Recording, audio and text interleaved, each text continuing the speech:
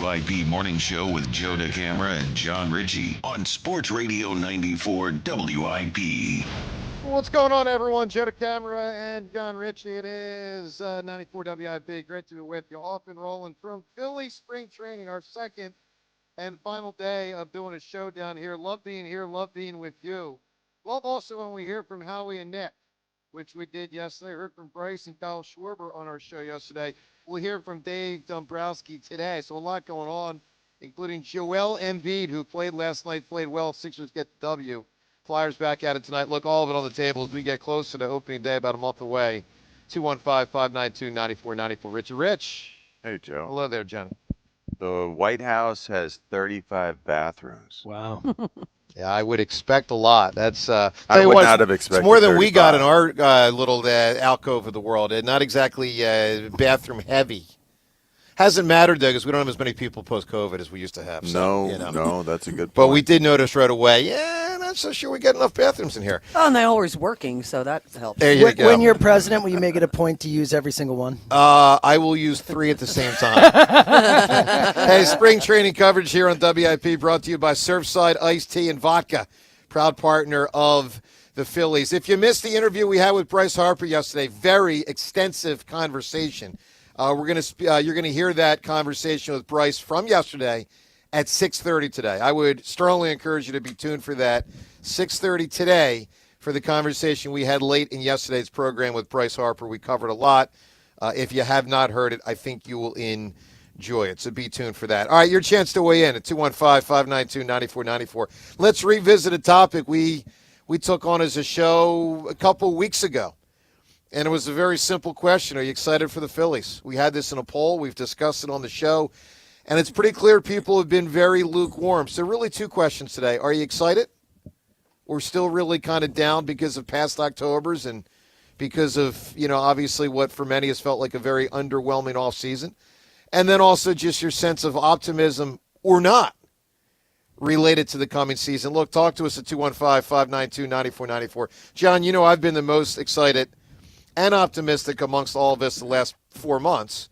I want to tell you 3 different poll results that we had recently that really struck me. We're going to go back to February 9th on our show. Are you excited for the upcoming Phillies season? 50-50. 50% of people, 50% on February 9th on our show said no, not excited. Now, I know you're not as excited February 9th as like March 25th when it's just about to start, but we got a pretty good baseball team. 50% of people about 2 weeks ago said no. Afternoon Show did a poll on February 20th, so just a few days ago. Same question. Are you excited? It was 56% then. John, people have been very down. What do you make of it? How do you feel? And what do you make of how people have been reacting?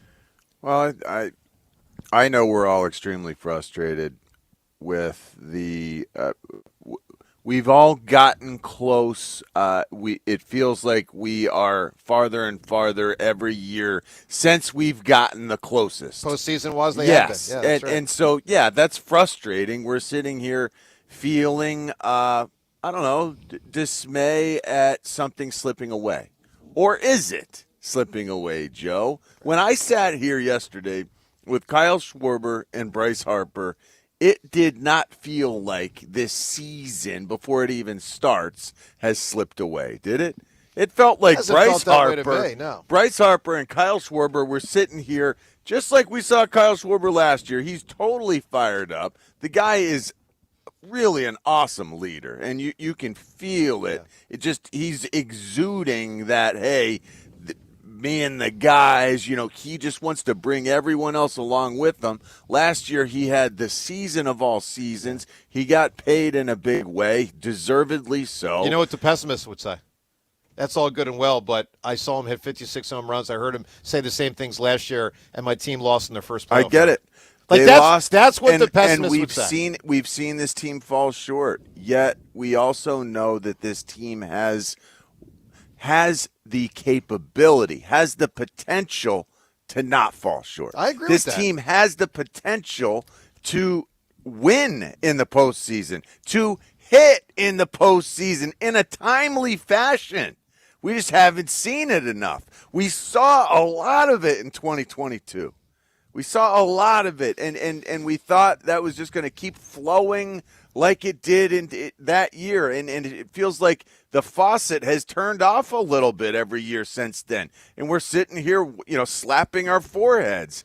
This team still has the goods. Yes, they're older. Maybe that means they're more experienced. But Bryce Harper is absolutely focused on proven to the world that he can do this. Yeah. Well, look, I'm curious at 215-592-9494 how you feel now. Obviously, it's been a slow build-up from an excitement standpoint. Just to use this for instance, incredibly different than February, March 2023. So you go back to that point. They had reached the World Series in October of 22. It was a magic carpet ride until they hit a wall against a better team in the Astros, but made us proud in the process. They also were younger then. I mean, your core players were all 4 years younger then. So back then you had what felt like more shots at the future. Now, look, they're trying to extend having more shots now by, and this is where it's so important, that Crawford, Painter, and Miller are that next generation. I mean, I've said it before, the Dodgers who won the World Series last year, there's only one guy that was still standing from when they first won the playoffs like 15 years ago, and that was Kershaw. So you got to reinvent yourself. They're going to try to do that, but this year they're still going to be heavily relying on mostly the same core. James, you famously, I'll use that word, about a month ago, termed the Phillies offseason an F. Yes. I.e., Dumbrowski's offseason an F. Yep. I thought it was harsh at the time. I still think it's harsh. How do you feel now? I stand by the F. I've said the whole time, like, I am excited for baseball to start being down here, seeing the field, seeing the players, like, and I'm excited for things this season. Like, I am excited to see Justin Crawford, to see Andrew Painter, like, guys who have a chance to be a part of my life for a long time. Like, I love. Until you're 60. I love that, though. Like, I do. Like, when a draft happens, I'm always like, the Eagles draft a guy. I'm like, this guy could be a part of my life for the next decade. Right, Who knows? Like, right. that matters. Quinyon and Cooper. Totally. Yeah, Exactly. yeah. So, like, I am super excited to see these guys and what they have and what they can be. But I just, as excited as I am about baseball and the team and knowing that, again, they can win the World Series, I just don't expect them to. And I am much less filled with hope than I have been the last few years because of the way it's kind of played out. Sure. And because of what I think was a off season where they went backwards. Yeah, no, I wish they had done more this offseason as well. I mean, it is notable that they clearly tried to do something very different. They just failed in the execution of crossing the finish line. I mean, it looks like they were, one body length away from outpacing the Mets to Bo Bichette. They didn't get Kyle him. Tucker signing one day later, theoretically. Right, You know what I mean? Who right, knows how it plays out? right. But, like, who knows? You know? Yeah. Look, they are mostly running it back. And we'll talk to Dave Dumbrowski about that and much more at 8:30 today. Curious from your standpoint at 215-592-9494, how you feel excitement-wise, how you feel optimism or pessimism-wise. Like, here's where I'm at. I am excited. Guys, I've been excited for a few months just because I think we got a really good baseball team. And, like, John, I said to you last night at dinner, and I still think most people don't even know this or remember it. The Phillies were only one game off from having the best record in baseball last year for 162 games. Yeah. Now, there's a lot of people that don't want to hear it. That's bonkers. Because that does not compute with the way I feel I know. about last I know. postseason.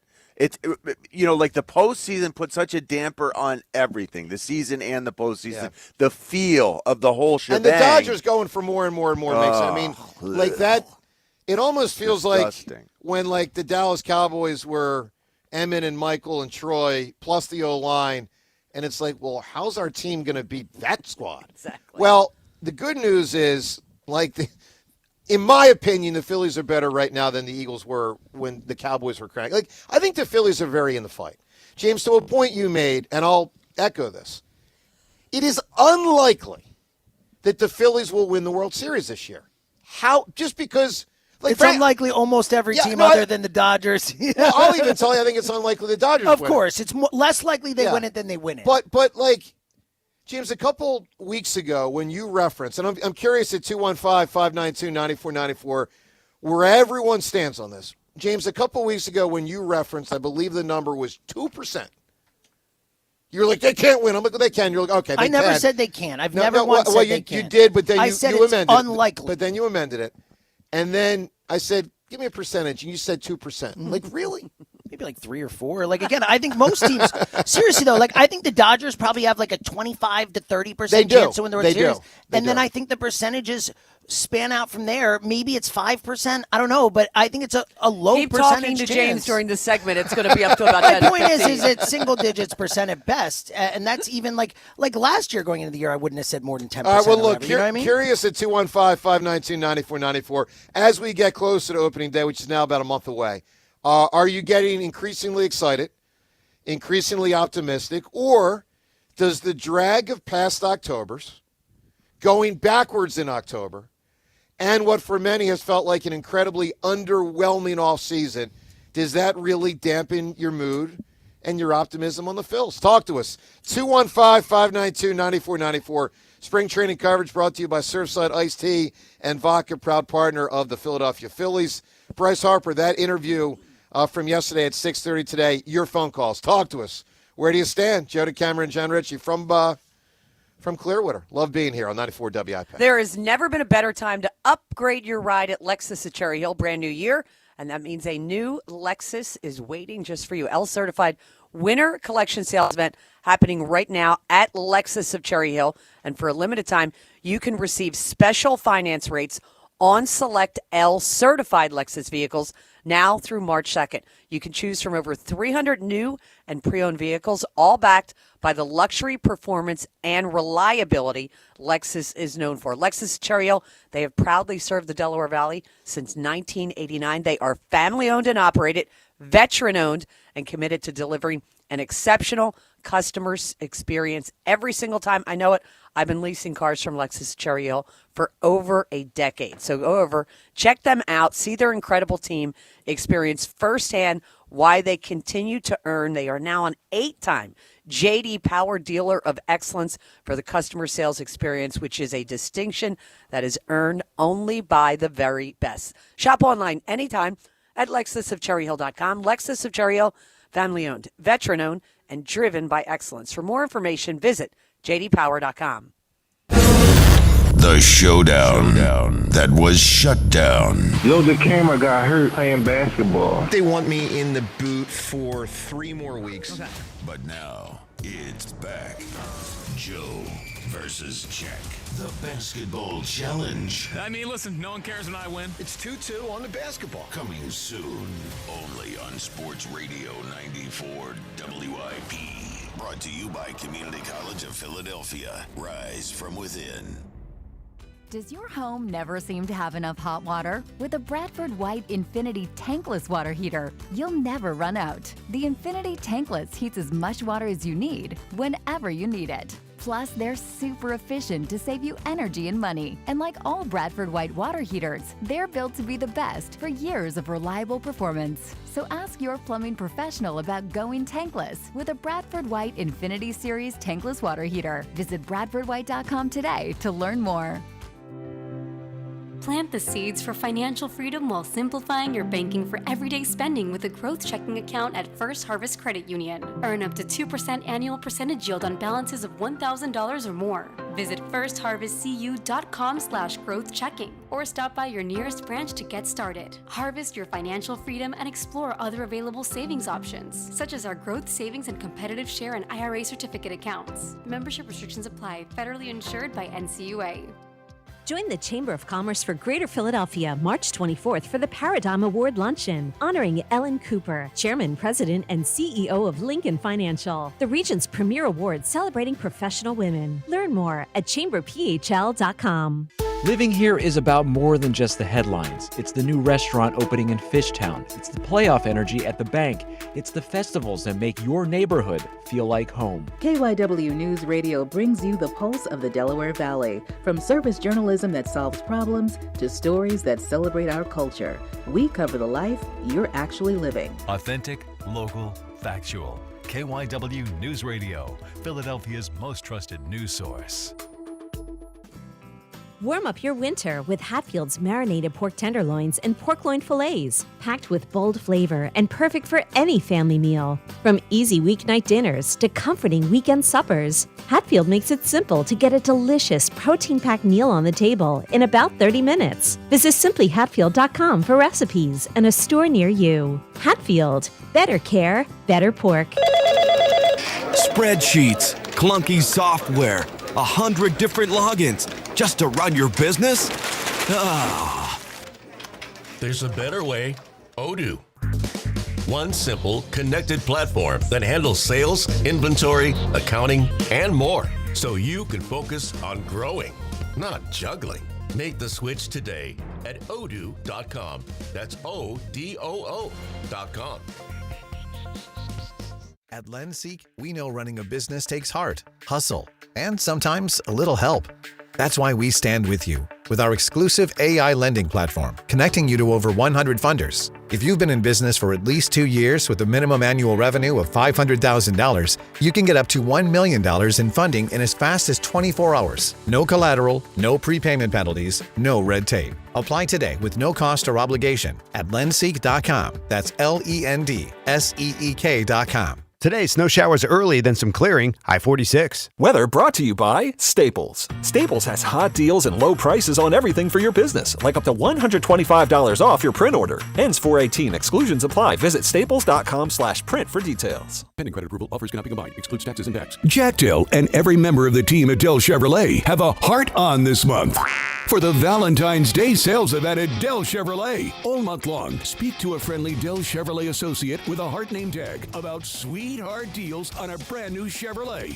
We don't want to sound cocky, but while other dealers may tease you with a great deal, Dell makes sure you finish driving home with one.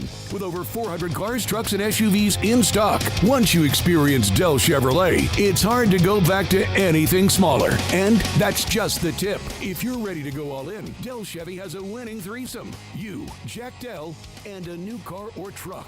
Relax in the experienced hands of the team at Dell Chevy, located on Route 30 in Paoli. You're just minutes away. If you're worried you're going to pay too much for your next vehicle, you don't know Jack. Online at DellChevrolet.com.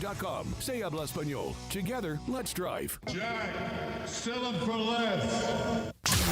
94 WIP Sports Update. WIP Morning Show live at Phillies spring training. We will talk to Dave Dumbrowski at 8:30. Sixers got Joel Embiid back in their 135-114 win over the Pacers. Embiid had missed 5 straight. He had 27 points in 26 minutes. Tyrese Maxey, 32. VJ Edgecombe with 23. Speaking with Rich Eisen at the Combine, Howie Roseman says they have 4 Pro Bowlers coming back on their offensive line, adding Tyler Steen will be in his second year as a starter. Wintry mix to start the day, then clearing a high of 46. It is currently 32. Listen to Sports Radio 94 WIP on your streaming device. Just download the free Odyssey app or tell your smart speaker to play 94 WIP. Sports Update on 94 WIP. The WIP Morning Show with Joe DeCamara and John Ritchie. Live from Clearwater on your home for Phillies baseball. Sports Radio 94 WIP.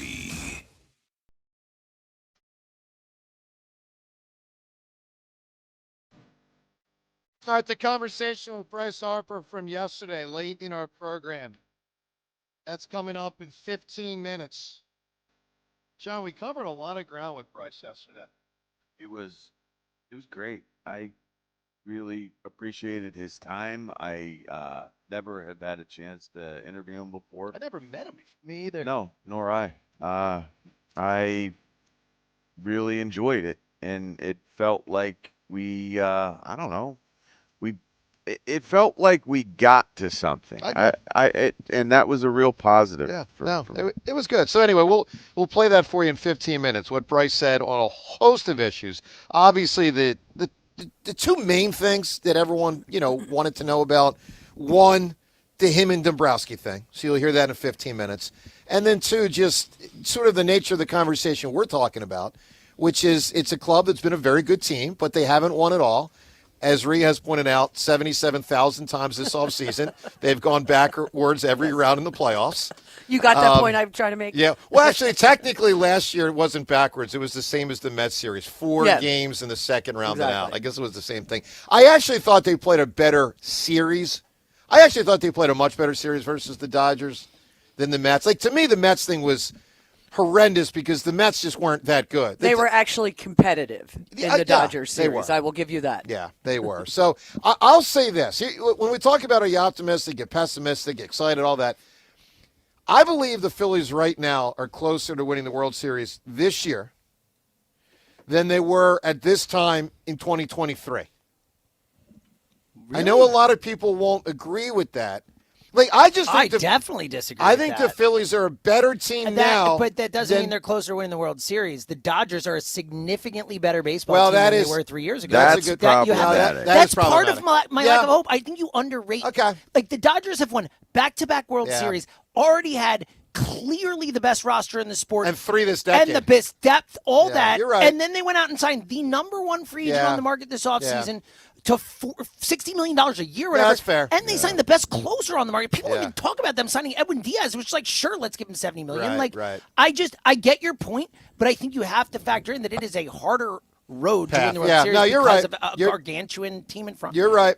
All right, spring training coverage here on WIP brought to you by Surfside Iced Tea and Vodka, proud partner of the Phils. The Bryce interview, you'll hear it coming up in less than 15 minutes. Your thoughts on this squad right now, late February. Where do you stand? Let's kick it off with D in Glassboro. D, good morning. Good morning, everybody. Morning, James. D, what up, girl? Hey. What does James get his own shout She's out a Go for? Birds caller. Come on. What is this nonsense? Calls us every Saturday. Dee's our girl, and now she is bringing her calling talents to the rest of the station, like Go Birds always does, taking care of the station, the Justin in Tennessee's, all the great callers. D, let me make You're sure. all welcome. Let me make sure I understand this, D. You and Justin in Tennessee, you're the two. Well, among others. You're the two. Yeah, James has 2 in his back pocket. Yeah. Hello, D. I guess so. All right, where do you stand on our baseball team? I want to be more excited, but I'm neutral. I want to be open-minded. I don't feel like they really did anything on the offseason, and it's been a real messy beginning. It has. It has. Yeah, very messy. Boy, you're not That's a good way kidding to put about it. that. It is. Oh, man. Honestly, I don't really remember a start for like a good team that were, Well, T.O. and the Sure, Eagles in I was 05. just thinking Phillies, but of course, that's a great one. Yeah, But- just with the Phillies, I can't remember this type of like. I remember there was, consternation and I loved Laviolette, but I remember there was a Laviolette year when you could tell Ed Snyder wasn't happy with training camp. Was that when he fired him that after the 3 games in? Fired him three Unbelievable. games into the Never season. seen anything It was like crazy. it. It was so craziest stunning. thing ever. I'm like, what? But all right, so D, go ahead. No, it's been so messy that how can you have like a clear, straight path forward with this going on? Which is kind of the way I feel about the Eagles right now, but that's okay. Yeah. Oh, I do have a question for Richie. What's up? Very specific question for you, sir. Last year, Jeffrey Lurie said that he was going to bring back the fullback position. Do you think that's still happening? Ooh, good question. I do think that they like Van Sumeren, and he did some awesome stuff, cutting off the backside on the inside zones last year. They had him more like a move second or third tight end, where they'd motion him low, and he did a great job as a blocker. I think they could do so much more with him. I think he is probably one of the more skilled fullbacks out there, although I'm not an expert on the fullbacks who are out there because these are guys that just haven't played a whole lot. The game has changed so much. I hate to say it. I almost discredit these guys. I wonder, why are you playing fullback? Why are you playing this position when there's not even a place for it? And Van Sumeren was a linebacker. They turned him into a fullback. And so that kind of leads to what they just for you're athletic, just do this. That's what it's just like, well, why couldn't you play your other position well enough is my question. But then I watch Van Sumeren. He runs a 4.4. He is explosive as all get out, and he is not afraid, which I love to see. He puts his face on people. If we use him more, and I plan to, I expect this team plans to use him more. He blows people off the ball, and he will make our running game better. It's just a matter of how much we want to employ the power schemes. I think a lot of what we're going to be doing is inside zone, outside zone stretches. But, fortunately, we've seen Kyle Juszczyk in a similar offense running those stretch zones as a lead blocker out in front of things, a guy who can just kind of pick up all the trash. And I think Van Sumeren can do that this year. All right, 218D, great call. 215-592-9494. We'll get to a lot more on the Eagles, things that Howie and Nick said yesterday as we move through the show. What Bryce Harper said to us yesterday. You'll hear that coming up next. Our full conversation with Bryce and your phone calls on everything we're discussing. Spring training coverage brought to you by Surfside Iced Tea and Vodka, proud partner of the Phillies. Bryce Harper, in his own words, next for spring training on 94 WIP. Let me tell you about PI Dental Center. With their decades of experience in complex dental treatment, they are phenomenal with what they do. Best in the business. I've been a patient at PI Dental now for 25 years. My mom a patient there even longer, over 30 years. With Dr. Glenn Wolfinger and Dr. Robert Slough, both board-certified prosthodontists who specialize in the restoration and the replacement of teeth. Fortunately for me, I've been in good shape. Perhaps you are as well. Probably you are. And so year-to-year maintenance is the goal, and PI Dental Center can do that for you. Get yourself there for that. But if you got a big old problem, and man, there are thousands of people throughout the Delaware Valley, major pain, maybe you don't like the way you look, maybe this goes back to childhood, never got it resolved, or more recently, an accident, a fall, you got banged up, and you're looking for a solution, know that PI Dental Center, they can fix you up. Start with their website, pidentalcenter.com. They're located in Fort Washington. Get yourself to pidentalcenter.com to request your new patient evaluation. Warm up with spring training. Saturday, Phillies, Blue Jays. The first pitch is at 1:07. High and deep left field, it's gonna go! Catch all the action here on your exclusive home for Phillies baseball. Sports Radio 94 WIP. Breaking news. TurnersvilleJeep.com is now the #1 volume Jeep, Dodge, Ram dealer in South Jersey. Come see why more customers trust TurnersvilleJeep.com for the best inventory and the best prices in the tri-state area. With over 400 new Jeeps, Dodges, and Ram trucks to choose from, there has truly never been a better time to get the vehicle of your dreams and at payments anyone can afford. Reserve your vehicle today at TurnersvilleJeep.com. Again, that's TurnersvilleJeep.com. For over 30 years, CertaPro Painters has been part of countless memories. Every wall tells a story, and we've been proud to help write them. We are more than just your local painters, with care, craftsmanship, and certainty. From the first brushstroke to the final smile, our promise is simple. Your home, beautifully painted and worry-free. CertaPro Painters, that's painting happy. Get started today at CertaPro.com. Each CertaPro Painters business is independently owned and operated. Home improvement contractor registration numbers are available at CertaPro.com. What if Jurassic Park really existed?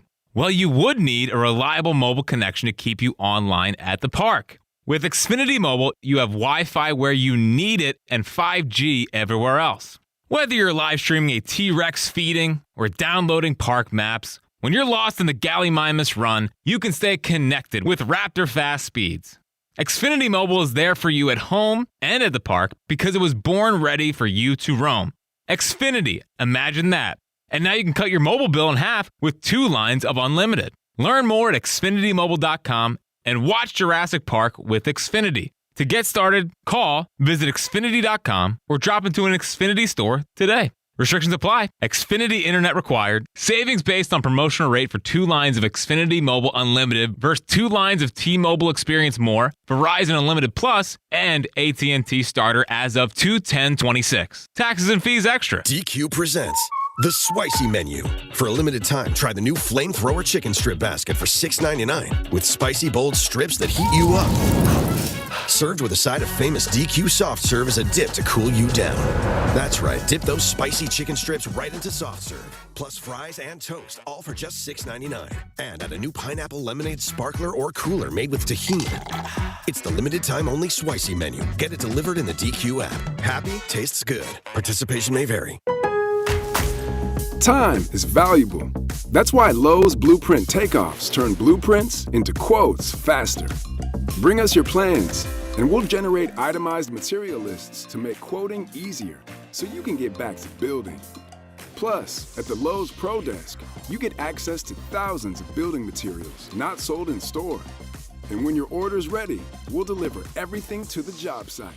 Improving is easy at Lowe's.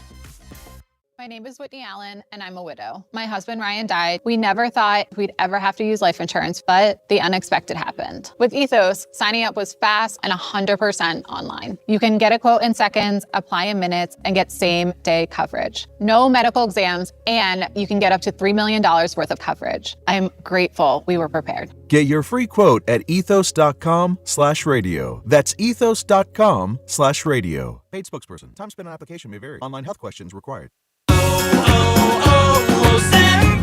Hi, I'm Maria, salon owner. You know the jingle. Now discover the facts about Ozempic, a GLP-1. There's only one FDA-approved Ozempic, made by Novo Nordisk. Learn about the real thing. Talk to your healthcare professional today. Call 1-833-OZEMPIC or visit Ozempic.com to view the medication guide and to learn more about Ozempic. Semaglutide injection 0.5, 1, and 2 milligrams.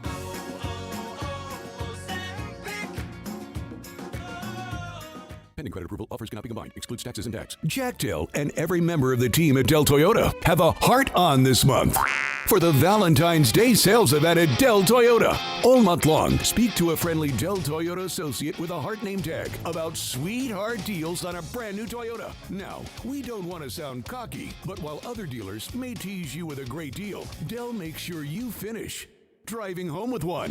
With over 400 cars, trucks, and SUVs in stock. Once you experience Dell Toyota, it's hard to go back to anything smaller. And that's just the tip. If you're ready to go all in, Dell Toyota has a winning threesome. You, Jack Dell, and a new car or truck. Relax in the experienced hands of the team at Dell Toyota. Only 8 minutes west of Exton on Route 30 in Thorndale. You're only minutes away. If you're worried you're going to pay too much for your next vehicle, you don't know Jack. Online at DellToyota.com. Se habla español. Jack, sell them for less.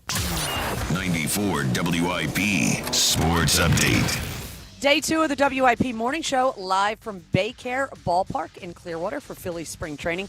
We will talk to the president of baseball operations, Dave Dumbrowski, at 8:30. It's been quite an interesting offseason for him with the brouhaha with Bryce Harper, who told the WIP Morning Show on Tuesday they had cleared the air recently.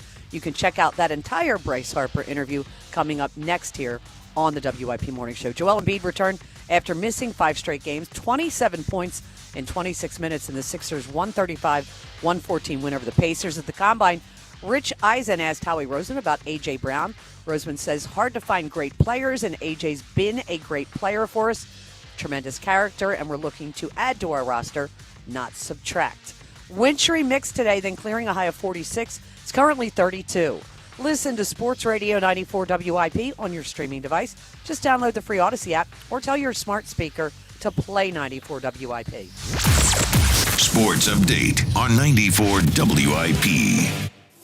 Back to Joe DeCamara and John Ritchie. Live from Clearwater. Your home for Phillies spring training. Sports Radio 94 WIP. I like it. Liked it a lot. Good morning to you. Good morning, Bob Marlin. Out of here for a moment. Yeah, a lot of people are, though. About many things. Yeah, that's right. Including, is our baseball team good enough? We'll talk to Dave Dumbrowski at 8:30 about that and more. Spring training coverage here on WIP brought to you by Surfside Iced Tea and Vodka, proud partner of the Philadelphia Phillies. AMA, we'll do it today at 7:20. Get those questions in. Facebook, Twitter, and the text line. What do you want to know? Facebook, Twitter, and the text line, AMA 720. today. All right, a lot of people wanted to know an awful lot about Bryce Harper, and we found out a lot yesterday. In case you missed it, want to give you a chance to hear it. It was late in yesterday's program. Once we got through all the hellos, all the niceties, it was down to the business. Here are the questions and the answers yesterday with Bryce. John Middleton recently was quoted. I want to read this quote because a lot of our audience might not know this. It goes back a couple days ago. John Middleton talked to the Philadelphia Inquirer and said regarding you and Dave Dumbrowski, and said the good news is Dave and Rob and Bryce talked it through after the last set of comments that Bryce made down here, and they've agreed that everything's fine. I'm happy they've reached that point, and I'm comfortable and confident knowing everything's behind us now. That was his quote. Do you feel that it is? Is it behind you? Yeah, we communicated, and I think it's in the past, and just trying to move on and get ready for season. What did you feel disrespected? No, I mean I don't think it was just the notion, right, of coming out and talking to the media, and like I said before, I've talked about it a million times, obviously, and just happening out in the open. So. And that rubbed you the wrong way. Yeah. You think that will not happen moving forward from his end? I don't think so. Yeah, I think Dave understands, and I think you guys are talking to Dave tomorrow. Yeah, we are talking to Dave tomorrow.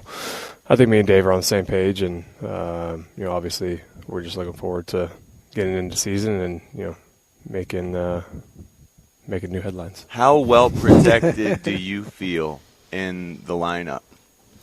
Yeah, I mean, I think that was one thing I thought.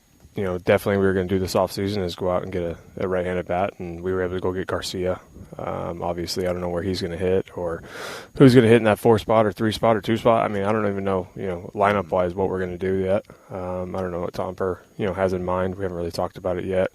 So I'm probably, we'll probably have that conversation with Trey and me and Schwarbs and all of us kind of sitting down and talking about it. So, we'll see. Was that something the guys in the locker room were like, hey, Reese is out there? I mean, like, we could use a right-handed power hitter. Reese is available. Was that discussed at any point? Is that?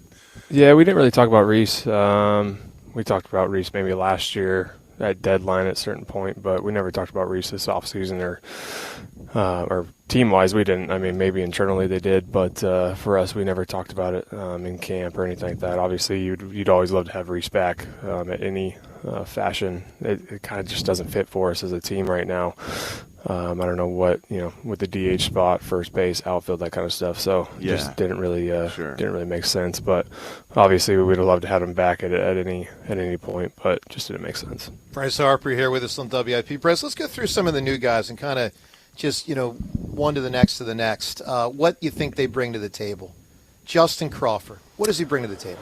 Yeah, I think he just brings a mold of being a pro. I mean, I think the first couple of days, as you're around him, you understand that he's out here and doing his job and doing things the right way, and understand what he needs to do as a ball player. And he stays within himself. And like I said, he understands what it's like to be, a pro baseball player. Obviously, having his dad and growing up, he's got a great mom, great family. So he's learned the right way and understand what it takes. And really excited to see him, get out there and play more games. What about Andrew Painter? Yeah, I mean, we need him. I mean, obviously we need him to be, who he is and, what he's always been. So, losing, obviously, Ranger Suarez is, super tough for us, one of the best postseason pitchers for us of all time. Zach, I'm not really sure, what's going to happen, losing his first rib and when he's going to come back. So, that stuff's up in the air. But Andrew Painter, I mean, he's been great in camp so far, 98 to 100 and, hitting spots and stuff like that. But we need him to, go out there and do his job and, have fun, enjoy it, but also we need him to be a guy. Let's talk about Aiden Miller. So when you came through the national system, there's a point, of course, you were the number one prospect in baseball, and your career has, spoken to that acclaim at that age. Aiden Miller recently ranked as the 10th best prospect in baseball. When he gets here, what can Phillies fans expect that he will bring to the Phils? I'm not sure. I don't know him too much. Like, I don't know his game, so I don't really look at minor league system or anything like that. I know his comp is maybe Bregman, So I think that's what they were saying, or somebody said that. So, I mean, if that's a comp for anybody, I mean, I'll take Alex Bregman at any point. The kid's an absolute stud. So, obviously, you know, we got Trey at the long term at short, and, you know, Bryson and, you know, Bomer now. Never know what's going to happen in the next couple of years, obviously. But I think he just has a great dynamic as a player. I mean, speed, power, you know, typical kind of five-tool guy with that stuff.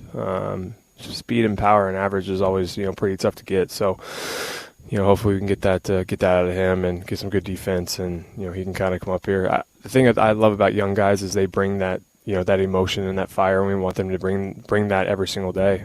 We want them to be themselves. We want them to come in and do their job at the highest level they can, and understand that we have their back. And if they do make a mistake, it's okay. If they do, you know, run into an out, it's okay. We all do it. You know, I think those are things that you're going to learn from, and understand that you can get better. And, you know, I just think as a player, you know, he's going to come up and do his job and be really good. But again, I don't know too much about his game or what he's done, so I don't want to speak on it, but obviously he's, you know, everybody's really excited about him, and, you know, not just our clubhouse, but obviously at MLB level and stuff. Is it awkward for a clubhouse, Bryce, when someone like Aiden Miller can only be a everyday player with this club if someone who's currently an everyday player is not with this club or is on the bench? Is that an awkward dynamic for a locker room? Not really, because Aiden Miller's making minimum and somebody else is making, you know, a lot of money. So when you're trying to move money, it's really tough, especially in our game today. So, you know, or you're trying to do anything, it's really tough for us. I mean, obviously we had a chance at Bo Bichette, and, you know, bringing Bo Bichette in would have, you know, changed our team and the dynamic of our team. So, you never know what can happen during the year. Guys can get hurt. Guys can not have good years, or anything can happen. But we need the best year out of Trey. We need the best year out of myself. We need the best year out of Bomer, Stott. So we can't really worry about Aiden or how he's doing or what he's doing until, you know, things happen. So it's just we got to let guys that are on the field right now do their job, and once that gets past, or, you know, if Aiden's playing, you know, really well, then, you know, we make that move. How much have expectations for this team changed since 2022, and how much do you feel that as a leader of this team? I think every expectation you come into camp every year is, you know, you're trying to win a World Series. I mean, yeah, so they really haven't. Yeah, I mean, I think every single year you're trying to do that and get better. And obviously you get beat last year and by a good Dodgers team. They end up going and winning the World Series. But at the same time, you know, we got to come in and do our job and have that motivation to be great, and we just got to keep going. Are you more motivated than ever? It was 2 months ago, and I was rejoicing when I saw the T-shirt. I was rejoicing when I saw you working out in the, you know, the batting cages with the T-shirt, because I'm saying he is seething underneath it all, and he's going to prove the doubters wrong. He's so ready to go. There's a little bit of anger beneath the surface, and that is the most accessible emotion for me as an athlete, the anger. That's what you tap into. That's what makes me strong. I'm projecting, of course, but I'm hoping, you know, fingers crossed. Is that what I saw with your shirt? I mean, talk radio loves it, right? I mean, media across the country loves it. I mean, it is what it is. I said it before. I mean, I said it on the Bus and, you know, podcast, and I said it before. Like, I don't get motivated by things like that. I just don't. I mean, I'm motivated to be great within myself, and obviously you see things or stuff happens with RC on the field or other players, and other players, like, motivate me, I would say, to do things. But at the same time, like, for me, like, I don't need somebody else to be motivated for me to be great. Like, I don't need somebody to tell me, hey, you need to do this, or you got to do this, or you need to be great to be motivated. Is it counterproductive? Is it counterproductive when someone tries to artificially motivate you? I don't even think that was the case in that situation at all. Yeah. Bryce Harper with us here. Bryce, let's go in two different directions here with a similar topic. The first is, I'm curious how ticked you are that you and the Phillies haven't won a World Series yet. How much does it bother you? I don't think it – I mean, obviously it bothers me because I want to win, but I don't think – I mean, the game of baseball is such a hard sport and hard sport to win. So not always the best team wins, and whoever gets hot at the right moment usually wins. So, I mean, we've had opportunities over the years to do those things, and I mean, that's the only thing on my mantle that I'm missing. So obviously I want it, but I mean, I can't go out there and say, we didn't have a good year last year because we didn't, make it to the World Series, or we lost to the Dodgers. Obviously, the goal at the end of the year is to win a World Series, and that's what I want to do, and that's what this team wants to do. But I'm not going to take anything away from the group of guys we have, or the motivation that we have to do that again. And we need to do it. I mean, it is what it is. Like, we can't talk about it enough, or we can't do all these things. Like, I can come on here and tell you guys, hey, we're going to do this, we're going to do this, do this. No, I mean, whatever happens, we got to go out there and do it. We can't communicate to everybody, oh, we're going to do this, we're going to do that. No, we just got to go out and play and see where we're at the end. So let's talk about sort of the other side of that. And people get mad at me, Bryce, when we do this show, when I talk about how good you guys were last year. They don't want to hear it from me. I say it, but they don't want. I mean, I remind people, hey, the team won the second most games in the regular season, and they say, Joe, shut up. And then sometimes I do, and sometimes I don't. The other side of that last question: does it bother you that so many fans have turned so negative on a team that has won a lot of games? You haven't won it all, but you've won a lot of games. Does the negativity bother you? I think there's so much more happiness in this world than negative. And I think there's people that love our team and understand who we are as a team. And it's not that, I mean, they see everything out there. Everything's negative and everything's this, that, and the other, right, in the world, and not just sports, but in the world. So, I mean, there's plenty of people out there that believe in us and who we are, and we believe in each other and this organization and this team. And so, we'll see. I mean, like I said, we could talk about it until we're purple in the face, but it doesn't matter until you get out there and you play the game. And, I'm with them. I understand where they're frustrated and people are frustrated at, but at the same time, like, we're as frustrated as you guys are, and we want to win. And that's trust awesome. that we want to be out there, doing our thing and doing that. Let's talk about winning. It's not awesome that you're frustrated. No, but it's great no, I'm to not know frustrated. That we all I mean, there's no frustration. we're on the It's same just page. like, of course we want to win, but I can't be frustrated every day I walk onto the field. Like, I have to go out there, and that's got I to be hard to I can't be frustrated walking onto the field in the spring training and think to ourselves like, oh man, everybody's frustrated with us. Yeah. No, like, we can't worry about that. So let's talk about a winning moment and not a frustration. Did you rub it in Rob Thompson's face when the U.S. beat Canada twice? No, I can't do that to Tom, man. He's too nice. Was he wearing it? Did he feel? I mean, he's a Canadian, and Canada lost hockey. twice. They lost twice in the finals. I mean, No. was he wearing it hard? I don't really think we talked about it too much. I mean, we were all screaming and yelling inside the weight room when it was on, and then he walked through and was like, man, what a game. And I kind of just let him keep going. But obviously, what an incredible moment for the U.S. I mean, so proud to be an American in that situation, and understanding how hard fought that's been for a long time. I mean, last time we did it was a miracle. I mean, that's an incredible thing. Like, wow. I mean, did you ever play hockey at any point in your life? No, I didn't. I would think that with your skills at putting this, like the stick on the ball, the implement on the ball, you could. I would love it. Shoot. I mean, obviously, I would love too. I would love my son to do it. I'd love to be a hockey dad. Get away from the baseball world. But I don't know. We'll see. I mean, I would love to just watch. I mean, I have two nephews that play, and they're absolute studs out of Nevada. Did you ever wish that you could hit people in your sport? I played football, so. Oh, I loved hitting people. We're talking Richie's language right now. I didn't like getting hit, but I loved hitting people. I can tell you that. It purifies your soul. It really does. I saw some of your. He's right. Yeah, I saw some of your cooking videos. Yeah. The banana bread. I totally disagree with slicing a banana long ways and putting it on top of the banana bread. But that's fine. If that's the way you want to do it. You didn't expect someone to rip your banana bread, did you? It looked good. It tastes good. So it actually looked very visually it looked appealing. awesome. But what are your other specialties? You got one dish that you just dominate with? Because mine is halibut piccata. Okay. I nail fish piccata. Tiramisu, Oh, homemade tiramisu. I love that. Wow, it's really good. Wow, that is a Yeah, I can do that. No, I did that last spring. I didn't post that video. Did I post that video? Did you do it like healthy tiramisu? Because I noticed you're using like yeah, I do like good ingredients. So like sugar. Yeah. So the I like healthy way. I do good ingredients. Healthy tiramisu. You've somehow mastered that. I mean, as long as the coffee and espresso is good, you're fine. You're right. I mean, if your espresso is good, it's usually pretty good. So there you go. Bryce Harper here with us on WIP. Of course, getting ready for another day and another season. Bryce, the contract thing. 7 in, 6 to go. Do you still want an extension? I mean, obviously, I'd like to be here for the long haul, whatever that looks like. I want to play time, over 40. If we make that happen at the end, then we make that happen. If not, then we'll figure it out. Do you think it was a mistake when that was publicly stated a few years ago by Scott Boras? And did that shift the fans for you? Do you think that should have been kept in-house?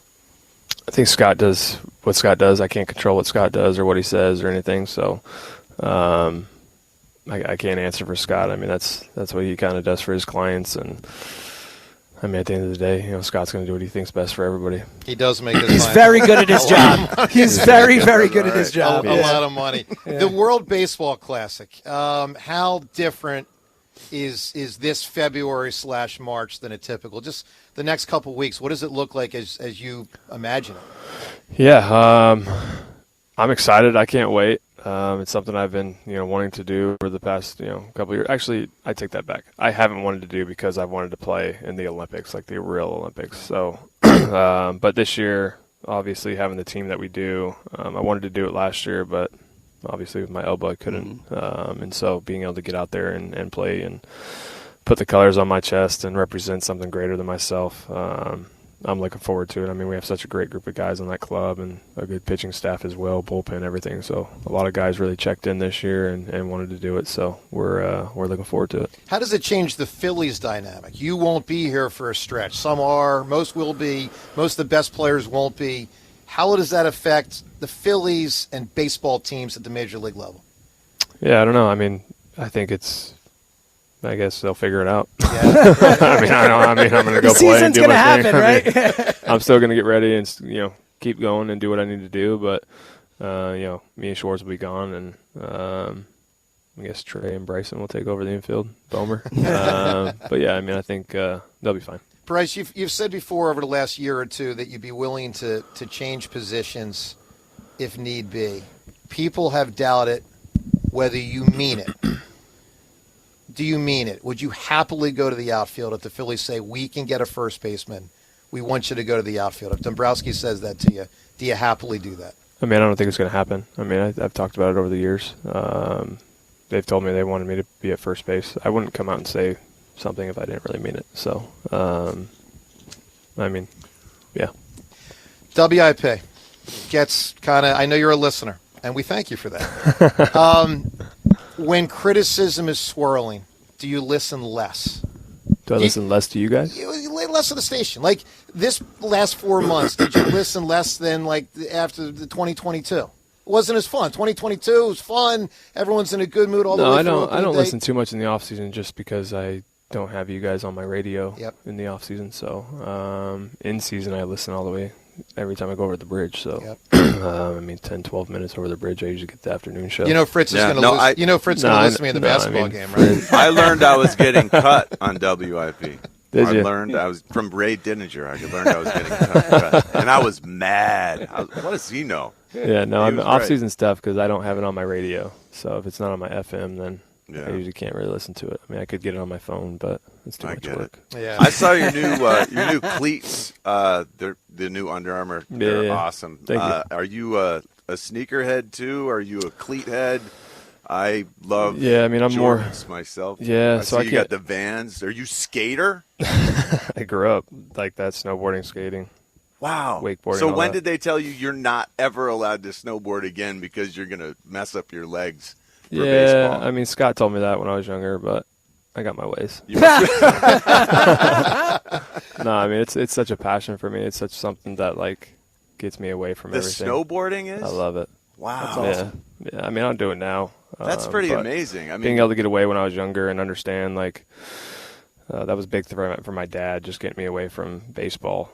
We always took off into November, like right after Thanksgiving. We always take off, and December, January, we were always snowboarding and up in the mountains. You and your dad? Oh, I mean, our whole family. But he made sure like that we were away from sports. And those are like real mountains with powder. We'd not go like up to where I was here in Lewisberry, Pennsylvania, where it's all ice and it's a 2,000 That's foot tough, man. elevation. Yeah, I couldn't imagine. Yeah, no, we'd go up to Bryan Head, Steamboat, canyons up in Park City. That's probably my favorite run. Oh, wow. But yeah, beautiful. I love the mountains. My kids love it. And you prefer snowboarding over skiing? Yeah, I tried to ski when I was like 4 years old, and that didn't work out. So I switched right over to snowboard. So you're going to have your kids be snowboarders too?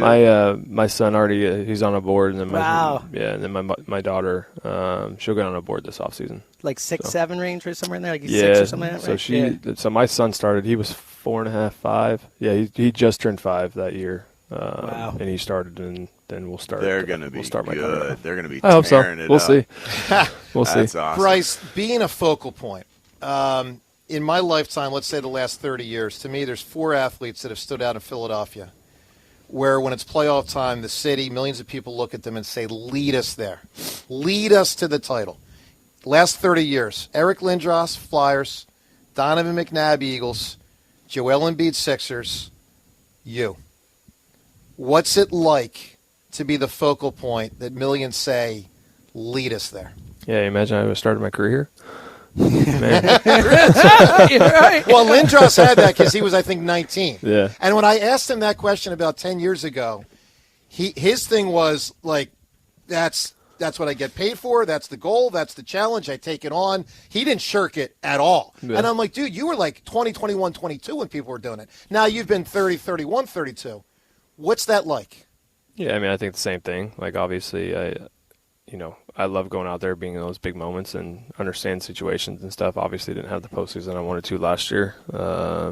Wasn't good on my end. So, blame, all that kind of stuff. That's totally fine. I understand the blame. I understand the good, the bad, all that kind of stuff. So I never shy away from any of that stuff, man. I don't think I'm ever scared to answer questions or, media walks in and talks to us. Like, I'm going to be standing there right front and center, and here you go. But at the same time, I understand why, and I'm with them. I understand that if I have a good postseason or I play well, we're usually going to have an opportunity to win. But sometimes we're not. I mean, that's the name of our game, and I think one single player can sometimes change that dynamic in a postseason. But sometimes they can't as well. Yeah, Bryce. Last topic, and we appreciate some time here with Bryce Harper. The baseball landscape. This is not a Phillies thing. This is an MLB and players thing. 2 questions. 1, gut feeling. Will opening day in 2027 happen on time? Gut feeling. No. Second question. Gut feeling. Will there be a 2027 Major League Baseball season? Yes. I think for me personally, we want what's best for the game. I think I want what's better. Me personally, I want what's best for the game for owners and players as well. And our game is at the peak of where we're at right now with so much talent. It's an international game right now, obviously, with the players that we have. And I don't think we want to lose that. I don't think owners want to lose that. But we're at such a standstill right now with where we are that it's going to be tough to figure things out in a 3-month span. If you can't figure it out, in a 3-year span, how are you going to figure out in a 3-month span? Yeah. So I hope we figure it out. I don't want it to go slow. I don't want it to, be bad on both sides or anything else like that. But these guys are attorneys for a reason, and they've gone through all this stuff. I mean, Manfred's gone through it. Bruce Meyer's gone through it. I mean, it's a tough situation for both sides, and Manfred's going to do what's best for the owners, but also I think he wants to do what's right to the players as well, to a certain extent. And I think, obviously Bruce Meyer is pro player, so I think both sides just really need to calm it down, hash it out, and, get this thing done. The players would sit out a full year, though, to prevent a salary cap, correct? I think you should have to ask owners about that, too. Okay. I will. Yeah. But you guys would, right? I mean, I don't want to do it for the young guys if I'm not going to do it the right way. Yeah. You know what I'm saying? Like, I think the stepping stone into what guys did for me to get me to where I am, I think I owe that to the young guys in our game as well. So for the next, 20 years, 30 years of this game, I owe it to them, now for the Aiden Millers and the, Justin Crawfords and, just the guys that are going to be in this game for the next 20 years. Like, I owe that to them now. All right, final. That's virtuous, man. This guy is a pillar of baseball honor, man. Well, it started with Kurt Flood, and that was Marvin Miller and all that. Yeah, for sure. All right, final thing, Bryce. I really appreciate that. Like, I he was a appreciate Players Union guy, the baseball love, like the old head commitment to baseball. Like, that is awesome. I think there's we things as that fans appreciate that. Yeah, but I think also, like, I understand why fans could get mad or, people can get upset or owners or players or whatever it is, because everybody's in a different situation, right? Yeah. Like, each player's in a different situation, each owner's in a different situation, each fan is in a different situation. This is a getaway for fans a lot of the time.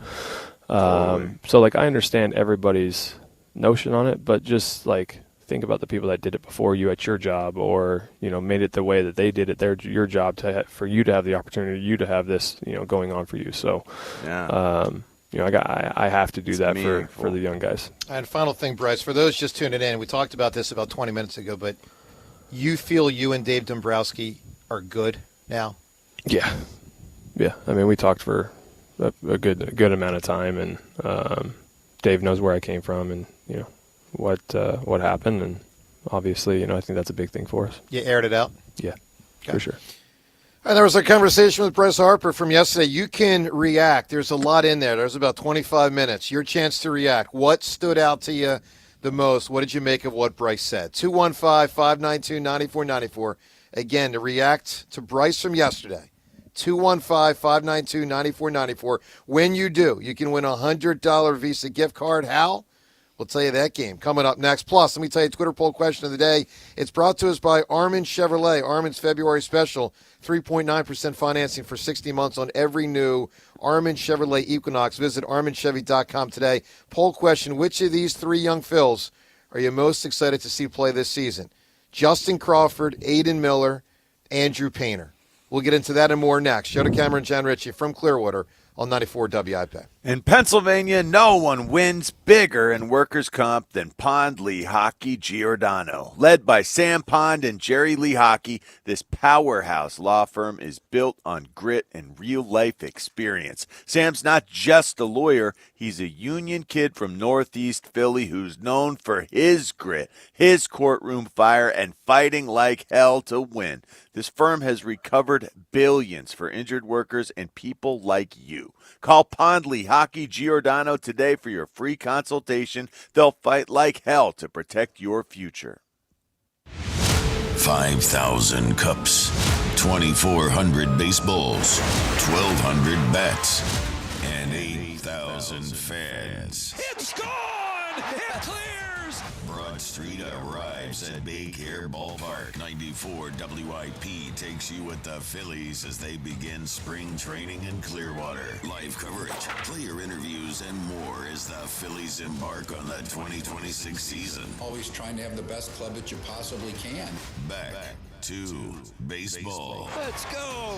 On your exclusive home of the Phillies. Sports Radio 94 WIP. Brought to you by Surfside Iced Tea and Vodka. Proud partner of the Philadelphia Phillies. Day and night, PGW puts our energy into keeping you safe at home. PGW's 24/7 safety monitoring, infrastructure upgrades, and industry expertise help to deliver the essential energy you rely on and trust. And every mile of infrastructure we upgrade keeps energy delivery in Philadelphia more clean and more affordable. When you see us in your neighborhood, we're working harder than ever to stay on schedule and continue the work of keeping you safe at home. Remember, natural gas smells on purpose. Smell us? Tell us. PGW. Xfinity Tech Support, Matthew speaking. Hi, I live in a pretty remote place, like Jurassic Park remote. Oh! Wow. Will Xfinity Mobile work out here? Yep, the combination of reliable Wi-Fi and 5G makes it so that you can stay connected in all kinds of places. Plus, you get access to ultra-fast speeds and coverage, whether you're poolside or out live streaming with a T-Rex. Hold still, you're about to go viral.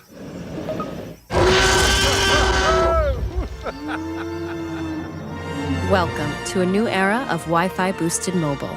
Cut your mobile bill in half with 2 lines of unlimited. Discover a new era of Wi-Fi boosted mobile at xfinitymobile.com. Xfinity. Imagine that. Watch Jurassic Park with Xfinity. Savings comparison based on promotional rate for 2 lines of Xfinity Mobile Unlimited versus 2 lines of T-Mobile Experience More, Verizon Unlimited Plus, and AT&T Starter as of February 10th, 2026. In a world in need of a hero, one man rises to the challenge in style. He is... just driving the kids to soccer practice. Make every day feel epic in the all-new Hyundai Palisade Hybrid with up to an EPA-estimated 619 miles of range on select trims, advanced tech, and class-leading interior space. Visit HyundaiUSA.com or call 562-314-4603 for more details. And hey, come on, no cleats on the seats. I checked Allstate first and saved hundreds on my car insurance. Really smart. Unfortunately, I didn't check if I left the pizza box on top of my car before driving home. Not smart. Oh, and a semi just turned my deep dish into a thin crust. Yeah, checking first is smart. So check Allstate first for a quote that could save you hundreds. Potential savings vary, subject to terms, conditions, and availability. Allstate North American Insurance Company and affiliates, Northbrook, Illinois. You're still grooving, still connecting, still loving, still turning up, still thriving. You still got it, but your immune system, it weakens as you age. That's where vaccines come in. They help train and strengthen your immune response to fight off respiratory illnesses like flu, pneumococcal pneumonia, RSV, or COVID-19. Ask your doctor or pharmacist which vaccines you need. Book in minutes at vaxassist.com. Sponsored by Pfizer. It's the Robin from Robin Ford. No seeing shadows at Delco's #1 Ford destination for over 6 decades. If you're still hibernating in your burrows, it's a great day to buy a new car. Jen from Marple, you're on the air. Aren't car deals the same every day at every dealership? It only feels the same when you haven't shopped at Robin Ford. Break the cycle today. Drive home in a new Ford Bronco Sport for only $299 per month. Only at Robin Ford. There's no stopping the Robin. Call me now at 866-THE-ROBIN. Up next, Tim in Springfield. Having a tough time finding the truck I want at a price I can live with. That's why people come to Robin Ford. Nobody gets plucked on price. Whether it's 6 more weeks of winter or an early spring, you'll be riding in style in a new 2026 Ford F-150 with 0% financing for 72 months. No matter where you are, you're closer than you think to a better buying experience at Robin Ford. Online at robinford.com. Robin Ford, where cars and trucks are sold cheap, cheap. Offer valid on select models. Bronco Sport 2025, Big Bend, 48 monthlies, 7,500 miles, $4,000 due at signing. Offer subject to credit approval and can change at any time. Excludes taxes, title, license, and dealer fees. Offers end March 2nd, 2026. See dealer for more details. I checked Allstate first and saved hundreds on my car insurance. Really smart. Unfortunately, I didn't check if I took the gas hose out of my car's tank. Ooh, not smart. And I drove off while still attached to pump number 3. Yeah, checking first is smart. So check Allstate first for a quote that could save you hundreds. Potential savings vary, subject to terms, conditions, and availability. Allstate North American Insurance Company and affiliates, Northbrook, Illinois. DQ presents the Spicy Menu. For a limited time, try the new Flamethrower Chicken Strip Basket for $6.99 with spicy, bold strips that heat you up. Served with a side of famous DQ soft serve as a dip to cool you down. That's right, dip those spicy chicken strips right into soft serve. Plus fries and toast, all for just $6.99. And add a new pineapple lemonade sparkler or cooler made with tahini. It's the limited time only Spicy Menu. Get it delivered in the DQ app. Happy, tastes good. Participation may vary. This is an Odyssey Sports Minute. Sponsored by AutoZone. Get in the zone, AutoZone. The clock is officially ticking in the desert. The Arizona Cardinals have until March 15th to decide if Kyler Murray is their franchise guy or a $50 million cap casualty. New head coach Mike LaFleur says all options are still on the table. Jacoby Brissett is winning over the locker room. Where will the former number 1 overall pick be? I'm Drake Cole. 94 WIP HD1 Philadelphia. Live from the Tasty Cake Studios. Sports Radio 94 WIP. An Odyssey Sports Station. Your home for Phillies spring training. Titans are back. Sports Radio 94 WIP.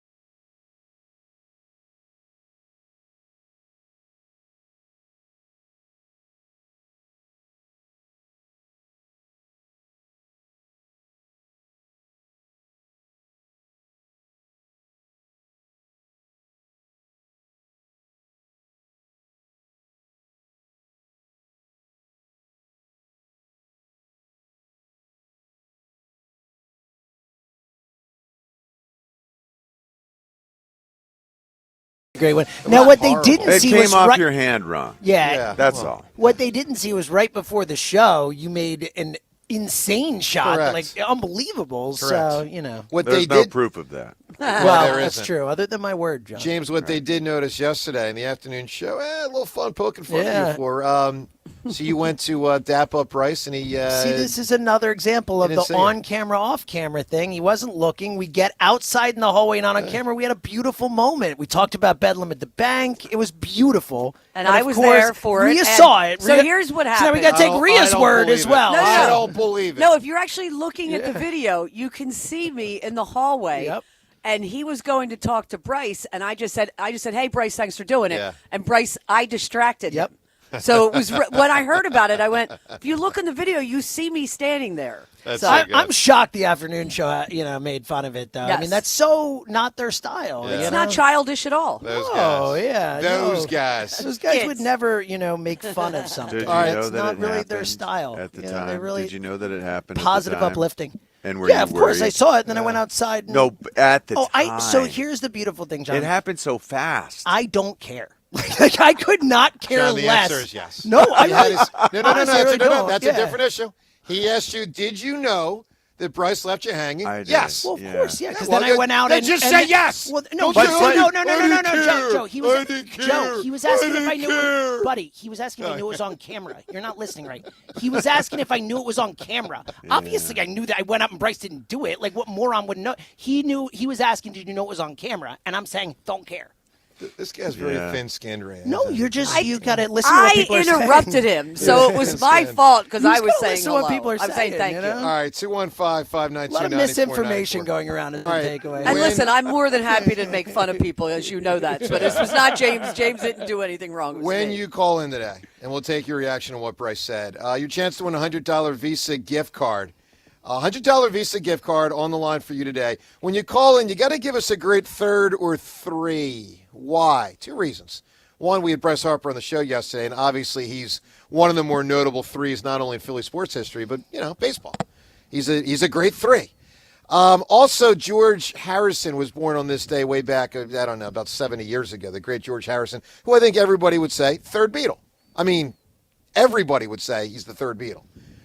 Paul and John 1 and 2 in some sequence, Ringo 4, George 3. Today at 215-592-9494. Give us a great three or third. Best answer wins $100. Richie, what are you thinking, bud? Jordans. The three. Jordan threes. Oh, you're wearing them. Jordan Look at you. threes are my favorite Jordans. I think when Jordan would have been a better answer. Well, okay. He was the third You're pick. right. He was that's the third true. pick. Yeah. That's an You can say epic answer that I maybe should have left on the board. But Jordan threes, when I was in 7th grade, 1987, I saved up my birthday money and my Christmas money. I bought a pair of white and blue Jordan threes that I wore for basketball in 7th grade. Sure. And then I could still wear them next year in 8th grade because my feet were starting to slow in their growth. Good. I was 5'5". I had these shoes, these size feet. On a So I wa- 5'5" frame? Yeah, Did I you wasn't. trip all the Goofy time? I is the did. word that comes to I mind. could not run. I could not run. I was not good at basketball, but I was wearing my Jordan threes in 7th and 8th grade. There's so many big answers for a three or a third, and we just took off two big ones. Jordan and Jordans. Seltzer, talk to me. What do you got, bud? Well, don't worry. I'm going to take what is as far from a winning answer as possible. Probably the worst three that will be given today. Okay. I'll give it back. Mommy, Daddy, and Boban, baby. Oh, wow. Oh, how about it? Look at How that. about it? Look at that. I like that a The lot. nuclear family. For those who don't know, that is the afternoon show here on WIP. Rhea, what are you thinking? Also known as the Three Stooges. Oh. Here, James, Boom. high five. Yeah, that was there good. we go. Oh, we did it. Cameras, hello. And the Stooges, a big answer as well. Of course, there were five of them, but they just were interchangeable. Yeah, Which really three good. would be Philly featured. zone, right? Yes. Yeah. All right, 215-592-9494. To the phones we go. Let's talk to Ken. He's calling from Cinnaminson. Ken, good morning. Good morning, friends. How are you today? Hey, Ken. Okay. So I wasn't getting particularly excited about this upcoming Philly season. Then I realized yesterday that I hadn't disabled my auto renew for my Philly season tickets. Oh, after saying on our show that you weren't renewing them, Ken. Oh. So you did renew. Get excited. I looked at my ballpark app. I'm like, wait a minute. There's tickets in here. That's hysterical. The automatic renew is such a... It's the most brilliant invention by business people in the world. We have so many like Zoe apps that are like, a certain amount of year that we just forgot to cancel, and now she has them and never uses them. I've done a lot of things in my life that have made me feel really stupid. That's pretty close to the top. So are you sucked in? You have no chance, Ken? Like you're in now? I have. Yeah, well, I can tell them individually, but that's funny, man. Yeah, I can't give them back, so I'm forcing myself to get excited about the upcoming season. Not particularly excited about March 30th as the first game. March 30th at Citizens Bank Park could be like going to an Eagles game in January. Tell you what, though, it'll be, and people back home aren't going to want to hear it, Ken, but it's going to be warmer then than it is here now. It's cold for Florida. Yeah, it's cold, my man. And I know, cry me a river, because back there it's colder. I get it. But it is unusually cold here right now. It was snowing when I woke up again today. Enough. I mean, yeah. Give me more. Oh, God. It wasn't just drifting? Joe, it's 32 in the city, and it is 39 here. Yeah, I know. But no snow here. No snow. That is a pretty big difference. Ken, are you optimistic for the club or not? Generally, I'm optimistic that they're going to win the division, probably. I mean, although probably the Braves are going to brave this year. They're going to be the real Braves, so it's not going to be like last year. It's a tough challenge, man. It's a really good division. It's one of the better divisions in baseball, obviously. Yeah, but just on Bryce's comments yesterday, just listening to those, and obviously, he's trying to kind of do his Leslie Nielsen in front of the fireworks factory. Nothing to see here about what just transpired over the last couple of weeks. Well, I was struck by how quickly he said no when you asked him if he thought this me too. Me too. Time. Something else that struck me was when he kind of really got into the discussion about that and the union and Rob Manfred and all that. He made a point of saying that he and the Players Association and all the players will always do what's right for the game, for the players, for the owners, for everybody. And then when Rob Manfred came up, he said Rob Manfred's going to do what's right for the owners. So just kind of the typical kind of low-key. Well, he also indicated he thinks baseball's looking to do well by the players also. I thought he said that, right? Yeah. What he said was. What he said. He kind of clarified it after saying that Manfred thing he said, and I do believe that, it was. I mean, I think all players are accepting of the fact that the owners are represented by the commissioner. Yeah. It's not even a shot at the owners or the commissioner. It's just the way that it works. You're right. And guys identify it as such. All right, Ken, we got to move, my man. Give me a great 3 or third. Well, Babe Ruth. Babe Ruth's a big one. Wow. Babe Ruth's a very big one. Massive. All right, 215-592-9494. Yesterday, we heard from Nick Sirianni on A.J. Brown and other topics. Howie Roseman on roster construction. We'll get to that. Plus, AMA and your phone calls on all of this. Are you increasingly excited for the Phils? They're still kind of lukewarm, as a lot of people have expressed all offseason. From Clearwater today, Joe DeCamera and John Ritchie. It's 94 WIP. Lexus of Cherry Hill, they have their L-certified winter collection sales event. It's going on right now. For a limited time, you can get special finance rates on select L-certified Lexus vehicles now through March 2nd. So upgrade your ride at Lexus of Cherry Hill. You can choose from over 300 new and pre-owned vehicles, all backed by the luxury, performance, and reliability that Lexus, of course, is known for. Lexus of Cherry Hill, they have proudly served the Delaware Valley since 1989. They are family-owned and operated, veteran-owned, and committed to delivering an exceptional customer experience every single time. In fact, Lexus of Cherry Hill, they are now an 8-time J.D. Power Dealer of Excellence for the customer sales experience. That is a distinction earned by only the very best, and I know it. I experience it every year. I've been leasing my cars from Lexus of Cherry Hill for over a decade. So stop and go see Tony LaBella. Will take great care of you, his incredible team, and experience firsthand why they continue to earn this prestigious honor. Shop online anytime at lexusofcherryhill.com. That's Lexus of Cherry Hill, family-owned, veteran-owned, driven by excellence. For more information, visit jdpower.com. Since January 11th, you've had questions. The 2025 season will tick away. Now it's time for answers. Sports Radio 94 WIP's 2026 Birds Town Hall. Live at McGurk's Pub and Grill in Horsham. An all-day live broadcast where the entire city comes together to talk Birds football.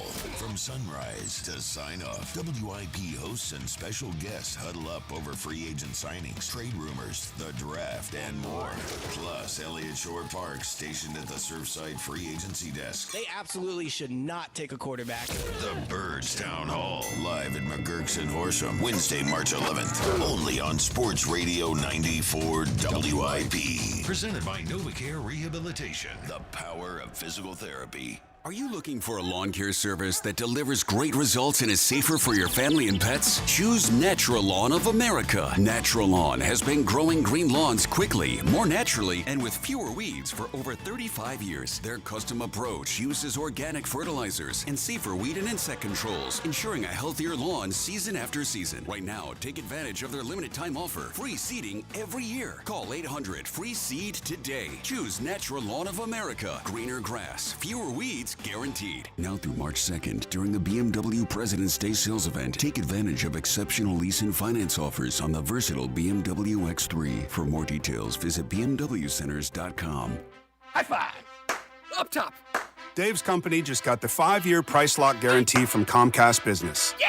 It's 5 years of gig speed internet, advanced security, and a great rate that won't change.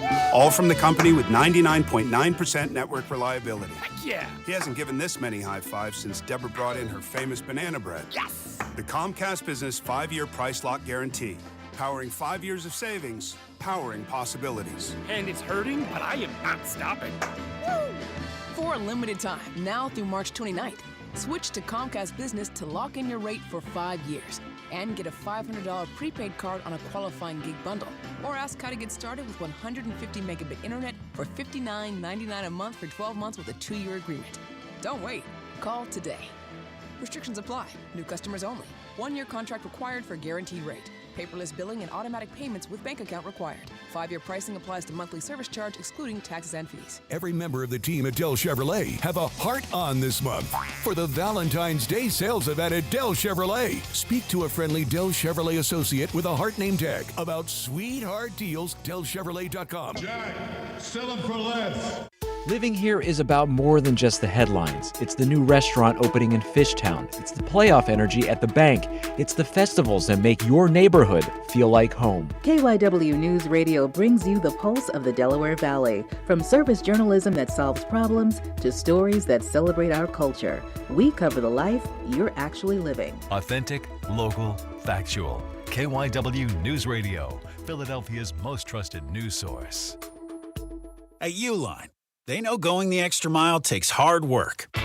For companies pushing to go further, Uline will go the distance with you. 24/7, they answer the phone to get you the shipping and industrial supplies you need. Business can move fast. Unexpected large orders, adverse weather, new safety guidelines, and changing economic trends. Uline works hard keeping 41,000 items ready to ship, minimizing detours on your way to the extra mile. Visit uline.com. It all comes down to this, folks. Yep, the entire season is on the line. But my throat has officially thrown in the towel. Sounds like you need Vicks VapoCool drops. They're max strength and vaporize sore throat pain. Whoa! These VapoCool drops hit fast. Speaking of fast, did you just see that play? Yeah, he vaporized that ball. That pun should have come with a penalty. Vaporize sore throat pain with Vicks VapoCool drops. Use as directed. Are you looking for a podcast about pro football that doesn't put you to sleep with an avalanche of analytics or insult your fandom with brainless hot takes? Well, hi. I'm Dan Hansis. And I'm Mark Sessler. Oh, hi, Mark. And we're the hosts of Heed the Call, the NFL podcast you've been waiting your whole life for. Heed the Call covers every game, every storyline, everything that matters, and we do it all with a touch of mirth. Football is fun. Why shouldn't your football podcast be the same? Follow and listen to Heed the Call NFL podcast wherever you get your podcasts. BetMGM Casino is ready for winter. It might be cold outside, but the games are heating up. New customers can enjoy a 100% deposit match up to $1,000 plus $25 on the house using bonus code EAGLES at sign up. Play your favorite games at BetMGM Casino like blackjack and roulette with a live dealer, or check out our exciting slots like Cash Machine. The thrills of BetMGM Casino are always available right from the palm of your hand. Download the BetMGM Casino app today and get a piece of the action. BetMGM and GameSense remind you to play responsibly. If you or someone you know has a gambling problem, help is available. Call 1-800-GAMBLER. BetMGM.com for terms and conditions. 21 plus to wager. Pennsylvania only. New customer offer. All promotions are subject to qualification and eligibility requirements. Rewards issued as non-withdrawable site credit. Bonus bets unless otherwise provided in the applicable terms. Rewards subject to expiry. 94 WIP Sports Update. Brought to you by the Philadelphia International Airport. Dave Dumbrowski will be on the WIP Morning Show at 8:30 a.m. So we are broadcasting from Big Hair Ballpark at Phillies spring training. Sixers beat the Pacers 135-114. Joel Embiid back in the lineup after missing 5 straight. He had 27 points in 26 minutes. Howie Roseman spoke to Rich Eisen at the Combine, says Jalen Hurts always trying to improve, got another new offensive system. He'll embrace it and take on the challenge and persevere. Philadelphia International Airport's new premier valet parking service, managed by the Philadelphia Parking Authority, reserved now at phl.org. A wintry mix and then clearing high of 46. It is currently 33. Listen to Sports Radio 94 WIP on your streaming device. Just download the free Odyssey app or tell your smart speaker to play 94 WIP. Sports Update on 94 WIP. The WIP Morning Show with Joe DeCamara and John Ritchie. Live from Clearwater on your exclusive home of the Phillies. Sports Radio 94 WIP. This is Ask Me Anything. Ask me a question. With Joe DeCamara and John Ritchie. Alrighty, AMA as we do. Well, typically it's 7 o'clock on Wednesdays. Today we moved it a little bit later as we broadcast from Clearwater. Spring training coverage brought to you by Surfside Iced Tea and Vodka, proud partner of the Philadelphia Phillies. All right, James, what do inquiring minds want to know on Facebook, Twitter, and the text line? Yeah, let's go to the text line. Question from John. If you could have a beer with any living person, who would it be and why? Jeez. I feel like we always have this question about non-living. Dead people. Yeah, exactly, yeah. I mean, Jordan comes to my mind first. I don't know that that's my answer, but it might be. I mean, he's Michael freaking Jordan. He is. I don't know if he's a super fun. I know. Yeah, it doesn't strike me. You know? I know. I think Will Ferrell seems like he would be as entertaining in real life as he seems to be in movies.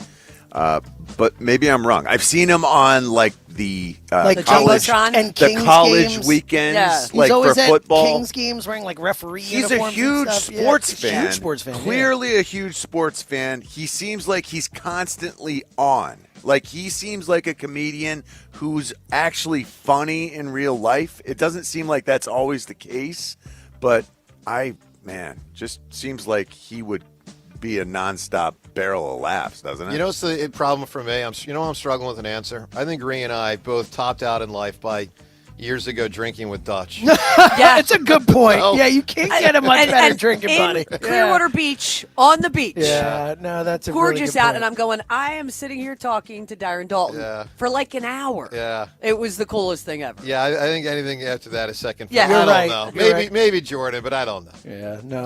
And I don't drink beer, but I had a beer then. Yeah. All right, let's do another from the text line. What is one ability or skill that you believe every human should possess? To adhere to what I say. Oh, that's good. Yeah, that's not a skill. To listen to Joe. To agree with me. Yes. You'll all be happier and smarter if you just freaking agree with me more often. It's not a skill, Joe. Yeah. What's the skill, John? I object when I'm at Hibachi or a place like that and people opt for forks. You think people should know how to use chopsticks? Use the chopsticks Yeah. when you are in Rome. You know, when you're at the hibachi place, when you are eating Japanese cuisine or Chinese cuisine, use the appropriate utensils. I don't hate that. Just branch out. Even if you're a little uncomfortable, learn. Try to learn. Try it. Try it. I like that. So I don't know if this is a skill, but I think it's sort of in line with the type of thing that's being asked. I would say for people to just have more wisdom about what to post on social media. Oh, it's a great and answer. when to post Yeah. it. And specifically this, you don't have to fire back. Yeah, big time. And here's the other thing Yes, I say. Joe. And like everybody's so immersed in it now because it's what's been for about the last 15 years. But think of it this way. If you have a problem with someone and you actually know the person, just pick up the phone and call the person. Mm-hmm. Why do we have to have all these public spats I in couldn't life? agree with you more. So just like be an adult. Yeah, you know me. That's Yeah. you know, just ignore it, and or if you want to take it on, just call the person and be an adult. Totally. All right, on a practical level, everyone should know how to change a tire. Teach your kids how to know how to change a tire. It is an important skill. It's called AAA. Yeah, but that's the problem. Is not always, right? Like just in case. Sometimes they can't get there for Let a while. me tell you, teach your kid how to change a tire. No, All I right, hear you. let's do one more. This is a really weird but fun question. If you could choose to remain the same age for your whole life, what age would you choose and why? This is a 27. Wow, really? Just boom. I've always heard that 27 physical, is but the is it your- peak of my physical Is it your mental prowess. your wisdom, your intelligence? Like I know that I'm much more wise at 44 than I was at 27. True. It feels like I am wiser, but man, I felt so much better. Yeah. At physically. 27, I felt like I could conquer the world. I felt like I could go run up that mountain because I was sometimes. I was running up mountains with Jerry Rice and Raymond Ferris, No his big trainer. deal. No big deal running up Yeah, mountains with those Jerry were the Rice. days. Those were the days. So my first thought was 21. Now I loved I think senior it's year too in young, college. man. I think it's too young. But I also got to tell you, being like 8 is great. Oh my God, really? Well, I mean, I get it. Look, I don't think. I think there's something. You want to be carried around by you're not carried, adults? but you don't have that much There's responsibility. no stress. I There's bet just you were joy. carried at times. Nah, Not at 8. But I think 8 is I a carried my great daughter age. at 8. I put her up on I my had shoulders. Zoe on my shoulders at 7 Yep. last night. You know, yeah. I mean, I'll tell you what, Zoe didn't pay the bill last She night. sure didn't. No. No, she was hung out having a good time. Either did we. That's a great point. We want to thank WIP. Yes, thank you. By way of Mike Angelina. For a Thank you, comps guys. meal. Thank you. All right, look, 215-592-9494, and that is AMA for this Wednesday morning. We're going to get shortly here to some of what Howie and Nick said yesterday. They said a lot at the NFL Combine, which rolls on. John, quick reminder. It's crazy. We're almost 10 years into the show. I can't remember. Did you go through the Combine all those years ago? Oh, yeah. Yeah, What was I your did. experience like? It was outstanding. I was, a fullback. I was the first fullback drafted. And did you know you would be?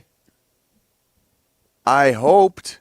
I mean, I was coming out of high school. I was the number one fullback in the country. I hoped that I would be perceived as the best fullback coming out in the draft. But for me, the way it all came later, like in the process. Yeah. Like I was a late addition to the Hula Bowl. Like and I, flew over to Maui, took part in that, but messed up my shoulder during the practices for that. So got shot up to play in the Hula Bowl, ended up going to the Combine and knocking it out of the park in terms of the drills that I did, but I couldn't bench because my shoulder was torn up from the Hula Bowl. So I had to return to the medical Combine. I ran at the Combine, and I ran a 4.62 or a 4.61 electronic, which for me was good. That ends up being like a 4.5 handheld, and I was 250 pounds, 6'2", 250, ran a 4.5, and in the drills I was quicker than the tailbacks, the agility drills, which really bode well. I caught the ball well in the drills. I felt great about what I did, and I had been training in advance, just getting ready for some of those, like suicide type drills, the back and forth, the cones 20-yard and all shuttle, those things too, the T test. Yep. So I practiced to the test, and I I'm a good test taker, so I ended That up. is not surprising at all. really. Yeah. Well, I the mean, an combine's- English teacher's son. You know? Combine's a cool thing. I loved and it. It's I loved it. And it's a big part of the, we talk about the Phillies with the next generation with Crawford, Painter, and Miller. I mean, this is your chance to try to find another Quignon. And let's be real. for the And players, that is too, so the pressure unlikely. going in. You know how crazy unlikely it is to find a Quignon, a guy who's from the MAC. But I'll tell you what they're really going to probably need, John. I mean, there's a lot, but an A.J. Brown replacement. Well, they need a Lane Johnson replacement, too. Well, I'll tell you this. I think there's a great chance that the Eagles will have a starting wide receiver who's a rookie. Really? Sure, because I think AJ's gone, and I think there's a decent chance Dobson's gone, which means you got to have two new starters. And sure, you can sign starting wide receivers who are rookies. Like we had one positively. We drafted a wide receiver once. Who, the Eagles? Yeah, Devontae. Devontae. Well, I didn't know when you were talking. Yeah. He's saying we're not great at drafting. It doesn't wide receivers feel historically. like we knock it out of the park drafting wideouts. Before that would be Macklin and Deshaun. Yep.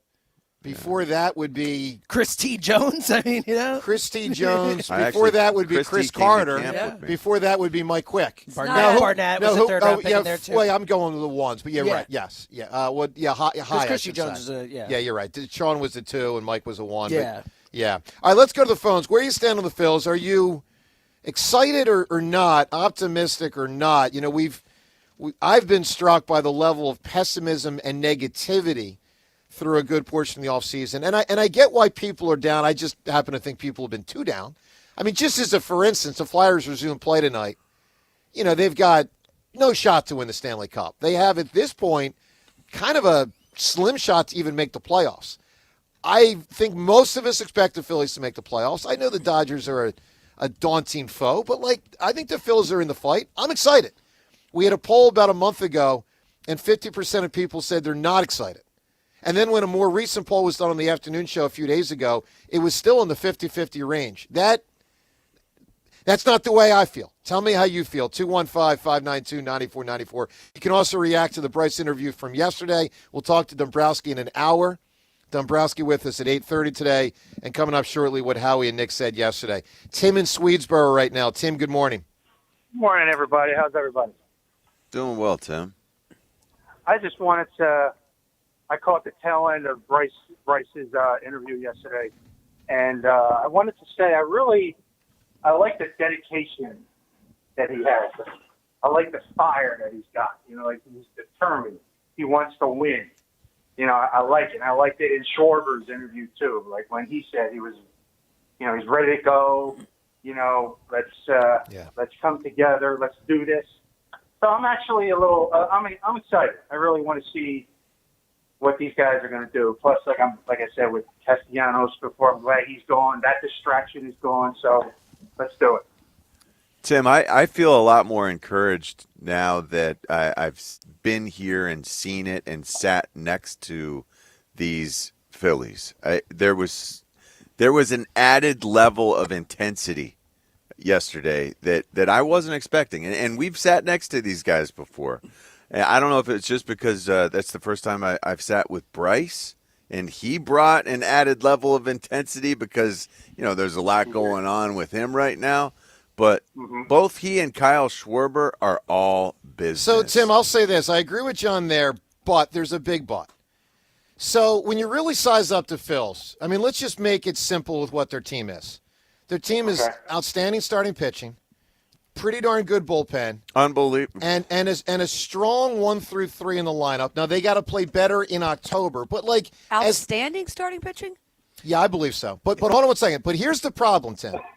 4 through 9 in the lineup, as playoff teams go, weak. I agree. I mean, it's a good start. However they sequence Turner, Schwarber, Harper, that's good. That's real good. But when Bohm's 4, and then you might have Marsh 5, weak. And that is so I feel optimistic, and I agree with John. I like hearing what the guys say. But it's not Bryce Harper and Kyle Schwarber batting in every spot 1 through 9. I mean, it's going to be Garcia. It's going to be Marsh. it's I believe a declining JT. I believe in not excelling and getting better Stott. So that is a big issue. And that's and by the way, that's 2/3 of the lineup. 4 through 9 is 2/3 of the lineup. And I'm still thinking, why didn't this guy go after Bo or Tucker or both of them? You could. Well, they went after Bichette. Look, whether you want to say it's to their credit or not, they did want to do something radically different. They actually, and we'll talk to Dumbrowski about this in an hour. The goal was not to run it back. Now you can say, well, they failed at executing their goal, and they did. They failed at executing it. But I will tell you this, Tim. I don't think running it back's as crazy as some think, because I thought they had a really good team. I mean, they had the second most wins in baseball, and that's where I think a guy like Dumbrowski, and we'll see how he messages it in an hour. But basically, in the 2 or 3 times he's talked since the season ended, he hasn't shied away from, I think we were outstanding and could have won it. We didn't. We're just going to try again, which I think is – now, you might argue with how they went about it, but I mean – their pitching isn't better from that team that won all But those I didn't games say last better, year. but I said still outstanding. Yeah, Christopher Sanchez is outstanding. We hope we're going to get the same thing with Luzardo. After that, question mark. What's Zach Wheeler going to be like? Aaron Nola? I mean, you have one outstanding picture you absolutely, I think, can bank on. You don't put Luzardo in that group? I said I got to see it a second year. I loved the way he pitched last year. But I mean, can he put 2 together? Listen, the Wheeler thing's a huge swing factor, and Nola, frankly, I don't have a ton of confidence in anymore. Tim, give me an answer, buddy. A great 3 or third. I just want to say real quick, I'm going to look forward to hear what Dombrowski's going to have to say. Of course. But my answer, I'm going to go with the band 3 Doors Down. Rest your soul, Brad Arnold. You got it, Tim. Appreciate that phone call, man. All right, let's get to some audio related to yesterday and the Eagles. By the way, spring training coverage here on WIP brought to you by Surfside Iced Tea and Vodka, proud partner of the Philadelphia Phillies. So I want to play some audio. It was the Combine yesterday, and Howie and Nick spoke for the second time in a couple days, although this was the first time that there's audio, because when they met with the Philadelphia writers, there was no audio with that. So now we have audio from yesterday. John, BS meter. I need you to have it high in the sky with the audio we're about to play. High in the sky. Let's listen to Howie Roseman yesterday. BS meter, put it high, because we're told by Howie it was Sirianni that led the search for the offensive coordinator. Let's listen to how he presented it. Yeah, obviously we have our way of interviewing people. We've interviewed coordinators here a little bit over the last couple of years. Been fortunate to have success and guys leave, and obviously made some decisions here that put us in position to interview some coordinators, and feel like we have a really good process led by Coach Sirianni on the offense coordinator. He'd probably be the right person to ask the question about. All right, John, do you believe that's utter BS? Just absolute utter? He said he started it out with, we have our way of interviewing, which is Howie leads the interviews.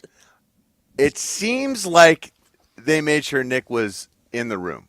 At the very least, I feel confident in saying I think Nick was there, and then Nick reaffirmed how arduous this process was. The 17 guys that he interviewed, and 7 of those guys he brought back for a second interview, and he did this and he did this.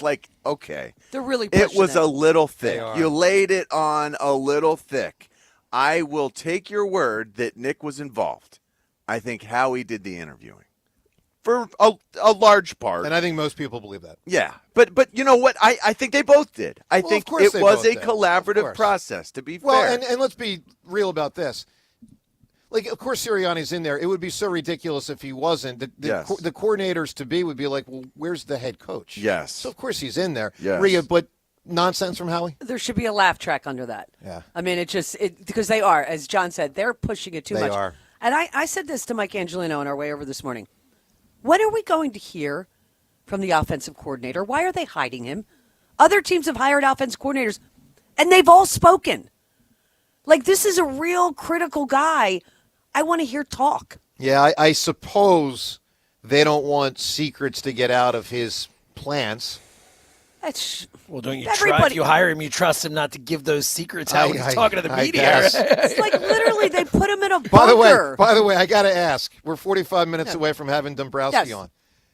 How's he going to handle Bryce questions now that things are supposed to be kept in-house? Yeah, you're No, right. I mean, seriously, I'm guessing he'll be fairly guarded today. He's typically not. It'll be interesting. Yeah. We'll talk to Dave Dumbrowski coming up at 8:30 today. Let's play one more piece of audio related to the new coordinator. Of course, that's Sean Mannion, and that's something Sirianni said yesterday about Sean Mannion.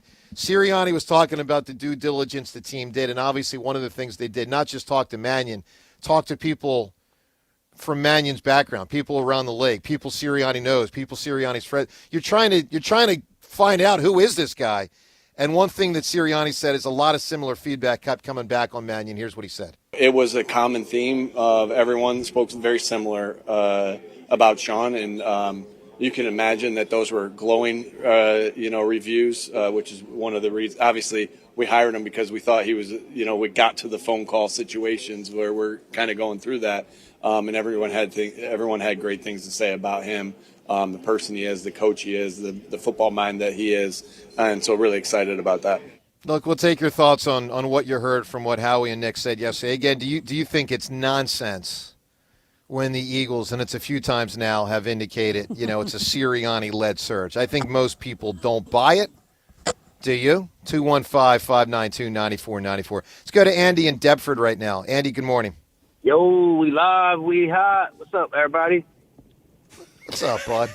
Yo, as far as with the excitement with It's actually Phillies, becoming amusing. I know. I'm starting to get a kick out of it. Like the commitment, full, he goes for it. It's pretty fun. All right, let's get back you to the should program. be in WWF, man. You'd be wasting my some time, kind of James. character. Either that or wasting his time. Or Okay, you'd be. buddy. You know what you'd be pretty good on, Andy? Is Andy, be happy you have time. You'd be good on reality TV, where they're looking for that guy. Stir it up guy. Yeah, you'd Like be, the puck guy on the old, reality. Angelo used to bring him on and said, Andy the Troll, come on. All right, Andy, what do you got for us today? You'd be good at reality TV too, like that guy living in mom's basement. You'd kill that. Oh, boom! Look at you, Andy. As far as with the Phillies go, I mean, it's really hard to get super excited. I mean, you said they have exceptional pitching. First of all, Well, I think I you said lost- outstanding, but they had no. Hold on, Andy. They had exceptional, and I downgrade them a little bit. But All right, do well, I? You Sure, go lost ahead. Ranger, right?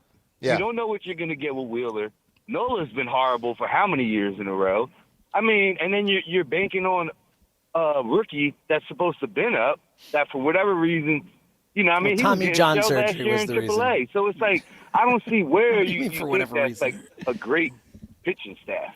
You know what I'm saying? And then you look at, the cleanup spot, one of the most important positions in the lineup. It's a big hole. Batting-wise, and it's question mark. So it's like, how can we get, excited when, you know what I mean, we got young By the way, guys I'd say coming up. this about the cleanup spot. I wouldn't even say question mark. It's just not good enough. And then also with excitement-wise, you pretty much brought the same team back, but you sprinkle in some young guys that, they ain't no, Ohtani-type players. They No, ain't gonna come but in here these are fast. better prospects than the Phillies typically have, Andy. I mean, But I'm just saying, though, it's like, you can't sell us on excitement when it's like they're not really producing it. well, they haven't played a game yet, to be fair. I mean, we'll find out. I think they're going to be pretty good. I think a lot of people will say, wake me up in October, and we'll see how the town reacts. Andy, give me a grade 3 or third. You can win the $100 gift card. Can I hit the Eagles real quick, too? Sure. All right, as far as with the Eagles go, I mean, with Howie, I think, his move, I think he's really just planning, trade AJ, get some of that money back, and we're going to have to sign some of these young boys we got. I mean, the Coopers, the Quignons, the Jalens. I mean, the Eagles' way of going with things. Yep. They always try and lock up guys, before they hit the market. Well, they'll give them good value, but it ain't going to be like that value they would get if they were to hit the market. Well, that's So I right. think They're that's trying to kinda gonna be undercut Howie's it, and it's play. smart. And they rarely lose good or great players off a rookie deal. Rarely. Right. And Right. they're not going to lose those three guys, but it's going to cost some other solid players because, I think 3 defenders are about to make $100 million or more in the next 12 months. I mean, Dean's And that's probably gonna walk. a lot of dough, man. right? Well, we'll hate to see Dean leave, but I mean Blankenship. Like, all right, man. Like, I know people love Blankenship, the exciting whites, whatever. But I've always thought Blankenship's kind of a liability at safety, coverage-wise. You know, he's good tackling, coverage-wise. but coverage-wise, he's Sometimes. always been a liability. Yep. So, I'll say this, though. He's better than I thought he would become. For an undrafted guy. Well, not just that. In 2023, I was like, I don't want this guy starting in 2024.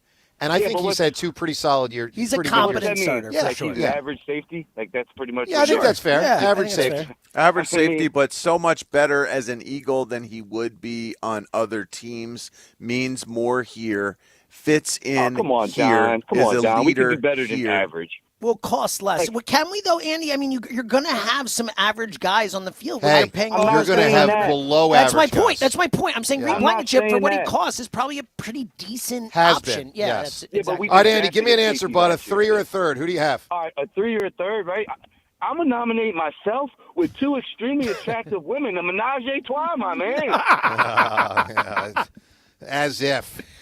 As if. All right, so Andy. first I wrote down him because he Yeah. read I I believe nominate that was an myself. answer. Yeah. But now he's saying a threesome. I think he's saying a threesome is his That's not what he answer. said. He said he nominates himself. With, you know. You think Andy from Denver? No, I think it was that was nonsensical and ruined mean- the answer, really. I mean, if he had just said a threesome, we all would have laughed. I mean, it could have won. Could have won. Could have won. And instead he puts himself into it. Like, no chance. Hey, Twitter poll question of the day. It's brought to us by Armin Chevrolet. Armin's February special. Make sure you save over $10,500 in every new Armin Chevy Equinox in stock and get a level 2 Charger at 50% off. Visit arminchevy.com. All right, let's tackle this one. So 3 young players. We're obviously looking forward to seeing all of them. John, which of the 3 are you most excited to see play this year? Justin Crawford, Aiden Miller, Andrew Painter. They all represent something different. Yeah, I feel like with Andrew Painter, I've been waiting so long, and it's just time. You know, that time is now, and he's finally going to have this opportunity. We've been told all sorts of wonderful things about him. You know, the best pitching prospect in as long as anyone can remember. Now it's time to prove it, and I can't wait. I just can't. I can't even imagine what this is going to look like because I haven't seen this type of. I mean, not like we heard Bryce talking about, or maybe it was Kyle. 98 to 100 and easy. Yeah. That's Well, beautiful. yeah, look, obviously I'm really psyched to see that dude pitch, but I got to tell you my answer, and I actually think he's going to finish last in the poll results, but my answer is Justin Crawford.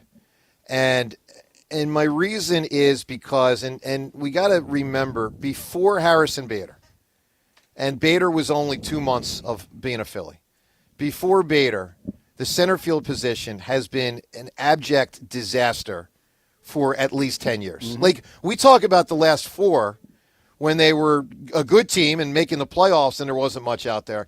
Remember what it was before that? Like, it was horrendous. I mean, you probably have to go back to Shane Victorino around 14, other than Harrison Bader's 2 months. So the idea of, like, they might, and I want to be clear, like, don't count your, what is it, chickens? Chickens before Don't they count hatch. them. Like, I've seen prospects fail with the Phillies. Marlon Anderson, not that good. Desi Relaford, not that good. Marlon Byrd had a long career in baseball, but not that good. You know, you can strike out on these dudes, but Wes Chamberlain. Chamberlain? Yeah, well, he came from the Pirates. Yeah. He was okay. You know, Wes was solid, but I'm intrigued by, like, maybe they finally got a freaking center fielder. So, and also, Crawford represents a different type of player than they've had really in 30 or 40 years. I mean, I think it was either Ben or Ruben Amaro said it was a couple of weeks ago. Like, you got to go back to, like, Jeff Stone. Like, guys, this is someone who's not going to hit many home runs, but hopefully can steal you 50 bases. The Phillies haven't had many of those types. We thought we were getting it in Trey, and then he just stopped. So the running part and just the over. Like, Trey's good, but he hasn't been all that I expected. No. Rhea, of these 3, who are you most excited to say? Aiden Miller. Yeah, Because he's the best Yeah, perceived? because, you know, when somebody, I forget who it was, a couple weeks ago said he was like their best prospect since Mike Schmidt. Yeah. I went, oh, okay, yes, where do I sign up for it? I think Justin Crawford's going to be solid. I would prefer he was playing in center field. I'm unsure about Painter because of the arm. He didn't look great last year, but I know that this first year back, I just have super excitement for Aiden. Yeah, I mean, listen, he's the guy that you hope soon is hitting fourth or fifth. Yeah. Now, they're not going to do that out of the gate. And let's be clear, we don't even know that he's going to make it here this year because two reasons. One, he's got to prove in the minors that he's worthy of being brought up. And two, they probably have to trade Bohm to do it. Or someone gets hurt or something. Or someone gets hurt.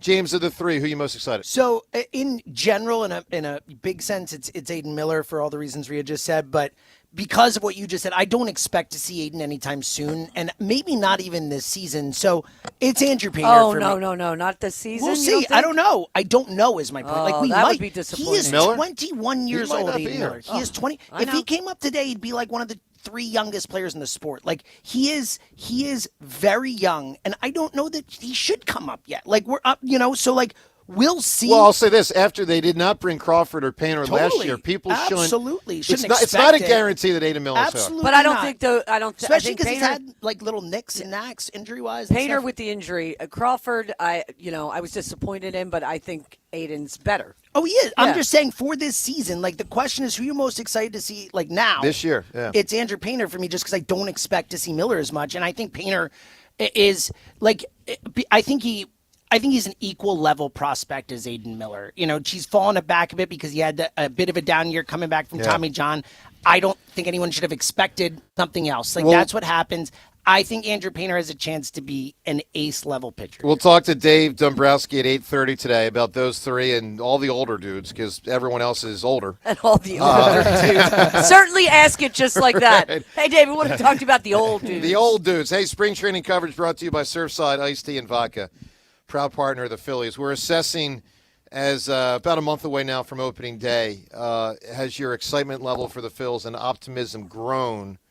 Or are you still groaning on past October failures and an offseason that for many felt extremely underwhelming? 215-592-9494. Quick flyby on the two winner teams. Joel played last night, played well, 27 points. That's a good step in the right direction. In 26 minutes. Yeah, for him and them. Yes. That's a good step. I know people the last 2 weeks were really down on the Sixers. You guys know my theory. They were losing because they didn't have him and Paul George. It wasn't a McCain thing. Good step forward last night. We'll see where that goes. The other one, Flyers. You may not know, after it feels like, John, they haven't played for a month. Right. They resumed play tonight. It hasn't been a month, but it has been about 2.5 weeks. Here's where the Flyers are, for let's call it the stretch run. 26 games left. They're 8 points back of a playoff spot. There's 5 teams in front of them for that last spot. Put another way, the odds are stacked dramatically against them. They have to bust their ass in the next month and a half to make the playoffs. They have to go on a frickin' run. They probably won't. I'm frustrated with the Flyers. They do get a little bit of a push here from hockey excitement from the Olympics. Now all the other NHL teams do as well. I'll say this, Flyers, you better come out in the first 2 or 3 games and get W's because you need them. Let's go to the phones for 2 reasons. One, to try to make the playoffs. 2, to capitalize on this Olympic thing and grab momentum while you have it. Like, you got a shot. Start winning some freaking games. 215-592-9494. More of what Howie and Nick said. We'll get to that shortly. Patrick in Tabernacle right now. Patrick, good morning. Morning, everybody. How we doing? Doing well, Patrick. Hey, bud. So, the Flyers start tonight, Joe. Guys, I'm just I'm cringing just to, see what's not going to happen. I'm just so. Well, bummed. you know what, And listen, Patrick? The irony to you starting the call with that, as the Phillies have sort of been our main topic today, that's kind of part of my point on the Phils. Like, people are down on the Phillies that much. Yeah. And the Flyers don't even sniff the playoffs. That's where I But feel Joe, like the reaction to the Phillies' playoff failures. Well, I Joe, get it. Joe, I look get at it the that people are frustrated, but Joe, they do Joe. have a good team. Joe, listen, man, the expectations are so different. That's I such know. a bad comparison to try to the expectations of this team and this roster for how many I know. how many seasons have we watched this Phillies team versus we're not bitching about the Flyers playoffs problems. Correct. You know, so like, don't get me. You know, don't mix the two. Well, We they all haven't know that lost Phillies are your- in the are your playoffs love because they child, haven't made the playoffs. I mean, right? Well, no, I know, but what I'm saying is, it's just God. like, look, we all expect more things from this Phillies team than the Flyers. And like, as far as the Phils go, I'm excited for baseball. I'm sitting in a hot tub this morning. Everyone's bitching about the snow. I'm sitting in a hot tub in a we got the snow coming down, and I'm in there. Wow. You know, so like, it's all good for me with this winter stuff. But like, the Phils get me excited. Baseball's back. But listen, I don't know, man. I was excited to hear Bryce on the radio. I think he's got a little extra juice this season. You know, because not because of Dumbrowski, just because he had a bad season. And I'm excited to see what he can do with that. And I'm excited to see what the young guys can do, all of them. You know what I mean? And that's where I'm leaning into, to see the new guys and see what Harper can do. You know, and listen, this is the last, he said the season's not going to start in 2027 at the least. You know, that's what we're looking at. So, I'm just going to enjoy baseball. You know, that's where I'm at. You know, all right, my man, give me a great 3 or third. You can win a $100 gift card. Cream, the band Cream. Ooh, nice. All right, Patrick, you got it, pal. Appreciate that call. Let's get to some of the Bryce audio from yesterday. We're going to talk to Dave Dumbrowski coming up at 8:30 today. If you missed it, Bryce Harper on our show yesterday, we covered a lot of ground. And, of course, the biggest thing was,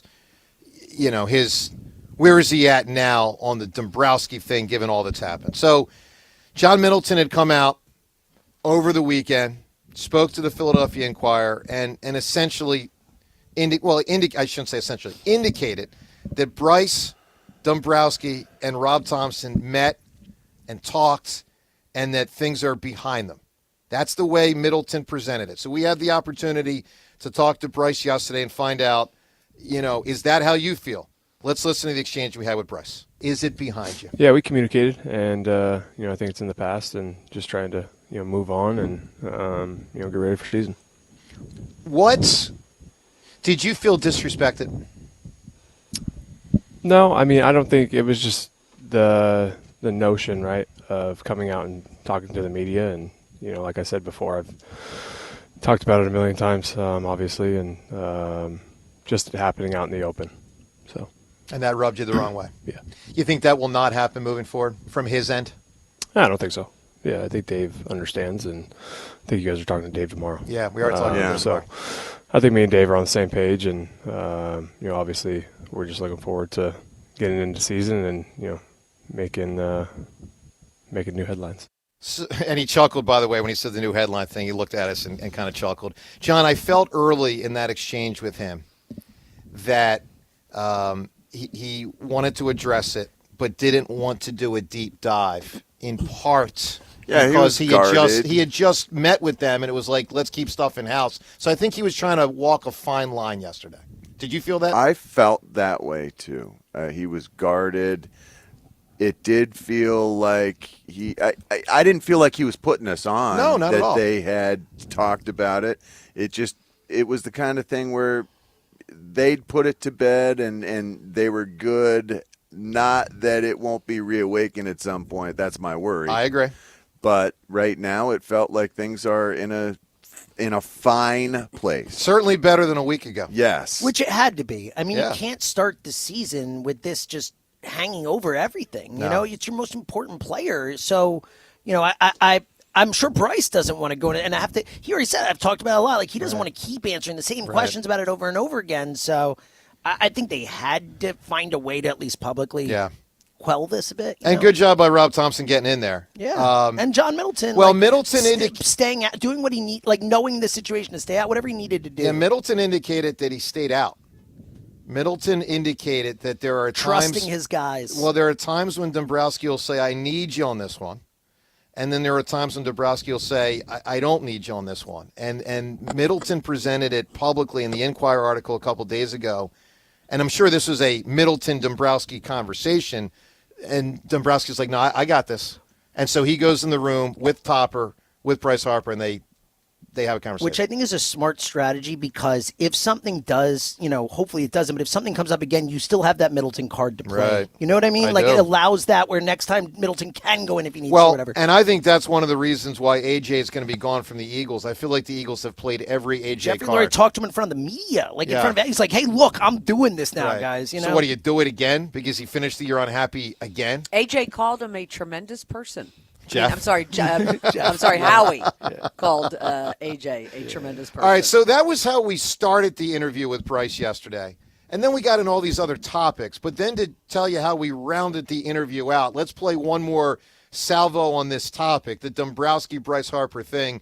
Here's how the interview ended yesterday on that topic. You feel you and Dave Dumbrowski are good now? Yeah. I mean, we talked for a good amount of time, and Dave knows where I came from, and what happened, and obviously, I think that's a big thing for us. You aired it out? Yeah, for sure. All right, that was Bryce Harper yesterday. Look, you can react to it, 215-592-9494.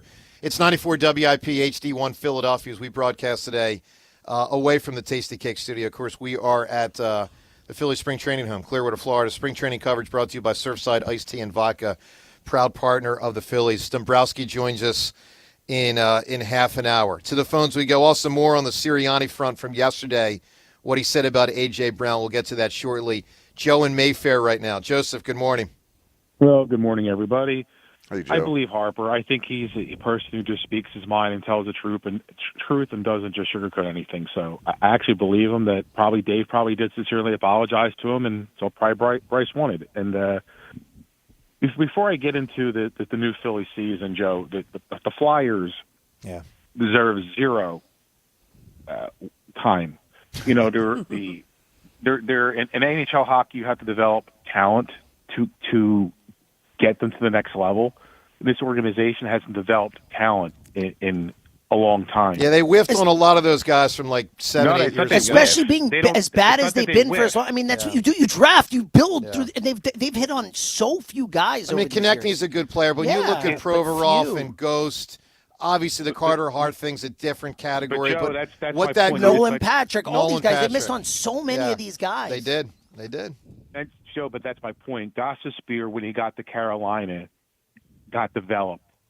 He is a borderline all-star for that team and one of the top 5 power play specialists in hockey because that's a team who develops players, and they missed the playoffs 11 straight years, and then Brind'Amour gets there, and they've been in the playoffs in a 100-point team ever since because he develops young talent.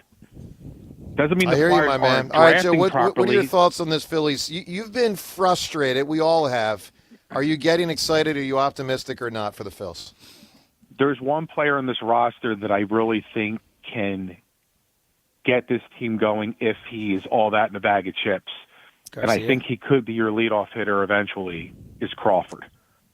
I want to see him create havoc on base paths. I want to see the youngster, what Jimmy Rollins did back in the day. It's asking a lot, Joe. Ball. I'm saying if he can slap the ball in the corners and get triples. I just mean to say that a 22-year-old kid as a rookie coming into the major leagues is going to be a linchpin of a lineup and someone who can make things go. I think it is a lot. It's asking a lot. I'll say this, Joe. I thought you were going to say Garcia. Jimmy Garcia bounces back. Joe, Jimmy in 01 did provide that. I do remember 01 But they weren't Jimmy. a team trying to win the World Series. No. That was like, oh, this is nice. He's better than we expected, whatever, you know? That's right. But if he could insert some life on this team to where stealing 2 bases when he gets a slap hit, stealing second and third, and getting that small ball across home plate, this team doesn't have speed late in games where they can play small ball.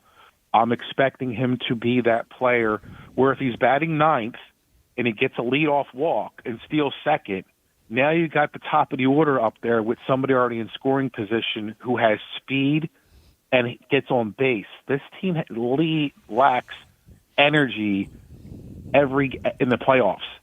And if this guy's a contact hitter who can get on base, Bader came in last year and did very well. We expected a lot out of him, but he did it. Crawford, if you can hit the ball and you make contact with the ball and you have speed, you're going to get on base. And once you get on base, you create havoc. That's what I want this team to do. All right, Joe, give me a great answer. For a 3 or a third, who do you have? What do you have? Well, Joe, I'm going up your alley. you love America and you want to be a president of the United States.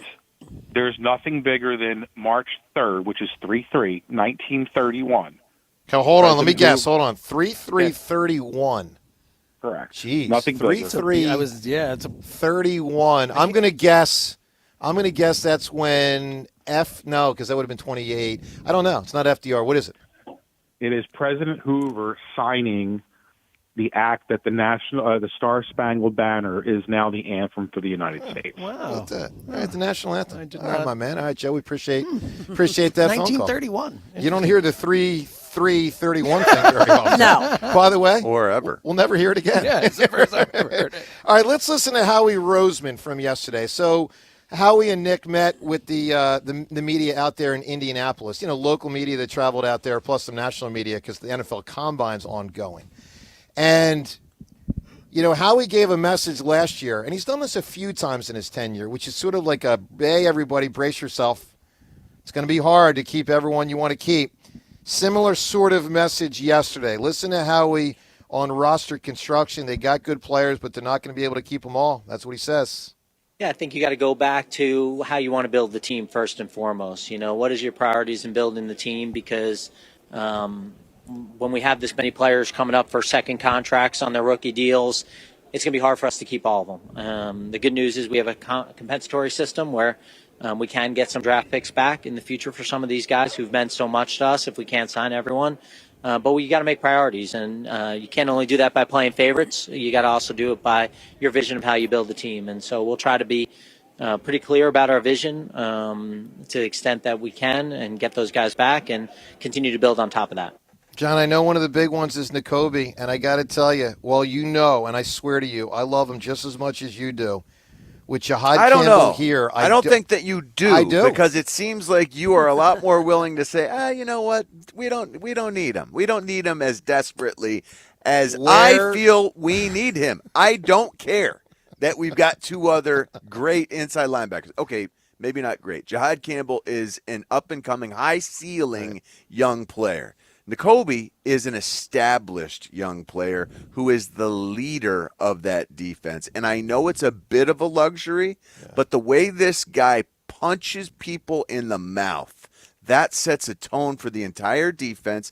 The way Cooper DeJean dominates with the way he tackles from the slot. It's the same thing. You got a linebacker who punishes running backs when he blitzes. You've got a slot corner who destroys people when he tackles them in the flat. That is what we need at every spot to set this to set this example of toughness, to set this example of badassery. Look, dude, and that's what wins in the NFL. I love him. I love Nakobe. I'm asking you this question. Is Jahad Campbell riding the bench? Good first-round pick from last year. Is he just a backup? No, Jahad Campbell can be used in a lot of ways. Maybe at times in packages defensively. You can run him out there, and I know it feels like a bit of it doesn't feel like he should be out there running around risking things special teams-wise, but he could be an outstanding, dominant special teams player as he waits in the wings to be a defensive starter. You put certain packages in for his personnel grouping. So whatever you want to call that, where he's in there with Zach It feels Bond pie on in the sky, occasion. man. I don't care. One of our inside linebackers could be injured in week 1. And then we're in great shape with two unbelievable guys ready to go. I'm just saying we have not prioritized this position for so long. I think it's stuck in our head that we don't ever need to really go all in at this position. This position is the leader of the defense. But they hold on real quick. For a lot they of signed teams. Zach Bond for $50 million, and they used a first-round pick on a linebacker. Isn't that all in on the position?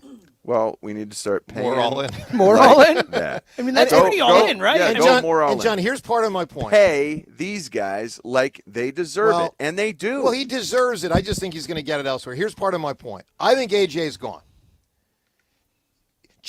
I think Goddard's gone. Okay, then that should open things up for Nakobe. Here's my point. Jalen can't throw just to Devontae. And, no one's going to be excited if they sign the next James Thrash. You need real receipt. You got to have a balanced team. I don't think Nakobe's going to be here because I think it would throw things out of balance. You got to move resources around. A good backup linebacker riding the bench, to me, is a waste. And that's how I say it. Let's listen to something Sirianni said yesterday on AJ.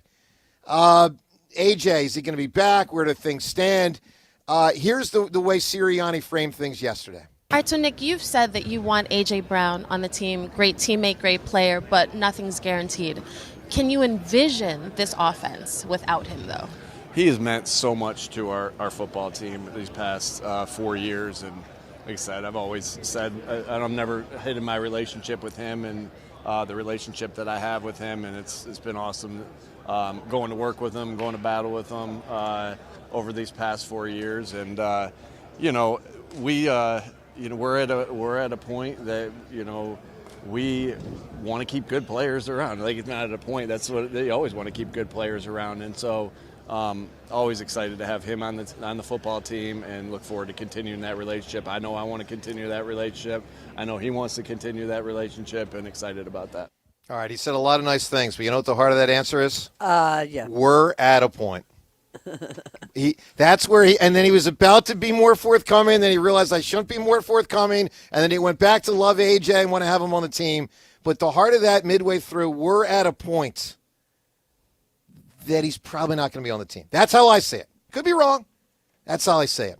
Hey, this spring training show from Clearwater brought to you by Surfside Iced Tea and Vodka, proud partner of the Philadelphia Phillies. I think a lot of the notable Eagles will be gone.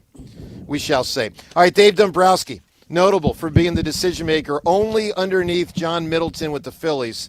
As Dumbrowski gets ready for another season of Phillies baseball, he'll join us at 8:30. Your phone calls on all of this from Clearwater. Joe DeCamera and John Rich, along with Seltzer and Ray on 94 WIP. At my house, snacks don't last long, and Tasty Cake always gets picked first. Their new lemon cheesecake baked pie is a spring win. Graham cracker crust, creamy lemon filling, and just the right amount of sweetness. And the Pound Cake Juniors, perfectly portioned, super moist, and easy to grab on the go. Family packs or single serve, there's something for everyone. We're broadcasting from the Tasty Cake studio because Tasty Cake's been part of Philly families forever.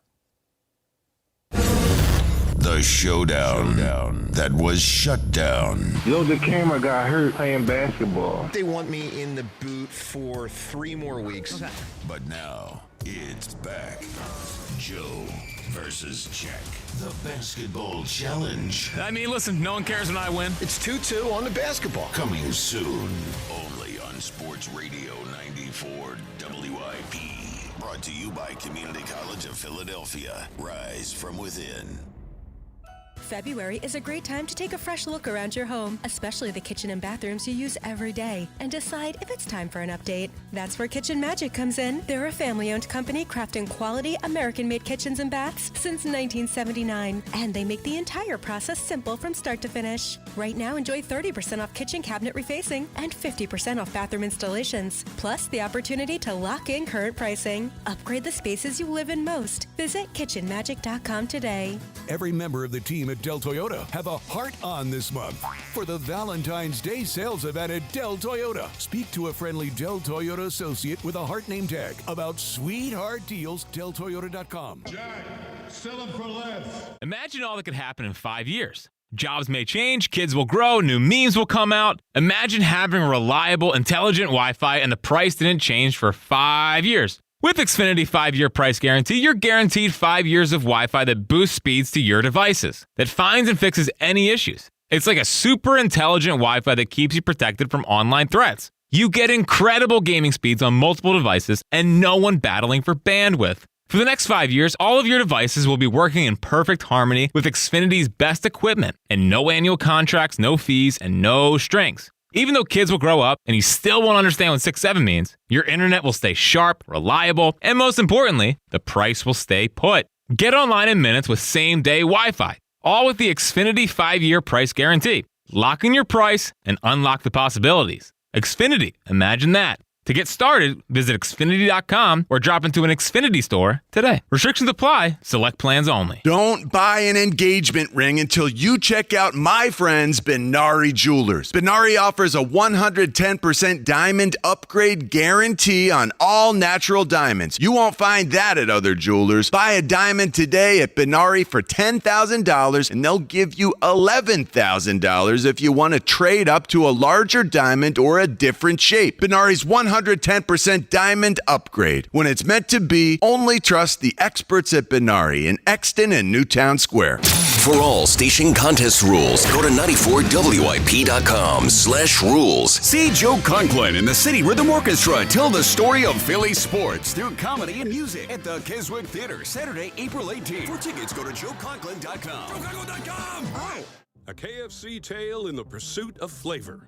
The greatest insult the Colonel ever suffered was being served a wrap that was just a snack by a friend. So he took 2 crispy tenders, lettuce, tomatoes, and pepper mayo, and wrapped them in a soft tortilla. It wasn't a snack, it was a meal. He called it a twister, and never called that friend again. The Colonel lived, so we could chicken. The Twister, now back at KFC, classic or with bacon. Also try it spicy. It's finger-licking good. Prices and participation may vary. Another app for inventory, one for CRM. Oh, don't forget accounting. Wait, which login was that? Or you could use Odoo, one fully integrated system that does it all without the hassle. Ditch the app overload. Get everything your business needs on one platform. Try Odoo free today at odoo.com. That's ODOO.com. Shine bright like a diamond at Borgata during the $500,000 Brilliant Affair drawing. Earn entries for your chance to be one of the lucky winners to get $25,000 worth of diamonds. Drawings every Saturday. Grand prize drawing February 28th. Shine bright during the Brilliant Affair. Only at Borgata Hotel, Casino and Spa. Must be 21 or older. Gambling problem? Call 1-800-GAMBLER. Check engine or ABS light on? Take the guesswork out of your warning lights with O'Reilly Veriscan. It's free. Ask for O'Reilly Veriscan. O'Reilly Auto Parts. Time is valuable. That's why Lowe's Blueprint Takeoffs turn blueprints into quotes faster. Bring us your plans, and we'll generate itemized material lists to make quoting easier so you can get back to building. Plus, at the Lowe's Pro Desk, you get access to thousands of building materials not sold in store. And when your order's ready, we'll deliver everything to the job site. Improving is easy at Lowe's. Get 5 quarts of Valvoline Full Synthetic Motor Oil and a MicroGuard Select Oil Filter for just $36.99. Limit supply. O'Reilly Auto Parts. This is an Odyssey Sports Minute. From the crease to the Capitol, during last night's State of the Union, President Donald Trump announced he'll award goalie Connor Hellebuck the Presidential Medal of Freedom. The honor comes just 48 hours after Hellebuck's 41-save masterpiece in Milan, securing Team USA's first men's hockey gold since 1980. Standing ovation from Congress for a true American hero. I'm Drake Toll. You hungry? Good thing Uber Eats has the best deals at all your favorite local restaurants. Like this great deal at La Scala's. From now until March 31st, get a buy one, get one free deal on Rigatoni Vodka, all on the Uber Eats app. So next time you're craving a great meal, don't overthink it. Get it on Uber Eats and save big with a great deal. Order now only on Uber Eats. Terms apply. See app for details. 94 WIP Sports Update. Brought to you by Borgata Hotel, Casino and Spa. Programming note. President of Baseball Operations, Dave Dumbrowski, will join the WIP Morning Show next as we are live at Phillies spring training in Clearwater at the Combine. Howie Roseman spoke with Rich Eisen, says the Eagles have 4 Pro Bowl offensive linemen returning and that Tyler Steen will be in his second year as a starter. Sixers beat the Pacers 135-115. They got Joel Embiid back after missing 5 games. He had 27 points in 26 minutes. Visit BorgataSports.com for boosted odds specials, daily promotions, in-game betting, and much more. Must be 21 or older, must be in New Jersey. Gambling problem? Call 1-800-GAMBLER. Wintry mix, then clearing. A high of 46. It's currently 34. Listen to Sports Radio 94 WIP on your streaming device. Just download the free Odyssey app or tell your smart speaker to play 94 WIP. Sports update on 94 WIP. Joe DeCamara and John Ritchie, live from Clearwater, your home for Phillies spring training. Sports Radio 94 WIP.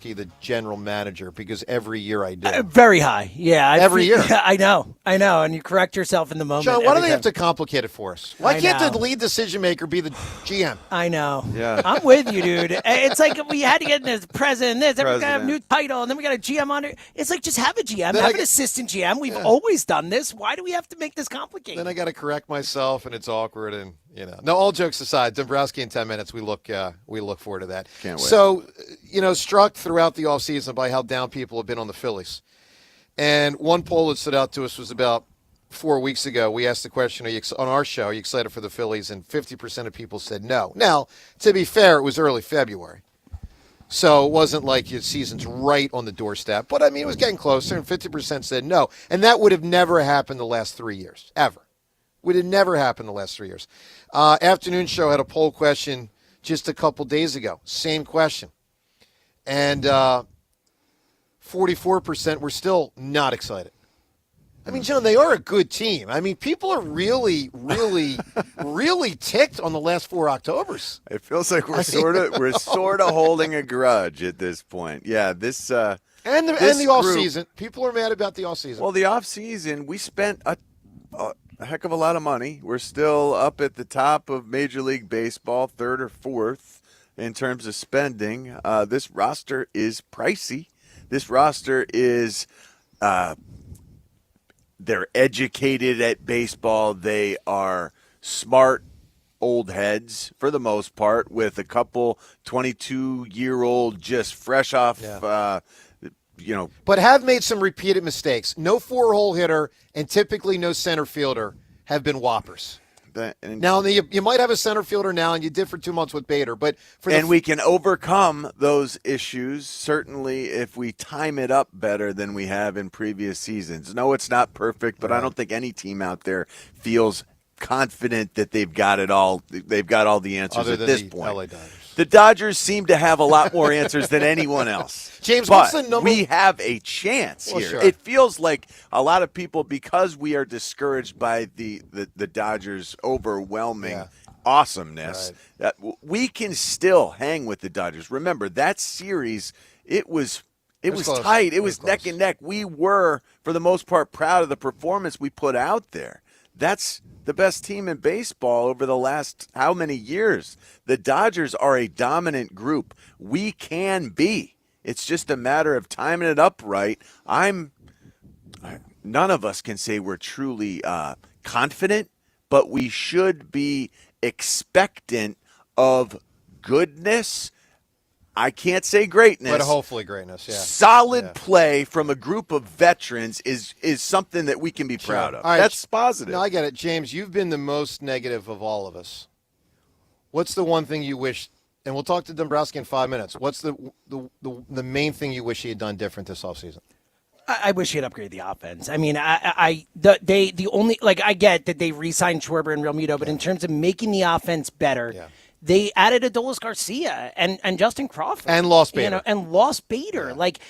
Justin Crawford, I'm excited for. He will not be as good as Harrison Bader was for 2 months here, without a doubt. There's no way that's going to happen, right? Agree. And Adolis Garcia, who I love the potential of him, but for the last 2 years, he's been Nick Castellanos. Right. Except as but a he's fielder. yoked. but he's yoked. He is so, yoked. I'm disappointed with the way the Listen, offense looks. a lineup that has Brandon Marsh probably as your best hitting outfield is ridiculous. And Bowman cleaned up again. Yeah. I didn't think that was possible. Yeah. All right, let's go to the phones. Your thoughts on all this, 215-592-9494. Also, the Twitter poll question of the day. It's brought to us by Armin Chevrolet. Armin's February special, 3.9% financing for 60 months on every new Armin Chevrolet Equinox. Visit ArminChevy.com. Poll question of the three young Phillies. Which one are you most excited to see play this year? We got, in alphabetical order here, Justin Crawford, Aiden Miller, Andrew Painter. I think Aiden Miller will win the poll, but I don't know. Maybe Painter. My pick's actually Crawford because, man, they've needed help in the outfield for a long time. To the phones we go, 215-592-9494. Gary in Vineland. Gary, good morning. Good morning. Could you guys do me a favor? And just like randomly, maybe one of the next time Andy comes on, can you, after he does his thing, can you hit the Devin Caney? Are you sure, though? That's true. Yeah, we can't do it from down here, but I get you. When we're back in the studio, we can fire that up for you. I think it'd be a perfect mix. Yeah. But I don't know if you probably can't because it'd probably be disrespectful, but just I would love to know why Dumbrowski just said, hey, yeah, we're cutting the guy. The guy's not going to be a Philly. Got it on my list. Yeah. Gary, I got a lot of questions ready to go, and that's on the list. Did he undercut his own efforts to get maximum value for players he knew he was probably going to dump by publicly criticizing them? And will he admit to that? We all know the writing's on the wall with AJ, but Howie's not saying, Correct. oh, he's not going to be an Eagle. It's that perception that you know, Castellanos was declining, and he's saying, I'm going to get rid of him. Why take the chance on the trade? Well, Gary, I think the bigger failure in that regard was Strom, because candidly, I don't think they were getting much more than a bag of balls for Casty. So I don't think it really would have changed it much. The Strom one is the one to me that's odd, because he actually is a quality Major League Baseball player right now. And it just felt like Dumbrowski was ticked off, and I get it, ticked off because, you know, obviously Strom rubbed some people the wrong way. But it's like, dude, like he was one of your two best relievers the last 2 years, and like you kind of went out of your way to trash the guy in October, and I don't think that helped the market. And this is just my reckless speculation. Like, I think that his status as a GM, maybe he felt that, oh yeah, but guys will still deal with me because, you know, I've dealt with these guys for years, and now he's not getting that anymore, as proven with those two guys.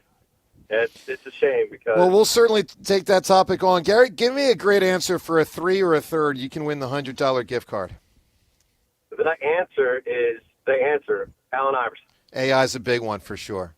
How about the fact that AI is sort of like not the most famous AI anymore? Yeah. I mean, it was his thing. It was AI. Yeah. And this thing is a big AI that Correct. sort of overrode AI. Maybe the biggest. Yeah. It's a real world issue right now. Well, I'll go as far as to say this. From 1940 on, 3 biggest developments for humans as I see it, correct me if I'm wrong, nuclear bombs, the internet, Yeah. AI. I agree with you. Yeah, I think it is like the internet. Like since the internet, this is the next big thing like that. That's how I size it up. We'll see. The part that really scares me is the Lots of it? The whole pick like 50 Terminator things. and T2 Yeah, the Skynet part is the scenario. scariest Skynet. Let's read Well, into it a little especially bit. you hear Like, that AI at is the having time, like chat rooms where they're talking about humans without humans in there, and there's all this like that's crazy stuff out there. terrifying. Yeah, At the time, I remember thinking that is so far fetched. All of this idea of computers running separately, apart from our line of thinking. Now it's real. Here we are, and we should be a little bit frightened. Yeah, I certainly am. Yeah. I mean, let's put it this way. When nuclear bombs are the second biggest issue, you might have a problem. All right, 215-592-9494. Dave Dombrowski's walking in and thinking, why are we talking about nuclear bombs? And the answer is because we were just talking about AI. Dave, good morning to you. Let me tell you, Phillies problems, nothing. All right, I heavy. am really going to go out of my way to make sure I do not call Dave Dumbrowski the Phillies general manager, because it's an annual tradition that I messed that one up. He is the president of baseball operations for the Phillies and joins us every year down here for a chat as we get ready for a season. This one now just a month away. Obviously, spring training action going on in Dave's weather. Dave, good morning. Good morning. Good to see you guys. How are you, Dave? I'm doing great, thank you. Been a lot going on. Well, there is, but that's pretty much what baseball is and entails in the wintertime, and I think it's more and more all the time, because the reality is with the number of free agents that are out there, they lengthen out so much. It takes so much, and then everything's in social media and things aren't quiet very much anymore. So that's just how life goes. Dave, I think that you think that you've got a better team than many fans locally think. Do you feel it that way? Do you feel I've got a better team than our fan base thinks we have? Well, that's hard for me to answer, because the fan base that I see is, basically here at the ballpark and up out and about. And I have most people approach you in a positive vein, surprisingly. You probably get more the negative vein because they don't see your faces, right? So when I'm walking around and I'm in West Palm Beach and people are going, "Hey, we love the club, great job." So I go by what people tell me in that regard. And so I understand there's always mixed emotions, but I think we have a good team. So now, again, when I always say that, having been through this through the years, I'm not very big on the predictive factors. It's like you need to go out and show it and do it. But I think we have the personnel to go out there and do it and have a very good season. Dave, the meeting that you had recently down here with Bryce Harper and Rob Thompson, what can you tell us about the nature of that meeting? What was discussed and how you feel now? Well, I would tell you that, first of all, what we discuss behind closed doors, I always keep behind closed doors in that regard. Had a very good open conversation with Bryce. Rob was there. We just were in a position to just want to make sure that coming into spring training, some of the things that were out there we could talk about. And we addressed a lot of that back in October, November, but I wanted to make sure, because with Bryce coming in here, that we could sit down and talk and have an open conversation and express our feelings and move forward. So we were able to do that, and I listened to him, he listened to me, and I think it's always important in any walk of life, not just this, that communication is one of the most important things, and I've learned that throughout my career. This is not the first time I've ever had a situation where a player is not happy about something that has happened with the organization in which I'm responsible, and you sit down and talk about it. Do you regret anything that came out of that conversation at the end of last season, or is there anything that you look to clarify on the record now, or is that all? The way I look at this is that I addressed that in October and November, and I'm not even going to get into any of that from a public perspective. Everything we said was behind closed doors and had a chance to talk about it. As you made decisions this winter, how much of next year's potential work stoppage and the potential salary cap were you bearing in mind? Well, it's a great question, and the reality is how we approached it was, let's just try to win this year and we'll see where this takes us. So I didn't have any conversations, of course, talk with John Middleton, Preston Mattingly, but in John's case, he's the one that determines this, and basically said, let's just go forward and operate, and who knows what's going to happen going into 2027. We have a good club. We're trying to win a championship. So we really didn't talk much about what's going to take place in 27, and we'll just to adjust whatever rules. It's also, I'm one of the few people in some ways, which is unfortunate because of age, that have been through this before. Yeah.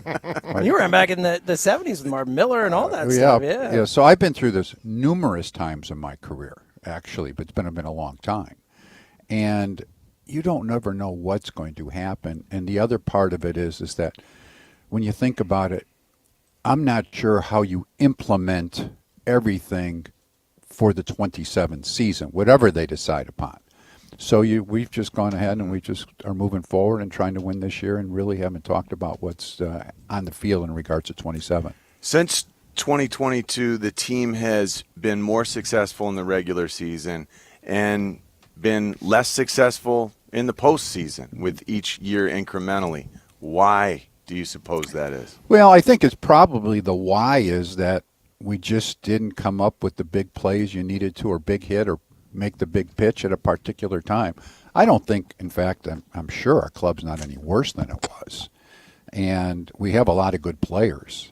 But when you get into the postseason, and I've been there so many times, is that you're in a position in which you're in a short series, and guys get a big hit here or a big hit there. You get a break here or break there.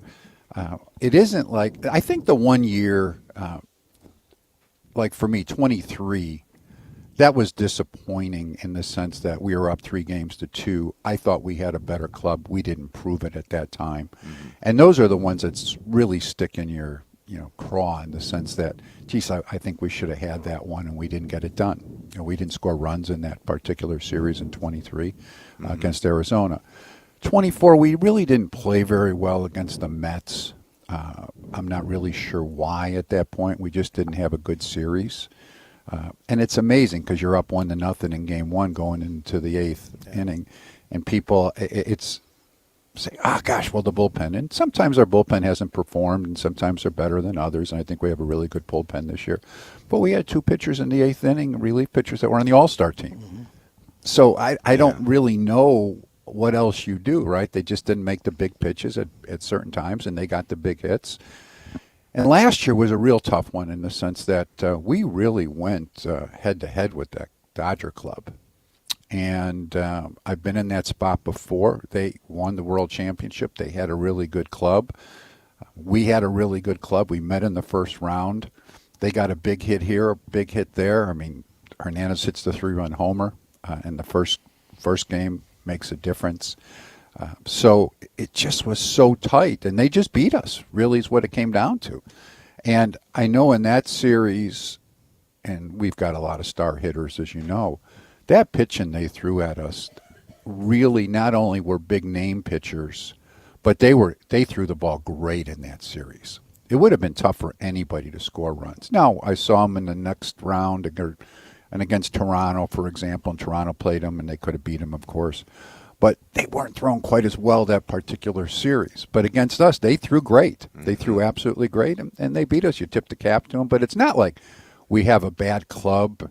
You just, at certain times, you just got to rise to the occasion. But, for example, I'll take my chances. And we didn't have Zach Wheeler last year in the first round. Now, I mean, we're not using excuses. He's about the best big game pitcher that's been around in recent years. No question. Now, if he goes out there in the first game, and Sanchez, of course, was fantastic, but now if Wheeler's pitching game one, you win game one, and then you got Sanchez game two, does it change? I don't know, but I'll take our chances, and I think Wheeler will be back and be fine. I'm not sure the exact date, but it'll be in that 6 to 8 month, not probably the 6, but the 7 to 8 month time frame. But if you're throwing Wheeler and you're throwing Sanchez and you're throwing Luzardo, and you're in a position where you all of a sudden, I think Nola will bounce back and be better. Our bullpen's much better. I like our offense. You have a chance to beat anybody, but you're going to face good teams at that time, and you need to really play well and get a break or two in the time period. Dave Dumbrowski with us here. Dave, obviously there's been a lot of talk about running it back. So people are frustrated. You tried to not. Now, I know you sort of pushed back on whether you actually are, but you clearly tried something very different with Bo Bichette. Near the finish line, you got negated. One of the criticisms many have had is, why wasn't there a different path to try different? For a lot of people, it felt like Bo Bichette or same team, just with a couple young players sprinkled in.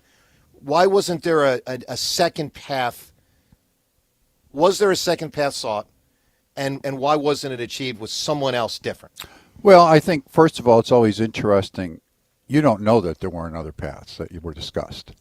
There probably were a lot of conversations we had this winter time. This one became public, right?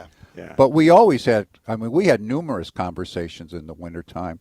But I think you have to be careful when you're in my spot where you say, we're going to make a change to make a change, unless you think it's really the right thing to do. Yep. We won 96 games. We have a good club coming back. I mean, for example, I use the Kyle Schwarber, right? Well, we signed him back. I'm thrilled we signed him back. I remember leaving the winter meetings and was talking to my wife, and she said, well, how do you feel? I said, well, I feel like, okay, we've made some strides on different things, but I would not have been happy walking out of the winter meetings without signing Kyle Schwarber. I don't know where we would have gone in the wintertime. Best hitters in the league.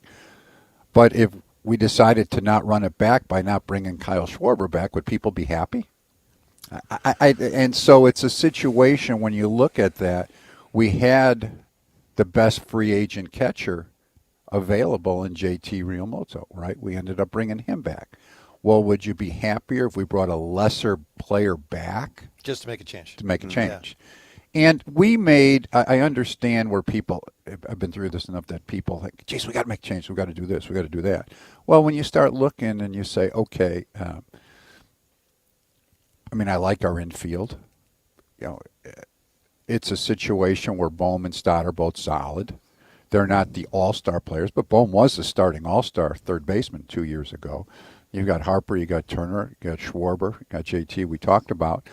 We made the conscious decision that we were going to give Justin Crawford an opportunity. And so people that are scratching their head, they don't really know what to expect in that regard. Wait and see him play, and then if he doesn't become a good player, well, then you bear the consequences, but we think he's going to be a good player. Really, the only place you could have made a major change, probably in the positional players, was right field with Garcia. And the reality is that people, when they look, well, who else was out there to try to get? So not that we didn't have various conversations. We were not in the Tucker business. We were just, he's a better player. But from the financial perspective, it was in a different position where we were. And so our bullpen, we made a little bit of a move with Keller. We think he makes us stronger in that regard. Our starting rotation, we were also in a spot to say, okay, we think Wheeler's coming back. And then we want to give Painter the opportunity to open it up. So I get it. I understand it. We had numerous conversations in the wintertime in which what about this, what about that, to try to make your club better.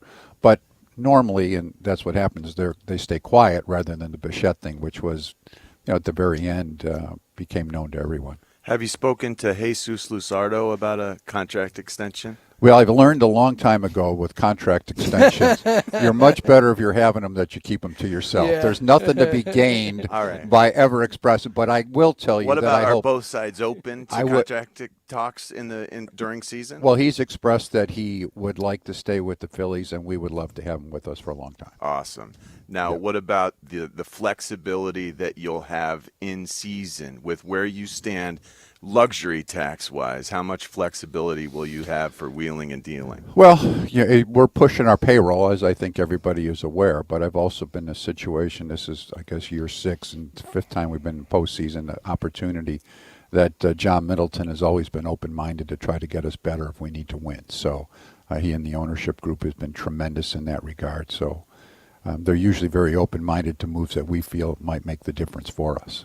Perfect. Dave, let's go through a few players here. You mentioned Wheeler a few times. So he's going to be back. Do you believe he'll be back as good as he previously was? I think so. That's what I've been told. This is what's always hard in anybody that you deal with in any sports, when you're dealing with people coming back from injuries and surgeries. I'm not an expert on that. You rely upon your doctors and your training people, and we have very good doctors and trainers, and they tell me that he will be back to what he used to be. And he feels good so far himself. There's been no setbacks. This type of surgery in which you have it with this thoracic outlet syndrome, they usually do come back to be very efficient in that regard. So he's not having any pain, any problem. You just want to make sure you don't push him too quickly and too hard. But he's been taking good strides. So, yes, I do think he'll come back and be as good. For years, Wheeler and Nola walked together as 1 and 2, 1 and 2, 1 and 2. Every series started 1 and 2. It feels like Nola has dropped off considerably. Do you think he will bounce back? And because right now, to me, it looks like he's at best the 4th best starter. Where do you stand on Nola at this stage of his career? Well, I think he's a good pitcher. He did not have a good year last year. We all know that. And he was not a typical Aaron Nola year.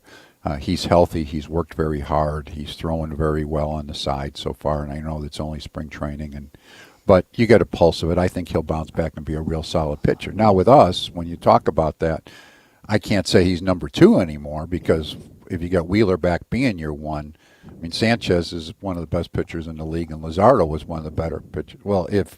And of course, we all know the old saying that whoever takes the mound is your number 1 guy that particular day, and that's true. But in Aaron Nola, I think when he takes the mound this year, we'll feel very good about him going out there and pitching and winning a ball game for us. So, Dave, you're going to be reliant on Stott and Marsh to give you a lot. I mean, I view 4 through 9 as probably the weakest aspect of the team, hitting-wise.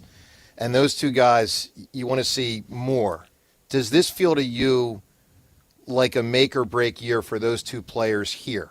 Not as big league players, but whether they're going to be on the club beyond this year, that they got to step it up and maintain a higher level of consistency? Well, it's a great question, and I think that I'll backtrack to say Alec Boehm, right? So Boehm didn't have a real good year last year for him, right? He was hurt some. 2 years before, he drove in 97 runs. We think Alec Boehm is more that type of hitter than he was last year. So you come back, now he's a free agent at the end of this year. Will he be a Philly for the long term? Only time will tell in that regard. We have a really good young player coming behind him in Aiden Miller, so we'll see where that takes us. I think Stott and Marsh are really solid big league players. They haven't developed into the star-type players at this point. Stott at second base, he's a good player. He's a good all-around player. He's a good defensive player. He runs the bases well. The second half of last year, the way he performed offensively, I think and we think that's the type of hitter he needs to be. He is not going to hit opposite field home runs on a regular basis. If he's hitting deep fly balls to left field, that's usually not a good sign. He made some adjustments with his swing, hit a lot of line drives, and I think he has a chance to be a really good player. Now, the dilemma for Rob Thompson is he hasn't hit left-handers quite as well. I think he could hit left-handed pitching. He's done it in the past. But then you've got Edmundo Sosa playing with them, who hits left-handed pitching very well. So that's why a manager gets gray hair, although Rob Thompson doesn't have much gray hair. But they have to make that decision. When do I play him? And Sosa's a good defensive player, too. So I guess only time tells. I don't think that necessarily if he has the same year he had last year, that means he's not going to be back next year.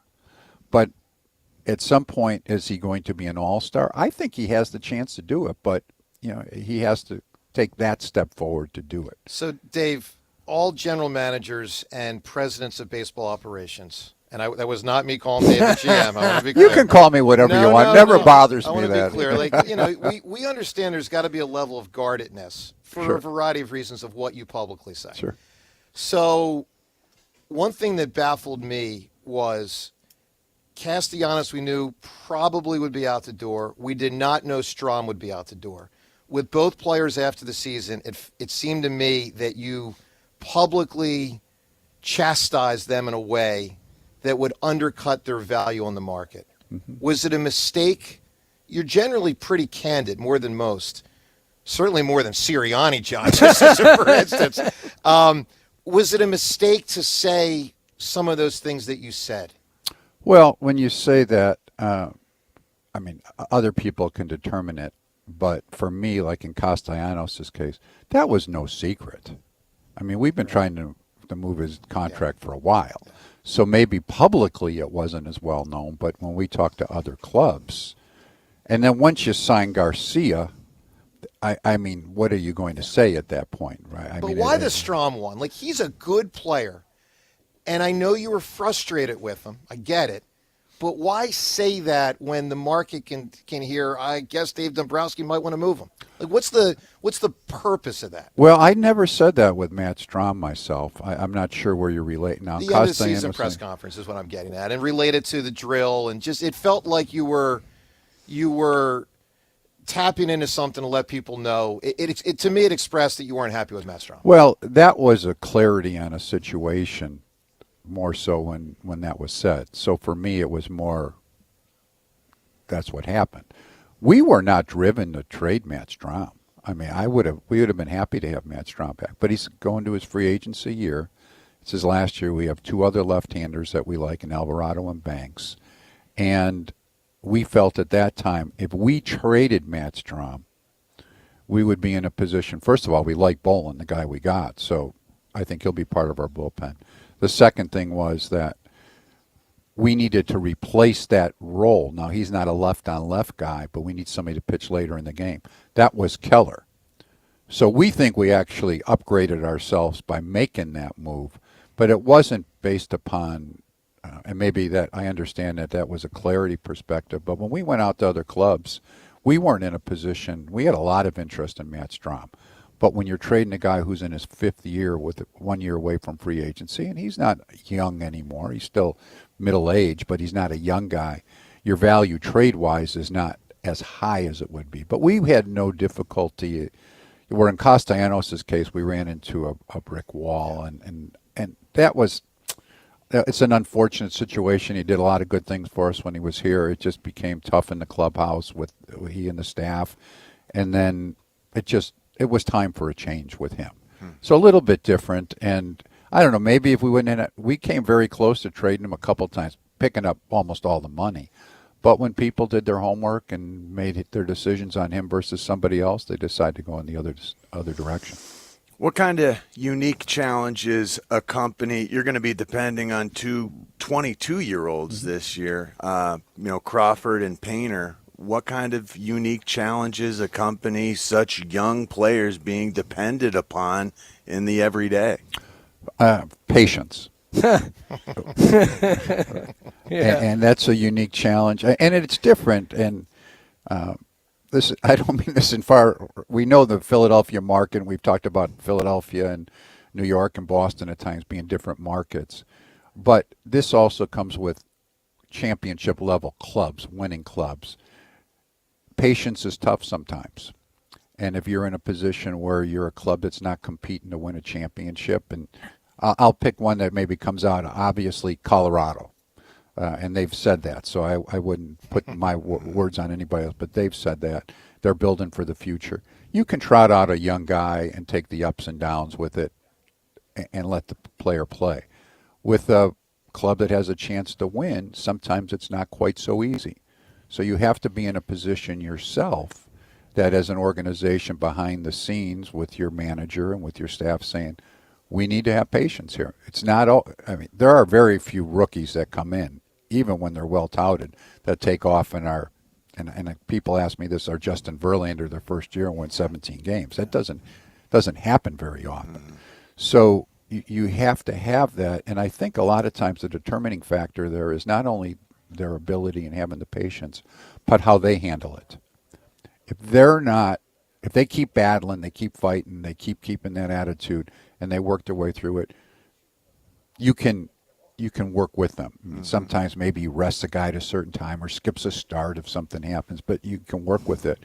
It's if they become defeated at that time that might be doing them an injustice by keeping them here, and you need to send them out. So I'd say that's probably the unique perspective that you have to have, because it's 6 months regular season and hopefully another month in there.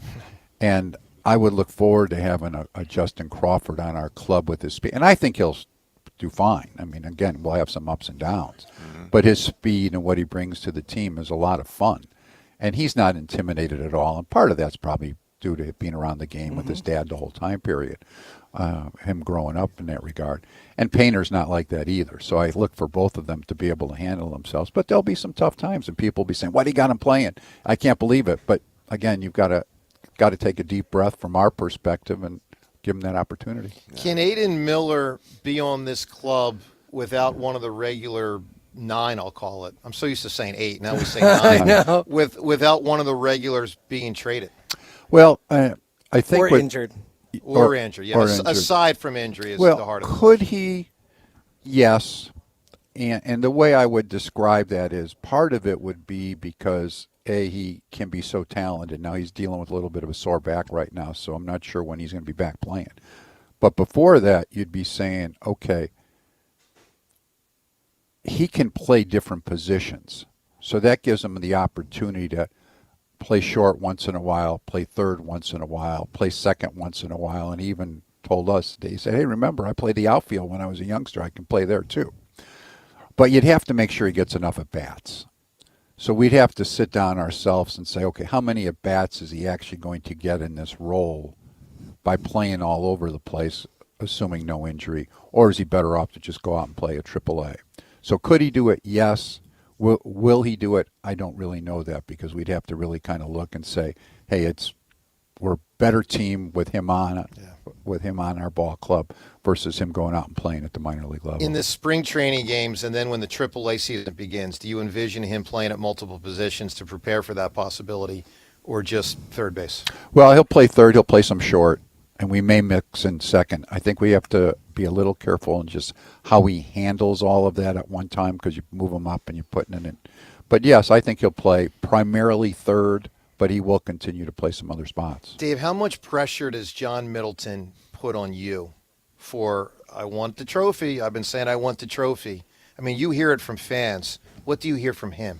Well, John Middleton's about as good owner as you could have in professional sports. I haven't worked in other sports, but being in baseball, it's very clear John Middleton wants to win a world championship. I mean, to all of us. Yeah, and he's a competitor. Yeah. I mean, he is the ultimate, not only competitor, he is a Philly fan. He grew up in the area, so he wants a championship so badly. But he also understands the nuances of the game. And so he's not walking in my office on a daily basis and saying, we better win a world championship. I mean, that's not what it's about. He's not Steinbrenner? Is that a fair way to put it? Well, he's not like that. Yeah. No. Now, I would never work for Steinbrenner. But yeah. No, he's a great owner to work for, and he works with me to do that rather than putting that pressure and stress on you. So he's fantastic. But I do know, and we all want to win it, but if anybody wants to win it as much as anybody, it's John, not only for himself, but he really believes in the community and helping the community and being part of the community, so he knows how important that would be. Dave, I'm higher on your team than some of our callers and listeners. I mean, just show after show, that's been a clear theme. Do you get frustrated with the level of negativity that's been out there over the last 4 months from hundreds of thousands, millions, whatever the numbers are, of how many people have been down on your team? Does that bother you? Not really. Yeah, I mean, it's a situation. I mean, and the reason I say that, I've been through this before. Yeah. I mean, it's natural, right? But we won 96 games, won 95 games. It's not like we have a bad team. If they were frustrated and we're winning 72, 73, I probably wouldn't be sitting here anyway. But, that's just the way it would be. So, no, I get it. That's why it's fans, right? Because I think a lot of times what's always interesting, too, is, and I've been through this in Detroit where we were so close so many years. We won a division 4 straight years, and then people get a little bit frustrated, but that's the way it is. I saw it happen in Atlanta with the Braves year in and year out. They won 13 divisions or 12 in a row, won the World Series once, and all of a sudden they're not drawn quite as well as it. So when you ask people, though, and now remember, it's not fantasy baseball. So you can't just say, okay, let's put Ohtani out on the mound and him play the outfield for us and we're fine. And so when you ask people, okay, let me ask you, what would you do? Yeah. It's a struggle, right? Yeah. Because it can be. Well, for a lot of reasons. I mean, one of the things you pointed this out earlier, you sort of have some set guys at some spots. So to trade them, I think, has been more difficult than some fans would think. I believe that you believe Alec Boehm is more valuable to you than trading him for what you would get for him with 1 year left on his deal. Is that a fair statement? There's no doubt you would. We think he's a good player. I mean, I get where he's not your prototypical cleanup hitter because he doesn't hit with power. But I remember I had a guy by the name of Victor Martinez. Oh, yeah. That didn't hit with a lot of power and had a long career and was great for us, and he hit behind Miggy, and we won championships. Yeah. We didn't win the world championship. That was the thing. Alec Boehm's a good hitter. He's a good big league hitter. He's proven that. Last year, again, a down year. He's better than that. So, yes, I think that's the case. And the other thing when I say fantasy baseball, and we have an ownership that I said that is very generous, right? Our payroll is one of the highest in Major League Baseball. But there are some limitations, too. So you can't always just go out and, no offense to like a Tucker, well, I mean, all of a sudden now you have a $400 million payroll. And we're already in a spot where John pushes it. And so it's a situation where there's a lot of things involved, not only the player that's playing, how it fits into your club, what return you get on trades. You know, if you trade somebody, well, who's going to play there and what do you get in return? And you also have financial situations that you have to deal with. So, and you got no trade clauses in there, too, yeah, in some cases. No question. And I understand team that that. has to agree to a trade. Well, right. And, Yeah, you know? yeah, and I understand that. So, no, it doesn't really get to me because, and really I understand it, but our fans are great. I mean, they have a way of, they express themselves, they'll boo and all that stuff. Express themselves. Yeah. But they come out. Yeah. And they support us, right? So that's fantastic. I mean, we're playing everywhere. You've got more Philly fans than most places here in spring training than anywhere else. Yeah. So, no, I get that. It doesn't frustrate me. All right, Dave, final thing, and some extended time here with Dave Dumbrowski. Final thing, Dave. As you embark on another one of these, same question we ended with last year. Do you still want the bye? So in the 4 years that you guys have made the playoffs, the team that got the bye in the round you've played in the divisional round has lost all 4 times, and the wild card team has won all 4 times. Mm-hmm. Do you still want the bye? Yes, I do, and it's a great question, and I do because it's a problem. Yeah, it's a problem. It's an issue, and it's one of those though because if you say no to that, that means you might go out to try to purposely lose games at various times. Well, you would never do that, so you're going to push to win as many games as you can. And get the bye, and hopefully that's the year that you make it work for you. So, yeah, I mean, I take that chance. Now, again, and I've said this before, if you guaranteed me we win the bye round, win that first round, the wild card round, I'd take that first and foremost. Be on the road in the second round. Yep. I would take that because I know then that we're playing the second round, so we're in the same spot. And you're hot. It's just too big a risk. You could lose the first round, and then how foolish. But I will say, baseball has to figure it out, and they got to solve it without letting half the teams in baseball in the playoffs because the expansion's getting ridiculous. But at a certain point, you can't just keep having these teams that win 95 and 100 games get clipped the first series they play after a week off. It's ridiculous. Yeah, and it was a tough one ridiculous. Because just how it worked in ours. Let's face it. I mean, Dodgers had a great club, right?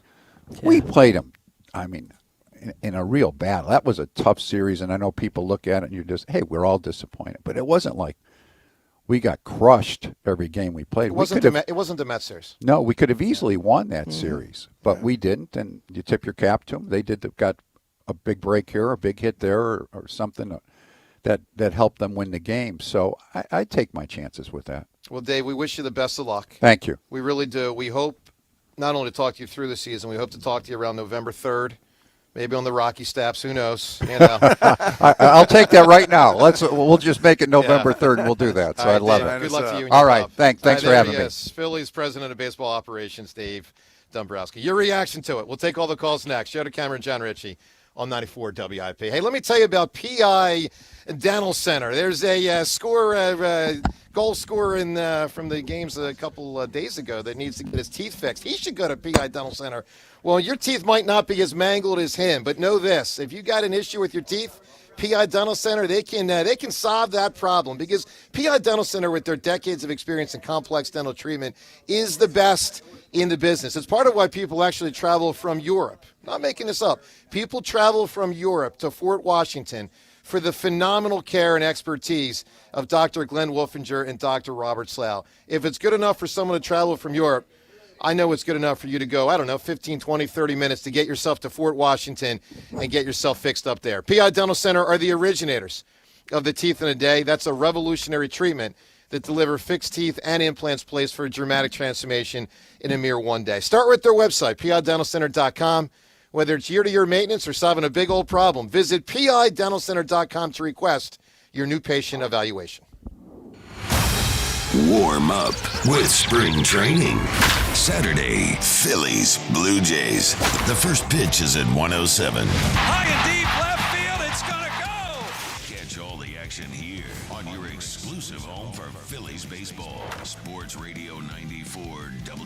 WIP. You've got places to be, and Wawa's got $5 deals all day. Kick off your morning with a $5 big breakfast meal deal. A sizzly breakfast sandwich, hash brown, and hot or iced coffee. And later, that $5 feeling keeps going with a crispy chicken sandwich. Bold flavor, real value. Because great taste doesn't need to cost more. Order today in the Wawa app or in store. Big cravings, big deals. Gotta have a Wawa.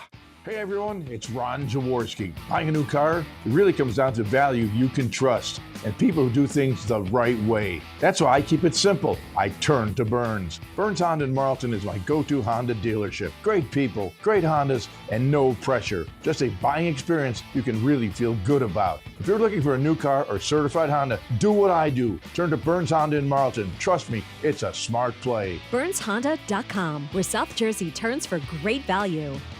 Here it comes. At T-Mobile, get the new Samsung Galaxy S26 Ultra with Galaxy AI. Okay, we don't need the trumpets. We know it's awesome. You even get a 5-year price guarantee. And the best benefits in wireless. A kazoo? Pre-order and get the new Galaxy S26 Ultra. Really? Nothing? Did I mention at T-Mobile there's no trade-in needed? Better. Guarantee excludes taxes and fees. Applies to monthly price of on-network talk, text, and 5G data on the Beyond plan. Benefits vary by plan. May require activation and are based on included perks. Exclusions and details at T-Mobile.com. February is a great time to take a fresh look around your home, especially the kitchen and bathrooms you use every day, and decide if it's time for an update. That's where Kitchen Magic comes in. They're a family-owned company crafting quality American-made kitchens and baths since 1979, and they make the entire process simple from start to finish. Right now, enjoy 30% off kitchen cabinet refacing and 50% off bathroom installations, plus the opportunity to lock in current pricing. Upgrade the spaces you live in most. Visit kitchenmagic.com today.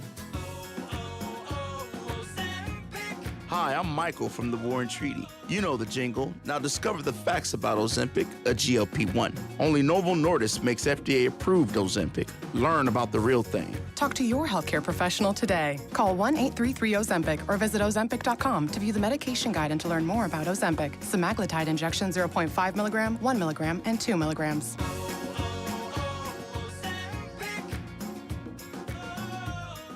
My name is Whitney Allen, and I'm a widow. My husband, Ryan, died. We never thought we'd ever have to use life insurance, but the unexpected happened. With Ethos, signing up was fast and 100% online. You can get a quote in seconds, apply in minutes, and get same-day coverage. No medical exams, and you can get up to $3 million worth of coverage. I'm grateful we were prepared. Get your free quote at ethos.com/radio. That's ethos.com/radio. Paid spokesperson. Time spent on application may vary. Online health questions required.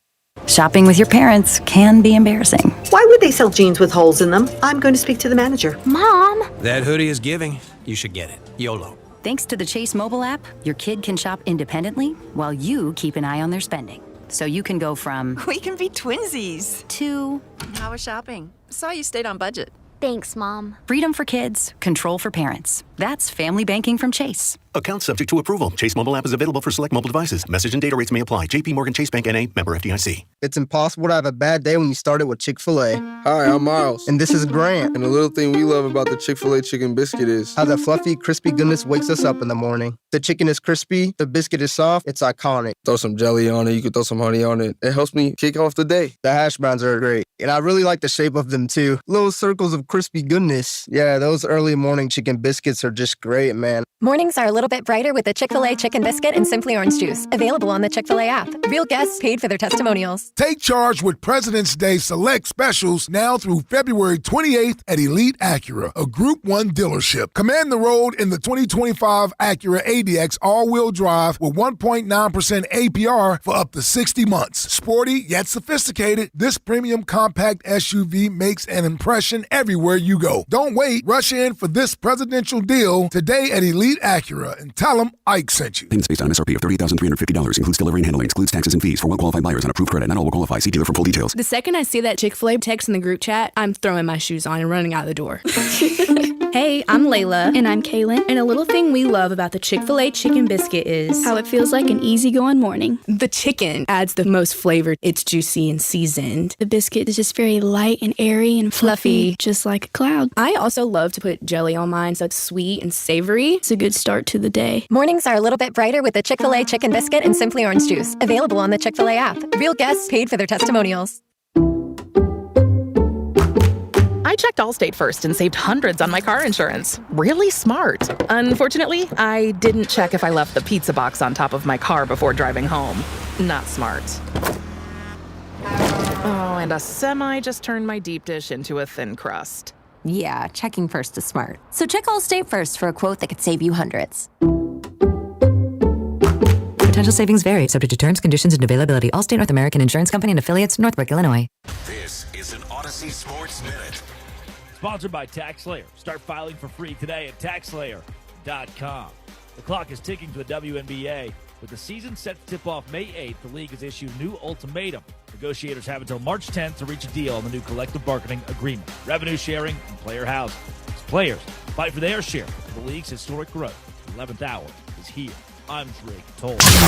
94 WIP Sports Update. Brought to you by Lexus of Cherry Hill, family owned and operated. Visit lexusofcherryhill.com. Dave Dumbrowski appeared on the WIP morning show earlier, covered a number of topics. Expects Zach Wheeler to back being Zach Wheeler. Recovery for his surgery typically takes 6 to 8 months. We are in the 5th month, so maybe May or June. Thinks Alec Boehm is a good big league hitter, not your prototypical cleanup hitter. Said they had numerous conversations over the winter, not just about Bichette. They just did not get out. Wintry mix, then clearing a high of 46. Listen to Sports Radio 94 WIP on your streaming device. Just download the free Odyssey app or tell your smart speaker to play 94 WIP. Sports Update on 94 WIP. 94 WIP HD1 Philadelphia. Live from the Tasty Cake Studio. Sports Radio 94 WIP. An Odyssey Sports Station. The Grapefruit League Grind. Your exclusive home for Phillies spring training is Sports Radio 94 WIP.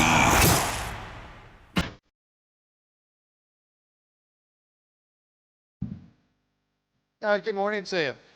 Well, Clearwater, Florida, spring training. We hopped on a big old jet plane up 3 hours and hop back up to Philadelphia. We'll do a show tomorrow from the Tasty Cake Studio. For now, spring training coverage brought to you by Surfside Iced Tea and Vodka, proud partner of the Philadelphia Phillies. If you do not know, the afternoon show will be here tomorrow and Friday. So they'll have all sorts of interviews as we have had. The last 2 days we've had.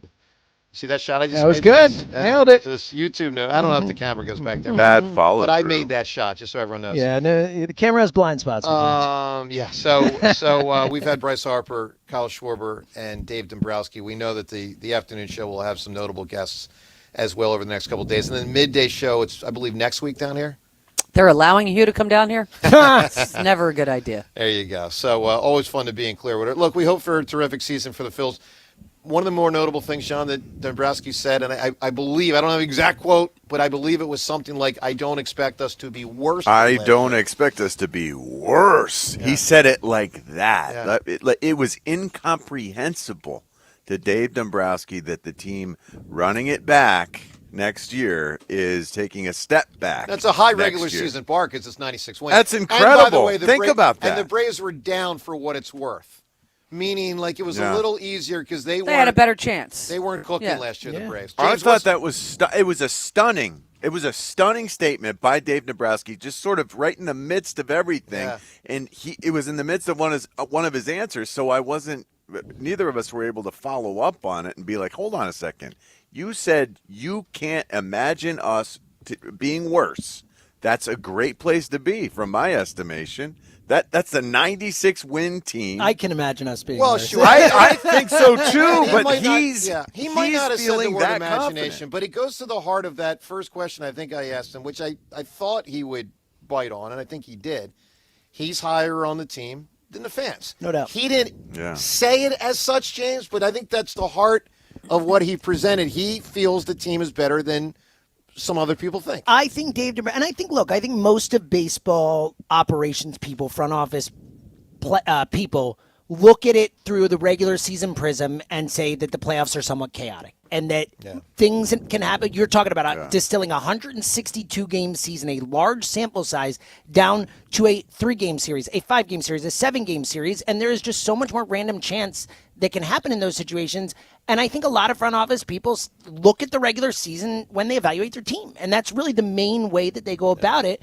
And doing that, I think you can have a very positive outlook on the Phillies. But I think you have to look at the way they've lost in the playoffs. And I think that's the part of it that is kind of not players 4 through 9 in the lineup, as playoff teams go, 4 through 9 is the biggest weakness on this team. And 1 through 3 are each a year older, heading into their 30s, like mid-30s in some cases. And Alec Bohm's not your meanwhile, typical prototypical. Well, meanwhile, don't even know, 4 through 9 is the weakness. We know that last year our number 3 got less pitches to hit than any 3 in baseball, and our 4 through 9 is still the same. Right. So it doesn't feel like just about. I mean, Garcia. Well, if it's Alec Bohm, if Alec Bohm is our 4, it doesn't feel like it's going to change a lot the way Bryce is getting pitched to. I thought good news, and look, we got to see in May or so when he pitches, but Dumbrowski seemed really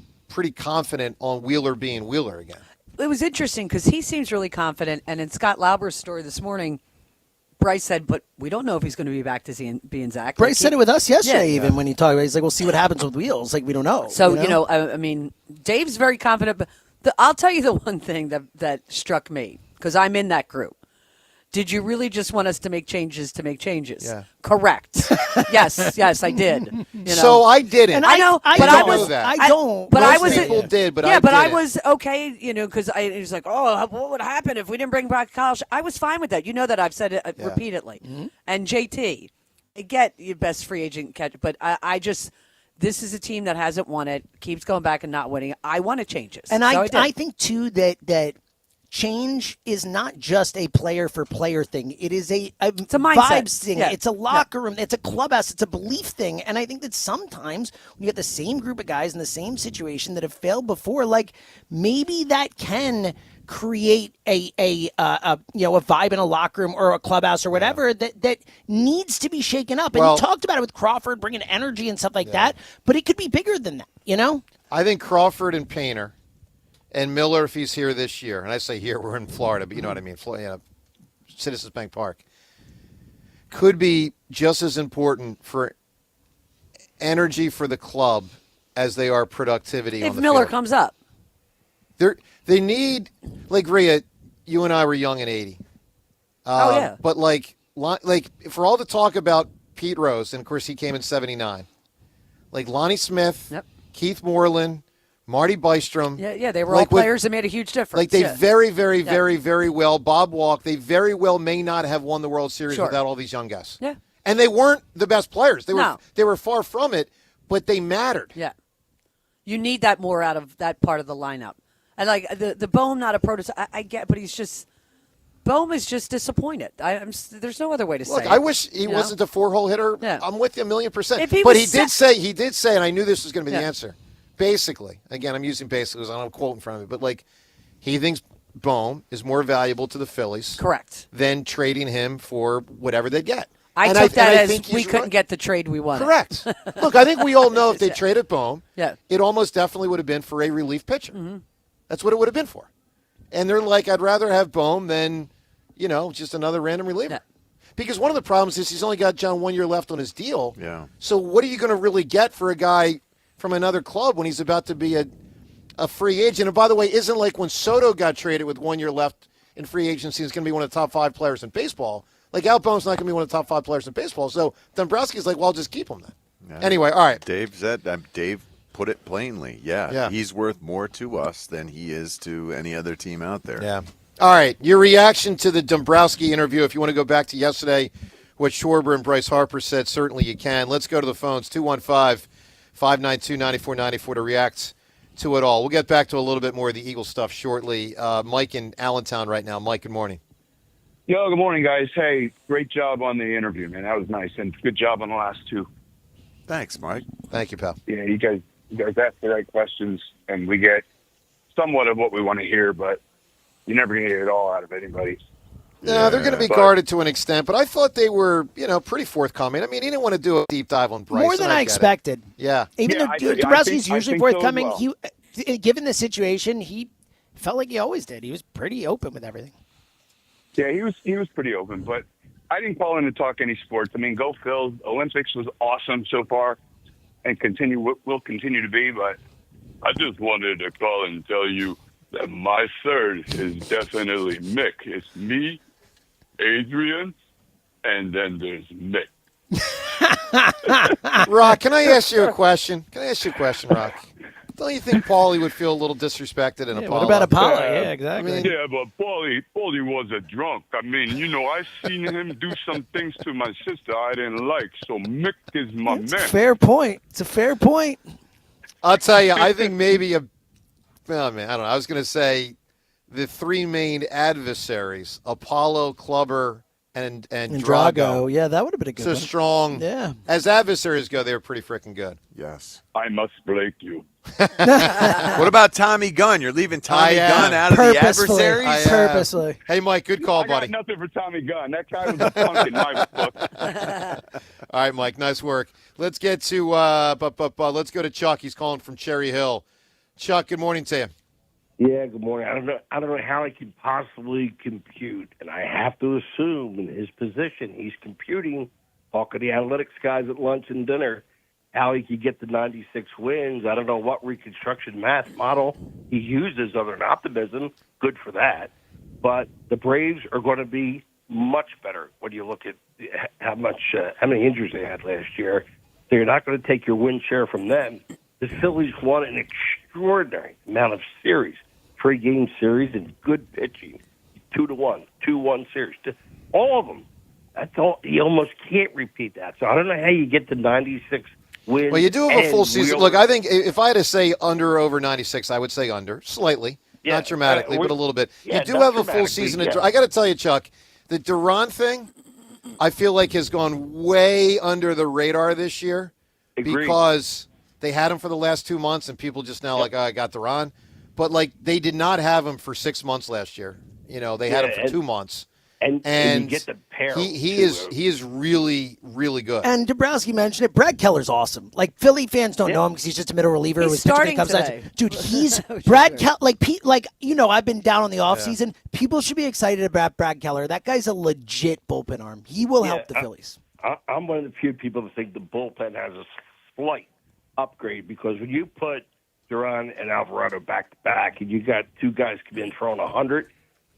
No other team one other team does, but not too many teams will show you 100 miles an hour back to back. That's formidable. From a righty really and a lefty too. Chuck, the single biggest thing that they got to do with the bullpen this year, right? Number one thing is what?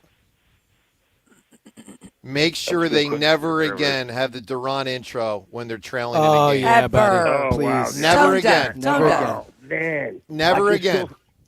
I can still feel the chill I had. You can give the intro if it's 2-2 in the ninth and he's coming in. Sure, of course. Keep Absolutely. it 2-2. Absolutely. But if you're down, no intro. No intro. Can't do it. It should be a rule. It should be a rule at the ballpark. Yeah. Here's one thing he said that had me scratch my head when he talked about the Dodgers pitching really was good against us and not so much against Toronto. What about the fact that he said the next series. He was referencing not the Toronto series, I believe. I think he referenced both. He mentioned the Toronto series. He said it was best against us, is what he said. Yeah, Toronto knocked them around except for one guy. I thought he was saying the NLCS, but I could be wrong. He was talking about both. He said both series after, right. yeah. Right. But I think it's more like the Phillies didn't hit than, you couldn't hit that Dodger pitching. I mean, we scored 3 runs in the first inning. Sure could have won that series. And John made that point earlier, which is a great point.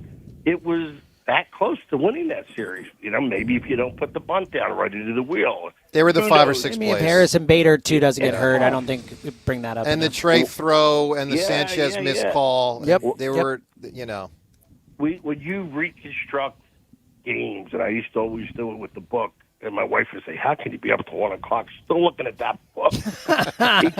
No, that happened all my life. It happened for 25 years. Because you go back to the pitch count. Why did I have a hitter swing when I gave her the take sign 3-0? Because she thought she's going to get a fat pitch and she's an all-state player. Okay, but no, you can't swing there. So you reconstruct your losses, especially. Not as much your wins. You learn from your wins. But, man, you better lose and look at your losses. And when you look at postseason baseball losses, look at the Toronto series. If the guy just gets a better lead from third base, if the Dodgers manager doesn't sub the center Oh, well, that game was in crazy. the eighth inning, I mean, dude, how about he the didn't do catcher's it foot in at home between. plate? I mean, Yeah, it was yeah.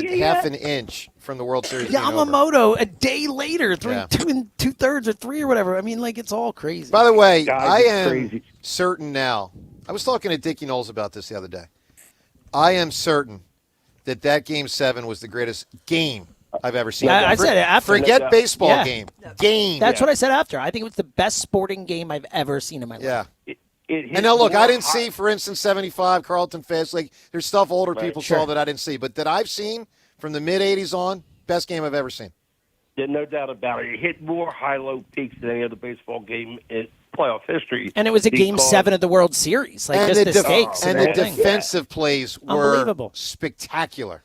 Chuck, I need an answer from you. The best three or third Sure. ever is Guys, who or say what? one thing real quickly. If you get a chance, watch the MLB show recap of that Game 7. It is fascinating how they break down all the stuff we just talked about. Fascinating. I'm Okay, still waiting for the Phillies to win a Game 7. But go ahead. Touché, man. All right, I'm going to go with the last repeat, which was the Lakers 2000, 2001, 2002. You got it, buddy. All right, Chuck. So is that the last repeat in the four main sports? I think that's what he's saying. Yeah, I think it is. I think it is too. Mhm. Well, so it's been It's pretty 25 crazy. years. Yeah, that's a wild. Shaq and Kobe, 24 years ago. We all remember the last team that had a chance to three-peat. The Chiefs. How'd that go? there you go. All right, the last Game 7 win in Philly sports, who had it? So it's not the Phillies or Eagles. Sixers, right? So Sixers No, well, or the Flyers. Who would it had, be? didn't they have it in 12 or 11 or something like that? 20. Oh, the bubble, they had a Game 7 win. I didn't realize that. Wow. I don't think so. The first round was Game 7? Wasn't it 5 games? Yeah, I don't think Oh, they that's lost. right. No, Yeah, what I about said win. the 12 or 11? Didn't they win a Game 7 that year? Nope. No. 2011 the 2010 versus the Sabres. Flyers. 2010 Flyers obviously did. So that would probably be because the Sixers haven't won a Game 7 with Joel. Oh, yeah. So it would be 2010 beating Boston. Wow. Coming back from 3-0 down would be That's the last crazy. time. So With 16, Iguodala, right? No. I'm sorry, say that again? With Iguodala? No, Flyers. No, I'm saying when the Oh, Flyers came Flyers, back Flyers, from 3-0 down gotcha. to Boston. Anyway, point is it's been 16 years since a Game Jesus. 7 In 11 win in against the Philly sports. Sabres, we're hearing from Michelangelo. Oh, look at that. Okay. Buzz. Shout out to Buzz. All right. You know you have a microphone, Buzz. You can hop on the air. I used it. I was ignored. What? We didn't hear you. I came in and said 2011 versus the Sabres. No one heard you. No, my bad. I was a little low. You know what's crazy? I don't remember that at all. I don't either. At all. Yeah. All right. First All right, round time- series, not too memorable. No, I get that because Oh, then yeah. they lost right after that. I remember that. All right, coming up is Time's Yours. Also, something Elliott said on WIP yesterday, a prediction about A.J. Brown for the offseason. What Elliott said, that plus your phone calls and all this from Clearwater. Spring training coverage brought to you by Surfside Iced Tea and Vodka, proud partner of the Philadelphia Phillies on 94 WIP. If you're engagement ring shopping, don't buy a diamond until you check out the bridal collection with my friends at Benari Jewelers. I recently spent time in their showroom, and I was so impressed with their industry-leading 110% diamond upgrade guarantee on all natural diamonds. Let me explain why this is so incredible. Let's say you buy a diamond today at Benari for $10,000, but later you want to trade up to a larger diamond or maybe a different shape. Benari will give you $11,000 toward the new diamond. That's a guaranteed 10% appreciation. So let that sink in. You paid $10,000 originally, but Benari pays you $11,000 for that same diamond when you upgrade. Then they pay you more than you paid them for the same diamond. Now, that's peace of mind and a company that believes in its product. So if you're ring shopping, don't get distracted by the latest fads and promises when it's meant to be. Only trust the experts at Benari Jewelers. 2 showrooms, Exton and Newtown Square, and online at BenariJewelers.com. Since January 11th, you've had questions. The 2025 season will tick away. Now it's time for answers. Sports Radio 94 WIP's 2026 Birds Town Hall. Live at McGurk's Pub and Grill in Horsham. An all-day live broadcast where the entire city comes together to talk Birds football. From sunrise to sign-off, WIP hosts and special guests huddle up over free agent signings, trade rumors, the draft, and more. Plus, Elliott Shore Park stationed at the Surfside free agency desk. They absolutely should not take a quarterback. The Birds Town Hall, live at McGurk's in Horsham, Wednesday, March 11th. Only on Sports Radio 94 WIP. Presented by NovaCare Rehabilitation. The power of physical therapy. Brad Evans here to help you beat the Bulls with Westwood One Sports. Burn the midnight oil. On the left coast, so much as at stake for San Diego State against visiting Utah State. On the outside, looking in at my bracket big board projection, the Aztecs are desperate for a victory inside Viejas. Potentially bouncing off the bubble and into the field. Give me Dutcher's D-centric bunch, or 11-2 at home, no matter the spread. Bet smarter, beat the books. Download the BetMGM app today. I'm Boomer Esiason. My mom died from cancer. She was only 37 years old. She didn't have life insurance, and that was devastating for my family. That's why having life insurance is so important to me. Ethos makes it fast and easy. Get a quote in seconds, apply in minutes, and get same-day coverage. You can get up to $3 million in coverage with no medical exam. Get your free quote at ethos.com/play. That's ethos.com/play. Paid spokesperson. Time spent on application may vary. Online health questions required. What if Jurassic Park really existed? Well, you would need a reliable mobile connection to keep you online at the park. With Xfinity Mobile, you have Wi-Fi where you need it and 5G everywhere else. Whether you're live streaming a T-Rex feeding or downloading park maps, when you're lost in the Gallimimus Run, you can stay connected with Raptor fast speeds. Xfinity Mobile is there for you at home and at the park because it was born ready for you to roam. Xfinity, imagine that. And now you can cut your mobile bill in half with 2 lines of unlimited. Learn more at xfinitymobile.com and watch Jurassic Park with Xfinity. To get started, call, visit xfinity.com, or drop into an Xfinity store today. Restrictions apply. Xfinity Internet required. Savings based on promotional rate for 2 lines of Xfinity Mobile Unlimited versus 2 lines of T-Mobile Experience More, Verizon Unlimited Plus, and AT&T Starter as of 2/10/26. Taxes and fees extra. A message from Bradford White Water Heaters. How you heat your water matters, and you do have a choice. So choose efficiency, choose reliability, choose innovation. Choose a water heater that's manufactured in America using the finest components from around the world. Choose Bradford White. Still is and always will be built to be the best. So make the right choice. Ask your plumbing professional to install a Bradford White water heater in your home or business. Visit BradfordWhite.com to learn more. Pending credit approval, offers cannot be combined. Excludes taxes and tax. Jack Dell and every member of the team at Dell Toyota have a heart on this month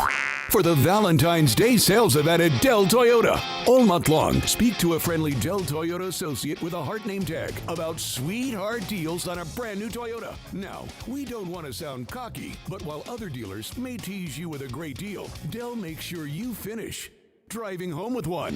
With over 400 cars, trucks, and SUVs in stock. Once you experience Dell Toyota, it's hard to go back to anything smaller. And that's just the tip. If you're ready to go all in, Dell Toyota has a winning threesome. You, Jack Dell, and a new car or truck.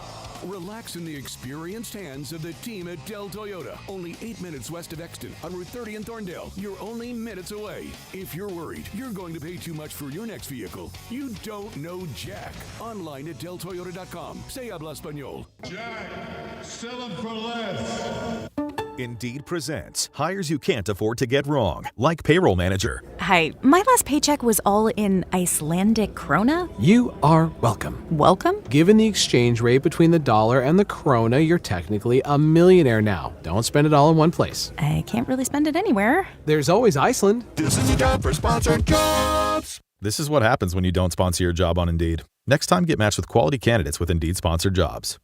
Visit Indeed.com/hire now and sponsor your job today. Time is valuable. That's why Lowe's Blueprint Takeoffs turn blueprints into quotes faster. Bring us your plans, and we'll generate itemized material lists to make quoting easier so you can get back to building. Plus, at the Lowe's Pro Desk, you get access to thousands of building materials not sold in store. And when your order's ready, we'll deliver everything to the job site. Improving is easy at Lowe's. It all comes down to this, folks. Yep, the entire season is on the line. But my throat has officially thrown in the towel. Sounds like you need Vicks VapoCool drops. They're max strength and vaporize sore throat pain. Whoa! These VapoCool drops hit fast. Speaking of fast, did you just see that play? Yeah, he vaporized that ball. That pun should have come with a penalty. Vaporize sore throat pain with Vicks VapoCool drops. Use as directed. Why does it matter to members that Aetna was named a Best Medicare Advantage company by U.S. News & World Report? Because they chose a plan that gives them real support, real people, and real care. We show up with care management that ensures doctors work together on complicated conditions. We show up with the latest in online tools to make healthcare easier to use anytime. We don't show up for awards. We show up for you. And showing up for you is how healthier happens together. You hungry? Good thing Uber Eats has the best deals at all your favorite local restaurants, like this great deal at La Scala's. From now until March 31st, get a buy one, get one free deal on rigatoni vodka, all on the Uber Eats app. So next time you're craving a great meal, don't overthink it. Get it on Uber Eats and save big with a great deal. Order now only on Uber Eats. Terms apply. See app for details. 94 WIP Sports Update. Brought to you by Xfinity. WIP Morning Show wrapping up our Phillies spring training trip here at Baycare Ballpark. Earlier this morning, Joe and John and Jane spoke to Dave Dumbrowski. Zach Wheeler, according to Dumbrowski, still making his way back from his September surgery. The range for that is 6 to 8 months. So as of right now, Wheeler is in the 5th month, so maybe we're thinking May or June. You can check out the entire Dave Dumbrowski interview podcast at 94WIP.com. Xfinity, proud sponsor of Xfinity's WIP's Xfinity Mobile Lounge. Watch all your favorite teams all in one place. Xfinity, imagine that. Wintry mix, then clearing a high of 46. Listen to Sports Radio 94 WIP on your streaming device. Just download the free Odyssey app or tell your smart speaker to play 94 WIP. Sports Update on 94 WIP.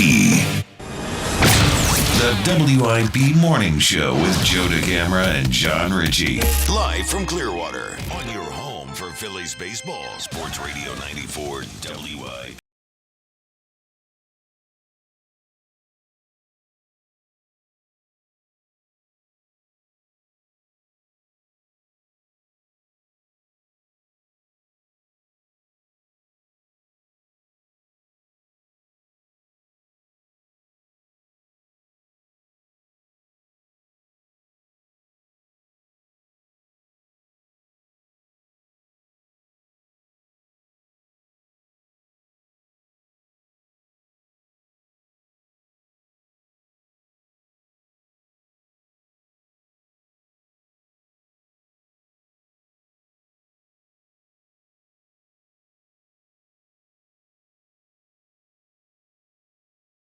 With our show, I think it was with one of the other shows, it was noteworthy as it relates to A.J. Brown. So Howie and Nick have commented a number of times recently on A.J. Brown. And Elliot gave you a prediction yesterday, and if you missed it, I want to play this audio. Elliot's prediction of what will happen with A.J. this offseason. Here's what he said. I think A.J. is going to be traded. And the reason I think he's going to be traded is because it's going to play out like this, in my opinion. They are going to get good offers for A.J. Brown. There are going to be teams out there that are going to compete for A.J., and are going to make good offers. Probably a second-round pick. If enough teams get going, maybe a 2 that can be a 1. maybe you net another player in the trade where you get a pick and a player. And the Eagles save almost $30 million in cash if they trade A.J. Brown. So that certainly is an incentive to move him. Look, I think he's gone too. Saving $30 million in cash does not hurt. Yeah, but it doesn't make fans feel better. No. We are not – I don't expect this to be at a point where we're pinching pennies and skimping because, again, it grows every year. The we heard pot they did last grows year. every year. We heard that. But I get it, but there's a lot of money to be thrown around by this team, especially the way Howie manages everything. Like, we are in great hands. We will have plenty of money to get to dole out as Howie sees fit. I truly You're believe doubtful that. on that one, right? Yeah, I just think, just everything the cash considerations are different from cap. And I think they've pulled back on it over the past 2 years. I don't think Elliott would have said what he just said. A lot about if that wasn't in Yeah, I mean, they have pulled back the last. I mean, I don't know if it's a long-term thing or if he's got it. But prior to that, I mean, Laurie had spent more than any other owner in the sport. Cash. I'm talking pure cash. Yeah, cash. Yes, Oh, yeah. with these that's the signing bonus, all these things that they do and all that. And it seems like the last couple off seasons that he has been less willing for whatever reason. Let's get some calls in here. Final segment for us down here. Then Joe and Hugh, of course, back home in Philadelphia coming up at 10 o'clock. Let's go to Brandon. He's calling from Cherry Hill. Brandon, good morning. Hey, how's it going, guys? Going well, Brandon. So I wanted to talk about Andrew Painter a little bit, too. So a big thing about him was the arm surgery he got, the Tommy John surgery. Mm-hmm. So when that initially came out, I think he was, 20 or just turned 20 when it came out. At his age, bouncing back from that is a lot different than someone coming in their late 20s bouncing back from that. You're right. I'm not too concerned about Andrew Painter when it comes to his injuries. Doesn't seem like they are either. It's cool sort of thing- expected. The way he has progressed is as expected. A cool thing about Andrew Painter is a little story. When he had his first ever AA start, I went down to Reading to check it out. I brought my son for his first ever baseball game. Sweet. I think Andrew Painter was 19 years old, and he was throwing 99 miles an hour through 6 innings and got that win. So when it comes to Not Andrew bad. Painter, I'm seeing him as a future star, and I'm going to make a bold prediction to say he even gets top 3 in Rookie of the Year voting this year. Well, he's got a shot, Brandon. One thing that it could impede it a little bit, and I don't think it's a major issue for that vote, but I think he's going to be like a 5 and a third inning guy because they're with gonna, some skip starts along the way and all that. They're going to want to preserve. Like the Phillies think they're probably going to play in October because they are probably going to play in October, and so you want Painter to be an option, and they're going to really have to portion out his innings along the way to get him there. Another thing about the young guys, it's not ideal to have 3 of our best prospects all coming up at the exact same time. Ideally, you'd be able to space that out. But what's the point of having great young prospects if you're not going to play them and have them up in the big league? Oh, no question. No question. Brandon, give me an answer, pal, for a great 3 or third. You're not really going to appreciate this unless you're a big wrestling fan, but I feel like the Von Erichs were probably the best 3 in the entire industry. They revolutionary wrestling in the entire world. You got it, Brandon. Give me the movie about them, Eric Claw. I really liked that movie too. Worth watching. Better 3 or third, John, that answer or the gal in Total Recall? Oh, yeah, buddy. That would have won. I would have voted for that. I would have voted for that in a second. The creativity. I would have voted in a second. How do you know what gal he's talking about? That's a good question. Which gal? Gal. Which gal? Gal, yes. Love it. Gal. At least you didn't say broad. She's broad. an intergalactic She's Dame. a dame. I love Dame is underused. All right, let's get to the Twitter poll question of the day. It's brought to us by Armin Chevrolet. Armin's February special. Save over $10,500 on every new Armin Chevy Equinox in stock and get a level 2 Charger at 50% off. Visit ArminChevy.com. So we had a whole bunch of different answers when we had our vote earlier to this question, John. Which of the 3 young Phillies players are you most excited to see this year? So I said Crawford. You said who? Painter. James, Painter. you said Painter, and you said Miller. Yeah. All right, John, who do you think wins the vote? Crawford, Miller, Painter? The pitcher whose last name is Painter. The pitcher who paints. The He guy, can paint, the man. guy who I thought would finish. I was going to say, I'll bet you Crawford. I had a Crawford feeling won. Crawford. Yeah. Why do you think he won it? Because he's going to play every day. He's going to be the starting center fielder. Like Painter's coming off an injury. People aren't like sure about him right this second, all that. And I think Crawford. People were wanting Crawford up last year too. I think it's part of that too, where people are like, bring him up. He can help. And also they're finally seeing Crawford. It. And also Crawford. That's right. I think that might be the biggest Crawford contributing factor to this poll. So Crawford 41%, Painter 36, Aiden Oh. Miller 23. Look, Very if Aiden close. Miller Yeah, if was Miller gonna were be coming here up, he would be my top from choice. the start of Yeah. the season, he'd probably be the guy, but you don't even know if you'll see him this year. You hope to, but you don't know. I'll tell you who doesn't hope to is Alec Bohm. Oh, yeah. Alec Bohm is like, chill, buddy. Stay down there. Right. I will say, though, it was interesting that Dumbrowski Oh. mentioned all the different positions that they're putting on Miller, and even that he said, I'll go play outfield and stuff. Because I do think that if you're looking, what is the most likely way to get this kid real at-bats right away? Or like put him early in the outfield. He's the platoon with Marsh. I mean, that makes so much more sense for him. And then you find some infield spots for him so he's playing more than two, 3 times a week. That makes sense. It's just a lot to ask. I agree. I'll add this. Stott and Marsh better Watson because they could actually get they could get traded. Totally. Like it's not just like Just give Miller the job. Yeah. Yeah, it's not just Bohm is the point. Correct. Yeah. All right, let's talk to JP in Plymouth Meeting. JP, good morning. Hey, guys. How's it going? Maria, how are you? Good morning. Like I said before, I'm excited for the Phillies. It's the regular season. They do great. It's the postseason that I get nervous about because they're digressing every year except the last 2 years. You know, they went out the first round. Yeah. It's not the regular season that Second I'm round, first round they play. Yeah. I'm not excited for. I'm afraid of the playoffs. The regular season doesn't bother me. It's just the playoffs that scare me.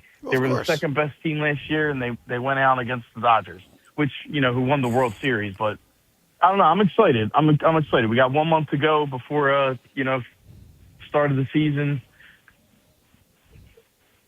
That's all I got. All right, JP, give me an answer for a 3 or a third.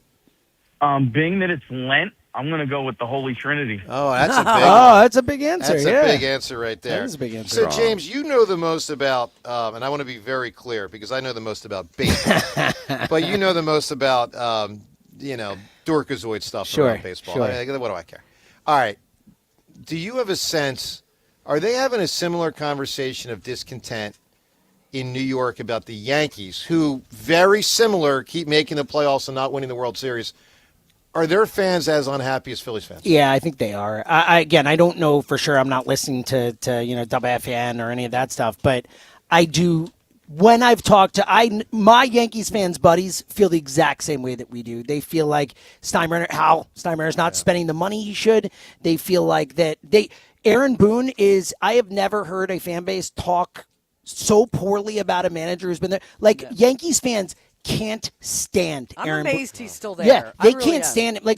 My interaction with Yankees fans, they are in a very similar place than us. And by the way, they've been just as long in as the us. playoffs longer. And 09, it's only 1 year, shorter for them than our last title. They the Phillies have only been a 4-year in, Totally. but not winning. Totally. They've been in for most of the last, 7 to 10 years. Yeah, whatever. absolutely, yeah. All right, let's listen to Bryce Harper. We had Bryce on the program yesterday, and this, sort of negativity theme where people are frustrated with the Phillies came up in the conversation. And I want to play this audio. Here's Bryce discussing the negativity amongst, some fans and media without a title having been won and how he addressed it with us yesterday. You haven't won it all, but you've won a lot of games. Does the negativity bother you? I think there's so much more happiness in this world than negative. And I think there's people that love our team and understand who we are as a team. And it's not that, they see everything out there. Everything's negative and everything's this, that, and the other, right, in the world, and not just sports, but in the world. So, there's plenty of people out there that believe in us and who we are, and we believe in each other in this organization and this team. And so, we'll see. Like I said, we could talk about it until we're purple in the face, but it doesn't matter until you get out there and you play the game. And, I'm with them. I understand where they're frustrated and people are frustrated at, but at the same time, we're as frustrated as you guys are, and we want to win. And that's trust awesome. that we want to be out there, doing our thing and doing that. John, I thought it was a thoughtful answer from Bryce. I'm struck by you're the one person here, to an extent, you weren't an Eagle for too long, but for 2 seasons, who essentially went through this at a very similar point in Eagles history, 03-04, similar to the Phillies right now. We asked Dumbrowski, Bryce, and Schwarber all very similar questions on that topic. No one said, yeah, it bothers me. They all sort of said, I get it. We're trying our best. We want to win. I get why people are frustrated. We're frustrated too. Do you believe, John, the old group, your group of 20 years ago, not so much you because you were only here 2 years, but like the Donovans and the Docks and the Andy Reeds, do you think it bothered them when people would get down on them? Sure. We're talking about human beings who are being criticized, and I think everyone deals with that differently. Mm-hmm. I personally, when I arrived here, what are we talking about? 2003? March 03. Yeah, March 03. I'm here to do the off-season workout, and every single day I would talk to, 15, 20 people about the Super Bowl. I mean, the Super Bowl. I couldn't get over the fact that we were sort of jumping the gun in that respect, but the confidence, the positivity was overwhelming. I mean, beyond anything I'd ever experienced to that point in my life.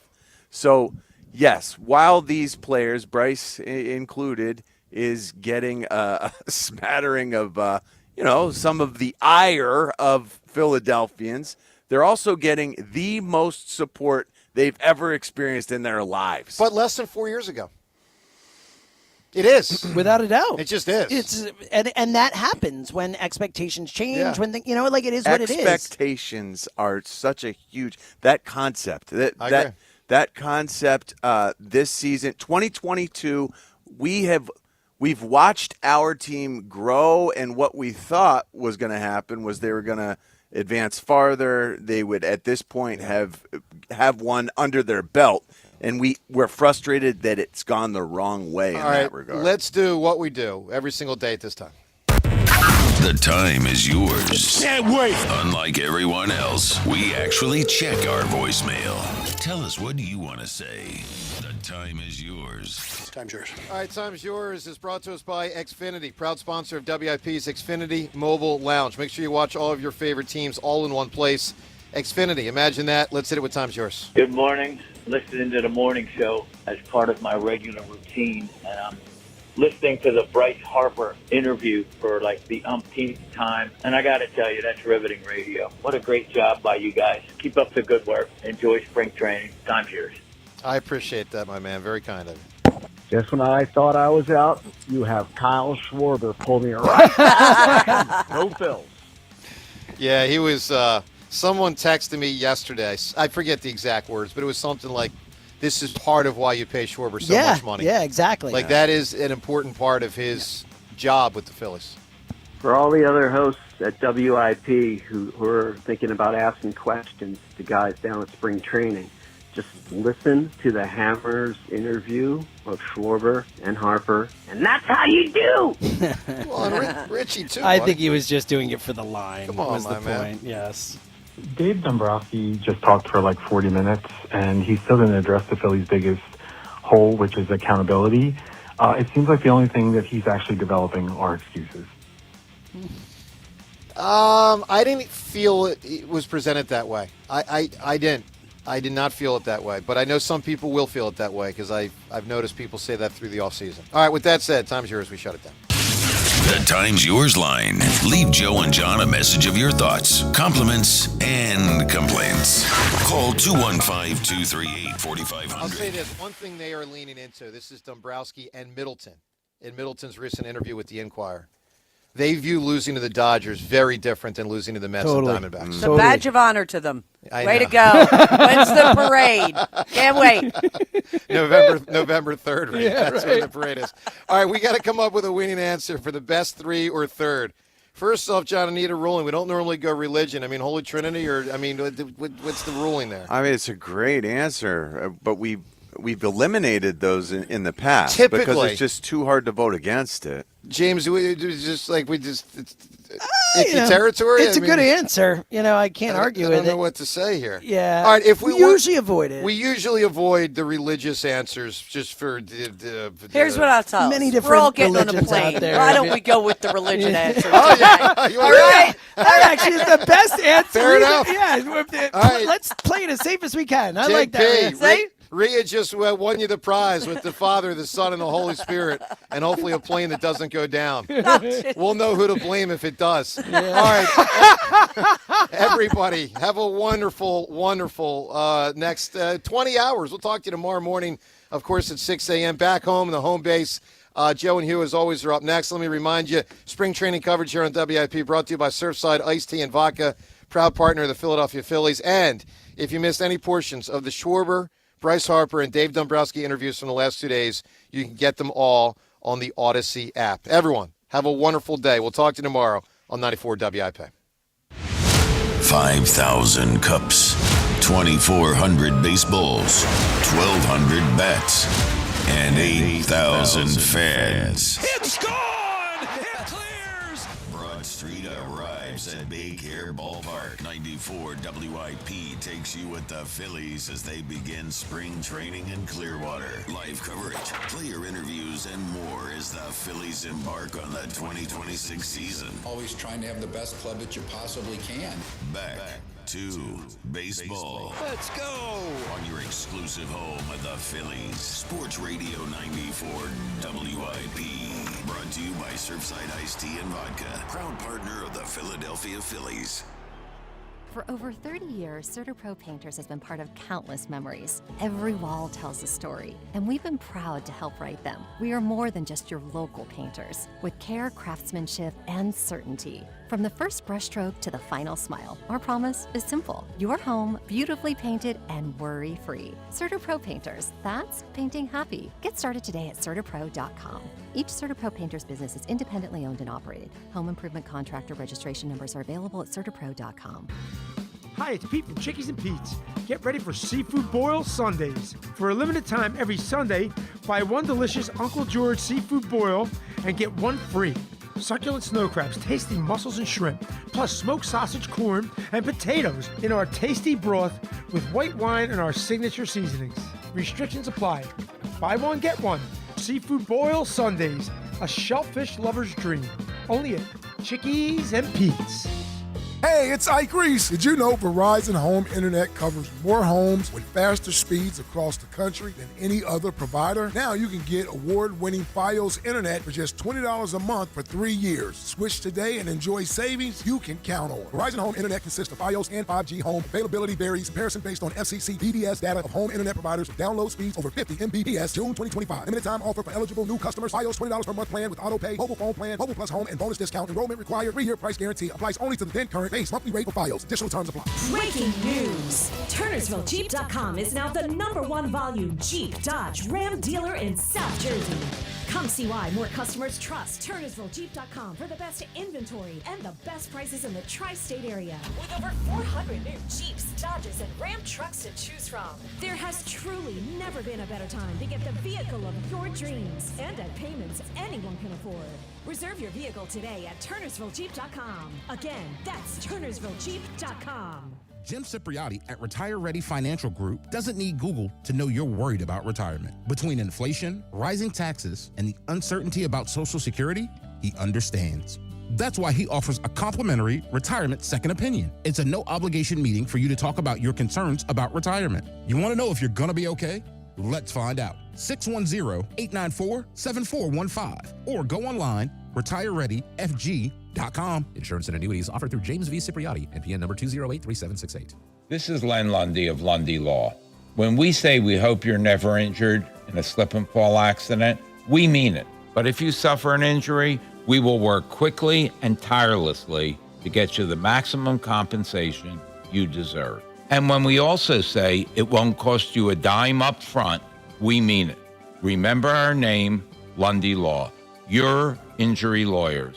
Call 1-800-LUNDY-LAW or visit LundyLaw.com. It's a big month at National Appliance Warehouse. More appliances are sold in February than any other month, and that's why you're bombarded with President's Day sale ads. National Appliance Warehouse is driven to offer the lowest prices year-round, especially during the industry's biggest sale. They leverage their massive buying power to guarantee the lowest prices for their customers and use Price Assure to deliver on that promise. But what keeps their customers coming back isn't just the low prices. It's the customer service. Their team operates under a simple what-if policy. What if this customer was my mom or dad, my kid, or my friend? Everyone who walks in gets treated to a 5-star experience. An expert guides you around a huge showroom with over 100 brands and makes sure you end up with the perfect appliances. They even have mattresses too.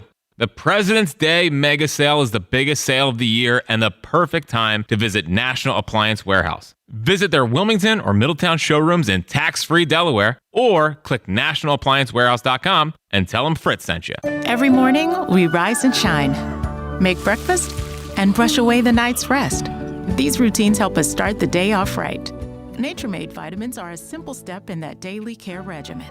Multivitamins with daily essentials, clinically studied probiotics for gut health support, magnesium to help relax the body. Nature-Made is made to care for you every day. These statements have not been evaluated by the Food and Drug Administration. These products are not intended to diagnose, treat, cure, or prevent any disease. As the owner, coach, and quarterback of your small business, you call the shots. From inventory to payroll and more. Now it's time to bring in LendSeek, your funding MVP. No delay of game here. Get up to $2 million in as fast as 24 hours for business lines of credit or term loans. Let LendSeek's AI marketplace assist you in making the winning play and score that touchdown. Apply at lendseek.com, LENDSEEK.com. DQ presents The Spicy Menu. For a limited time, try the new Flamethrower Chicken Strip Basket for $6.99 with spicy, bold strips that heat you up. Served with a side of famous DQ soft serve as a dip to cool you down.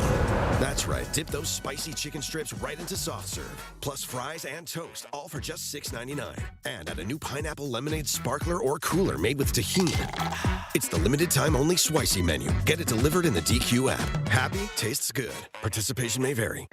Ah, the most beautiful time of year is upon us. Tax season. And Tax Slayer is here to help you file. We guarantee 100% accuracy and your maximum refund. Those are some good numbers. And you can trust me, because I'm a talking calculator. Did I mention Tax Slayer even has support from real US-based humans if you have any questions along the way? Beat the rush and start for free today. Tax Slayer. File fearlessly. This is an Odyssey Sports Minute. The New York Knicks played embarrassing basketball in last night's loss on the road in Cleveland, got blown out last week by Detroit, and at this point in the season, it's hard to really trust New York to make a run and win the Eastern Conference and get to the NBA Finals. The team is too inconsistent. Karl Anthony Towns disappears for long stretches at a time, and right now, it feels like Boston, Detroit, and Cleveland, all more likely to win the East than New York. I'm Nick Costos. 94 WIP HD1 Philadelphia. Live from the Tasty Cake Studios. An Odyssey sports station. This is Hugh Douglas and Joe Giglio on Sports Radio 94 WIP. Welcome on in. It is the Midday Show. Hugh Douglas, Joe Giglio, you guys with us. 215-592-9494. That is how you get aboard. We got a lot to get to today. Kyle, of course, behind the glass. Elliot Shore-Parks will join us at 11 o'clock. We'll let you hear the full Dave Dumbrowski replay coming up around 12:30. You people later in the show. We do have a prize to give away, which, well, we all know what that means for today's show, just like yesterday's show. Hey! Yeah. You get a chance to shine. Yeah, your chance to irritate shine. people. Can I just say this before you? Yes, good morning. Well, good morning, Joe. Good morning, Philadelphia. There's a few things on my mind. Mm-hmm. But I just want to let y'all know. I do something that lets me live rent-free in your head every day.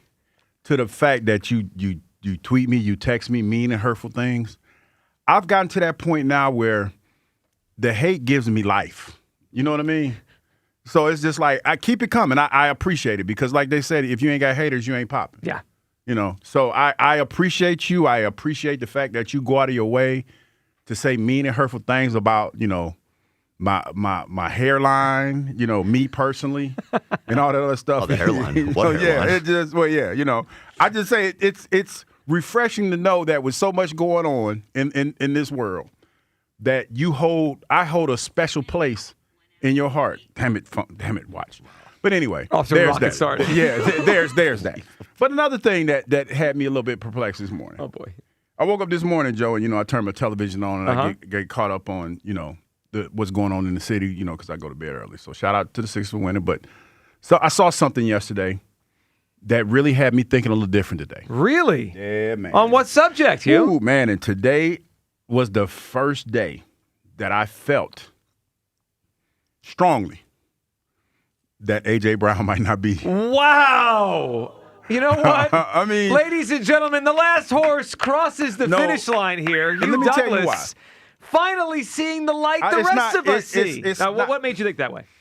It's not seeing the light, Joe. It's more so of what I listen to everything that's being said, and sometimes I process it. Some say I overprocess things. But I felt like Howie's tone changed a little bit when it came to AJ. Now, he didn't change his messaging, but it was the delivery for me that piqued my interest. And this was the first time that I actually felt like, hey, he might He might be out of here? Yeah, he might be out of here. All right, let's have the conversation. 215-592-9494. We've talked a lot the last, I'd say, month or so about whether or not we want AJ to be out, whether we would trade him, whether you would trade him, whether we would, it's time to move on, not time to move on. But we really haven't had the conversation so much about what we actually think is going to happen. So Combine started yesterday. Howie and Nick spoke on Friday, right, to the media, and those were no audio. It was just the quotes we saw yesterday. And Elliot had them, and all the reporters had them. And in those quotes, Howie Roseman did say, we're always listening, and we're always kind of open. There's very few things I would shoot down without even hearing what that means, because how does it hurt to listen? Nick Sirianni, when speaking about it, said he couldn't guarantee anything, which that quote flew everywhere about A.J. Brown. And Hugh, yesterday, the Combine, they're out there, they spoke. So Howie Roseman spoke, Nick Sirianni spoke at the podium. They didn't have, to me, that wasn't really juicy, because first of all, you couldn't even hear the questions. And then two, they had already addressed the big stuff. But to what you were saying, Hugh, both the coach and the quarterback started popping around on different shows. I've noticed the Combine has almost become like the Super Bowl, like Media Row, where all the shows are out there, right? The national shows. So Howie Roseman yesterday with Rich Eisen on ESPN, this is what caught Hugh Douglas' attention, the tone that Howie had. Here it was. I think I've been really consistent in talking about how hard it is to find great players, and AJ's been a great player for us. Not a good player, a great player for us.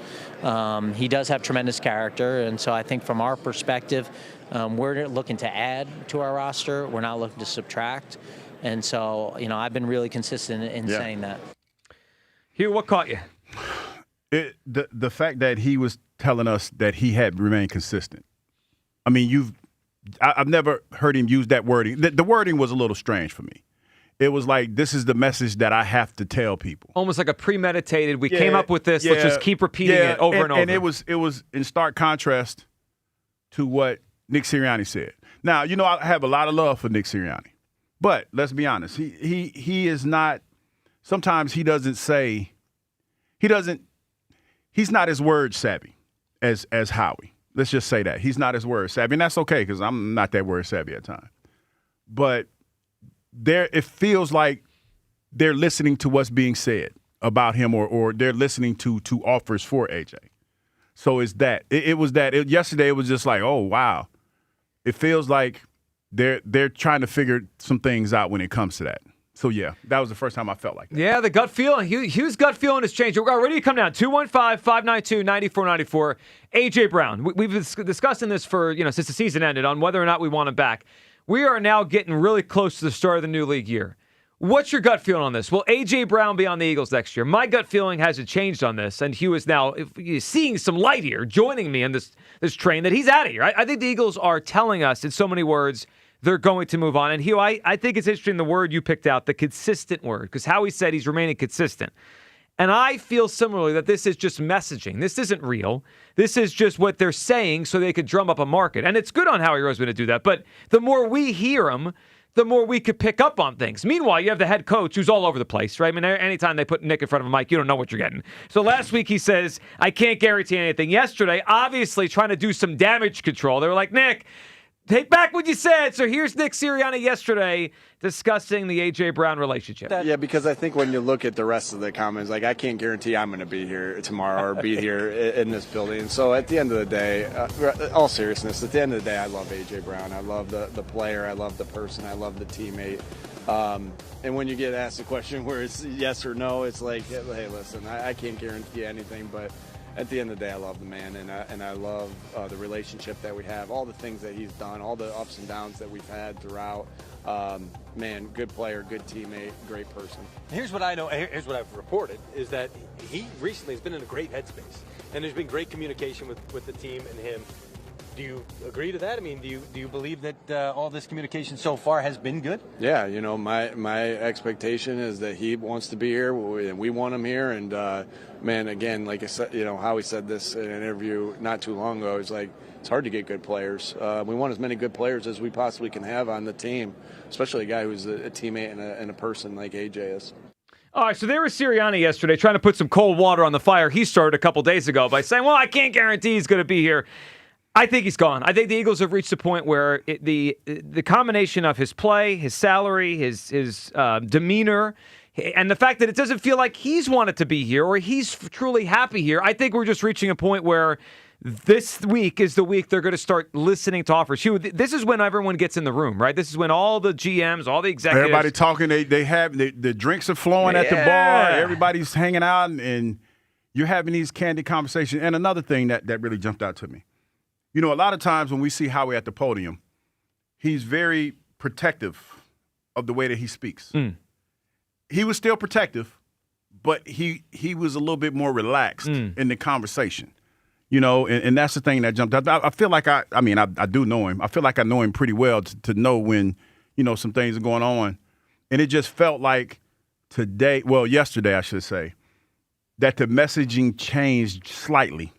It just felt like that. Yeah, and I just feel like this is the right time. I think it's a combination of I don't think he truly wants to be here. I don't think we could trust that even if he says today he wants to be here, that he will want to be here tomorrow.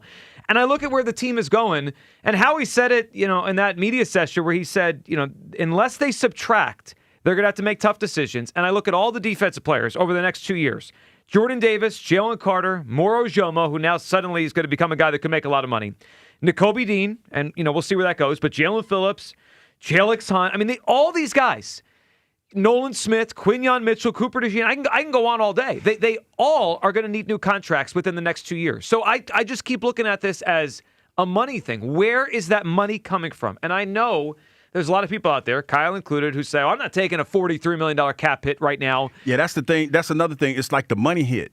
It is. But I'll say this. The money hit is now, right? So if they do it, Hugh, it hurts this year, but it frees up the money next year. So a year from now, which is really when these contracts go to hit the books, right? The Carter extension, the Davis extension, they're all going to start being more expensive in 27, 28, 29. AJ's money would be gone. I think it's the right time. I think it's the right time for the team, the player. They're all playing nice. Howie's, playing the game, but I think he's gone. My gut feeling is AJ Brown's getting traded. I don't know if it's going to be March 11th, March 13th, or June 2nd. But I don't think he's going to be on the Philadelphia Eagles next year. 215-592-9490 for your gut feeling.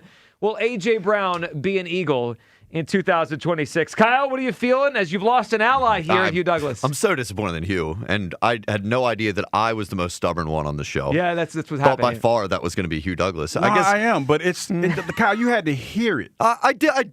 We just played it. But you had. I did hear it. You got to feel it. You didn't feel it. That's the problem. So here's the difference between me and you guys. I'm not as moved by words when it comes to Howie Roseman, and especially not Nick Sirianni. This guy will say 10 different things if you give him 5 minutes to talk.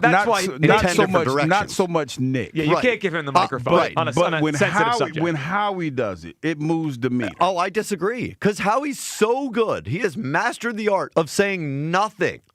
Nothing. And I think the messaging he said it, you guys have pointed it out, the messaging hasn't changed since the beginning of the offseason, since the middle of the season, since last season, where we know that in between that time period, apparently A.J. Brown had requested a trade multiple times. You know what the Eagles didn't do? They didn't trade him. I didn't get the same feeling like when Dave Dumbrowski stood up at the podium that like, oh, Nick Castellanos is as good as gone. That's how I feel like everyone's reacting about how they're talking about AJ. Is they hear them talk and how he says nothing, and everyone's like, oh my God, AJ's out of here. Like, I don't feel that way. I feel the same way that I did months ago and the beginning of the offseason, where I don't think that they're going to trade him just to trade him. They want something good in return. I'm not sure that there's going to be something good enough in return. There wasn't, apparently, in the season. I mean, we probably all have to admit and assume that they were listening to phone calls about A.J. Brown. Well, that's where that noise was coming from in October. Probably not so much during the season. But they didn't get a good enough offer. It's not just like we have to dump this guy. We have to get him out of here. Like, the situation, I don't believe, is so toxic that A.J. Brown cannot possibly coexist on this team for another season. So I don't think, like, the Eagles are actively shopping him. I do believe they'll listen to offers. I don't think one's coming through the door. And I think the Eagles ultimately will decide, and smartly, that it's better to just have AJ on the roster next year. So I hope so, but I don't feel that. Yeah, my gut feeling is he's gone. And I understand the point about the trade deadline last year. I think there's a little bit of a big difference, or actually a big difference from the trade deadline, Hugh, to now. If they moved him at the trade deadline, right? Because he wasn't happy during the season, all that janky rando nonsense, right? Requested trades. Hugh, if they moved him during the season, they didn't have a replacement ready, right? I agree. They were trying to repeat as champions. At one point, they were 8-2. I mean, and he was an integral part at one point where he was supposed to be of the offense. So, yeah, there's that. And so if they had traded him in the season, it would have hurt their roster, right? There's no way to get a player to replace AJ in the middle of a season. Now they have the entire offseason. I don't know if that would be. And you got the draft coming up. Exactly. So if they trade him next week, you know what we're going to be talking about for the next 6 weeks. The wide receivers they could get in the first round of the NFL draft, which by my count, the last five or so years, there's good player after good player just falling out of trees coming in the NFL that could play wide receiver. These guys come in the league and produce. So I think there'd be a way they could do that. And yes, they're going to want a good offer, but I also think you got to look at all the things like the money, the timeline. Also, Hugh, that's a new offense. And do they want to give I don't know if they want to give Sean Mannion this situation and say, Sean, you make this work. They might want to say, clean slate. Here's a first-round rookie receiver, Sean. You got this guy. You got Devontae Smith. Go build your offense. It all plays into it. 215-592-9494. Where do you come down after Howie spoke, after Nick spoke, the messaging? What's your gut feeling on this? Is A.J. Brown gone? I don't believe he'll be on the Eagles next year. Hugh Douglas has crossed over. He has transitioned to this side. He doesn't believe A.J. is going to be here anymore. Kyle is still stubborn about it. Chris in Middletown up on WIP. Hey, Chris. Happy hump day, man. Hey, Happy Chris. hump day. Guys, this A.J. thing is just very easy. A.J. is history like heavy breather San Diego's waistline. It's just gone. That's a lot. That's a big shot at Aaron, yeah. Yeah. He said, yeah, well, yes. Welcome to the truth, like the real truth, okay? Like not that nonsense. Hugh's not usually on this side. It's refreshing to have him. Well, I mean, you're seeing things clearly today. Well, no, it's not that. It's just it's the messaging. It's not nothing that nobody swayed me but Howie. I guess the way that Howie said it, and Howie's the one that knows intimately what's going on with this squad. So it was the way he addressed the conversation that got me. That's what made me think a little different. Sounds like you just, were the last man in. But hey, we're glad you're on the train. Yeah, listen, there's plenty of room on this bandwagon here. Mustache will not be room for him. He can sit out there and sit on this one. I think that's a shot at Kyle. Yes. Guys, the real question here is when. And my understanding of the dead cap money, and correct me if I'm wrong, but it's the June 1st date is very important. If they trade him prior to June 1, then they got to take the full hit in one season. If they do it after June 1, they could spread it over the remaining years of the contract. Also, you guys mentioned the draft. I think that will also dictate how they make this move.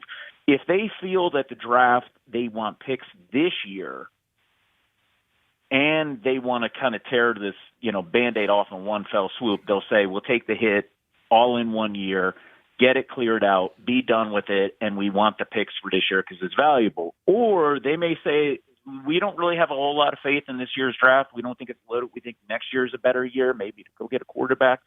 So then they'll, maybe go after June 1st because they're waiting till the draft is over because they want to get drafts assets and picks for next year, not this Could be. year. There is one more. I think there's a door number 3 too, Chris. Potentially draft night, right? Like, let's say there's six teams that want AJ, and then the board starts falling a certain way where 5 of the receivers that could be first round guys, they get taken, and all of a sudden you're the Patriots, and the guys you scouted are all gone, and you're like, well, I guess we're circling back to AJ. Like, it could be draft night too. Joe, you definitely you took my last point, because that's what I was going to say. I mean, dude, that's how we got him in the first place. Exactly. So I think it's true. And again, a lot of this is the fact that, again, even though Jalen, I still want to admit it, but, dude, Jalen is on a prove-it-year deal next year. That's it. That's the last year of his guaranteed money. He's got to prove it or he's out the door. I think Sirianni's cooked in this situation. Not to get off subject, but if they have success, they're going to give it to Mannion. They're going to fire Nick. If they fail, they're going to blame Nick for hiring Mannion because they keep acting like he was the one publicly. So I think he's in a lose-lose situation here. I don't know, guys, but I will leave you with one thing on the way out the door here. Hugh Douglas. Yes. What in the hell was that atrocity that you tried passing by us yesterday, calling an oversized fake gorilla a human being and an actor? I didn't call him I didn't call him a human being. I called him an actor. But actors are typically people. No, I mean, Godzilla's an actor. Godzilla's not an actor. Go look it up. Justin backs me up on this one. Look up what? Godzilla is an actor. King Kong's an actor. We're talking about the real truth, not like nonsense again. Listen, I'm just trying to tell you, man. These are not the rules that I make. No, they're literally the rules you make. They're Hugh's clues. These are your rules. Yes, it's your game. Hey, listen, I'm trying to get somebody won though. They figured it out. I'm your PR guy. I'm trying to look out for you. My harsh words as your PR guy is, you be careful. You keep this nonsense up, they're going to be outside chanting for you and calling for. Oh, they definitely. You got to understand right now, Chris. I live for that. To know that there's so many people. This is the problem. Like, see, this is the thing. Because I look at it like this, Joe. Do you know yesterday, after we did Hughes Clues, somebody was at the water cooler at work and said to themselves, "Did you hear that idiot Hugh Douglas in his Hughes Clues?" And they were like, "No, I didn't." His stupid so-and-so said that Godzilla was an actor. And so then the other person was like, "Oh, you know what? Probably need to listen to that nonsense the next day." Well, to go to that point, one of the biggest feedback I get in the neighborhood about the show is Hugh's Clues. Like, what the hell was Hugh thinking? Rent free. What was he thinking? Rent free. Why he can't really believe that King Kong is an actor? Because they're probably saying, "Is he serious?" Guess what? I am. I'm dead ass serious. Kyle, I think we need a poll today because we didn't get to really flesh it out yesterday. It was the end of the show. We need to see what the people think. Is King Kong an actor? Okay. Yeah. You're going to get fried on this one. You think we get a slow news day response? Yeah, well, I mean, I you might be the one responding. But even the ones that respond, no slow news day, rent free. Rent free. It's a preposterous thought. All right, 215-592-9494. We got a lot to do today. We start here. A.J. Brown, your gut feeling. The Combine is underway. Howie spoke, Nick spoke. They gave quotes. We've heard them since the... How do you think this ends? I think it ends with A.J. Brown not on the Eagles next season. Hugh Douglas is seeing the light. Kyle Quinn refusing to see what's obvious in front of him. Bruce in D.C. Not obvious. What's up, Bruce? Hi, Kyle, Joe, you and the crew. What's up, man? What's up? Hey, before I get to my point, hey, Hugh. Yes. You know, I've been involved in this contest for Best Call of the Year yesterday, so, I just want to give you a shout-out. Yeah. I gave you a shout-out yesterday. I was in the middle of the contest because, my claim to fame is the whole furry thing. They call you Furry Bruce on the show, on the afternoon show. Yeah. I got to figure out what a convention coming to next year. I think it's coming back to Philly. Yeah, maybe we shouldn't leave you alone that day because both Kyle and I were off that day, and I think you talked about the furries. I think you're good on it this year. I'm going to if it's here, I'm going. Oh God! All right, go ahead, Bruce. Yeah. So this whole thing with AJ. And Hugh, I'm glad that you have come around on this. I think the guys in the afternoon show, they were labeling you as an apologist and all that. Oh yeah, they killed me. I heard them. Yeah. But no, I think that the Sirianni. I think Sirianni was used to set the stage, and that's the reason why he made the comments that he made. and there was no fallout. There was nothing. And Howie's response reaction pretty much crystallized that. And I love AJ. I think most of us here in Philly love what he did for the team. But starting with his comments from the Super Bowl about making his achievements versus winning the Super Bowl, and then all this passive aggressive BS that he's been doing, and people are tired of it. And when you're looking down the road on what the Eagles are trying to do with this new OC, okay, it is not. If he does this again next year, it's going to be pure chaos. And I believe that the team is really in a 2-year reset because, like you all said, Jalen is on the hook, Sirianni is on the hook, and we cannot have any curveballs in trying to implement this new offense. And his value is high right now. So I'm with the crowd. It's time to move him while we get the chance. And I think that they're going to entertain offers, especially if they get a first-round pick. Because the other issue here, too, the challenge is with the draft. The talent level in this draft is not as good as past drafts. So that's something that they're going to take into consideration. There's a number of variables that are going to have to be taken into There play are, here. Bruce. I mean, you're right. And you know what? On top of it, you have a bunch of AFC teams that right now all could be bidding for him. Between Kansas City and Buffalo and New England and Denver and maybe the Chargers. So you kind of pit those teams against each other before the draft. Bruce, good phone call. We appreciate it. All right, 215-592-9494. Your phone call is coming up. We will tell you how we're giving a prize away today. And I feel like we have maybe we made a mistake to empower someone on this show. We have a prize to give away, and you could probably guess how we're doing. What's your gut feeling right now? Is A.J. Brown back next season? We'll discuss it. It is the Midday Show on Sports Radio 94 WIP. Warm up with spring training. Saturday, Phillies, Blue Jays. The first pitch is at 1:07. Catch all the action here on your exclusive home for Phillies baseball. Sports Radio 94 WIP. It's time to get focused. Focused on improving the lives of our beloved pets by feeding them the most nutritious pet food on the planet. With 2 decades of experience, the Dogs and Cats Rules stores can guide you in the right direction to meet your pet's needs. Fads come and go, but there's no substitute for premium meat inclusive food for your pets. If you changed your pet's food lately and they're starting to look like a shaggy dog, smelly ears and biting their feet all the time, you need to come into one of our 7 very convenient locations or visit dogsandcatsrule.pet. Do you think that banking is boring? At PNC, we know that meeting the banking needs of the community is anything but boring. That's why PNC Bank geared up this year and introduced the mobile branch across the region to bring banking services to underserved neighborhoods. And long before that, PNC Community Development Banking was leading the way in investing in the economic health of our neighborhoods. To see the brilliant results that boring banking can deliver for you, stop into any PNC branch right here in the greater Philadelphia community. PNC Bank, brilliantly boring since 1865. PNC Bank, National Association, member FDIC. For over 30 years, CertaPro Painters has been part of countless memories. Every wall tells a story, and we've been proud to help write them. We are more than just your local painters, with care, craftsmanship, and certainty. From the first brushstroke to the final smile, our promise is simple. Your home, beautifully painted and worry-free. CertaPro Painters, that's painting happy. Get started today at CertaPro.com.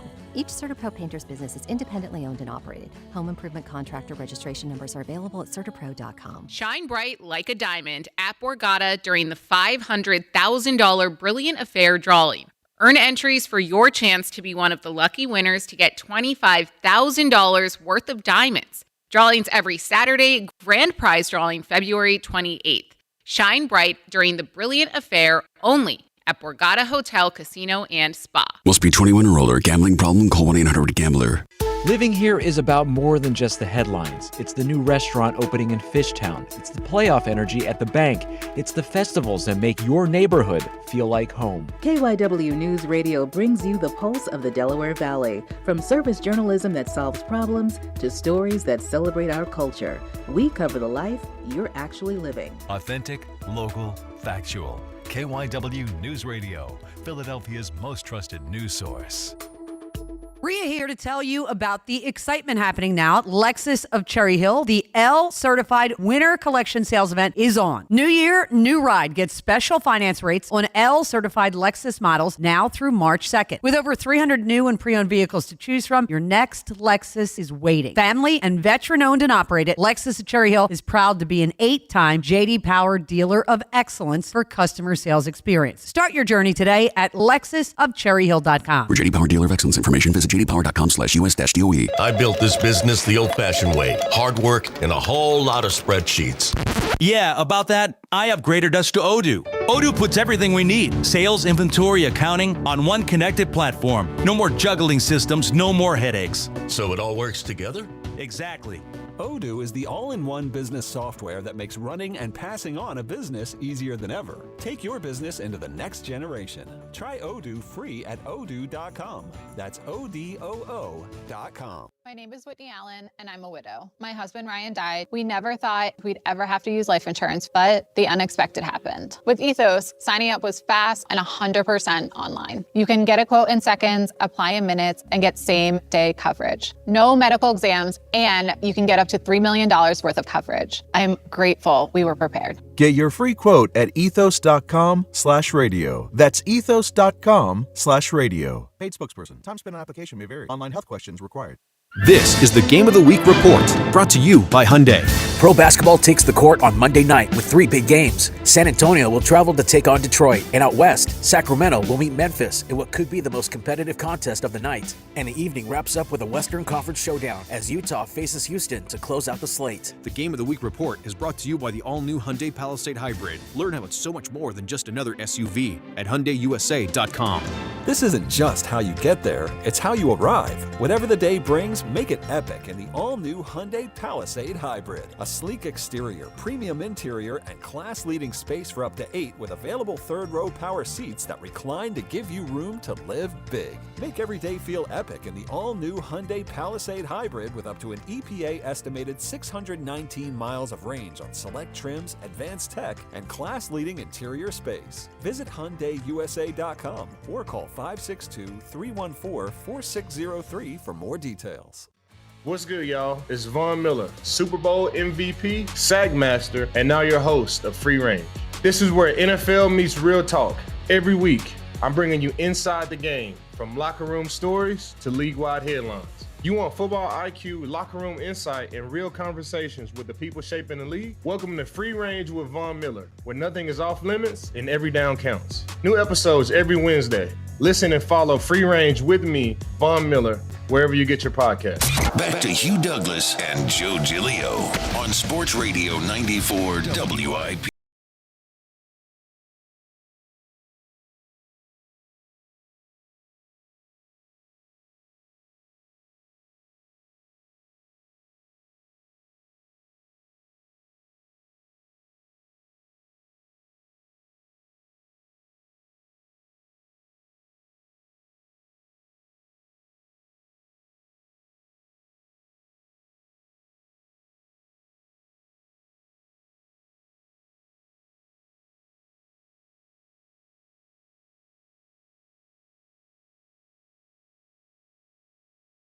In Indianapolis, Howie was a little bit more forthcoming. And it sounded to me like he was more like, and I'm ad-libbing a little bit. I've been touting the same thing the whole time, but we're always looking to make the team better. Can I read you a quote? I found this one yesterday, and I kind of saved it, and I was like, I don't even know if I'll bring this up. But Hugh, I want to read this out loud to you because I thought this is a way you can handle a certain thing compared to how the Eagles are handling AJ without saying he will be here, right? They won't say that. They're not saying they're shopping him. They're not telling us that. The coach kind of did. Well, but the coach said, I can't guarantee anything, right? But here's what I saw yesterday. And I think I just want to hear this one time from the Eagles about AJ, and then I'll drop it all. So yesterday, Nick Caserio, the general manager of the Texans. I know you're going. There's been, since he didn't play well in the playoff game, and he's generally been only okay, I would say, the last couple of years. Stroud, compared to his rookie year, he's only been okay. And they're getting to the point where maybe they got to pay him, and who knows. But there's been some trade speculation, like would the Texans actually trade away C.J. Stroud? Maybe they want a better quarterback. Yesterday, Texans general manager Nick Caserio called trade speculation about his quarterback C.J. Stroud moronic and insisted the team is not trading CJ. That's it. Like, we're not in Houston. We don't do Texans radio. But that's it. Like, if he says that, there's no gut feeling, is he here or not? Unless something he shot crazy it down. Somebody changes. else shot down some trade rumors yesterday as well. I think it was Max Crosby. That one might be a lie. Yeah. But I would feel differently if the Eagles... That one might be a lie. Yeah, that one's a lie. I would feel differently if the Eagles said something like this. They're giving us nothing close, and that's very strong. But isn't that what...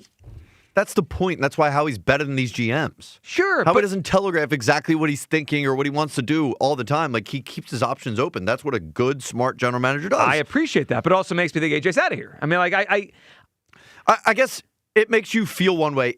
Like, what he says doesn't make me feel anything. Well, it doesn't have to mean anything. We've seen that. It probably doesn't. Well, it probably doesn't. But you know what? I felt AJ was out of here when the season ended, regardless of all the talk. Now I just feel strong about it. Where do you come down? 215-592-9494.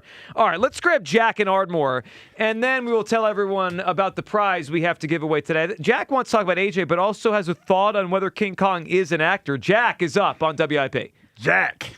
Hey, everybody. What's up, man? I just got to say, man, sometimes when we're talking about AJ, or the Eagles, sometimes we get addition by subtraction. And I really liked AJ here as a player, but, we have other players that can shine. And Smitty's been really, I'm not going to say tarnished by AJ, but he's a damn good receiver, too. And if the offense is focused on trying to force the ball to AJ, are we really a balanced offense? And I think the other point on the money is huge, too. Yeah, the money, the hit that you're probably going to take if you get rid of him. Yeah. I would say this, Jack. The word I would use is I think Devontae's kind of been held back by playing with AJ. And that's it. Look, they've won a lot of games, and it's been good for the Eagles having these two excellent receivers at the same time. But just specifically on what I think Devontae's capable of, I think he's capable of more. I mean, it wouldn't surprise me, Jack, at all if he's the number one next year and he has 1,300 or 1,400 yards. I think he could do that. He's got the resume for it. If you look at his resume, he has the highlights throughout his career to say so. But I got to get to Hugh's clues. Mm-hmm. And Hugh put me in mind of, I remember watching an award show, and the director of Godzilla is won an Academy award-winning Award. guy. Yeah. And when they asked the director why Godzilla has such staying power, his reply simply was, Godzilla, great actor. No. And that's the truth. And I'm telling you, I knew, and see, that was the premise. Because we were talking about it. Because the whole story, let me tell you how Hugh's Clues came about yesterday. Oh, boy. I've been 3D printing, right? That's my new hobby. Mm-hmm. And I 3D printed a Godzilla.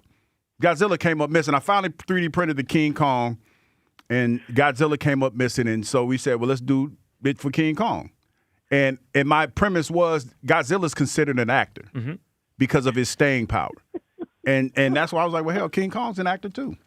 So that's where it came from. Yeah. But he's not. I don't think he's going to get obliterated as badly as you guys think he is. I'm not. I got obliterated. I mean, I got some mean and hurtful text messages. Deserved. I mean, that's but totally deserved. It's okay. They give me life. I've gotten to the point now where I've gotten so much vitriol, it doesn't even faze me anymore.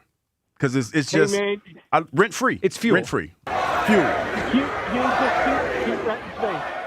That's it. Just rent free. Yeah. Rent free. Jack, great phone call, man. We appreciate you. All right, 215-592-94. Rent free. Well, AJ's rent free in everybody's head. You're rent free in everybody's head. We'll get to our price. Can we Once hear, I get this Ozempic, though, oh my goodness. Watch out. Ooh, you ain't going to be able to tell me nothing. You think you're blowing in the wind now, dude. You're going to be like a paper bag. Oh, when I get this Ozempic. Hugh comes in here weighing less than me. It's like, what happened to Hugh? Where did he go? Yeah, well, all of your football guy credibility will be in the When I get this Ozempic, ain't going to be able to tell me nothing. Yeah. I'm going to dye this Hugh beard. talking about the trenches. And then we're done listening to you about football. That's the last straw. I'm going to dye this beard, man. I'm going to get a Cadillac. Think about the Hugh Douglas you thought you knew before this show started, right? And then he comes in here, says defense doesn't matter for 3 years, goes on Ozempic. Rent-free? Yeah, just rent-free. Totally rent-free. Tells us King Kong's an actor. Or can we hear from Louis Riddick, who also is a former football player, talking on ESPN about A.J. Brown and his gut feeling on how this ends? Yeah, I really think this is a toss-up. This is really up in the air. There's just too much well, this is what we want. This is what ideally we'd like to have. We're not in the business of getting rid of, quality players, premium top-line players. Well, of course not. We all know that. We all know that you'd like to have good players.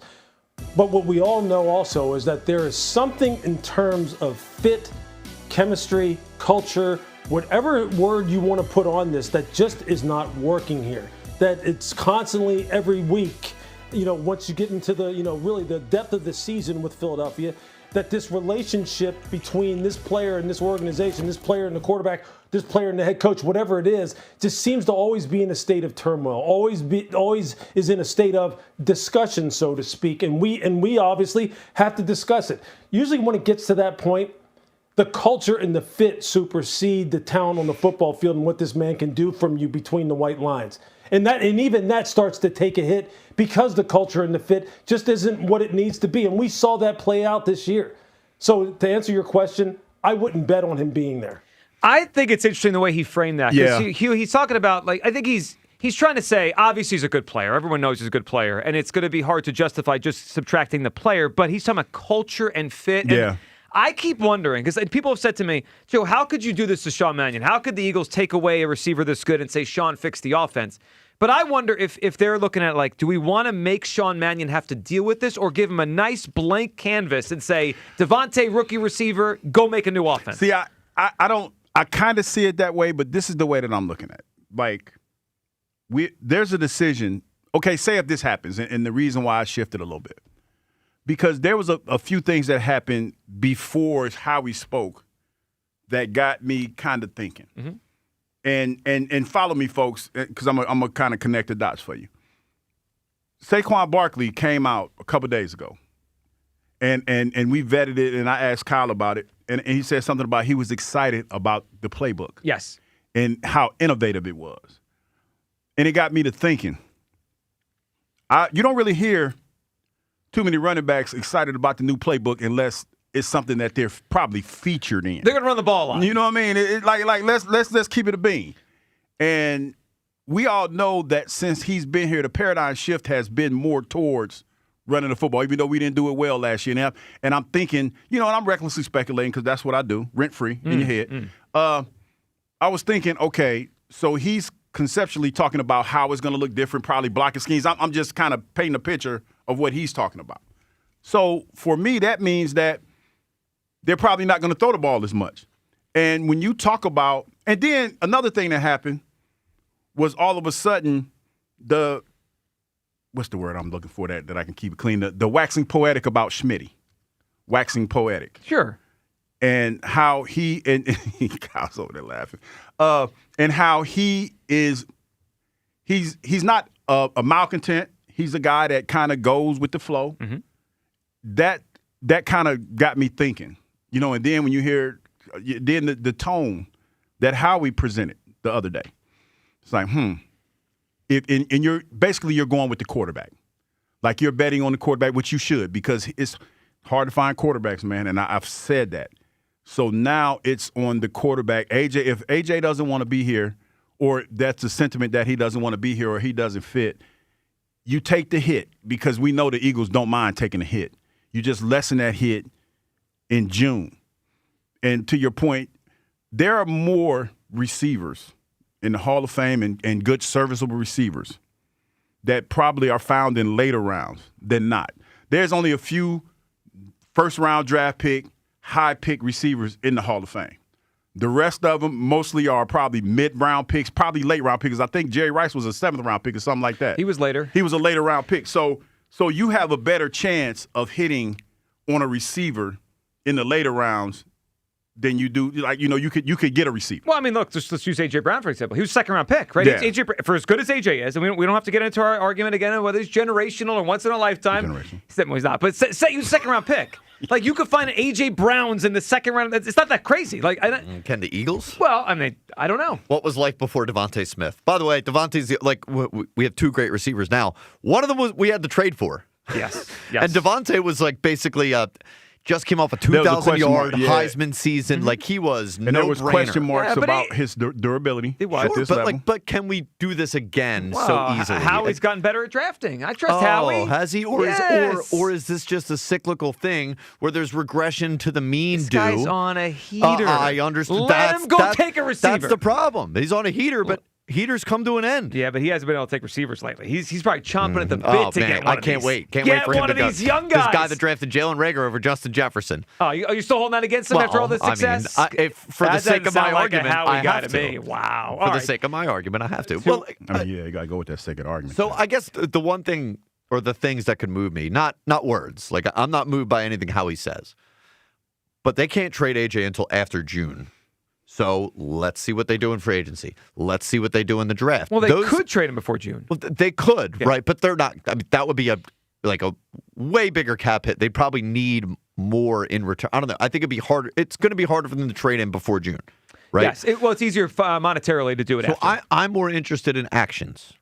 Are we going to bring in a receiver in free agency? Are we going to draft a wide receiver or two, right? Like, those are the type of things that will start to signal for me whether or not he's going to be back. Not Howie Roseman saying, this is my messaging to the public. Yeah, speaking of messaging to the public, yesterday Hugh Douglas put out the message that King Kong is an actor. What will he do today? Because guess what we have for everyone?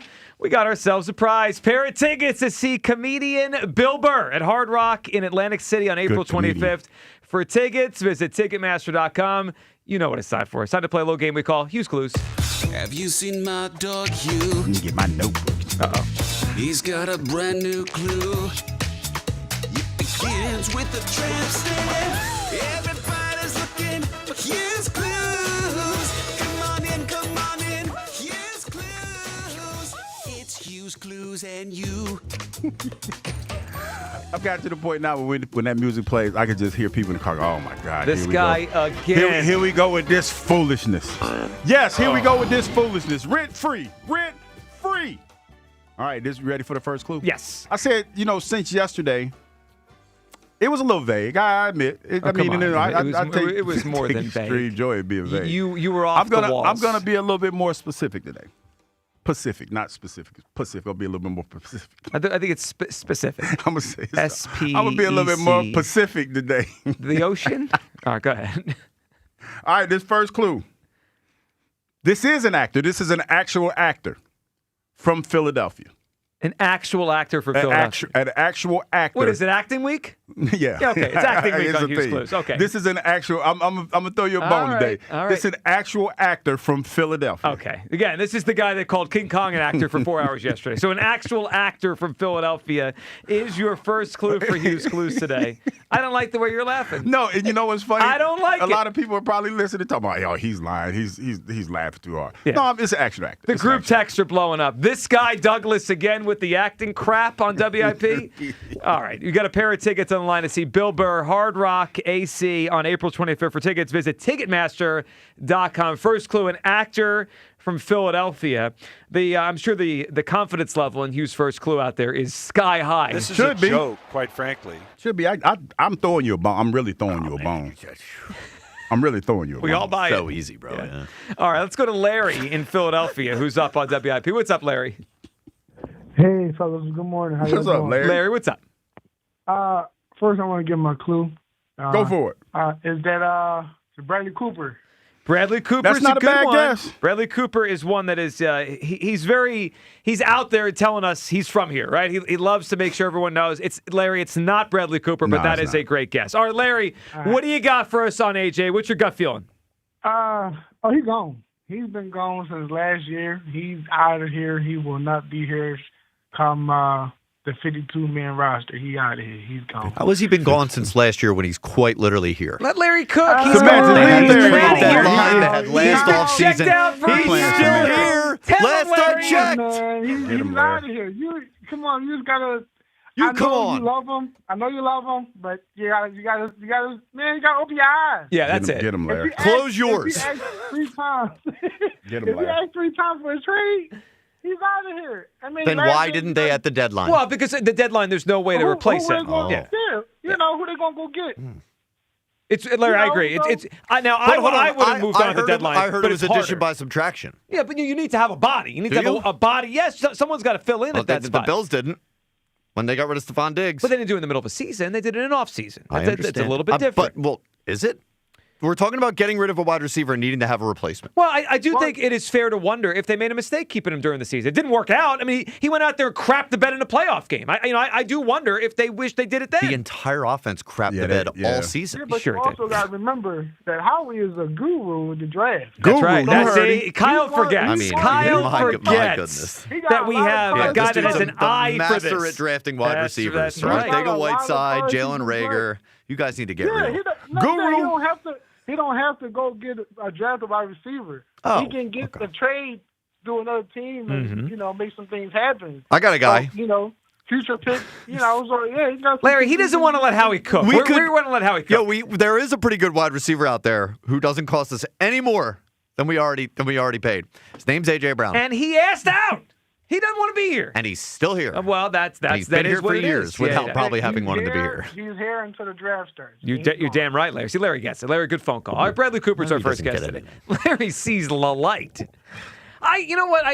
I understand the track record with Howie drafting wide receivers has not been wonderful over the years. I get it. We all get it. It's been very spotty. Devontae Smith is the one huge win in the big W. Yeah, everybody was kind of looking at that kind of sideways when you talk about his stature. I was. I remember sitting here saying, boy, this guy's weighs as much as I do. Are we sure? He's a little dude. But he's durable. He's tough. He's a tough little cookie, man. He's been a great draft pick. He's been a great Eagle, and they were right on taking him where they took him with the 10th pick. But I do think it's fair to note how he seems to have gotten better at the draft. Now, they haven't had to dip back into a receiver early because they've had AJ, they've had Devontae. They're not going to take first and second round wide receivers with those two guys. But I think if he's given the opportunity and they get a whole month here, 2 months to scout the receivers, they can find one. And to be fair, your receivers are getting a little older, and you always want to try to replenish the ranks before you actually have to replenish the ranks. So there is that. I just think that, given what I heard yesterday and everything that's happening, there's a good possibility that might be the case. I just feel I don't feel as strong as I did the other day that AJ's going to be here. You're seeing the light. It's not that. It's just I'm reading the tea leaves. Yeah. Reading the tea leaves a little bit. I'm just listening to what's being said, and I'm like, man, this ain't lining up too great. Sometimes I think that for a lot of people, they have this problem. They don't have any spatial awareness. So they just go with what the crowd goes with. Because like now, you calling people sheep out there. I ain't calling them sheep. I'm just saying. You're describing sheep. If the shoe fits, yeah. If the shoe fits, but because the sentiment and the narrative for AJ now is that he was a malcontent the whole season. And before we knew this report about him wanting to be traded, he was hurt. So you see what I'm saying? How the story kind of evolved a little bit and how he became horrible the whole season. And that's the part that I don't think is fair, but it is what it is. And now we're here and we're at an impasse where we're trying to move on from the past. And with AJ potentially being here, there's a good chance that the past has a chance of repeating itself. Yeah, I also think about it from my perspective on what's best for Jalen Hurts, and I understand why. Yes, that's another thing, Joe. Yep. Yeah, do you need your quarterback feeling the pressure of the innuendo of the receiver saying, "Oh, you know what I mean." You don't want that. You don't. If I'm the Eagles, and I'm thinking about this from a lot of perspectives, money and future cap space and the culture of my football team, it's all part of it. But I'm also thinking, all right, we're putting in a brand new offense. The best case scenario for the Eagles, I think we all agree on this, is Jalen succeeding, right? Yes. They don't have to get another quarterback. They don't got to worry about that. They got their guy. Yeah, because that's hard. Out of all the positions to find in the NFL, I would say that's the hardest. Easiest path to sustained success for the Eagles the next 3 to 5 years is Jalen, bouncing back and going and being in a great headspace. Yes, and I think that, and I know there's two sides to this coin. You might say, Joe, come on, the more talent he has to throw to, that's the best. Well, okay, that's fine. But he had both these guys throw to last year, and the passing game stunk. So it's not only about that. It's got to be about his comfortability, making the right reads, throwing on time, all that. And if I'm the Eagles and I'm like, oh, let's weigh the scales here. Am I going to give Jalen a brand new offense? He's got to learn something he's never done before, and then saddle him with, if he doesn't get this guy X amount of targets, he's going to be whining and complaining. Yeah, and that was the feeling. I don't want that. That was the feeling last year. Because that's what we're stuck on that. We're hung up on the fact that it felt like a few games that Jalen went out of his way to get AJ targets. And they didn't seem to do great in those games. Yeah. They didn't. I mean, it's like Ike brings this up a lot. They were 8-2 when AJ got as loud as he did. They were 8-2. Yeah, but they sucked secretly. Okay, but they were 8-2.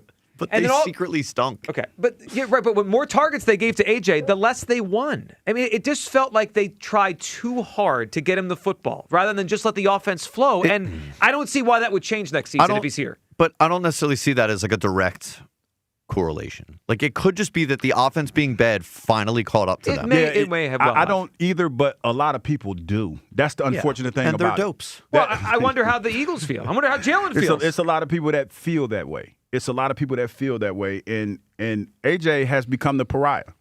I mean, it is what it is, and again, he has done nothing to help himself in this situation. He hasn't. No, he hasn't. All right, go ahead. You got it. We about to go. All right, 215-592-9494. All right, we'll get all your takes on this.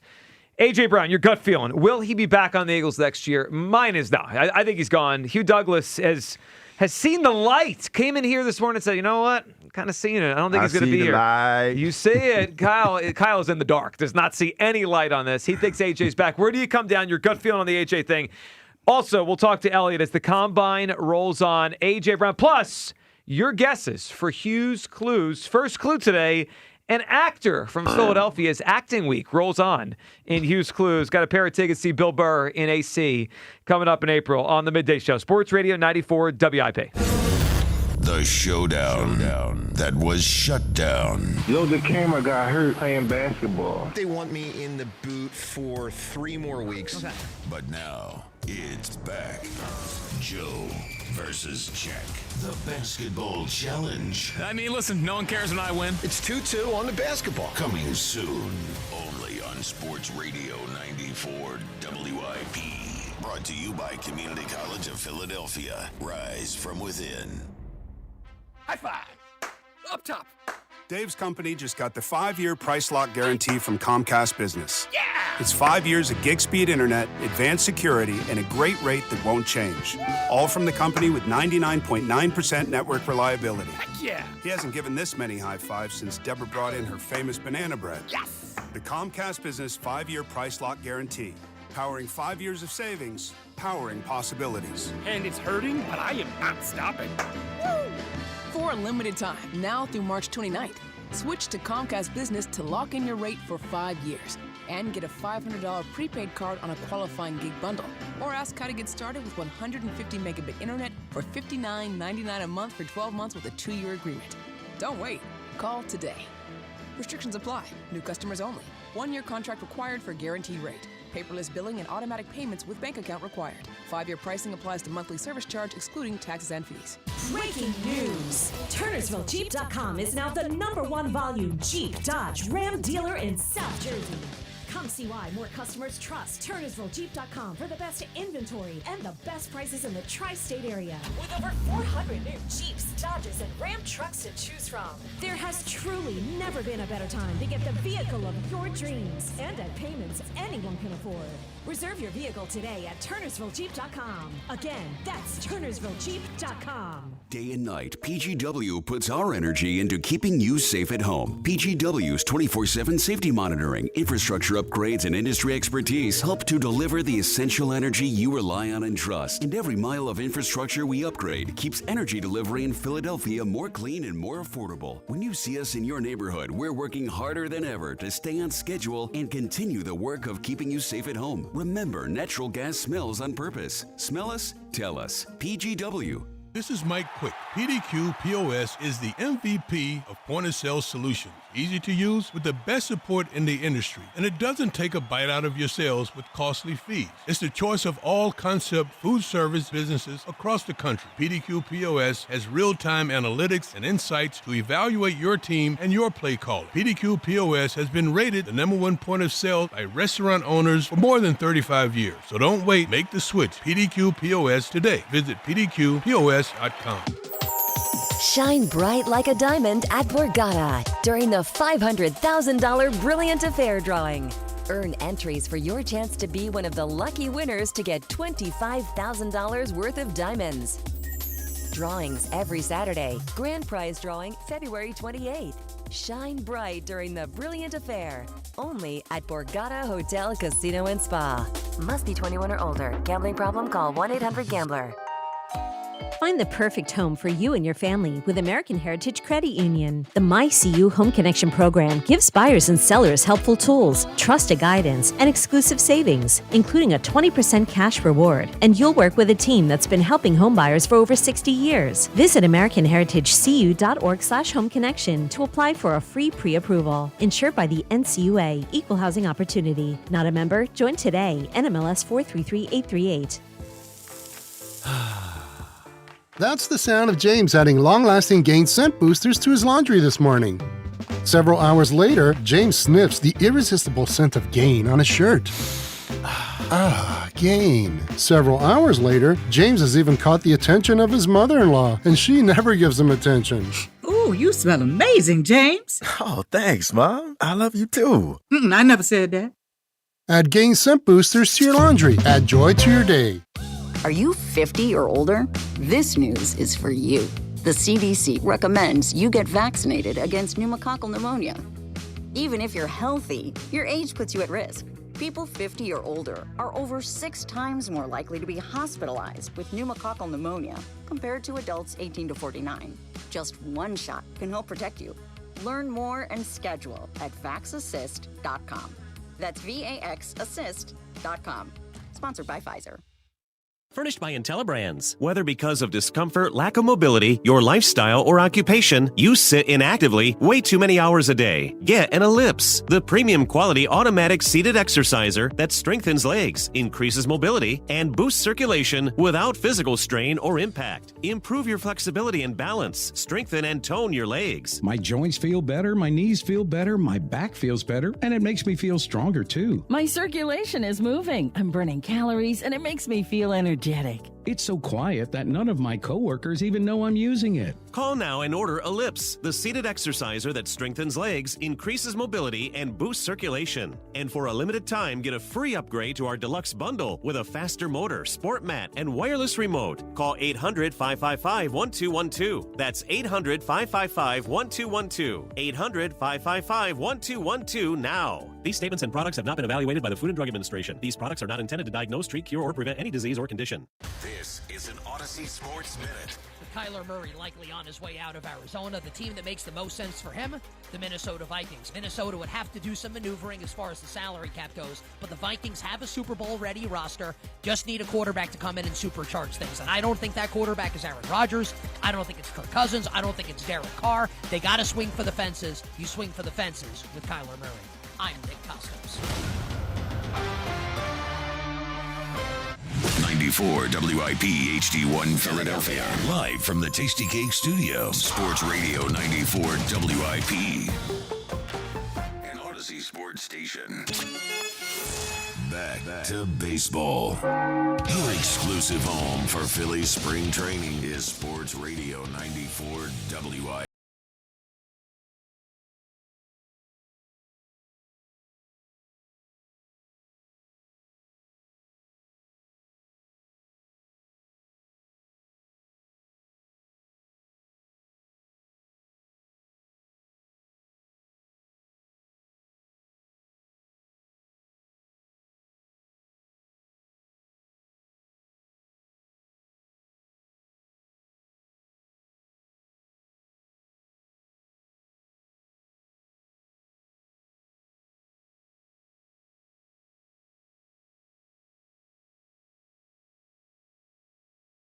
Cut, clarity, carrot, and cozy. Elliot, how you feeling? It feels like the off season is officially underway. We know you like this time of the year. I mean, it's the best time of the year besides training camp, which is the best time of the year. But yeah, rumors, speculation, some reckless. I mean, what is there not to love about this time of the year? Have you ever power ranked your favorite times of the football year? Because I know for you, training camp is one. I've always known that. So is this training camp's one? Yeah. Is this two? Like, how does the actual season fall into it? Well, I would probably go season maybe third, fourth.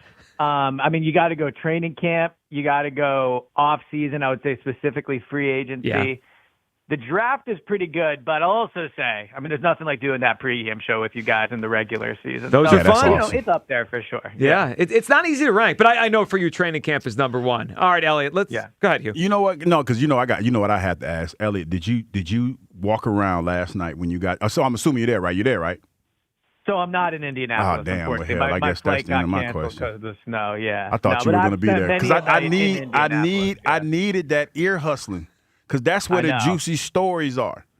Yeah. Well, look, the good news is all the agents will be down there. All the Eagles front office people, all the front office people from around the league. They'll spend the next week meeting with each other, getting things, and then hopefully next week when they're all home, that's when this stuff will start to come out. You know what? But I'm kind of curious though, El, because we've been talking about it this morning, and I saw Howie talking to Rich Eisen yesterday, and it kind of shifted for me my sentiment on whether or not A.J. Brown was going to be here. I don't know if you saw the interview, but Howie's messaging shifted just a hair for me.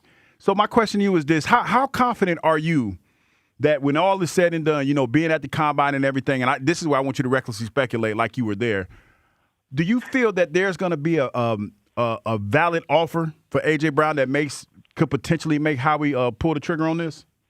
I do, and that's why I think A.J. will be traded. And to your point about what Howie's been saying, they're doing an excellent job, I guess other than the one comment by Nick, but they're doing an excellent job making it obvious how much they like AJ, right? You don't get the roster better by subtracting. He's a great player. He's a great person. Like, they're saying all the right things. They're saying everything Dumbrowski really should have said about the guys he had to end up getting rid of for nothing. But I think that they will end up trading AJ because I think it's the perfect market to do it right now. You look at the teams that have a need, not just a need, but like a desperate need for a number one receiver, and it's all teams in the AFC, and it's all teams competing against each other. Baltimore, Patriots, Buffalo, Kansas City, depending how they attack this year with Mahomes' injury. So the market is out there. I think they will get a good enough offer.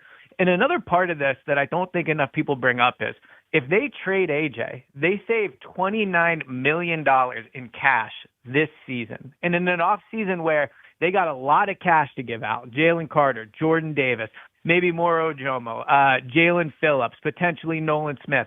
And then next year, Quinyon, Cooper.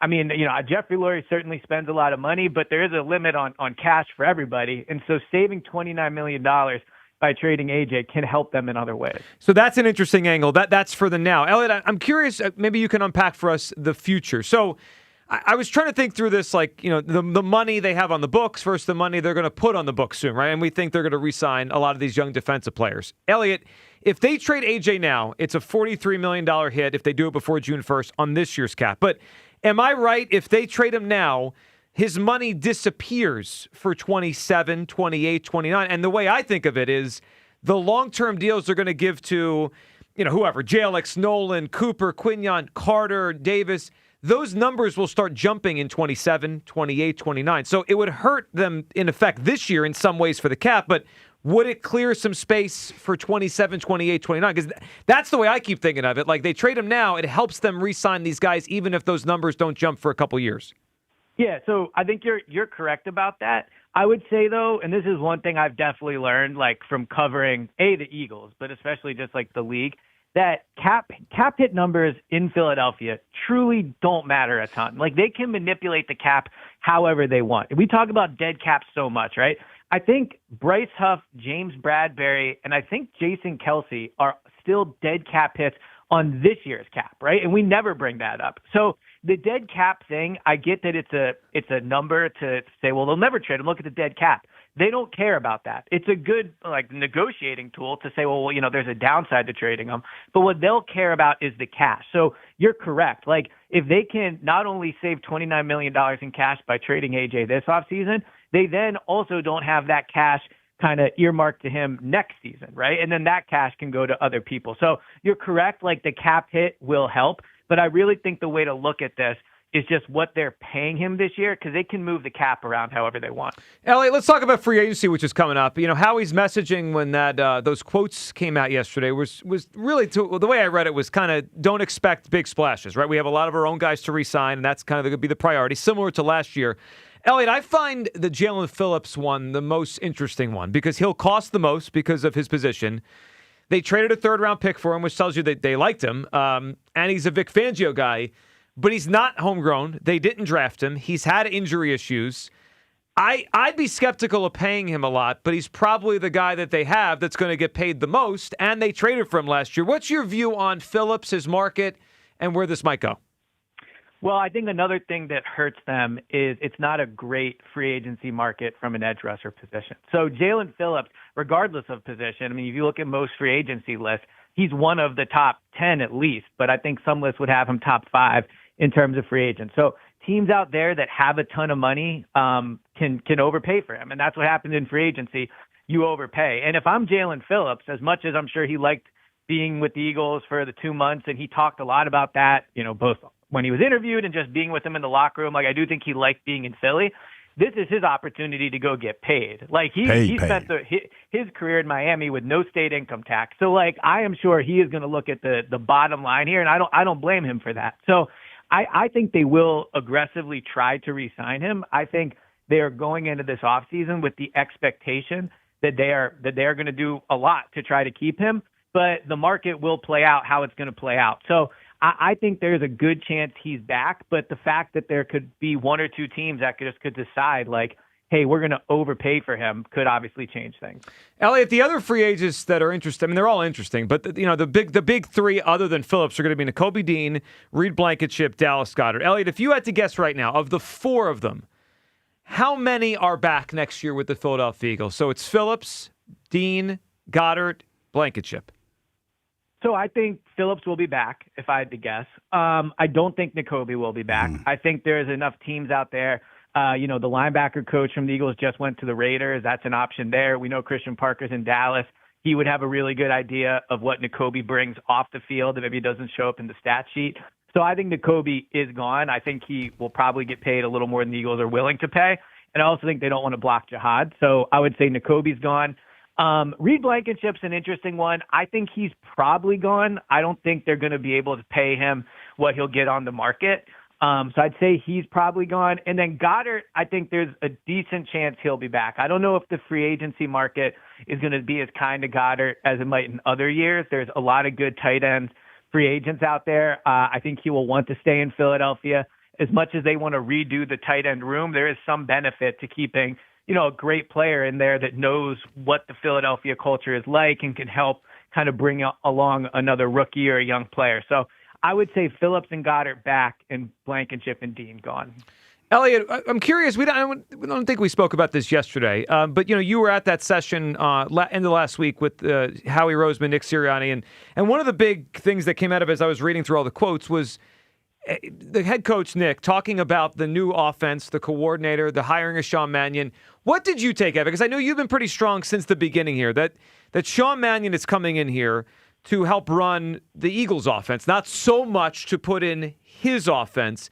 After listening to them and kind of going through everything they said, what's your view right now on what this offense might look like? And in terms of, let's say there's different ways we could talk about this. 100% Sean Mannion, 0% Nick Sirianni, 50-50, or still Sirianni's offense run by Sean Mannion? Like, how do you view what this might look like when it's time to actually see it?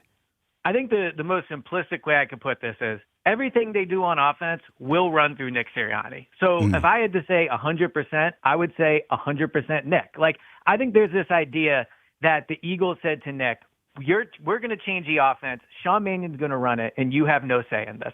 I do not believe that to be the case. I think Nick, along with Jeffrey and Howie, because they're involved in everything, knew that decided they wanted to try to do something different on offense. And then once that started, then they decided on the offensive scheme, and then they decided Sean Mannion was the guy. So on Sunday, Sean Mannion will call plays, so certainly he will have a lot of input on what the offense looks like. And during the week, right, like he will have a lot of say in that too. But at the end of the day, whatever happens on offense will go through Nick. They will not do anything out on that field that Nick is not co-signing on a large level. So, yeah, I view this as, this idea, it's the Sean Mannion offense. Sean Mannion's coached for 2 years and really only 1 year in the NFL. Like, he doesn't really have an offense. He can mimic what other offenses he's been in, but I view this as a Nick Sirianni show on offense. All right, there he is, Elliot Shore-Parks, talking some combine with us. Before we let you go, though, Elliot, we want your reaction on this because We know you were a Patullo guy, and you think the Eagles, you put out they'll miss him. We want to let everyone hear this, but certainly you and your reaction. So this was Jeff Hafley yesterday at the Combine, the new head coach of the Miami Dolphins. He, of course, hired Kevin Patullo down there to come be part of their offensive staff. Listen to Hafley, everyone, talking about his new hire, Kevin Patullo. When I interviewed him, I was blown away. The knowledge that he has, the football experience that he has, what he did for that entire organization. Don't forget, he won a Super Bowl. And behind the scenes, what he did with that offense and with that whole team and listening to him talk and his football knowledge, and not just about offense, but about game management, about situational football. I got off the Zoom and I said to Bobby, I said, we got to try to hire this guy. And he had other opportunities and other options. I think he's going to be a huge asset to what we do. And I think often it's unfair to judge anybody off of one single year. Hafley said it, Elliot. People forget this guy won a Super Bowl. Yeah. Well, this is why I've always said Patullo would make a great head coach. And everybody laughed at me. But this idea that he was going to go into interviews and be like, no, I ran all these hitch routes because I love the hitch route is laughable. You know he went into that interview and explained, why did I do this on offense? Why do you think? Right? And so, yeah, I'm sure he did nail the interview. Obviously, he helped this team win a Super Bowl. It's sad that he won't be remembered in a positive way. In an offseason where obviously Stoutland retired and he's done a lot for the team. Like, Patullo's also done a lot for the team over the last 5 years. He's probably been one of the 5 most important coaches in that building over these last 5 years with the success they've had. So wasn't a good year last year. I get it. But, yeah, I think people are just flat out wrong that Patullo's not a good coach. So I'm generally with you on this. That I think he got too much blame around here. It was crazy. And I agree with your notion that there was a reason way beyond he likes hitch routes that the offense looked as pedestrian and simple as it did. Top 5 coach last 5 years, though? That feels heavy. Name 5 more important coaches on this staff over the last 5 years. Okay, well, he's been the right-hand man to Nick Sirianni. So let's go Nick Sirianni. Let's start with Nick Sirianni, right? The head coach. I think we'd agree on that. Obviously, that's okay. one. Let's go with Vic Fangio. I would probably agree with that. Okay, let's go with Jeff Stoutland. That's 3. That's 3. Okay. I would say so. It was just framing the last 5 years. I would say Shane Steichen. Since this took over. Well, I don't think so, because Shane Steichen was only here for 1 Super Bowl. Patullo was here for 2, and he was there for the one. But he won. called the plays. He also made Jalen into anything remotely. The best of Jalen was Steichen. What do you think Patullo was doing that year? Like chilling out on the field, much. just like tanning? Well, you're wrong. Like you can. He's doing arm bars with Nick Sirianni. You can minimize his role, but you're just incorrect. No, we're just trying to find the right place on the list. Incorrect. Yeah, I'm with you on the Patullo thing, but top 5 feels heavy. It feels weird to say he had so much of a role and then not absolve him of any blame for last year. If we're going to say he had a huge role, he deserves blame. Well, okay. So does Nick, but Nick's in the top 5. Stoutland wasn't a good coach last year. The offensive line was terrible. He's still in the top 5. There's a lot of blame to go around. I get it. Last year was bad. I agree. But we got 3. I'm at 4. You disagree on Steichen. I'm at 4. I even think Jonathan Gannon gets a bigger lift here. Well, also Kellen Moore just did a better job than him in general. Well, Kellen Moore's a good one. Kellen Moore was here for 1 year. They won that Super Bowl. Yeah, they won the Super Bowl. So did Patullo. But not as the play caller. Well, speaking of this, did you pick up, Elliot, this is totally off track, and I know we got to say goodbye in a second, but did you pick up yesterday? I was smiling from ear to ear, also shaking my head, when Howie just threw out, when he was asked about Reed Blankenship, 4 years, 4 playoff appearances. He can play. I thought of you. Yeah, of course. You're safety Mr. wins. Safety win-loss record. I try to guy. tell everyone about CJ Yeah. Wherever he goes, they win. On the Bears last year, divisional round. I hate it, but I respect it. All right, Elliot, man, we appreciate you hopping on, and we will talk to you soon. Thank you. Have a good one, El. Talk to you guys next. All right, there you go. Elliot Shore Parks. You know what my favorite part of Elliot is? What's that? Even when you're with him, he'll take it to one level you can't stay with him. Like, I'm with him that Patullo got way too much crap here last year. I mean, just way too much. You're talking about top 5 coach. But top 5 coach the last 5 years with the Eagles. Like, we've had Sirianni, Stoutland, Fangio. Moore's a good one. Steichen, Gannon. Yeah, well. They're all better. Yeah. Yeah, I mean, they're all better. If you want to say 5 or 6, I don't think that's insane if you want to. But 5 is...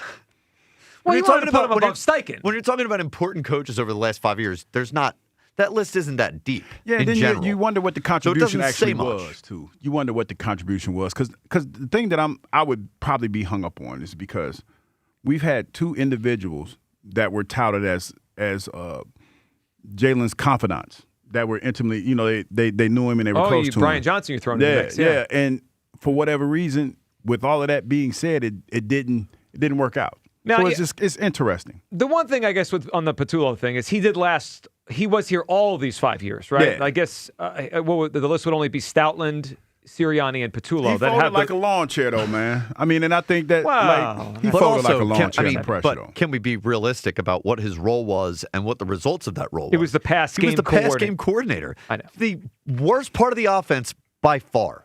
Yeah, and I'm aware. And when if you're being honest, when the pressure got heavy, he went and told. He started narking. So, yeah. We don't have that on record. And he's a snitch. Oh, well, he did snitch to Ryan Fitzpatrick and Sherman and all those guys. I'm not just talking out of turn here. That against I know. him. No, I'm saying, man. And he got his lip slapped, right? Yeah, he got his lip slapped and got the offense taken from him. That's not actually totally true. You know, it's just when it got hard, he went to talk to friends and tell them, "Oh, it's not my fault." When it got Let's leave that alone. Let's go back to the phone line. Susan in Doylestown is up on WIP. Hey, Susan. Hey, fellas. Hey, Susan. What's up?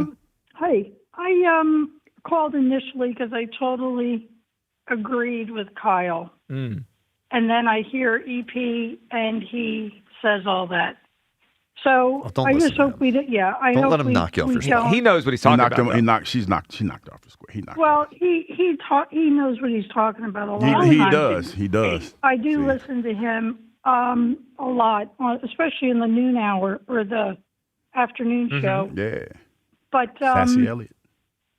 yeah, he's good. He knows what he's talking about. But if he leaves, if AJ leaves, we're gonna miss all his stiff arm knocking people to the ground. He's so good and so great to watch. It would be a real shame if we lost him, really. Oh, yeah. Susan, if we're just boiling it down to the player he has been and the player the production he's had for the Eagles in his time here, you're right. I mean, it's not the kind of player that you want to just get rid of. I mean, he's been one of the better receivers in the whole league, and he is a fun player to watch, a big play guy. Susan, I think it's unfortunate we've got to the point where I think this is where we're headed. Because when he first got here and the way he produced that first season, I would have hoped he would have been here for 8 years, not just 4 years. I mean, with him and Smitty, they're just such a good combo, and they're so different the way they approach the game and they play. And it would be a real shame if he left. Yeah, I agree that on the premise, it is a shame that this thing maybe not going to last as long as we want it to. Susan, what are you thinking here for Hugh's Clues? Who is the actor from Philadelphia that Hugh is thinking about today? Oh, Kevin Bacon. Kevin Bacon, Susan. Good answer. I didn't know he was from here. Well, then that's obviously not the answer, Susan. I'm sorry. Yeah, I didn't know Kevin Bacon was from Philly. 6 Did degrees not know of that. Kevin Bacon. Yeah, that is crazy. Yeah. I didn't know that. You think we could do 6 degrees of Hugh Douglas in the NFL? Absolutely. Probably not. Oh, I think we could trace it back to a player in today's game. I'm not talking about your friendliness with these people. It just means like you cross paths with them. Yeah. Like you rub shoulders. We could do it easily. I think we could get. Yeah. I agree. Yeah, there's no question. I about agree. it. Crazy. It could be a deep off-season thing. Yeah, we might. Deep dive, deep cut. Yeah, deep cut into the world according to Hugh Douglas. Andy in Westchester's up. Hey, Andy. Andrew. Good morning, gentlemen. Good morning, Andy. Do you understand the power you've given to Kyle by making him mow? Well, I didn't think of it like that. No, I given to didn't. I did not. See, I kind of seized power by naming myself Mo. Yeah, he did. He just called himself Mo. Yep. I can't wait to hear quiet numbskull to Hugh. You know it's coming. Oh yeah, but I mean we're family, so that don't hit the same. So I think they're hanging on to him. I've felt this whole time that they're going to basically say, here's our new offense. It's tailored not to you, but this is what we're going to run. If it doesn't work, you want out by the trade deadline, then you'll have out by the trade deadline. But I don't see any reason why they should get rid of him unless they've got some crazy trick up their sleeve coming into a new season with a completely new offense. Yeah, and when you say a trick up their sleeve, the one thing that we don't know, and I guess we'll figure it out and find out over the next 2 months or so, is what they think of this draft class at wide receiver. I mean, perhaps they look at it like, wow, there's 5 or 6 starting receivers in this first round. We could get one of them, and he's cheaper, and we don't have to deal with the nonsense. But I don't know that yet. You're right in that if they trade him, they have to have an alternative, whether that is they sign someone free agency or they go draft someone, because Darius Cooper and Dotson's a free agent. He's not even here. So, like, Darius Cooper's not a viable option to be a starting receiver. No. And I think it'll be quite obvious come draft night, or at least by the second round, like you said, whether or not they plan to keep him. But I can't imagine getting rid of him. I can't imagine letting him go when you're coming into a new season with a new coordinator, putting in a new offense, because he can design it however he wants. Well, he could, and we're going to see how he wants to do it. All right, Andy, what do you got for us? What is your guess? Hughes Clues, actor from Philadelphia. Okay, so trying to think like you, well, so it would be dangerous. Somebody who has acted, but isn't necessarily known as an actor and is obscure. How about Dom Herrera? That's a good way to think about it. That's not a bad, and not it, but not bad. That's not a bad way to think about it. It's so far, it's probably the closest thing. Yeah, that gives you a little hint there. Definitely, yeah. I'm going to throw one name out there, Hugh, because we were talking about drafting a receiver, and I think that's probably, if they do trade AJ, they're likely going to draft a receiver. There is a player who is still very young, about to hit free agency.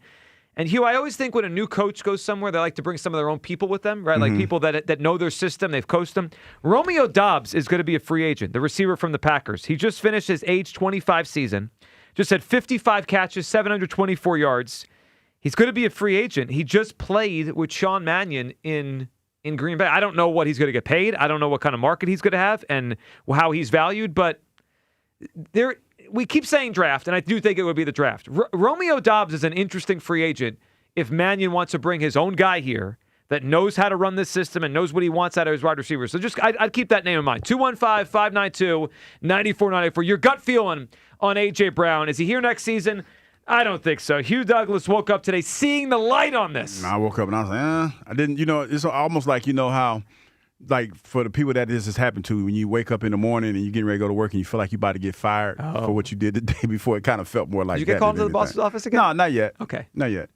Kyle, but I remember that feeling, though. Yeah, it's not a good feeling. Kyle in the dark over here has no clue, and thinks he's back. All right, yep. All right, Dave Dumbrowski joined the morning show today. We'll play the full interview later in the show today, but we want to get to a few highlights after the break, our thoughts on that. More apologies for why the Phillies can't get through the playoffs from Dave Dumbrowski. That was this morning. We'll get to that up next. It is the Midday Show on Sports Radio 94 WIP.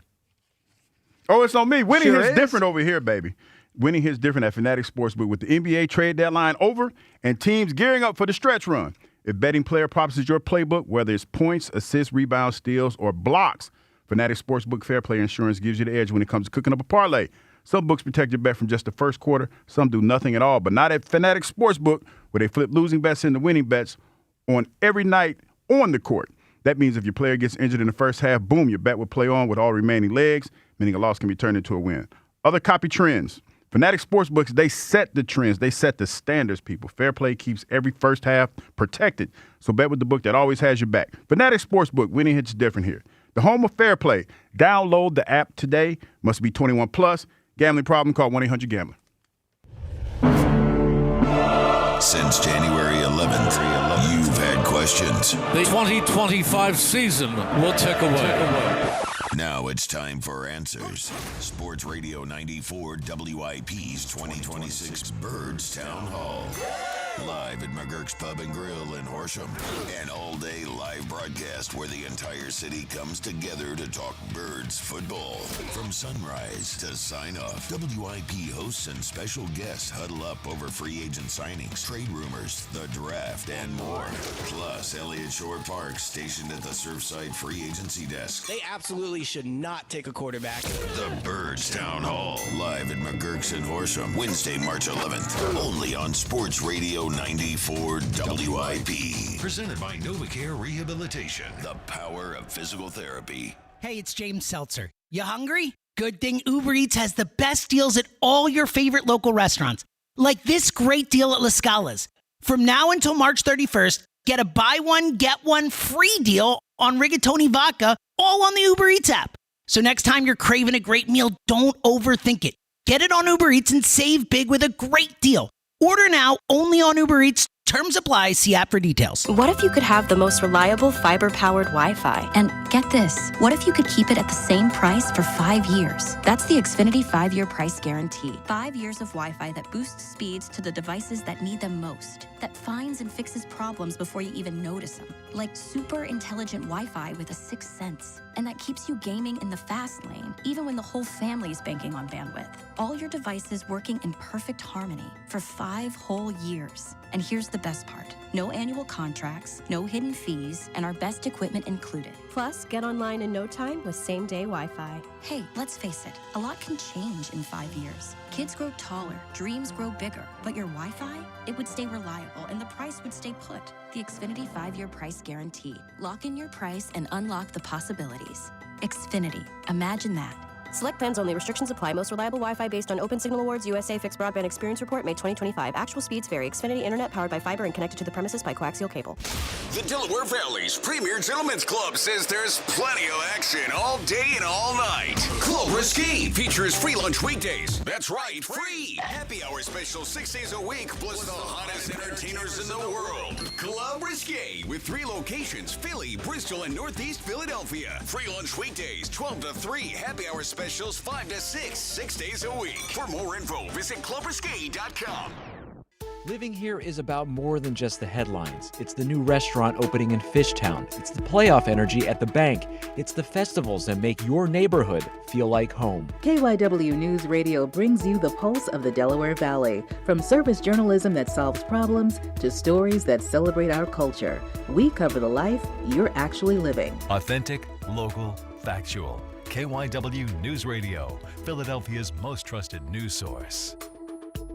A KFC tale in the pursuit of flavor. The greatest insult the Colonel ever suffered was being served a wrap that was just a snack by a friend. So he took 2 crispy tenders, lettuce, tomatoes, and pepper mayo, and wrapped them in a soft tortilla. It wasn't a snack, it was a meal. He called it a twister, and never called that friend again. The Colonel lived, so we could chicken. The Twister, now back at KFC, classic or with bacon. Also try it spicy. It's finger-licking good. Prices and participation may vary.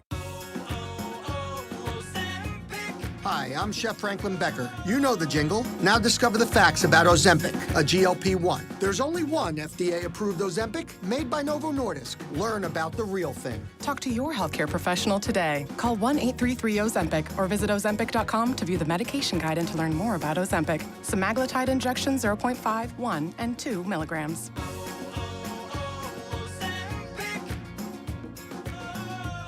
Partly to mostly cloudy through the afternoon, high 46. Weather brought to you by Staples. From posters and presentations to labels and loyalty cards, Staples has all the print to boost your brand.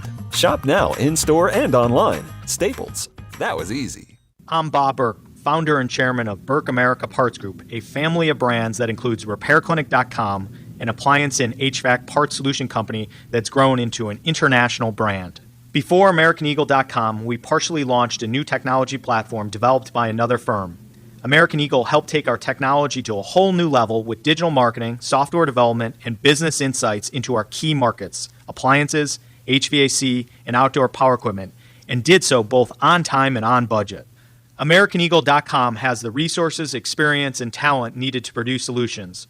Our new technology platform, developed by AmericanEagle.com, has produced tremendous results with higher traffic, conversion, engagement, and online revenue. If you have any home repairs you need to take care of, check us out at RepairClinic.com. If you need a world-class website or technology project, then I would highly recommend AmericanEagle.com. Call AmericanEagle.com at 773-NETWORK. That's AmericanEagle.com, 773-NETWORK. This is Hugh Douglas and Joe Giglio on Sports Radio 94 WIP.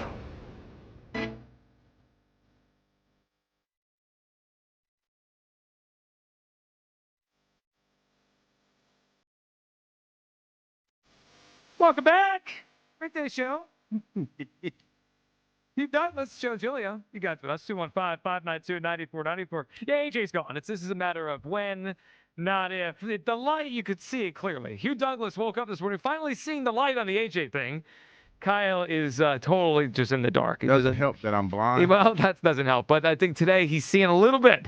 We're helping him out here. Where do you come down? Gut feeling is A.J. Brown out this offseason. We'll get back to your phone calls. Also, another clue for Hugh's Clues. The first hour did not go great for Hugh, which is not a surprise. It went swimmingly well for me. No, I'm not sure about that. Rent-free. Yeah, I'm not sure. But we'll get another clue. We got a pair of tickets to see Bill Burr in AC on April 25th at Hard Rock Live. All right, though, this morning, Dave Dumbrowski on the morning shows. The first time Dave has spoken, he was part of that Zoom when they introduced Real Muto, but that really was just, he was dodging bullets about Bichette that whole morning, right? And the Real Muto thing. It wasn't about Bryce. It wasn't about the whole offseason. This is the first time he's spoken in a while on big picture stuff. Good interview by the morning show. We'll bring it to you in its entirety coming up later in the show. But right now, let's unpack a couple things. So it started off, you knew this question was coming about the Bryce thing, about the whole back and forth. Here is how Dave Dumbrowski answered that. Had a very good open conversation with Bryce. Rob was there. We just were in a position to just want to make sure that coming into spring training, some of the things that were out there we could talk about. And we addressed a lot of that back in October, November, but I wanted to make sure, because with Bryce coming in here, that we could sit down and talk and have an open conversation and express our feelings and move forward. So we were able to do that, and I listened to him, he listened to me, and I think it's always important in any walk of life, not just this, that communication is one of the most important things, and I've learned that throughout my career. This is not the first time I've ever had a situation where a player is not happy about something that has happened with the organization in which I'm responsible, and you sit down and talk about it. All right, a couple of things struck me there. Well, the first thing is, I think it's interesting that they waited till spring training. I mean, the technology's never been better to hop on a FaceTime call and just talk for 20 minutes. So, all right. Yeah, and it sounded like he did, to be honest, it just sounded like he learned how to communicate, after the aftermath of the Bryce Harper thing. Also, maybe I'm reading too much into this. The way he framed the end, he said it's not the first time he's been in a situation where a player was upset. Yeah. In an organization where he's responsible. Hugh, you could read that two ways. He's either saying he's responsible for the organization, a player is upset, he's got to deal with it, or do you think he was admitting he's responsible for the reason why Bryce Harper's upset? It all depends on how you hear it. Yeah, because that word was interesting. Yeah, that's how I hear it. Like this ain't my first misstep, or something like that. Yeah, that's kind of the way I heard it. Yeah, I will say this: I feel better hearing both of them the last 2 days. That this is calmed down for now. Now we'll see how it goes throughout the season and how Bryce handles things. But I think you could tell they spoke last week. I mean, that's obvious that they. It's still a little icy though. Yeah, I would call it icy. It's a little icy, but it's different than it was a week ago. So I think that is a good thing. Hearing from both. Well, Bryce you got to play and Dave. nice because the obvious thing is season's about to start, and you don't want that bad mojo going into the season. But at the same time, I feel like Bryce is painting the picture, and he's doing it in such a subtle way that this has the potential to be a lot of drama this upcoming baseball season. Protection and order. That I feel like strongly, more so than ever, because if I'm not mistaken, even though it's spring games and everything, hitting has been somewhat of an issue. Granted, everybody's not been playing. I like how you're locked into the spring training stuff. But I'm saying hitting, I like this. No, but hitting has been an issue in spring training. And like I said, granted, everybody's not playing, but this has the potential to be something that kind of lingers. So on that, I saw an article this morning. I think it was David Murphy at the Inquirer. Hugh, we've talked about Bryce not seeing pitches last year. There was also another thing I think that flew under the radar. The way I'm thinking back to how I read the article this morning. I think Bryce had a higher percentage of being stranded on base than any hitter at the top of any lineup. And what I mean by that is like the percentage of time he got on base compared to how often he got home was lower than anybody that had that many plate appearances. So basically, he got on base. He just didn't have anybody to bring him home. Yeah, most times he got on base, the inning ended with him jogging off the field because they didn't knock him in. Stranded, exactly. That was last year. All right, more from Dumbrowski here, specifically on all of us saying that they ran it back. How does Dave react to those claims out there by us in the city? Here it is. Well, I think, first of all, it's always interesting. You don't know that there weren't other paths that were discussed. Ooh. There probably were a lot of conversations we had this winter time. This one became public, right? Yeah. But we always had, we had numerous conversations in the winter time. But I think you have to be careful when you're in my spot where you say, we're going to make a change to make a change, unless you think it's really the right thing to do. Yep. We won 96 games. We have a good club coming back. I mean, for example, I use the Kyle Schwarber, right? Well, we signed him back. I'm thrilled we signed him back. I remember I leaving the winter meetings and was talking to my wife, and she said, well, how do you feel? I said, well, I feel like, okay, we've made some strides on different things, but I would not have been happy walking out of the winter meetings without signing Kyle Schwarber. I don't know where we would have gone in the wintertime. One of the best hitters in the league. But if we decided to not run it back by not bringing Kyle Schwarber back, would people be happy? All right. You know what? That's his. He's touting the fact that we got Kyle Schwarber back. He was on the team already.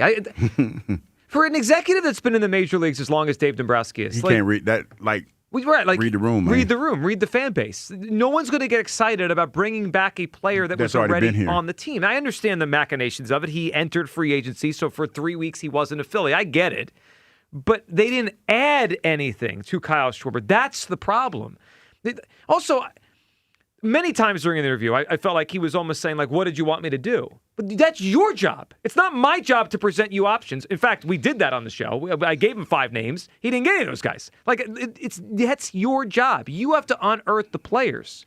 Yeah. All we could say is, well, I think they're weak here, they're weak there. Maybe they could upgrade. I mean, that's what we do as fans. I mean, I could present you names that I know in baseball, but it's your job to find value and figure out where you can make a trade with someone, or you could find an undervalued player, Hugh, and sign them in free agency. That's not my job. That's his. You know what the unfortunate thing about this is? Because, like, when you compare and contrast, because that's what we do as fans. We looking at other people's grass and we see what other people are doing. When you look at the fact that the Dodgers, who won the World Series, go out and they're still adding players, right? Significant players. And you're touting the fact that we signed Kyle Schwarber. Kyle Schwarber was good. You were good enough to get to that game against the Dodgers, and you played them tough. But most people would think that in order to beat them, you have to add more pieces. If anything, we subtracted. And for you to sit there, to me, as a former professional athlete and somebody who kind of knows, how these things work, to say, well, hey, we signed Kyle Schwarber, we're happy. You didn't add anything. And the fact that your best player, who you called out and said that he wasn't as good, talked about him not having protection in order, and not only that, have the numbers to back it up. That's a problem. You know what I would have liked to hear there when he was asked about running it back? That's for him. That's a spot for him to say, hey, guys, I think we're sleeping on how good Adolis Garcia is. We believe he's going to be the player he was 3 years ago. And, I mean, that we'll see. That would be the smart thing to say. That's what I would have felt better. Like, hey, we really believe we got something in Adolis. He came into camp in great shape. He was a huge part of the Rangers winning a World Series a couple years ago. We think he could provide that for us. Go look at the back of his baseball card. And then I would say, okay, they're betting on Adolis Garcia. Maybe they think he's better than I do, and I would have to take that into the season. Don't tell me you re-signed Kyle Schwarber, and like, what do you want, a pat on the back? He was here anyway. All right, we also had this. This is the. I could have predicted this yesterday. In fact, I think I said something to this accord, that he's going to go on there and he's going to tell us how well they played in the playoffs, how close they were, and just it's baseball. What are you going to do? Here is Dumbrowski. Now, as they go back and kind of unpack what happened last October on the Dodgers series. You're in a position in which you're in a short series, and guys get a big hit here or a big hit there. You get a break here or a break there. It isn't like – I think the 1 year, like for me, 23, that was disappointing in the sense that we were up 3-2. I thought we had a better club. We didn't prove it at that time. Mm-hmm. And those are the ones that really stick in your – craw, in the sense that, geez, I think we should have had that one and we didn't get it done. We didn't score runs in that particular series in 23 against Arizona. 24, we really didn't play very well against the Mets. I'm not really sure why at that point. We just didn't have a good series. So I don't really know what else you do, right? They just didn't make the big pitches at certain times, and they got the big hits. And last year was a real tough one in the sense that we really went head-to-head with that Dodger club. And I've been in that spot before. They won the World Championship. They had a really good club. We had a really good club. We met in the first round. They got a big hit here, a big hit there. I mean, Hernandez hits the 3-run homer in the first game, makes a difference. So it just was so tight, and they just beat us, really is what it came down to. Go ahead. No, I'm listening to that, right? I'm thinking about baking a cake, right? Okay. I'm gonna use this as an analogy. I like okay, this. say Yeah, like, go for it. say like you're putting all these ingredients in this cake, right? And you're tasting the cake, and you're tasting the batter, and you're like, okay, it's close, but we need something more. Because I think that most people that bake, if it's close, you're gonna add something a little extra to help make it pop. I think this is a good analogy. You know what I'm saying? This is one of Hugh's better ones in a you very know what I'm long saying? time. And for you to sit there as the guy, I'm the baseball layman right here. I'm the baseball layman. You the guy that has the pedigree, that knows way more baseball. You've forgotten more baseball than I know. And for me to sit there and hear that and make that cake analogy, and you sit there knowing that close is not good enough. That's crazy to me. So here's my frustration with it. We keep having the same. He almost makes it sound random what happens in October, as if they don't have any control over it. And you know what? Dodgers got a hit, we didn't. Well, why? But to a certain extent, he's right. But when you talk about, like for me, because watching the baseball here in the last couple of years, it's been the same thing. You know, you get decent pitching, and the bats go cold. Yeah. You can't move runners, especially when you talk about that Mets series. You get runners on, you can't move runners. They're moving runners. They're running all over the bases. It's the same thing, and it's the same thing every year that we all talk about is how the bats go cold at the absolute worst times. And for you to know this and still tout that you have a good club and not see that, it screams to me like you're not in touch with what's really going on. To go off the analogy you used with the baking of the cake, it feels like for the last 3 Octobers, they're using the same recipe, and then it comes out with the same exact cake, and they say, maybe next time it'll be different. No, maybe you have to change the ingredients, and that's what annoys me. But like, I understand the Dodgers were a great team, and it is different than the Mets loss and the Diamondbacks. It's very different. I agree with him. But it's the same concept, is which you don't play your best baseball in October, and you think the same people are just going to magically play better. Like, we can't just reduce October to make believe or magic. There's a reason why the teams that win World Series win them, and the reason why teams that don't. And it just feels like Dave thinks, well, maybe this year we'll just have it. Well, maybe, or maybe you need to change the mix to have it, Dave. I understand that, and in terms of how we view this offseason based off of how close we were, which I do believe we were, to the Dodgers, as painful as that sounds to hear. But the Dodgers got better. We didn't. Yes. We didn't get much better. So that's the reality of it. I understand that. Looking at it from that perspective, I totally understand. That bothers me. But man, when he was talking yesterday, all I could think back to was exactly what I was saying after that series. And I know it was painful at the time for everybody to hear, but we got to stop lumping that Dodgers loss in with the loss to the Mets and the Diamondbacks. Like, we should have won those 2 series. The Dodgers won, we just lost to a better team. The Dodgers were just better than us. And, like, that's okay sometimes. It's okay.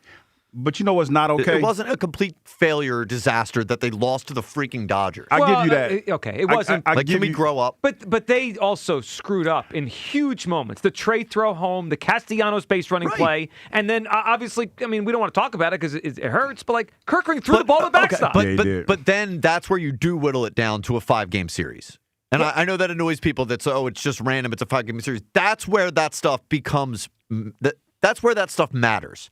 The Dodgers made those little plays. Yeah. We didn't. You know why? Because the Dodgers are better. Well, they are, but I guess maybe it was just me. I got frustrated some at the Hernandez home run. Yeah. No, home runs happen. That's every game in baseball. The plays that lost the series were Turner's defensive play, the base running disaster with the wheel play, and then Kirkering. I completely agree, and that's why. And everybody got mad at me when I said after that series that this was like I let the bats off the hook a little bit because we ran into good pitching. Kyle Dumbrowski. I'm sorry, this this wasn't Brandon Pfaadt carving us up in the Diamondback series. This wasn't us losing to Kodai Senga, who tried to walk 15 guys in his outing, and we swung at everything. Game 3. I know. That was annoying. Like, that stuff was annoying. Yeah. That shouldn't happen. But, like, getting dominated by Yamamoto, Blake Snell, like that Dodgers pitching staff, like, that's okay. I know. That's okay. I'm just the yearly Dombrowski You know excuse what's not, making. you know is what's enough. not okay? To sit there and say, we lost a tough game and then run it back the same way it was. That's not okay. I agree. And if you want to look at it from the perspective of, then why didn't you do anything this offseason? I'm completely with you. Yeah, I'm completely with you. They should have.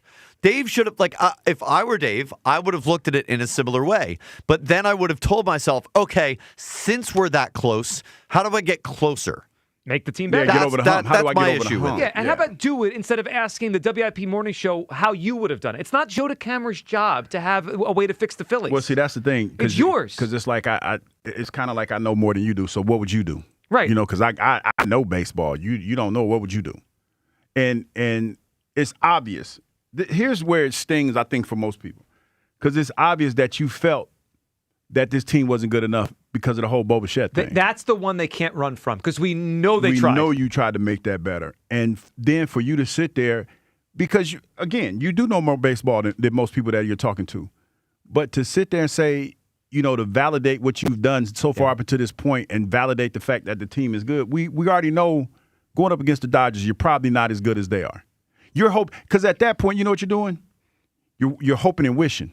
Which is not a strategy. I mean, if you hoping is not a strategy. If you ask me, the Phillies' best chance to get to the World Series is that someone else knocks the Dodgers out. I mean, and that's what happened in 22. That's what I'm saying. That you hope somebody knocked the Dodgers out, or you wish they would. Yeah, that's not a strategy. Well, it's not. It's actually completely not a strategy. All right, 215-592-9494. All right, Hugh. Before we go any further here, we had a lot to say on the baseball there.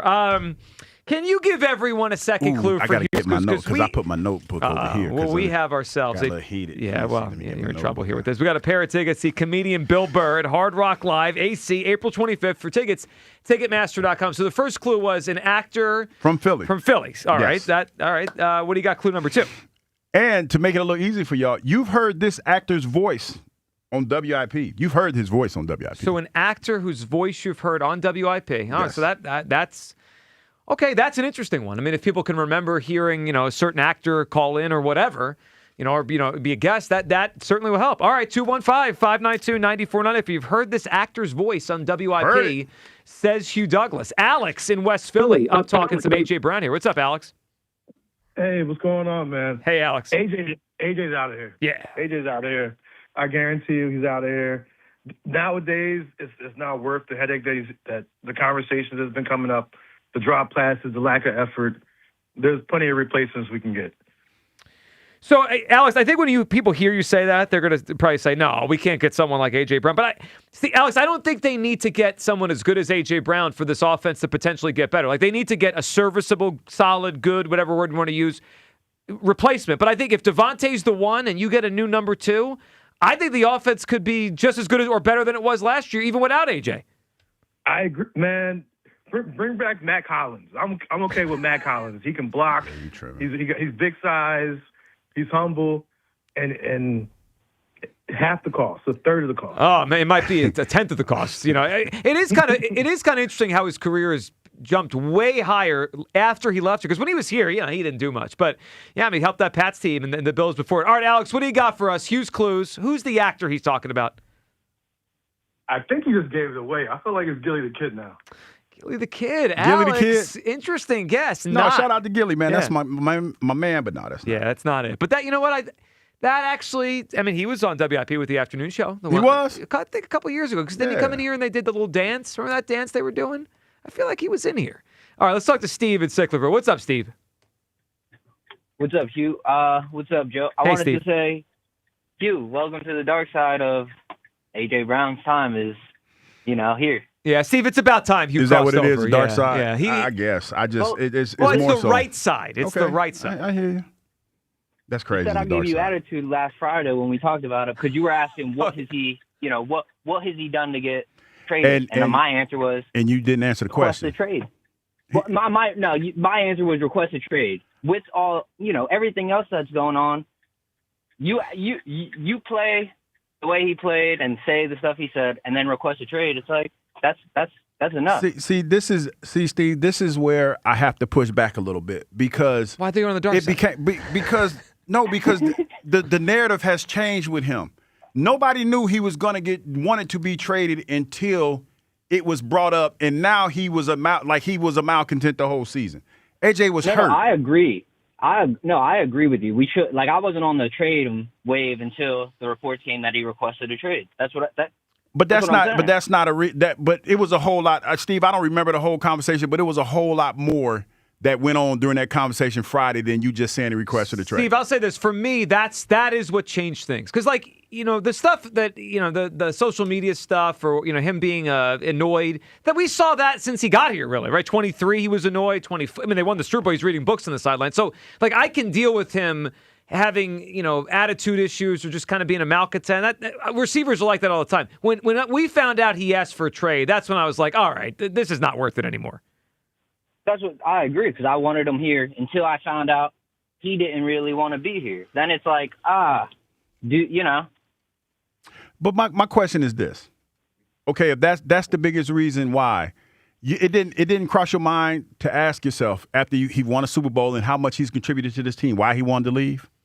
Well, I think it is worth exploring, but if someone says they want to break up with you, the reason they want to break up with you really isn't as important as the fact that they do. Well, it kind of is, especially if you. Here's the reason why I push back, Joe, is because if you think it's going well, I need to know what do I need to do better. All right, so we'll keep exploring this because I think it's more for the Eagles long term to figure out why he wants to leave, rather than the short term. I feel like the relationship's dead anyway. All right, Steve, what do you got for us? Hughes Clues. Who's the actor?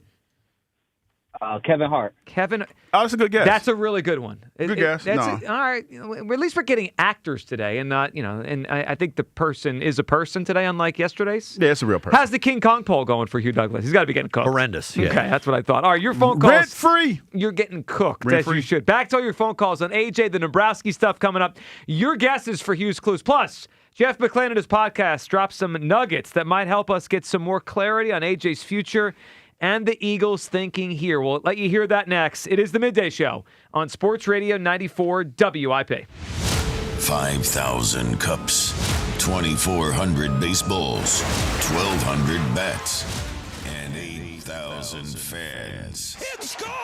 It clears! Broad Street arrives at Big Air Ballpark. 94 WIP takes you with the Phillies as they begin spring training in Clearwater. Live coverage, player interviews, and more as the Phillies embark on the 2026 season. Always trying to have the best club that you possibly can. Back to baseball. Let's go! On your exclusive home of the Phillies. Sports Radio 94 WIP. Brought to you by Surfside Iced Tea and Vodka. Proud partner of the Philadelphia Phillies. Ever wanted to go to the NBA Finals? Well, now's your chance, courtesy of FanDuel in partnership with Valley Forge Casino. All you have to do is use your profit boost on an NBA future. You'll be entered for a shot to win an NBA Finals trip for two. NBA Futures lets you lock in your pick for who you think will go all the way, whether it's a team to win the championship or a conference title. Just visit FanDuel.com/local to get started. Play your game with FanDuel, official sports betting partner of the NBA. FanDuel Sportsbook is the official sportsbook of 94 WIP. 21 plus in President, Pennsylvania. No purchase necessary. Limit 1 entry for Profit Boost token. Opt-in required. Must apply Profit Boost token on select market. Restrictions apply. See full terms, including methods of entry at sportsbook.fanduel.com. Gambling problem? Call 1-800-GAMBLER. Hi, this is Joe Mederchik, PNC Bank Regional President. People ask us, is PNC just a boring bank? Well, that depends. Is starting a business boring or being the first person in your family to go to college? For nearly 160 years, we've done the hard and occasionally boring work of banking to deliver brilliant results to our clients. To see what boring banking can do for you, stop into any of our local branches right here in the greater Philadelphia community. PNC Bank, brilliantly boring since 1865.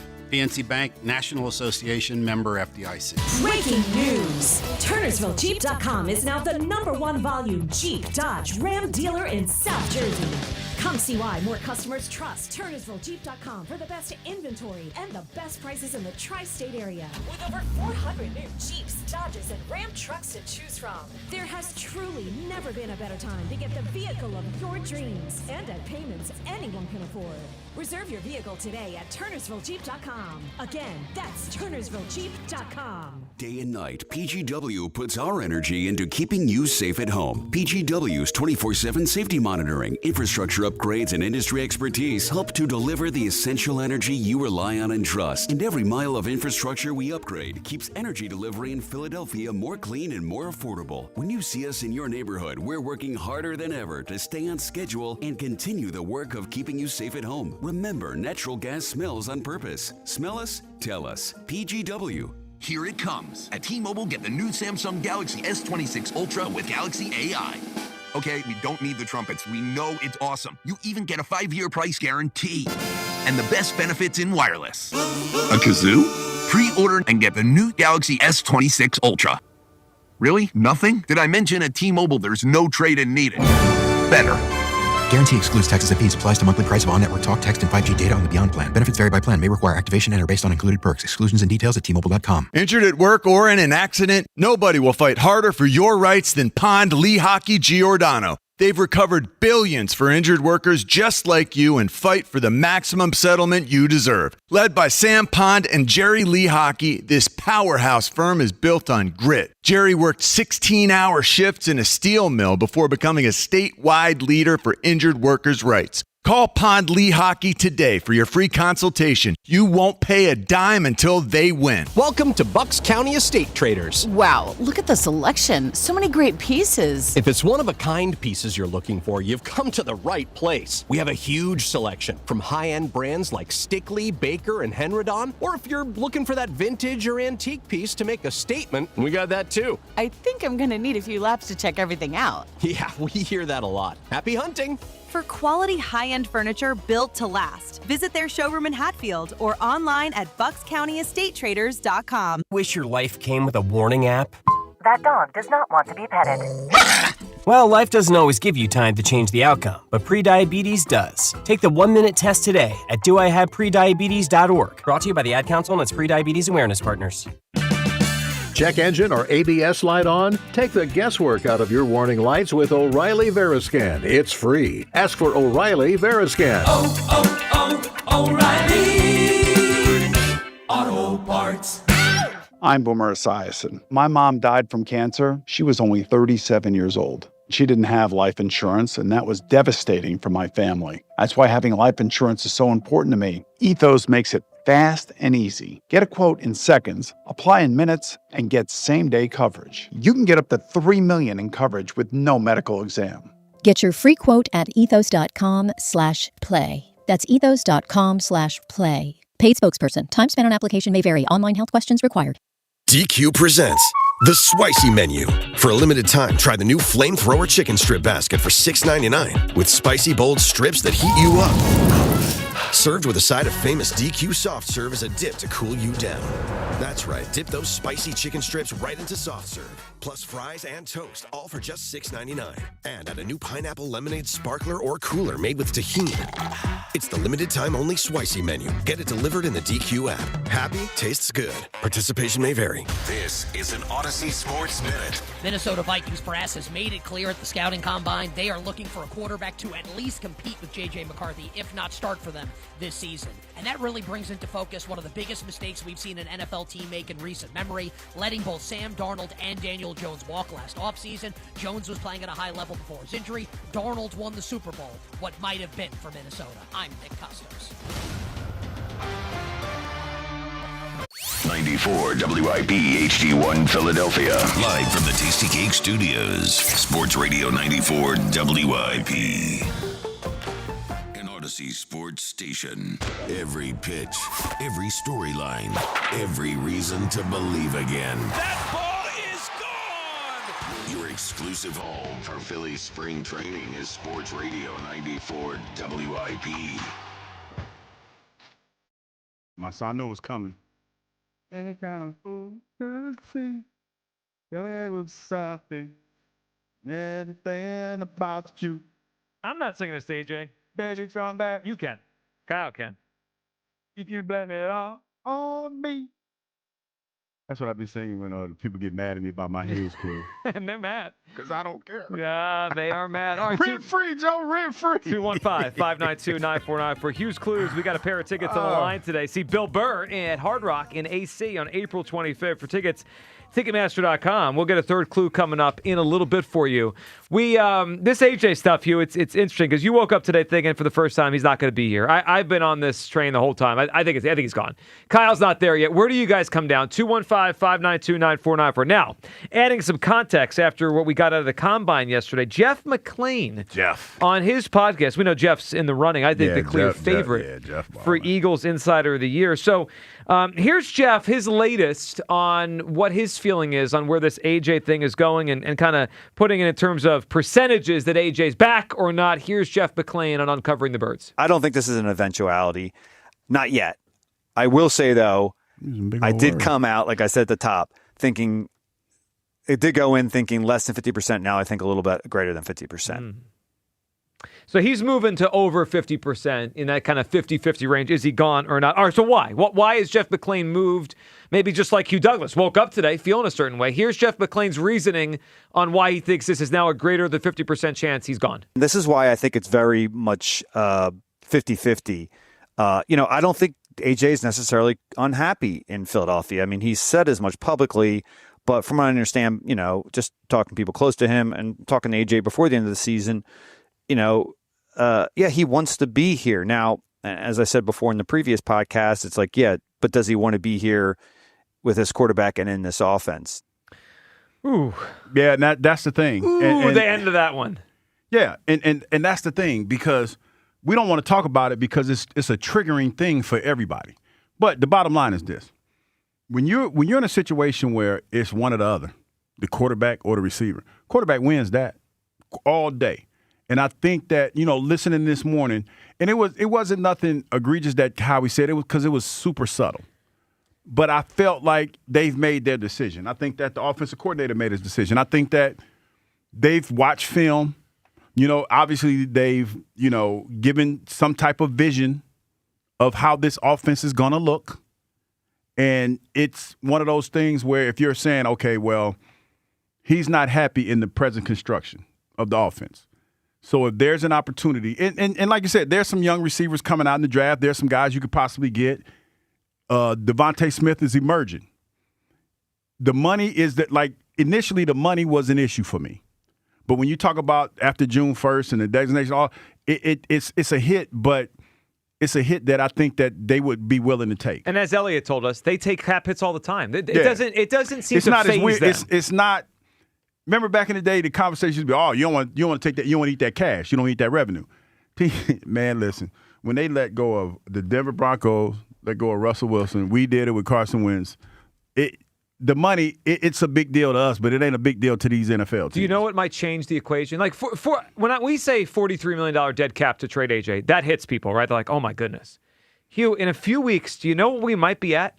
You know what Tua is this? Because I think we're heading towards the Dolphins cutting Tua. Do you know what his dead cap's going to be if they cut him? Probably about 50 or 60. $99.2 million. 99. 43. How much money he got guaranteed on his contract? Oh, he got a good amount. I mean, his contract's pretty similar to Jalen. So, he's fine for his life. But, if the Dolphins take a $99 million cap hit, it just does change the way we think about just cap hits. All right, So, man, it hit when he said, does he really want to play with this quarterback? Which, whether or not they're good personally, because it does feel like at the end of the year they both said they're good personally, doesn't mean they're good professionally. And it didn't seem like he's happy playing with this quarterback on the field. And then this offense. So we could look at this offense in a lot of ways. It will be better, this, that. What if they're going to run the ball more than they even have in the past? Then you wonder, does AJ want to be on another run-based team with a quarterback that doesn't throw him the football when he wants it? Yeah, that's the thing that kind of jumped out at me. The fact that Saquon was as giddy as he was. Kind of, He's getting the ball again. He's getting the rock. Well, I'm reading into it. That's what I do. I recklessly speculate. That's what I do. That's why you're here. So it was a little bit of that. And again, it was subtle, but the way Howie presented it this time, and he was talking about how this has been his mantra the whole time. I just feel like there's been some conversation had and the line is moved. And then, Coach Sirianni can't hold water I don't know. I don't even know if I'm going to be here. I don't know what's going Well, you can't put him behind the mic. That can't be done. Love All that right. guy, though, but he's bubblehead. Yeah, well, he's your guy. All right. Now, as far as what the Eagles could command back and want, to me, this is all over the place. Like, we could all want a certain thing, but the market is the market. Here's Jeff McClain uncovering the birds on how this could go and what they could potentially get back. Whether, there is enough momentum that will lead to Howie getting what he needs to get to move him. In my mind, it's probably going to be, at the very least, a second rounder that has conditions to be a first rounder. All right, so very least a second rounder that has conditions to be a first rounder. That's what Howie Roseman, according to Jeff McClain, would want back. All right, let's go on the record here, everyone. What we would want, like, what's the bare minimum we would take for A.J. Brown? Of course, I'd want a first-round pick. I mean, we all would. Second. But, Hugh, you just said second. That's where I'm at. If the Eagles can get a second-round pick for A.J. Brown, I'm in. Like, I think that it cuts it down the middle where I'd want a first. A third feels light. A fourth feels like I can't do it. Mm-hmm. But a second feels like pretty good value for considering his age. The production went down. He's had injuries. A first feels like a little bit of a dream to me that we're actually going to get a first-round pick you got to right shoot now. for you got to shoot for the stars. That's what I would do. I would ask for the first. I would say that I would call the Patriots, the Bills, all those teams, right? The bottom of the first round, Ravens, and I'd say, I want your first-round pick in this draft. And if they say no, then I say, all right, well, what you got? If we're not talking second, then I don't want to talk anymore. Like it has to be a second-round pick for me. No, I totally agree because he's still a valuable asset. Like I said, you could turn that second-round pick into a pretty good receiver, and the team you're getting or team you're trading with can get a good receiver, and everybody's happy. Well, the Eagles also have had an incredible run over the years of second-round picks. I mean, some of the best players in Eagles history have come from the second round. I would like to see because I feel like, and again, it's fault of his own. I just feel like he's getting a bad rap all of a sudden. And I'm not denying the fact that he didn't play well in the last game. But the beginning of the season, he was banged up. I want to see him with somewhere that he with a good quarterback. Not saying that our quarterback is bad, but a quarterback. Oh boy, I heard but a that. quarterback. I heard that. A quarterback that is going to allow him to play the way that he wants to play. Yeah, he'll play well. I'm You sure. fantasizing about another quarterback? No, I'm not. Remember what happened last time we did that? No, I'm not. I'm just saying. A lot of hot water. You know what? Like I said, rent free. That's where I'm at in this space. And if you can't handle a grown man's conversation or an adult conversation about the quarterback of the football team, then that's okay. Rent free. I will reside rent free in your headspace as long as you need me to. You know what line you need to use? That's a you problem. Yeah, basically that's what it is. Not a Hugh problem, because it's but like a we get on here and we talk about certain things and people get all up in their feelings.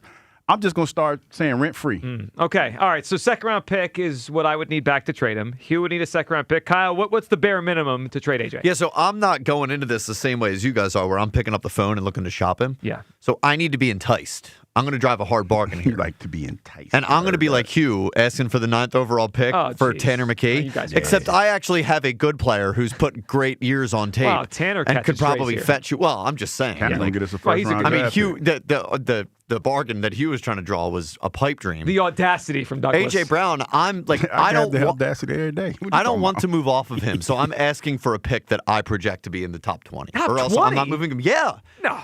Then I'm not moving him. That's like fine. I don't want to That's what trade I'm talking AJ. about, Kyle. Shoot high. So make me an offer I can't refuse. If they find a team that is willing to give them a top 20 pick for a near 30-year-old wide receiver to make it $30 million, I'll drive him myself. We got a first round pick for Carson Wentz, guys. That's a quarterback. I know. Yeah, and that was a fleece. It was a great Right. job by Howie. Okay, so if Howie can fleece somebody for AJ Brown, then we can talk. Otherwise, it's better to have AJ Brown. Man, if Howie gets a top 20 pick, I mean they should just put the statue up in Canton now. The Eagles have a better chance of Etch the being. plaque. We're talking about not subtracting players or only adding good players or keeping good players on the roster. I have a better chance of being good next season with AJ than I do some second round pick. All right, so it's top 20 for Kyle. Hugh and I are I am asking for the moon and the stars. Like That's I for the moon and understand stars. that I'm probably not getting that. Then I'm keeping AJ. Good. One more quick thing on the second round pick. I think it'd be interesting if they waited a year. The Patriots, the Bills, the Ravens. Well, not the Ravens so much. I guess they're the middle of the draft, right? Because they didn't make the playoffs. But all those teams, let's just use Patriots, right? Mm-hmm. The Patriots' second round pick is the last pick in the or second to last pick, in the second round because they went to the Super Bowl. Mm-hmm. If I was Howie and the Patriots were offering a second, I'd say, give me next year's second. Because I think there's a real good chance the Patriots are far worse next year, even with AJ, than they were this year. Yeah, especially with the schedule that they played. Yeah, they only played, 2 teams that were 500 or something like that? They faced like every coach that got fired. I mean, they had a magic carpet ride. All right, one more, and then we'll get back to the phone lines here. This was interesting from McLean on maybe a different way they could use A.J. Brown in a trade. Because we just keep talking like 1 for 1, right? Like, A.J. for Head this up, pick. yeah. Well, what if it's a different, more creative way, kind of a blast from the past from Howie Roseman? Here's McLean. I'd be very surprised if they don't get an offensive lineman in the first round. And as you mentioned, there's a little bit drop off there. And potentially he could use the A.J. Brown trade, a potential A.J. Brown trade, as an opportunity to move up into the top 10 and get one of those top guys. And we've seen him do that before. Going from 23 to 8 or 9, it could be hard. But we've seen Howie move up before, and he loves moving up.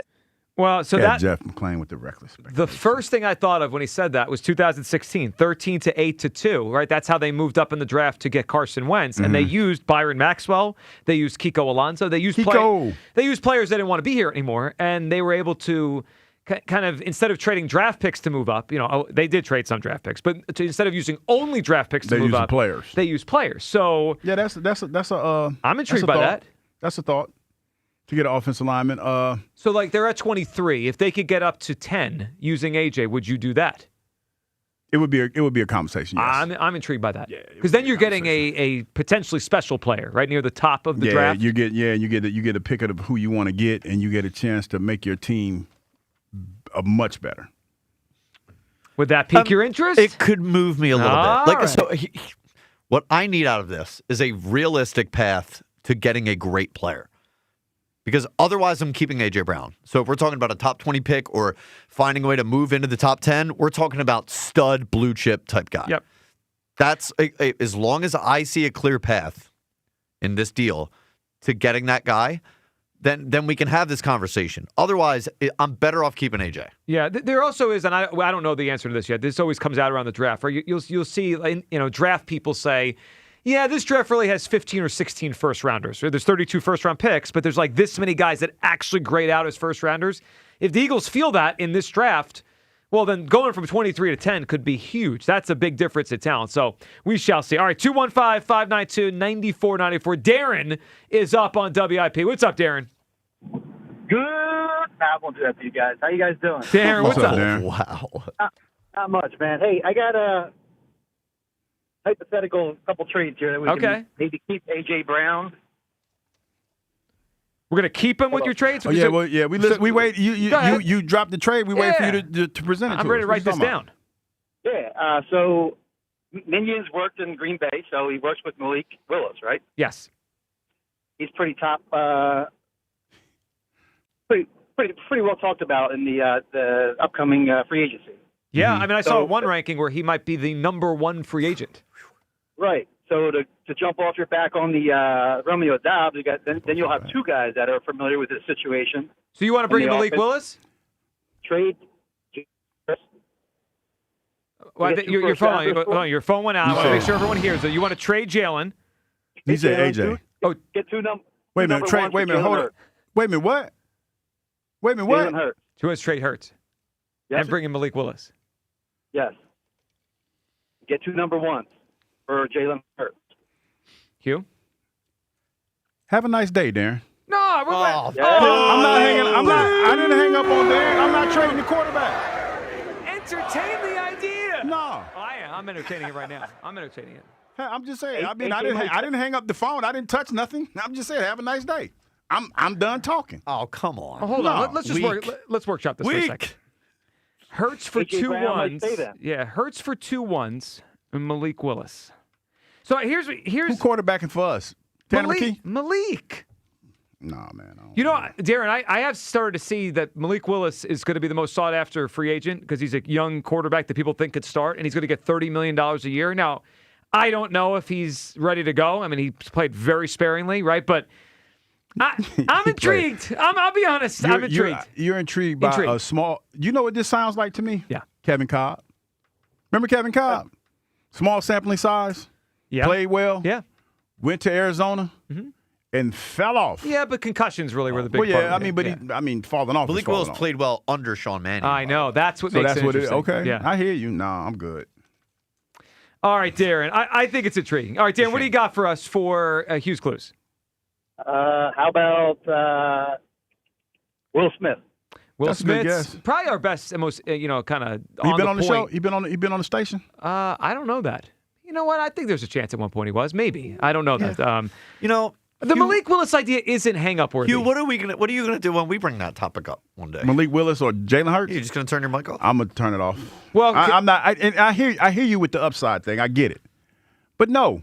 Because now you're bringing somebody. See, I think people fail to realize, even though he's been in the offense, he still has to get continuity with the guys that we have present here. one angle that I think is worth discussing with it. Okay. If Malik Willis only gets $30 million a year, You're talking about You're talking about savings. Yeah, the Jalen money Hurts thing matters. Has $55 million. I don't want to pay Malik Willis $40 million to be our quarterback. No, I hear you. Also, I hear you. you're getting 2 ones for Hurts in this made-up scenario.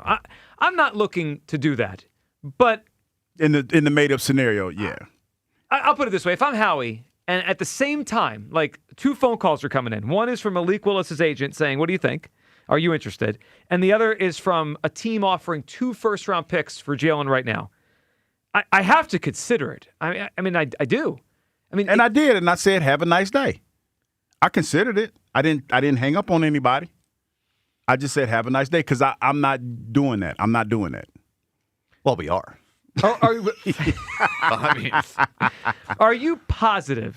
Yeah, I'm positive. Positive that Jalen will be a lot better than Malik Willis next season. I'm not positive well, about then I got to think anything, about it if I'm not positive. But it's the devil I know, and it's the continuity because, Louis Riddick says something that is very important when you talk about a locker room, chemistry. Yeah. Whatever word you want to put on that.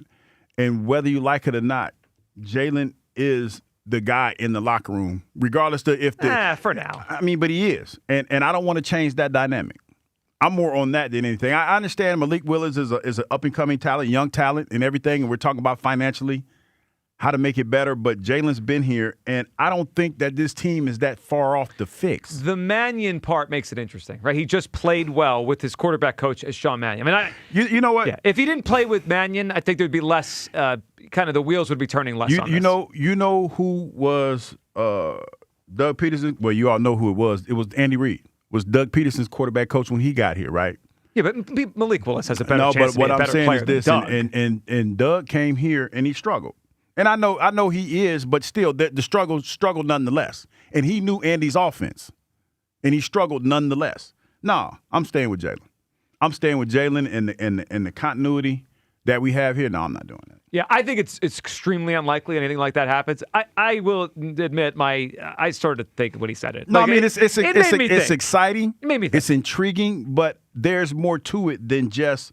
Because because we're all fans, and I get that, and the caller that called it, and not poo-pooing what you said, because pretty interesting, but for me, it's just deeper than that. Because we get excited about the names and potentially what it could be, which we all fans do. But the continuity for me and the camaraderie, the chemistry means a little bit more. Ironic part of the if it ever happened was the year after they drafted Hurts, Malik Willis was one of the top quarterback prospects in the next class. Mm-hmm. It ended up being Pickett was the only first rounder. But there were a lot of people that were intrigued by Malik Willis. Where did he go? Liberty? I think it was Liberty he went to. Yeah, he was Liberty. Yeah. Obviously, the Eagles didn't draft him, and they roll with Hurts, and it's worked out. But it's kind of funny it's coming back to those 2 names, and that was a thing 4 or 5 years ago. Melanie is up on WIP. What's up, Melanie? Hey, guys. How's it going? Melanie, what's up? So can I be petty first before I give you my answer? Always. Okay, so I'm super excited that we're talking about A.J. Brown today. I have not discussed or heard about A.J. Brown in so long that it just fills me with joy. It's a new topic on WIP. We figured we'd debut it today. Oh, get the hell out of here! So, in honor of this, revelation of discussing him, I would like to propose a jelly bean jar, and in the jelly bean jar goes any reference to A.J. Brown. And at the end of the show or the end of the week, however you want to structure it, you give the caller who comes closest whatever you want to give them. Oh, nothing AJ. That's interesting. What do you think, Hugh? We put a jelly bean in the jar every time AJ comes up, and then at the end of the week, someone's got to guess how many jelly beans are in the jar. Sounds We're interesting. We're going to need a big jar. But we can use this for anybody that we tend to talk about that makes the story pop during the week. I mean, it's not like we wake up and say, "Hey, let's talk about AJ all day." I mean, Howie and Nick Sirianni. If you want to be mad, I'm not saying you're mad, Melanie, she's but petty, not mad. if you want to, if somebody, if people want to be mad at Nick Sirianni. Nick Sirianni, the one that Howie has been talking about. Howie has been towing the line that AJ's a good player. Nick Sirianni jumps out there. Oh, I don't know. I might not even be here. AJ, and that became the storyline. So that's on. Mr. Petty, I'm talking to you, Douglas, right? Mr. Petty is telling me that I shouldn't be petty. Hugh, I thought you entertained all pettiness. I didn't say that. I said that we don't make the storyline. That's what I said. I said that think about Nick this, Sirianni makes the storyline. He came Nick in Sirianni here today, changing his mind on AJ. I think this is an imposter Douglas today. Is that what it is? I think this is imposter Hugh. It's not the real Hugh, Melanie. So let me make one last comment, and then I'll give you my answer. Hey, Hugh, I think you should practice saying, AJ Brown, I can quit you. I can quit you. Are you trying to make that's a Brokeback Mountain reference? We had this conversation a couple of weeks ago. Yeah, I can't do that. I mean, it's not. No. You don't want to. No. You did it 2 weeks ago. You said you liked the movie. Don't you remember? No, I did. No, I do remember that. I do like the movie, but the reference is like me, like I'm in love with him or something. No. All right. No. I don't mean it that way. Okay, here's my AJ comment. AJ Brown is Dr. Jekyll, Mr. Hyde. Mm-hmm. And I think the reason, it makes my head spin when people say, oh, my God, we love him. He's so good for the team, blah, blah, blah, blah, blah. You describe AJ in two different ways. You describe him when he's good for the team, when he's playing well, when he's got his head and when he's, being a team player and all the stuff that you need from him. And then when he flips over, people are like, oh, I don't know. Maybe he's not the one. Maybe that. And you go back and forth and back and forth and back and forth. And that is the hook with this player. It is. And that's why I can't trust him, Ellen. Even if he says the right things this offseason, even if he's telling them he likes it here, can we trust it will be that way in August and September? I can't. All right, Melanie, what's your guess? Use clues. Who are we talking about? Well, I'm not going to go with low-hanging fruit. Can you tell me who you said or no? Say that again? Can you tell me who was said or no? No, but we have had quite a few of the recurring characters. Well, yeah, the bigger the names. usual suspects in Philadelphia that people usually name. They were named. Okay. Let me go with Miles Teller. Miles Teller's not a bad answer. She Melanie, got a lifeline. She over there with a lifeline. I know. Well, with your clues, people are going to need a whole studio audience. Miles Teller from Philly. Miles Teller's always at Phillies games. He goes once a year to a Phillies game. He's he's a guest before the game. All right, 215-592-9494. Didn't know that. Hugh, but you know what? We're going to let everyone hear Dave Dumbrowski coming up. So why don't you give a third clue? So as they're listening to Dave today on the morning show. All right, then, I'm going to let you marinate on this. Yeah, let it marinate. A third clue for Hugh's clues. He's a fellow bald guy. He ain't got no hair. All right, so he fits in with us. So this is an actor from Philadelphia. You've heard his voice on WIP, and he's bald. Yes. All right, that's pretty good. All right, 215-592-9494. All your phone calls, Hugh's clues, also Dave Dumbrowski's conversation with the morning show. Up next, midday show, Sports Radio 94 WIP. We have a couple of nationally televised games tonight and some other pro basketball games on. Let's take a look at the latest pro basketball injury report presented by Fanatics Sportsbook. We've got a heavyweight matchup between Oklahoma City and Detroit tonight. You know, that Detroit team that I was talking about, that got that one guy that came from here that's playing really well right now. For Oklahoma City, SJ is still out with an abdominal strain, and Jalen Williams is out with a hamstring injury. Those are the big losses for OKC. Plus, Alex Caruso and Chet Holmgren are banged up. Oklahoma City's bench guys will really need to step up tonight. In the later game, Boston and Denver are battling it out. Boston star Jaylen Brown is dealing with a knee injury, and his day-to-day, be sure to keep an eye on that game. Philadelphia doesn't even play tonight, but you always need to watch Joel Embiid's status. He's still working through that knee and shin issue.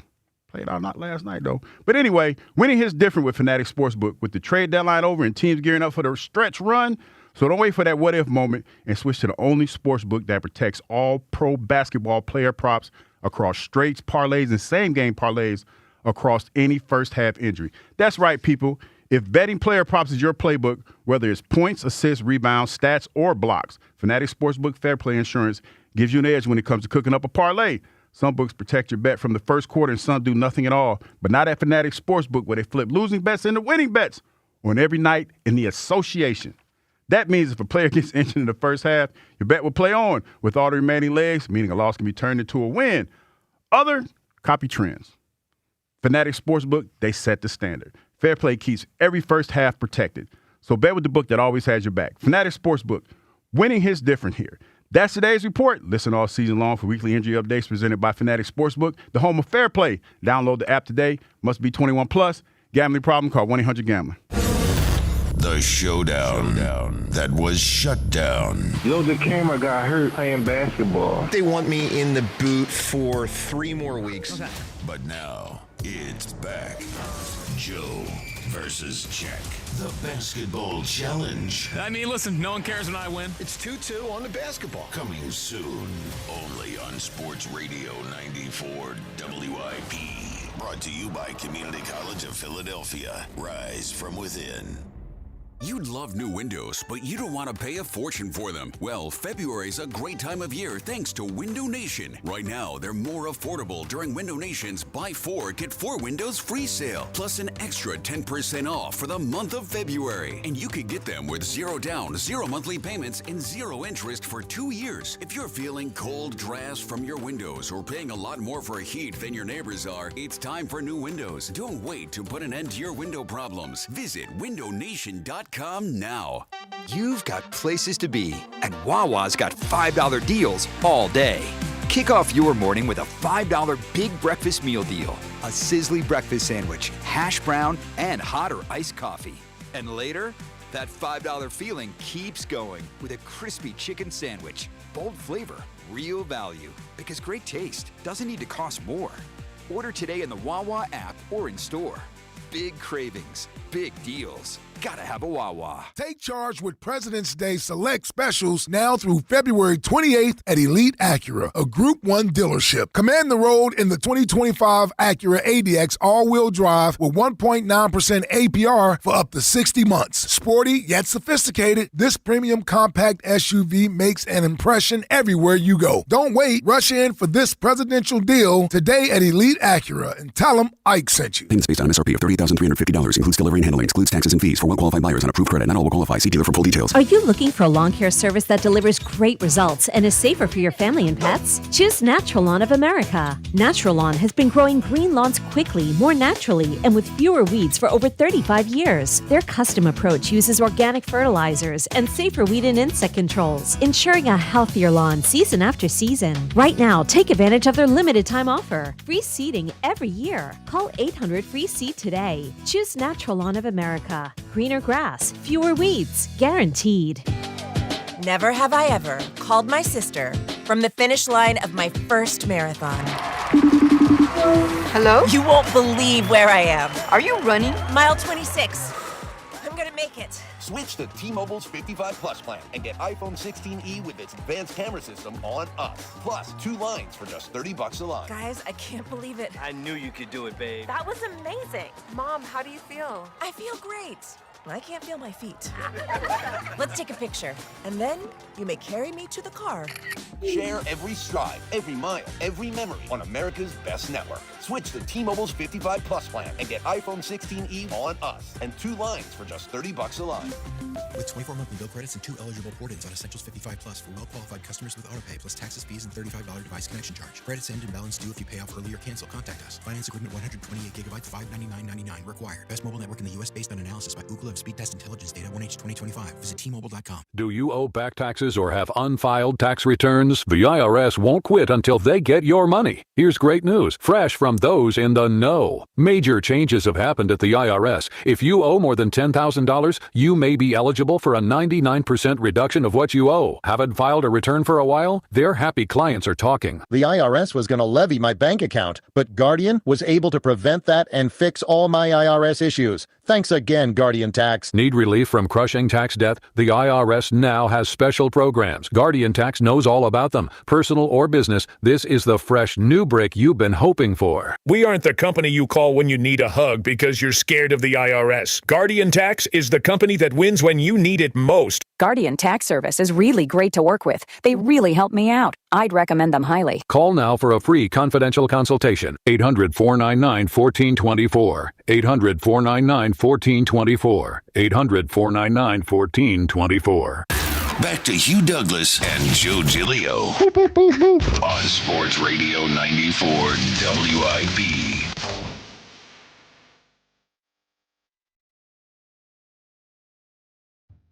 Welcome back. It is the Midday Show. You talk. Let's sit Joe, Julia. You guys with us. 215-592-9494. Earlier today, Dave Dumbrowski on the WIP Morning Show. First time since all the drama. We'll bring you that interview right now in its entirety. Dave Dumbrowski with the morning team earlier today.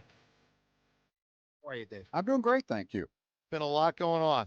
Well, there is, but that's pretty much what baseball is and entails in the wintertime, and I think it's more and more all the time because the reality is with the number of free agents that are out there, they lengthen out so much. It takes so much, and then everything's in social media, and things aren't quiet very much anymore. So it's just how life goes. Dave, I think that you've got a better team than many fans locally think.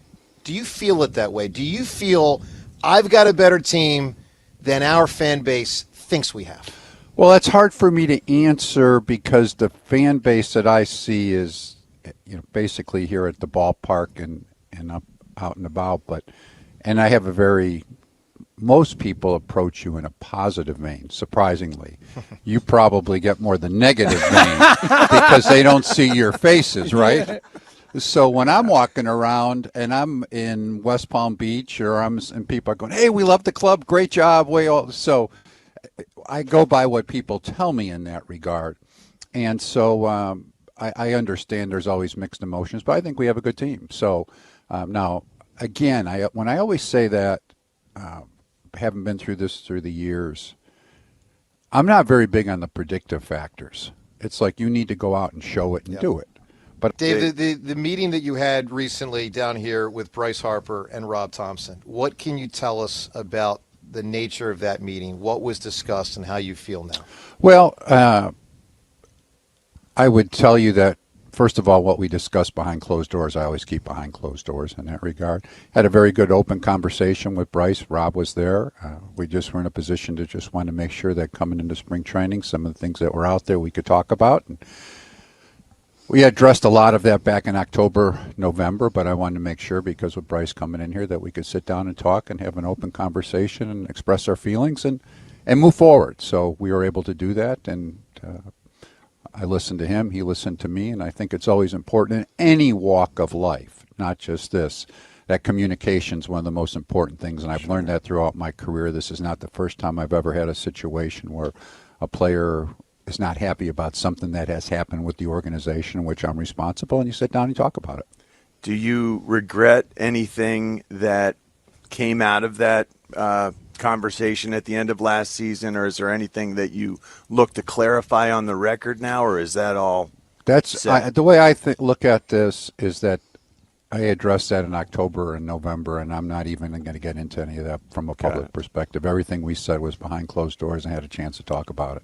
As you made decisions this winter, how much of next year's potential work stoppage and the potential salary cap were you bearing in mind? Well, it's a great question, and the reality is how we approached it was, let's just try to win this year and we'll see where this takes us. So I didn't have any conversations, of course, talk with John Middleton, Preston Mattingly, but in John's case, he's the one that determines this and basically said, let's just go forward and operate, and who knows what's going to happen going into 2027. We have a good club. We're trying to win a championship. So we really didn't talk much about what's going to take place in 27, and we'll just to adjust whatever rules. 2022, the team has been more successful in the regular season and been less successful in the postseason with each year incrementally. Why do you suppose that is? Well, I think it's probably the why is that we just didn't come up with the big plays you needed to, or big hit, or make the big pitch at a particular time. I don't think, in fact, I'm sure our club's not any worse than it was. And we have a lot of good players. But when you get into the postseason, and I've been there so many times, is that you're in a position in which you're in a short series, and guys get a big hit here or a big hit there. You get a break here or break there. It isn't like, I think the 1 year, like for me, 23, that was disappointing in the sense that we were up 3-2. I thought we had a better club. We didn't prove it at that time. Mm-hmm. And those are the ones that really stick in your craw in the sense that, geez, I think we should have had that one and we didn't get it done. We didn't score runs in that particular series in 23 against Arizona. 24, we really didn't play very well against the Mets. I'm not really sure why at that point. We just didn't have a good series. And it's amazing because you're up 1-0 in game one going into the eighth inning.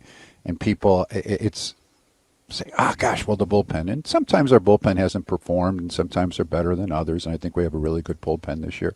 But we had two pitchers in the eighth inning, relief pitchers that were on the All-Star team. Mm-hmm. So I don't really know what else you do, right? They just didn't make the big pitches at certain times, and they got the big hits. And last year was a real tough one in the sense that we really went head-to-head with that Dodger club. And I've been in that spot before. They won the World Championship. They had a really good club. We had a really good club. We met in the first round. They got a big hit here, a big hit there. I mean, Hernandez hits the 3-run homer in the first game, makes a difference. So it just was so tight, and they just beat us, really is what it came down to. And I know in that series, and we've got a lot of star hitters, as you know, that pitching they threw at us really not only were big name pitchers, but they threw the ball great in that series. It would have been tough for anybody to score runs. Now, I saw them in the next round and against Toronto, for example, and Toronto played them, and they could have beat them, of course. But they weren't throwing quite as well that particular series. But against us, they threw great. They threw absolutely great, and they beat us. You tip the cap to them. But it's not like we have a bad club. You just, at certain times, you just got to rise to the occasion. But, for example, I'll take my chances. And we didn't have Zach Wheeler last year in the first round. Now, I mean, we're not using excuses. He's about the best big game pitcher that's been around in recent years. No question. Now, if he goes out there in the first game, and Sanchez, of course, was fantastic, but now if Wheeler's pitching game one, you win game one, and then you got Sanchez game two, does it change? I don't know, but I'll take our chances, and I think Wheeler will be back and be fine. I'm not sure the exact date, but it'll be in that 6 to 8 month, not probably the 6, but the 7 to 8 month time frame. But if you're throwing Wheeler and you're throwing Sanchez and you're throwing Luzardo and you're in a position where you all of a sudden, I think Nola will bounce back and be better. Our bullpen's much better. I like our offense. You have a chance to beat anybody, but you're going to face good teams at that time, and you need to really play well and get a break or two in the time period. Dave Dumbrowski with us here. Dave, obviously there's been a lot of talk about running it back. So people are frustrated. You tried to not. Now, I know you sort of pushed back on whether you actually are, but you clearly tried something very different with Bo Bichette. Near the finish line, you got negated. One of the criticisms many have had is, why wasn't there a different path to try different? For a lot of people, it felt like Bo Bichette or same team, just with a couple young players sprinkled in. Why wasn't there a second path? Was there a second path sought? And why wasn't it achieved with someone else different? Well, I think, first of all, it's always interesting. You don't know that there weren't other paths that were discussed. There probably were a lot of conversations we had this winter time. This one became public, right? Yeah. But we always had, we had numerous conversations in the winter time. But I think you have to be careful when you're in my spot where you say, we're going to make a change to make a change, unless you think it's really the right thing to do. Yep. We won 96 games. We have a good club coming back. I mean, for example, I use the Kyle Schwarber, right? Well, we signed him back. I'm thrilled we signed him back. I don't know where we would have gone in the wintertime. One of the best hitters in the league. But if we decided to not run it back by not bringing Kyle Schwarber back, would people be happy? And so it's a situation when you look at that, we had the best free agent catcher available in JT Realmuto, right? We ended up bringing him back. Well, would you be happier if we brought a lesser player back? Just to make a change. To make a change. Yeah. And we made, I understand where people, I've been through this enough that people think, geez, we got to make a change. We got to do this. We got to do that. Well, when you start looking and you say, okay, I like our infield. It's a situation where Bohm and Stott are both solid. they're not the all-star players, but Bohm was the starting all-star third baseman 2 years ago. You got Harper, you got Turner, you got Schwarber, you got JT we talked about. We made the conscious decision that we were going to give Justin Crawford an opportunity. And so people that are scratching their head, they don't really know what to expect in that regard. Wait and see him play, and then if he doesn't become a good player, well, then you bear the consequences, but we think he's going to be a good player. Really the only place you could have made a major change, probably in the positional players, was right field with Garcia. And the reality is that people, when they look, well, who else was out there to try to get? So not that we didn't have various conversations. We were not in the Tucker business. I mean, we were just, he's a better player. But from the financial perspective, it was in a different position where we were. And so our bullpen, we made a little bit of a move with Keller. We think he makes us stronger in that regard. Our starting rotation, we were also in a spot to say, okay, we think Wheeler's coming back. And then we want to give Painter the opportunity to open it up. So I get it. I understand it. We had numerous conversations in the wintertime in which what about this, what about that, to try to make your club better. But normally, and that's what happens, they stay quiet rather than the Bichette thing, which was, at the very end, became known to everyone. Have you spoken to Jesus Luzardo about a contract extension? Well, I've learned a long time ago with contract extensions, you're much better if you're having them that you keep them to yourself. Yeah. There's nothing to be gained by ever expressing. But I will tell you what that about I are hope both sides open to contract talks during season? Well, he's expressed that he would like to stay with the Phillies, and we would love to have him with us for a long time. Awesome.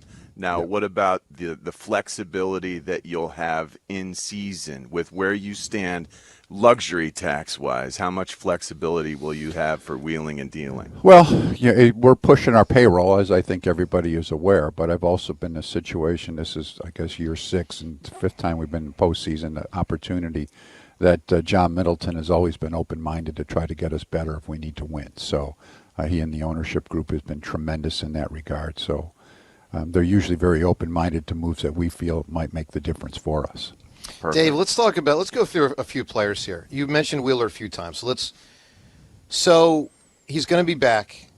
Do you believe he'll be back as good as he previously was? I think so. That's what I've been told. This is what's always hard in anybody that you deal with in any sports, when you're dealing with people coming back from injuries and surgeries. I'm not an expert on that. You rely upon your doctors and your training people, and we have very good doctors and trainers, and they tell me that he will be back to what he used to be. And he feels good so far himself. There's been no setbacks. This type of surgery in which you have it with this thoracic outlet syndrome, they usually do come back to be very efficient in that regard. So he's not having any pain, any problem. You just want to make sure you don't push him too quickly and too hard. But he's been taking good strides. So, yes, I do think he'll come back and be as good. For years, Wheeler and Nola walked together as 1 and 2, 1 and 2, 1 and 2. Every series started 1 and 2. It feels like Nola has dropped off considerably. Do you think he will bounce back? And because right now, to me, it looks like he's at best the 4th best starter. Where do you stand on Nola at this stage of his career? Well, I think he's a good pitcher. He did not have a good year last year. We all know that. And he was not a typical Aaron Nola year. He's healthy. He's worked very hard. He's throwing very well on the side so far. And I know it's only spring training, but you get a pulse of it. I think he'll bounce back and be a real solid pitcher. Now with us, when you talk about that, I can't say he's number 2 anymore, because if you got Wheeler back being your 1, I mean, Sanchez is one of the best pitchers in the league, and Luzardo was one of the better pitchers. And of course, we all know the old saying that whoever takes the mound is your number 1 guy that particular day, and that's true. But in Aaron Nola, I think when he takes the mound this year, we'll feel very good about him going out there and pitching and winning a ball game for us. So, Dave, you're going to be reliant on Stott and Marsh to give you a lot. I mean, I view 4 through 9 as probably the weakest aspect of the team, hitting-wise. And those 2 guys, you want to see more. Does this feel to you like a make-or-break year for those 2 players here? Not as big league players, but whether they're going to be on the club beyond this year, that they got to step it up and maintain a higher level of consistency? Well, it's a great question, and I think that I'll backtrack to say Alec Boehm, right? So Boehm didn't have a real good year last year for him, right? He was hurt some. 2 years before, he drove in 97 runs. We think Alec Boehm is more that type of hitter than he was last year. So you come back, now he's a free agent at the end of this year. Will he be a Philly for the long term? Only time will tell in that regard. We have a really good young player coming behind him in Aiden Miller, so we'll see where that takes us. I think Stott and Marsh are really solid big league players. They haven't developed into the star-type players at this point. Stott at second base, he's a good player. He's a good all-around player. He's a good defensive player. He runs the bases well. The second half of last year, the way he performed offensively, I think and we think that's the type of hitter he needs to be. He is not going to hit opposite field home runs on a regular basis. If he's hitting deep fly balls to left field, that's usually not a good sign. He made some adjustments with his swing, hit a lot of line drives, and I think he has a chance to be a really good player. Now, the dilemma for Rob Thompson is he hasn't hit left-handers quite as well. I think he could hit left-handed pitching. He's done it in the past. But then you've got Edmundo Sosa playing with them, who hits left-handed pitching very well. So, Dave, all general managers and presidents of baseball operations, and that was not me calling Dave a GM. I want to be clear. You can call me whatever you want. Never bothers me that. I want to be clear. We understand there's got to be a level of guardedness for a variety of reasons of what you publicly say. Sure. So, one thing that baffled me was Castellanos, we knew probably would be out the door. We did not know Strom would be out the door. With both players after the season, it seemed to me that you publicly chastised them in a way that would undercut their value on the market. Mm-hmm. Was it a mistake? You're generally pretty candid, more than most. Certainly more than Sirianni, John, just for instance. Was it a mistake to say some of those things that you said? Well, when you say that, other people can determine it. But for me, like in Castellanos' case, that was no secret. I mean, we've been trying to move his contract for a while. Yeah. So maybe publicly it wasn't as well known, but when we talk to other clubs, and then once you sign Garcia, I mean, what are you going to say at that point, right? Why the Strom one? Like, he's a good player, and I know you were frustrated with him. I get it. But why say that when the market can hear, I guess Dave Dumbrowski might want to move him? Like, what's the purpose of that? Well, I never said that with Matt Strom myself. I'm not sure where you're relating now. The end of season press conference is what I'm getting at, and related to the drill, and just it felt like you were tapping into something to let people know. To me, it expressed that you weren't happy with Matt Strom. Well, that was a clarity on a situation. More so when that was said. So for me, it was more, that's what happened. We were not driven to trade Matt Strom. I mean, we would have been happy to have Matt Strom back. But he's going to his free agency year. It's his last year. We have two other left-handers that we like in Alvarado and Banks. And we felt at that time, if we traded Matt Strom, we would be in a position, first of all, we like Bolin, the guy we got. So I think he'll be part of our bullpen. The second thing was that we needed to replace that role. Now, he's not a left-on-left guy, but we need somebody to pitch later in the game. That was Keller. So we think we actually upgraded ourselves by making that move, but it wasn't based upon, and maybe that I understand that was a clarity perspective, but when we went out to other clubs, we weren't in a position, we had a lot of interest in Matt Strom. But when you're trading a guy who's in his fifth year with 1 year away from free agency, and he's not young anymore, he's still middle age, but he's not a young guy, your value trade-wise is not as high as it would be. But we had no difficulty. Where in Castellanos' case, we ran into a brick wall, and that was, it's an unfortunate situation. He did a lot of good things for us when he was here. It just became tough in the clubhouse with he and the staff, and then it was time for a change with him. So a little bit different, and I don't know, maybe if we went in, we came very close to trading him a couple times, picking up almost all the money. But when people did their homework and made their decisions on him versus somebody else, they decided to go in the other direction. What kind of unique challenges accompany? You're going to be depending on two 22-year-olds this year, Crawford and Painter. What kind of unique challenges accompany such young players being depended upon in the everyday? Patience. Yeah. And that's a unique challenge, and it's different. And this, I don't mean this in far. We know the Philadelphia market. And we've talked about Philadelphia and New York and Boston at times being different markets, but this also comes with championship level clubs, winning clubs. Patience is tough sometimes, and if you're in a position where you're a club that's not competing to win a championship, and I'll pick one that maybe comes out, obviously Colorado. And they've said that, so I wouldn't put my words on anybody else, but they've said that. They're building for the future. You can trot out a young guy and take the ups and downs with it and let the player play. With a club that has a chance to win, sometimes it's not quite so easy.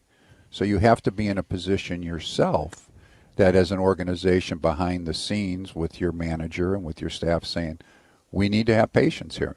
Can Aiden Miller be on this club without one of the regular 9, I'll call it? I'm so used to saying 8, now we say 9. I know. Without one of the regulars being traded. Well, I think or injured. Or injured, yeah. Or injured. Aside from injury is well, the heart of it. Could he? Yes. And the way I would describe that is part of it would be because, A, he can be so talented. Now he's dealing with a little bit of a sore back right now, so I'm not sure when he's going to be back playing. But before that, you'd be saying, okay, he can play different positions. So that gives him the opportunity to play short once in a while, play third once in a while, play second once in a while, and he even told us, he said, hey, remember, I played the outfield when I was a youngster. I can play there too. But you'd have to make sure he gets enough at-bats. So we'd have to sit down ourselves and say, okay, how many at-bats is he actually going to get in this role by playing all over the place, assuming no injury? Or is he better off to just go out and play a AAA? So could he do it? Yes. Will he do it? I don't really know that, because we'd have to really kind of look and say, hey, we're a better team with him on our ball club versus him going out and playing at the minor league level. In the spring training games and then when the AAA season begins, do you envision him playing at multiple positions to prepare for that possibility, or just third base? Well, he'll play third. He'll play some short, and we may mix in second. I think we have to be a little careful in just how he handles all of that at one time, because you move him up and you're putting it in. But, yes, I think he'll play primarily third, but he will continue to play some other spots. Dave, how much pressure does John Middleton put on you for, I want the trophy? I've been saying I want the trophy. I mean, you hear it from fans. What do you hear from him? Well, John Middleton's about as good an owner as you could have in professional sports. I haven't worked in other sports, but being in baseball, it's very clear John Middleton wants to win a world championship. I mean, to all of us. Yeah, and he's a competitor. Yeah. I mean, he is the ultimate not only competitor, he is a Philly fan. He grew up in the area, so he wants a championship so badly. But he also understands the nuances of the game. And so he's not walking in my office on a daily basis and saying, we better win a world championship. I mean, that's not what it's about. He's not Steinbrenner? Is that a fair way to put it? Well, he's not like that. Yeah. No. Now, I never worked for Steinbrenner, but I did. Yeah. No, he's a great owner to work for, and he works with me to do that rather than putting that pressure and stress on you. So he's fantastic. But I do know, and we all want to win it, but if anybody wants to win it as much as anybody, it's John, not only for himself, but he really believes in the community and helping the community and being part of the community, so he knows how important that would be. Dave, I'm higher on your team than some of our callers and listeners. I mean, just show after show, that's been a clear theme. Do you get frustrated with the level of negativity that's been out there over the last 4 months from hundreds of thousands, millions, whatever the numbers are, of how many people have been down on your team? Does that bother you? Not really. Yeah, I mean, it's a situation. I mean, and the reason I say that, I've been through this before. Yeah. I mean, it's natural, right? But we won 96 games, won 95 games. It's not like we have a bad team. if they were frustrated and we're winning 72-73, I probably wouldn't be sitting here anyway. But, that's just the way it would be. So, no, I get it. That's why it's fans, right? Because I think a lot of times what's always interesting, too, is, and I've been through this in Detroit where we were so close so many years. We won the division 4 straight years, and then people get a little bit frustrated, but that's the way it is. I saw it happen in Atlanta with the Braves year in and year out. They won 13 divisions or 12 in a row, won the World Series once, and all of a sudden they're not drawing quite as well as it. So when you ask people, though, and now remember, it's not fantasy baseball. So you can't just say, okay, let's put Ohtani out on the mound and him play the outfield for us and we're fine. And so when you ask people, okay, let me ask you, what would you do? Yeah. It's a struggle, right? Yeah. Because it can be. Well, for a lot of reasons. I mean, one of the things you pointed this out earlier, you sort of have some set guys at some spots. So to trade them, I think has been more difficult than some fans would think.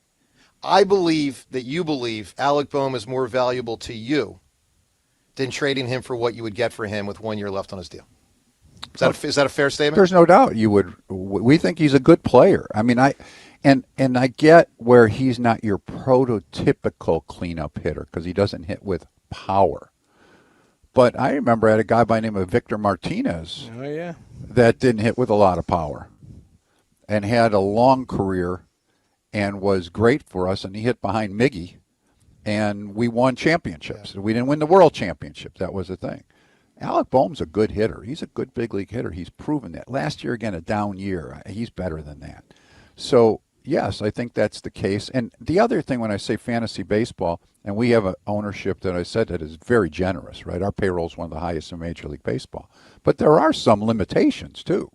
So you can't always just go out and, no offense to like a Tucker, well, I mean, all of a sudden now you have a $400 million payroll. And we're already in a spot where John pushes it.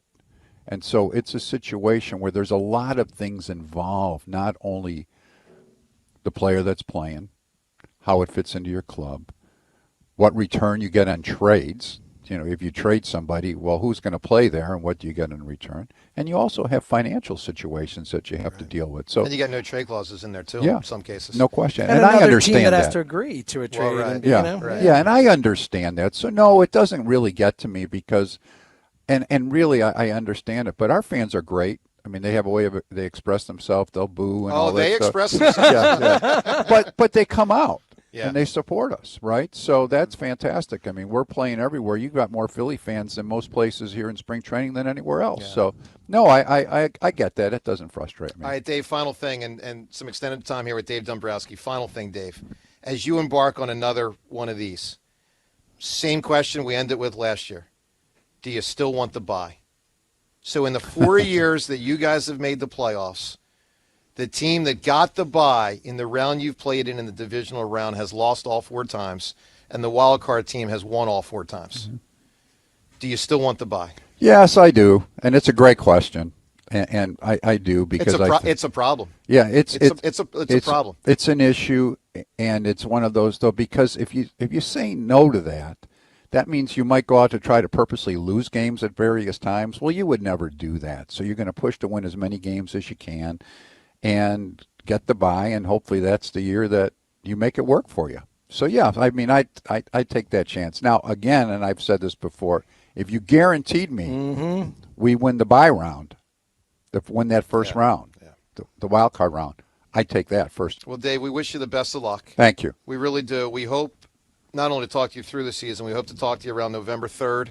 Maybe on the Rocky Steps, who knows? I'll take that right now. We'll just make it November 3rd, and we'll do that. So I love it. Good luck to you. All right, thanks for having me. Phillies president of baseball operations, Dave Dumbrowski. Your reaction to it? We'll take all the calls next. Joe DeCamera and John Ritchie on 94 WIP. Hey. All right, there it was. DeCamera, Ritchie, the whole morning crew down in Clearwater with Dave Dumbrowski. We can react to a lot of it. We played some of it earlier. We wanted to give you the full scope of what Dave said. A lot of interesting stuff that I'm sure we'll react to for a while here in spring training. All right, coming up, your phone calls. We got Second straight day, this Hughes Clues thing goes into the 1 o'clock hour. Fourth clue coming up next. Midday show, Sports Radio 94 WIP.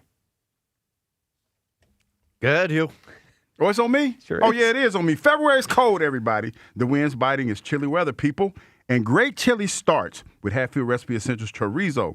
It's bold, perfectly seasoned, and brings that deep smoky heat that takes a pot of chili to a championship level. No extra spices, no extra work needed. Just serious flavor that warms you up fast. So when it's freezing outside, put pork in your fork with Hatfield Chorizo. Visit simplyhatfield.com for retail partner locations. Hatfield, better care, better pork. Warm up with spring training. Saturday, Phillies, Blue Jays. The first pitch is at 1:07. High and deep left field, it's gonna go!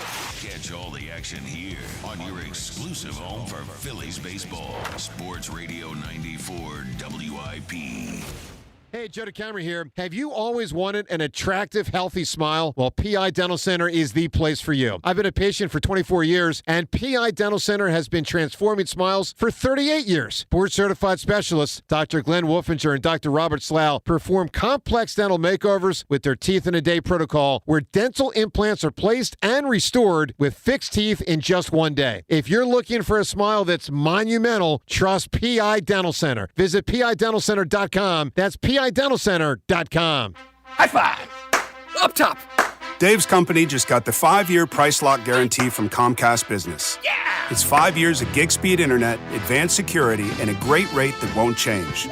All from the company with 99.9% network reliability. Heck yeah! He hasn't given this many high fives since Deborah brought in her famous banana bread. Yes! The Comcast Business 5-year price lock guarantee. Powering 5 years of savings, powering possibilities. And it's hurting, but I am not stopping. Woo! For a limited time, now through March 29th, switch to Comcast Business to lock in your rate for 5 years and get a $500 prepaid card on a qualifying gig bundle. Or ask how to get started with 150 megabit internet for $59.99 a month for 12 months with a 2-year agreement. Don't wait. Call today. Restrictions apply. New customers only. 1-year contract required for guaranteed rate. Paperless billing and automatic payments with bank account required. 5-year pricing applies to monthly service charge, excluding taxes and fees. Breaking news! TurnersvilleJeep.com is now the #1 volume Jeep, Dodge, Ram dealer in South Jersey. Come see why more customers trust TurnersvilleJeep.com for the best inventory and the best prices in the tri-state area. With over 400 new Jeeps, Dodges, and Ram trucks to choose from, there has truly never been a better time to get the vehicle of your dreams and at payments anyone can afford.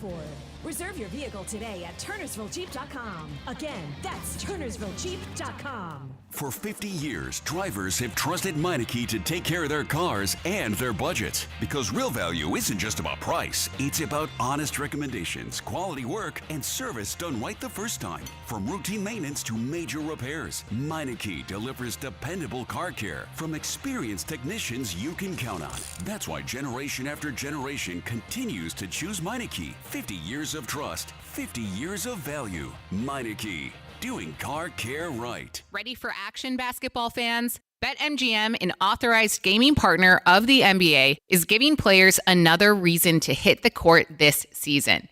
BetMGM is adding extra excitement to every basket, every slam dunk, and every buzzer-beating shot with special promotions, new features, and more. Log in throughout the season to find odds boost tokens, no sweat tokens, and same game parlay boost tokens in your account to amplify your winnings. Enjoy enhanced product features like dark mode too. Log in to BetMGM, an authorized gaming partner of the NBA, all throughout the basketball season to see what's new. BetMGM and GameSense remind you to play responsibly. If you or someone you know has a gambling problem, help is available. Call 1-800-GAMBLER. BetMGM.com for T's and C's. 21 plus to wager. Pennsylvania, New Jersey only. Existing customer offers subject to eligibility requirements. Rewards vary and expire in 7 days. It all comes down to this, folks. Yep, the entire season is on the line. But my throat has officially thrown in the towel. Sounds like you need Vicks VapoCool drops. They're max strength and vaporize sore throat pain. Whoa! These VapoCool drops hit fast! Speaking of fast, did you just see that play? Yeah, he vaporized that ball. That pun should have come with a penalty. Vaporize sore throat pain with Vicks VapoCool drops. Use as directed. Pizza's here. Oh, great. I'd love some, but I'm worried about my stomach issues. If you're worried about having diarrhea, gas, bloating, stomach pain, or loose, oily stools, it may not just be stomach issues. It could be a condition called exocrine pancreatic insufficiency, or EPI. With EPI, the pancreas doesn't release enough enzymes to break down food, but EPI is manageable. Use the symptom checker on identifyepi.com and talk to your doctor. That's identifyepi.com. Sponsored by AbbVie. It all comes down to this, folks. Yep, the entire season is on the line. But my throat has officially thrown in the towel. Sounds like you need Vicks VapoCool drops. Their max strength and vaporize sore throat pain. Whoa! These VapoCool drops hit fast. Speaking of fast, did you just see that play? Yeah, he vaporized that ball. That pun should have come with a penalty. Vaporize sore throat pain with Vicks VapoCool drops. Use as directed. Wendy's has a new Girl Scout Thin Mints Frosty Fusion with Girl Scout Thin Mints cookie pieces, rich creamy frosty, and a mint chocolate cookie sauce. Which means Girl Scout Thin Mints and Wendy's Frosty, yeah, they're basically best friends now. It's like two delicious desserts just high-fived, snapped a few too many friendship selfies, and then rode a tandem bike down a never-ending road of mint chocolate frosty perfection. So, swing by Wendy's and try the new Thin Mints Frosty Fusion. Limited time only at participating U.S. Wendy's.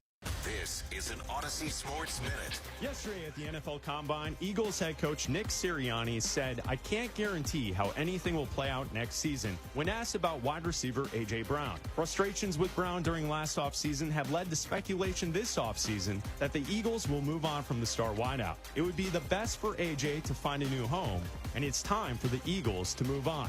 I'm Chris Black. 94 WIP HD1 Philadelphia. Powered by the Tasty Cake Studios. Sports Radio 94 WIP. An Odyssey sports station. Man, man, man, man, man, man, man, man, man, man, man, man, man, man. Sing it here. Nah, I'm good. Come on. Nah, You were doing so well today. All right, welcome back, everyone. Trying to get you to be a man. everybody down. Yeah, well, I mean, I do, but I'm still living rent-free in their head. yeah. Oh, before we get to Sean Mannion, what was, it's kind of interesting. It's kind of the under-the-radar thing with the Eagles speaking the last couple of days with Sean Mannion. Hugh, any different takeaways or anything else stood out to you? Because we replayed the whole entire Dave Dumbrowski interview. We reacted to some of it earlier. Anything hit you as we replayed it there for the audience? He talked about putting pressure. He talked about being a World Series contender. Yep. Right. And then talking about how we're counting on these young guys and not putting pressure on young guys. Yeah, he mentioned patience. Great trade of ours here at WIP. That doesn't go with what, to me, listening, doesn't go with the expectations of this fan base. Because now you're asking this team that played, like, in one breath, you're talking about how tough we played the Dodgers. Yep. But now we're relying and counting on young guys, and you're asking a fan base who you touted that played the Dodgers well to be cool on the young guys, give them a chance to grow. That's a tough one. It is. It's a reality. Like they have to have patience with these guys, but that's going to affect the team if they're going to have some ups and downs. The other thing, I thought I said it earlier with Garcia. He mentioned Keller in the interview. I think Dave needs. If I'm giving Dave some advice here to get people back on excited about the Phillies train. Maybe less on, hey, what did you want me to do? And more on, hey, this is what we did do. Like, Garcia could bounce back. Tell us about why you think you're excited about him. The other one is, he just casually mentioned Brad Keller. Brad Keller's going to be one of the most important bullpen guys. Brad Keller was awesome last year for the Cubs. Actually, of all the things they did this offseason, I like the Keller move the most. He just kind of glossed over that. Well, we added Brad Keller. Well, all right. Maybe explain to everyone why you think this guy's going to be a big-time reliever. If he told us, Garcia, we see something that he could be the guy he was 3 years ago. Keller looks like he has emerged as a top bullpen arm. Hugh, I think that would get people listening and be like, all right, maybe these guys are better than I think they are. You know what else it was, too, that he said something else that kind of jumped out to me when he talked about how he basically said, I'm not worried about what people, like when people in my face and they talk to me, they tell me about the great job that I did. But, and he was talking about how probably on social media, and it's more vitriol when people are not in your face. I mean, I guess that's the circles that you move in. Dave said, you're talking about Dave. Yeah, I'm talking about what he said. Yeah. But the bottom line is this. When to me, it's a mix of the two. Yeah, of course, most people aren't going to say how they really feel when you're in the face, but you have to listen to what the fan base is saying. And you haven't, for a lot of people, it feels like you haven't done enough. And for a lot of people, the fact that Bo Bichette, it was touted that we had him. And it didn't happen. That stings for a lot of people. Mm-hmm.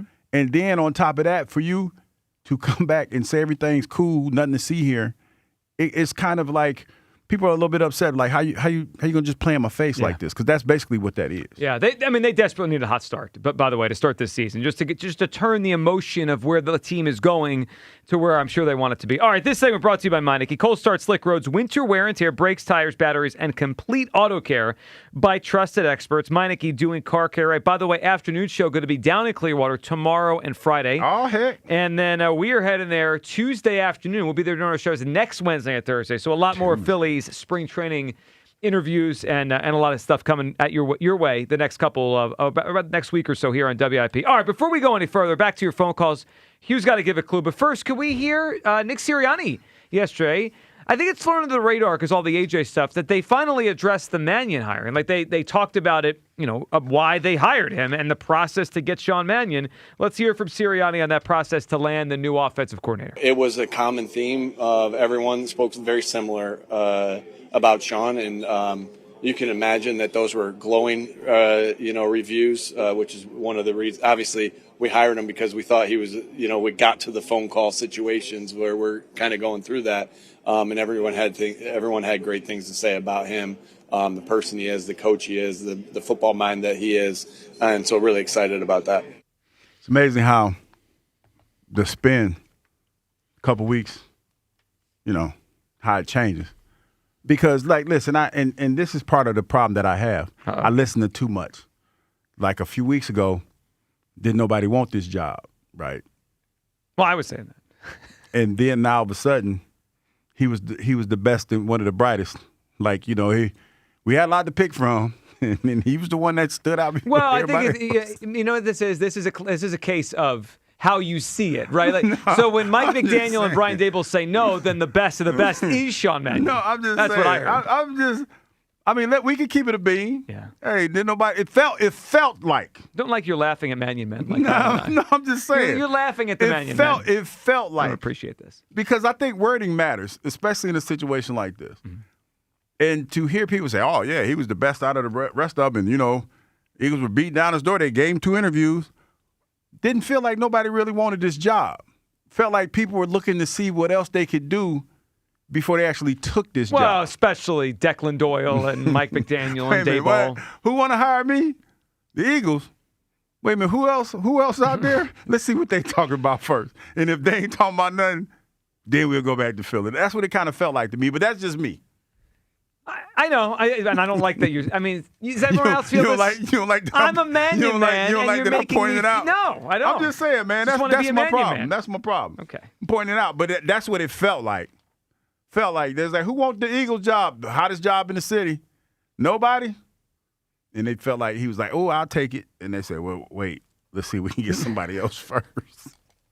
I don't appreciate this as a Mannion man, and I think you're rubbing it in our face. No, I'm not. That we didn't get the top pick. No, see, and I'm not because I'm excited. Listen, I'm an Eagle, right? Die hard, love this team. But I can't deny what I heard.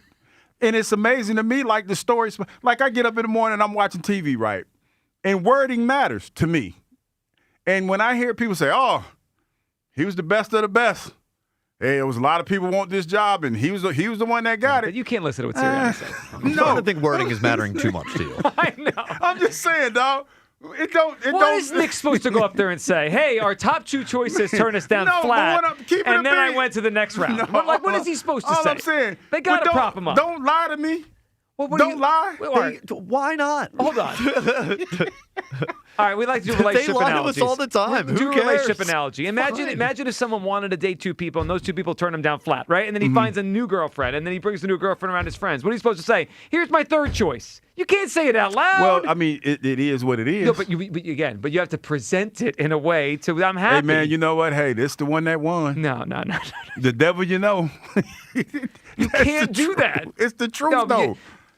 See, this is the problem with most of you people. You can't handle the truth, dog. Right, You cannot handle the speaking truth. of you people, can you give everyone a fourth clue? Because another disaster on our hands here. It's 1:14. We have not figured out what actor you're talking All right, about. and then this actor, he's a part of the homeowners association, right? And he always has beef with Kyle. All right, so let's take a deep breath here. This is an actor for Philadelphia that is a voice you've heard on WIP. Mm-hmm.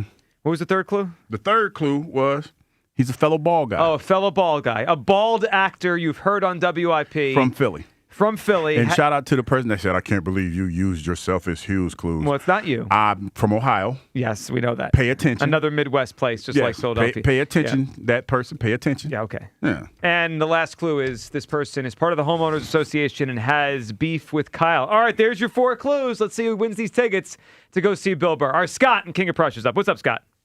Greetings, man. Scott, what's going on? All right, so Dumbo first, then AJ. Okay. So Dumbo's the baker, and it's a really good cake, a 96 win cake. But in my opinion, this cake needed a change of the main ingredients, not the fringe ones. Okay, Bo Bichette would have been that. The problem is that there was no plan B after we lost out on Bo Bichette, and the fact that we lost out on Bo Bichette because our negotiation tactics are of yesterday instead of the future of baseball, the way contracts are going. Well, Scott, you're right on that. And they asked him this morning about the plan B, and he kind of danced around it and said, well, there were plenty of plan Bs. Maybe you don't know about them. But it struck me as they didn't have a plan B because that's why we're here now. Yep, fully agree. For me, I would not have brought back Schwarber and JT. For me, there's always deals to be made in baseball, and I see this team is getting very old. And frankly, I think a lot of it is pinned on Wheeler returning to form. But for me, that window, if it's not closed, it is just a crack open. Yeah, I agree. And they're putting a lot on the Wheeler return to form. I mean, a lot because they're still built on pitching. And to me, they just have more. I see 3 question marks in rotation with Wheeler, with Nola, and with Painter. I mean, the only 2 guys I feel like I can predict their seasons, pretty closely are Sanchez and Luzardo. The other 3, we shall see. All right, Scott, what do you got for us? Who the heck is you talking about today? All right. I want to talk about AJ real quick, if that's okay. Yeah, of course. Okay. I think AJ's gone. I think he wants out. I think while he's probably mended personal fences with Hurts, I think he dislikes him as a quarterback professionally on the field. And I think for that reason and what it's doing to his career, he wants out. And I firmly believe that. I agree. And a lot of the reporting since the season ended is that those 2 are in a better place. And I think it's probably accurate, but maybe not the what we really need to know about, right? Like they're probably in a decent place as friends and colleagues. But I think you're right, Scott. I don't think he wants to play receiver with Jalen Hurts, the quarterback, anymore. That's not going to change. As long as Jalen's here, it's going to be a problem. All right, Scott, what do you got? What's your guess for Hughes clues? All right, I have former mayor of Philadelphia and governor of Pennsylvania, Ed Rendell. Actually, that's a pretty good one, Scott. But he's not bald, though, right? Well, he should be bald, but he ain't come home, right? Well, okay, so do you only consider bald if you come on home? Yeah. What about people with huge bald spots? They are in denial. like my thing, since we're here, and I want to ask a question to a guy that actually goes to the barber. But is bald. But is bald at the top. Why are you wasting the barber's time? Seriously. And your money. Why are you going to the barbershop? Seriously. There's a lot of people that resonate with this conversation. No, I'm saying, they are that guy. And I'm trying to figure out, why do you entertain getting your hair cut? I think people like to hold on to the past. But it doesn't grow at the top. And I'm talking about the ones that it really doesn't grow at the top. Like the guy that has to comb over the two strands and just combing it over. I'm like, dog, why are you in denial about the situation that you're in? Because you go to the barber and you taking up chair time from somebody who actually has hair to cut. Not chair time. Because all he does is just trim the sides. You can trim the sides at home. Yeah. You're not because you get a crispy line. You going to get the crispy back of your head lined up because you're not getting a lining? Seriously. Why are you at the barber? Well, I think there's a couple things here. I think it's denial, and I think there's a routine about going to the barber. People don't want to lose that. And then if your barber's still cutting your hair, he dead wrong too, because he need to tell you. Oh no, he is. That's not his place. But no, I'm saying well, I know he's also making money. He's making money. Yeah. You're giving him money to cut your hair. You want to keep that customer. I don't know how much a haircut costs. As soon as you nick that off, then that's it. I don't know you lose a customer. I don't know how much a haircut costs, but I'm saying it's probably about $40. Like easily about $40 for a haircut. Why it's are getting you spending, ridiculously expensive. That's what I'm saying. Why are you? I saved you a lot paying, the last 5 or 6 years. Why are you paying $40 for to somebody to trim the sides? Why are you doing that? Why? There's so many people out there sitting in their car like, Man. damn. Rent free. You cut me to my core right now. Rent free. All right, this segment brought to you by Meineke. Cold start, slick roads, winter wear and tear, brakes, tires, batteries, a complete auto care by trusted experts. Meineke doing car care right. Mike in Washington Township is up on WIP. Hey, Mike. Hey, how you guys doing? Good, Mike. What's up? First-time caller. I love the show. Been listening to this station for 30-plus years, and I got to say the three of you guys have probably the best chemistry that I've heard on this station in a long, long time. Well, Mike, we appreciate that from anyone, that, but especially someone that's been listening to WIP as long as you. That's cool to hear. Yeah, especially talking about all the great radio personalities that we've had on the station. I know. I'm definitely going on the wall now. It feels like I'm going to be on the wall. He's putting that on his resume to make the WIP Hall of Fame. Go ahead, Mike. What are you thinking? So as far as AJ goes, I love him. I hope to God he's here, but it just seems like a really bad business decision for them to bring him back. I mean, if you can get a second-round pick for him or better now, and you wait until he implodes again during the season, I mean, what are you going to be able to get for him when that happens? I think it's a really good point. Like, we're looking at it as now. Like, would we do it now? And I always think, like, all right, so what's his value a year from now? And there is a world where he plays great and maybe it doesn't change. But, Mike, there's also a world where he's a year older, he gets hurt again, or like you're saying, it implodes, and then we're sitting on a 30-year-old receiver and hoping to get like a 4th or 5th round pick next year. That'd be a disaster for the Eagles.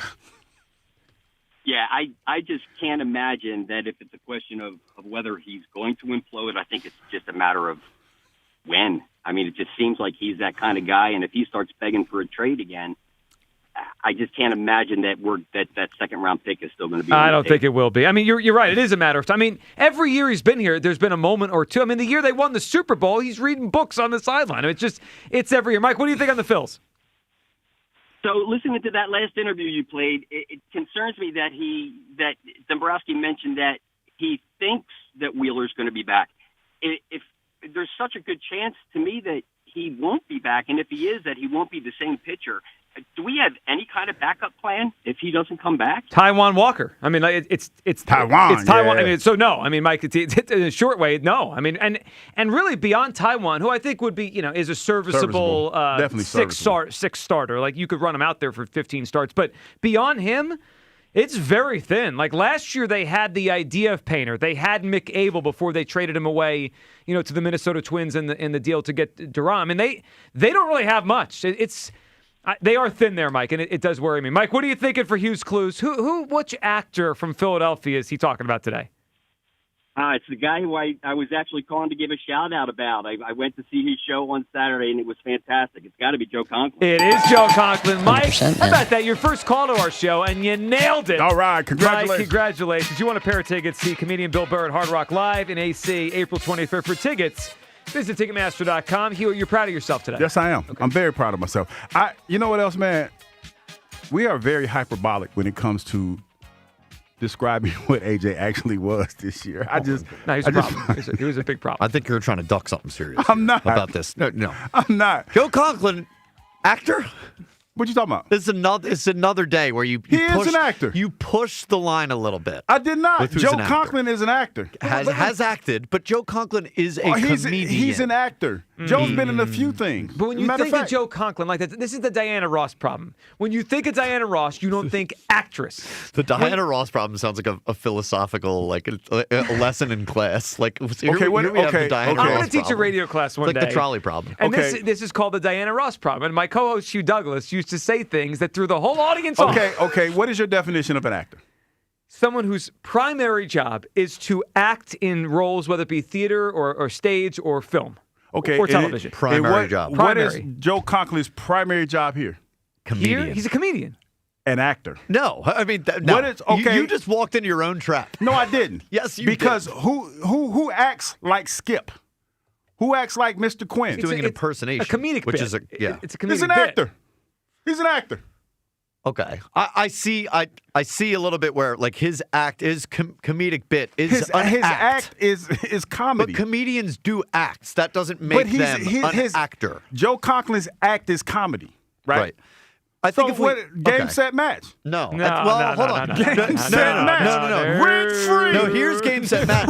You know what we have the opportunity to do? Rent free. We can ask Conklin himself. Ask him. You can ask him. There's no way he'd say he was an actor. He was an actor. No, maybe one Rent-free. time. No rent free. Nonsense. You gotta stop saying rent free. That makes it sound like they're rent free and you. No, I'm rent if you free keep in going back your to head. that, because you don't understand Sounds the like basics. coping. You know, Joe and I are vibrating on a higher frequency. Yeah, obviously. And you don't know what the hell you're talking about. I mean, I've been accused of that before, but I've been accused right more than I have not. I'm surprised that Lake is not getting email after the last 2 days. How you know he hasn't? Well, he might. I'm not sure he knows, but he might. Rent free. But he should just respond to them all rent free. The last 2 days, you tried to push King Kong and Joe Conklin as actors. They are actors. Well, Conklin's more of an actor than King Kong, who isn't a person. King Kong's IMDb is probably longer than Joe Conklin's, but Joe Conklin does have an IMDb. A shot at I'm Conklin. saying, Joe Conklin is a legend.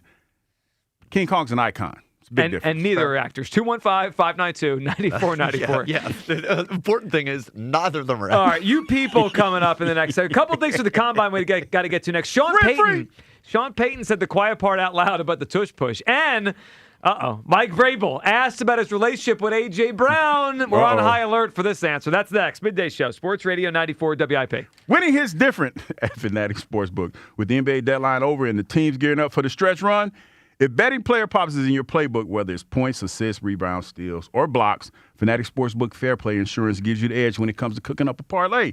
Some books protect your bet from the first quarter. Some do nothing at all. But not at Fanatic Sportsbook, where they flip losing bets and the winning bets on every night in the association. That's on the court. That means if your player gets injured in the first half, boom, your bet will play on with all remaining legs, meaning a loss can be turned into a win. Other copy trends. Fanatic Sportsbook, they're setting the standards. Fair play keeps every first half protected. So bet with the book that always has your back. Fanatic Sportsbook. Winning hits different here. The home of fair play. Download the app today. Must be 21 plus. Gambling problem? Call 1-800-GAMBLER.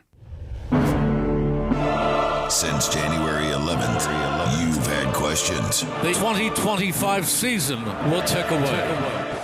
Now it's time for answers. Sports Radio 94 WIP's 2026 Birds Town Hall. Live at McGurk's Pub and Grill in Horsham. An all-day live broadcast where the entire city comes together to talk Birds football.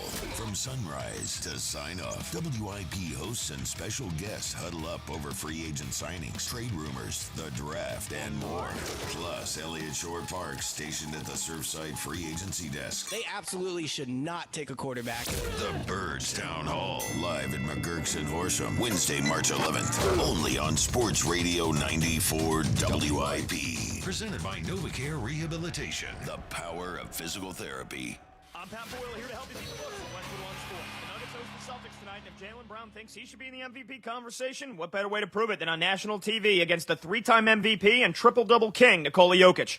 Brown has 6 double-doubles in his last 13 games, 2 of which were triple-doubles. He's clearly trying to prove his worth any way he can. Jaylen Brown is more than 5-1 on BetMGM right now to get a double-double and 22-1 to get a triple-double. Worth a few bucks on each, in my opinion. I'm Pat Boyle. Bet smarter and beat the books. Download the BetMGM app today. My name is Whitney Allen, and I'm a widow. My husband, Ryan, died. We never thought we'd ever have to use life insurance, but the unexpected happened. With Ethos, signing up was fast and 100% online. You can get a quote in seconds, apply in minutes, and get same-day coverage. No medical exams, and you can get up to $3 million worth of coverage. I'm grateful we were prepared. Get your free quote at ethos.com/game. That's ethos.com/game. Paid spokesperson. Time spent on application may vary. Online health questions required.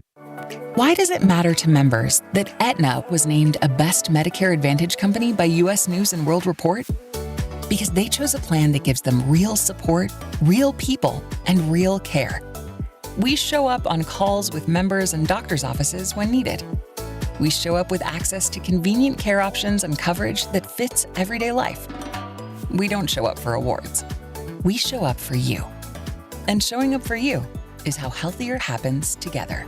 Imagine all that could happen in 5 years. Jobs may change, kids will grow, new memes will come out. Imagine having reliable, intelligent Wi-Fi and the price didn't change for 5 years. With Xfinity 5-year price guarantee, you're guaranteed 5 years of Wi-Fi that boosts speeds to your devices, that finds and fixes any issues. It's like a super intelligent Wi-Fi that keeps you protected from online threats. You get incredible gaming speeds on multiple devices and no one battling for bandwidth. For the next 5 years, all of your devices will be working in perfect harmony with Xfinity's best equipment and no annual contracts, no fees, and no strings. Even though kids will grow up and you still won't understand what 6-7 means, your internet will stay sharp, reliable, and most importantly, the price will stay put. Get online in minutes with same-day Wi-Fi, all with the Xfinity 5-year price guarantee. Lock in your price and unlock the possibilities. Xfinity, imagine that. To get started, visit Xfinity.com or drop into an Xfinity store today. Restrictions apply. Select plans only. For over 30 years, CertaPro Painters has been part of countless memories.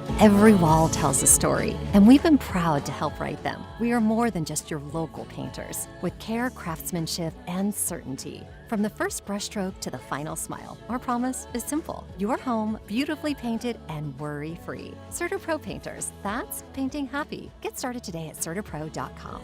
Each CertaPro Painters business is independently owned and operated. Home improvement contractor registration numbers are available at CertaPro.com. Ike Reese here. Tackle your hunger with a Philadelphia original. Of course, I'm talking about my friends at Dietz & Watson. Enjoy endless sandwich combos with freshly sliced meats, cheeses, condiments, and don't forget about their protein-packed Dietz Nuts meat snacks. There's something for everyone in the family. Head to DietzandWatson.com to find a local retailer near you and grilling recipes, and put Dietz & Watson at the top of your shopping list. Dietz & Watson, premium meats and artisan cheeses since 1939. The Delaware Valley's premier gentlemen's club says there's plenty of action all day and all night. Club Risque features free lunch weekdays. That's right, free. Happy hour special 6 days a week, plus the hottest entertainers in the world. Club Risque with 3 locations, Philly, Bristol, and Northeast Philadelphia. Free lunch weekdays, 12 to 3. Happy hour specials, 5 to 6, 6 days a week. For more info, visit clubrisque.com. I checked Allstate first and saved hundreds on my car insurance. Really smart. Unfortunately, I didn't check if I took the gas hose out of my car's tank. Ooh, not smart. And I drove off while still attached to pump number 3. Yeah, checking first is smart. So check Allstate first for a quote that could save you hundreds. Potential savings vary, subject to terms, conditions, and availability. Allstate North American Insurance Company and affiliates, Northbrook, Illinois. Staples presents That Was Easy. So I opened a restaurant and needed everything. Menus, signage, catering brochures. Everything and then some. I went to Staples. They printed it all and even suggested takeout menus. One money pit with a side of fries. But now at Staples, you get up to $125 off custom print orders. $125 off. Now you're cooking. Brand your business in a big way at Staples. That was easy. Shop Staples in store, online, or in the app by 4/4 to unlock. Exclusions apply. Visit staples.com/print for details. Presenting a Gain Flings love story. Dear love of my life, we were on the 12B bus this morning when I caught a whiff. A scent so fresh, so life-changing, I had to find its source. Alas, I didn't know if you were the woman in the pink freshly washed cardigan or the retired mailman next to me, but I knew one of you was my soulmate. Ah, the scent of Gain Flings. Try Gain Flings with OxyBoost and Febreze. Back to Hugh Douglas and Joe Giglio. Sports Radio 94 WIP.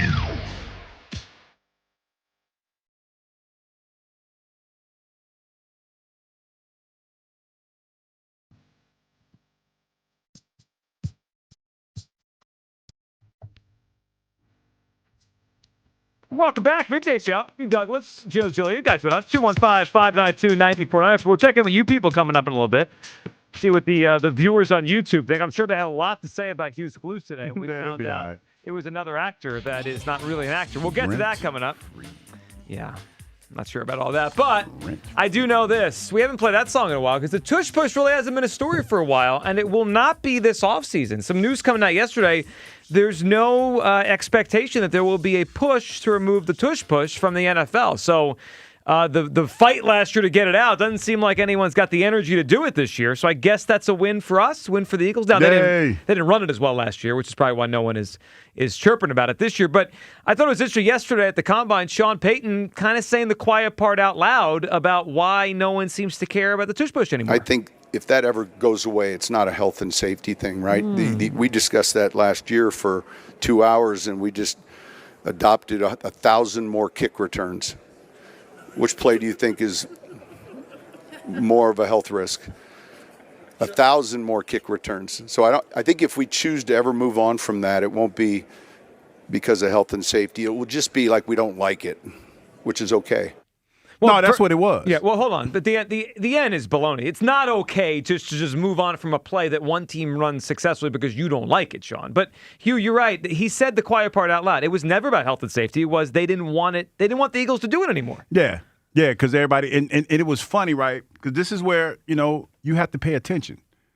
Then it became the people, I guess, that were on board with getting rid of the Tush Push that made it their business to emphasize how much of it was not, like on television, how much it wasn't a football play. Yeah. Like was it Dean Blandino's or one of those cats? Blandino embarrassed himself. Yes, and he made it a whole thing because you didn't like it. I have more respect for if you just say you didn't like it. It was an effective play, and in the NFL, we were always taught if you're innovative, you're ahead of the curve. Yeah, right? Go ahead. No, and it was one of those things where you saw everybody else do it or try to do it, and they couldn't do it to the way that the Eagles did it. I could even understand if at some point, if it kept going, right? If the Eagles kept doing it well and other teams jumped on, at some point if Goodell said, I have to worry about it's a television product and it's not a fun play to watch, and I got to worry about long term. I would have not liked that from an Eagles perspective, but at least I could have understood, okay, they have a different angle they're thinking about the game from. Like, scrums and all that, it's not as fun as I get it, and I wouldn't have agreed from an Eagles, but I could have understood it. But it was baloney. The whole thing about health and safety was crap. We knew that. And then when you had some of the strongest people that were against the Tush Push go out there and use the Tush Push, it was like Sean McDermott. The Bills, yeah. I mean, he's a hypocrite too. Yeah. I used to like Sean until after that. Because that was just like, come on, dog. I think there's if you don't like it, you should just say, hey, I don't like it. Yeah. But then to turn around and use it in acts of desperation during the course of the game is bananas to me. I think the reality is the Eagles didn't do it as well. The league didn't do it as much. They weren't in the Super Bowl. Bowl. So it wasn't a big a deal this year. Yeah, there's no energy for it anymore. So it's just going to stay, and we'll see if the Eagles come back to it or it just kind of fades now. Also, like the natural course of the NFL has happened. Yeah. The play NFL came out, NFL adjusted. And now we're like finally. That was sort of the argument that a lot of us had when it was like keeping this thing, like figure out how to stop it. Okay, maybe they did. Yeah, great. Now it doesn't have to go anywhere anymore. I think if the percentage the Eagles get is only at 65 or 70%, they're going to stop running it. Right? It's not worth it. Just do a different play to get the first down. Also, it's just a quarterback sneak. I guys. know. It was amazing how many ridiculous. Grown men lost their minds over a quarterback sneak. Yeah, it was sad. Actually, it was. Blandino was maybe the saddest thing I've ever seen. All right, we had a Hugh Blandino appearance. Last year. Remember? Yeah, we did. What'd I do? Well, actually, now I forget. What was Hugh Blandino? I forget what Hugh did, too. Oh, we pigeonholed him. Okay. All right, Hugh Blandino. That happens to me a lot. Yeah, all right, now we got something else juicy from the Combine. Is this today? Is this Mike Vrabel asked questions and answering questions about A.J. Brown? Here's that. Well, I think the relationship with players, and specifically he asked about A.J., has meant a lot. I've watched him grow. I've watched him mature. I'm proud of him. Proud of the father that he is. I'm proud of the husband, and that has nothing to do with where he plays and where he played. So those are the things that are important.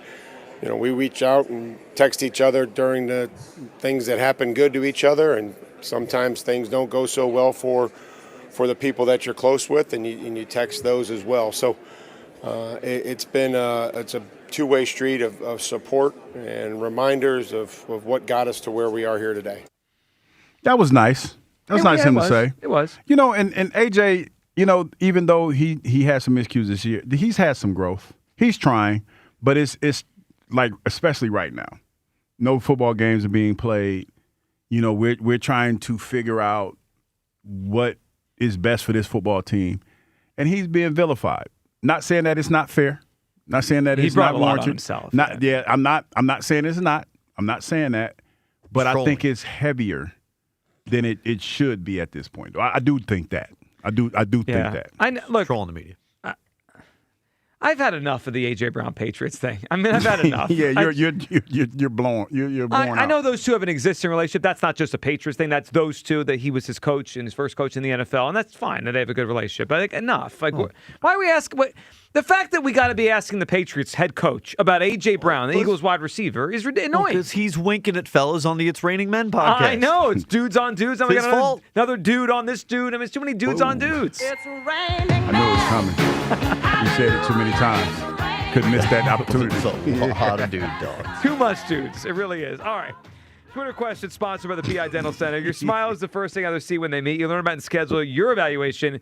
PIDentalCenter.com. I don't know if I've seen a poll this close in a long time. You ready for this, Hugh? I'm listening. What's your gut feeling on A.J. Brown as an Eagle next season? 78%. Again, I just said I don't. It feels like he goes to 78% every day now. I just said I don't know if I've seen one this close. He's trying to throw us off the scent of when he was looking at it before. And the craziest part is he just told me, hey, it's pretty close. 78-22. No. Ready? Here it is. Two options. He's gone or he's staying. The final tally, 50.2% he's gone. 49.8% he's staying. That's crazy. These are going down to single votes here. Yeah. People don't know what to feel. All right, another poll we had up today is King Kong an actor? And once again, Hugh Douglas cooked on this one. You didn't cook. You got cooked. I need to hear 85.1% no. Read the comments of the people that are like roasted me. I like those because they give me life. Okay. They keep me going. Who the F thinks King Kong is an actor? Oh, I love it. You keep saying rent-free. It's not rent-free. It's just your daily stupidity. See, there you go. That one right there. Rent-free. Rent-free in your head, sir. Because this is how I know rent-free in your head. You actually listened and then went to the comments to comment. Yeah. Rent-free. That's a win.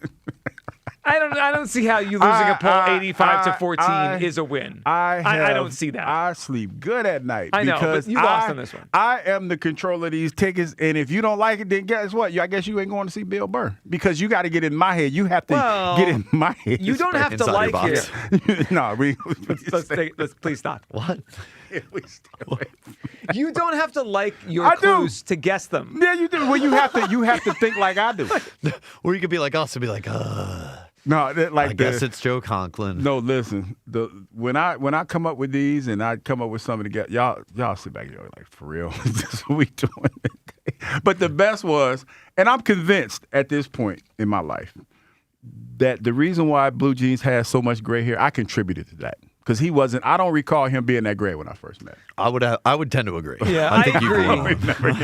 you've That's a very nice way of saying that our boss here is aging like a sitting president by saying you've taken a toll. I'm starting to find joy in being annoying. I don't know. It's just like, especially this week. For some reason, this week. Tune in tomorrow, everyone. Hugh Douglas back on his nonsense. All right, let's go to the phone lines here. Jeff in Wilmington is up. What's up, Jeff? What's up, guys? Hey, what's up, Jeff? So Hugh, I like the bit.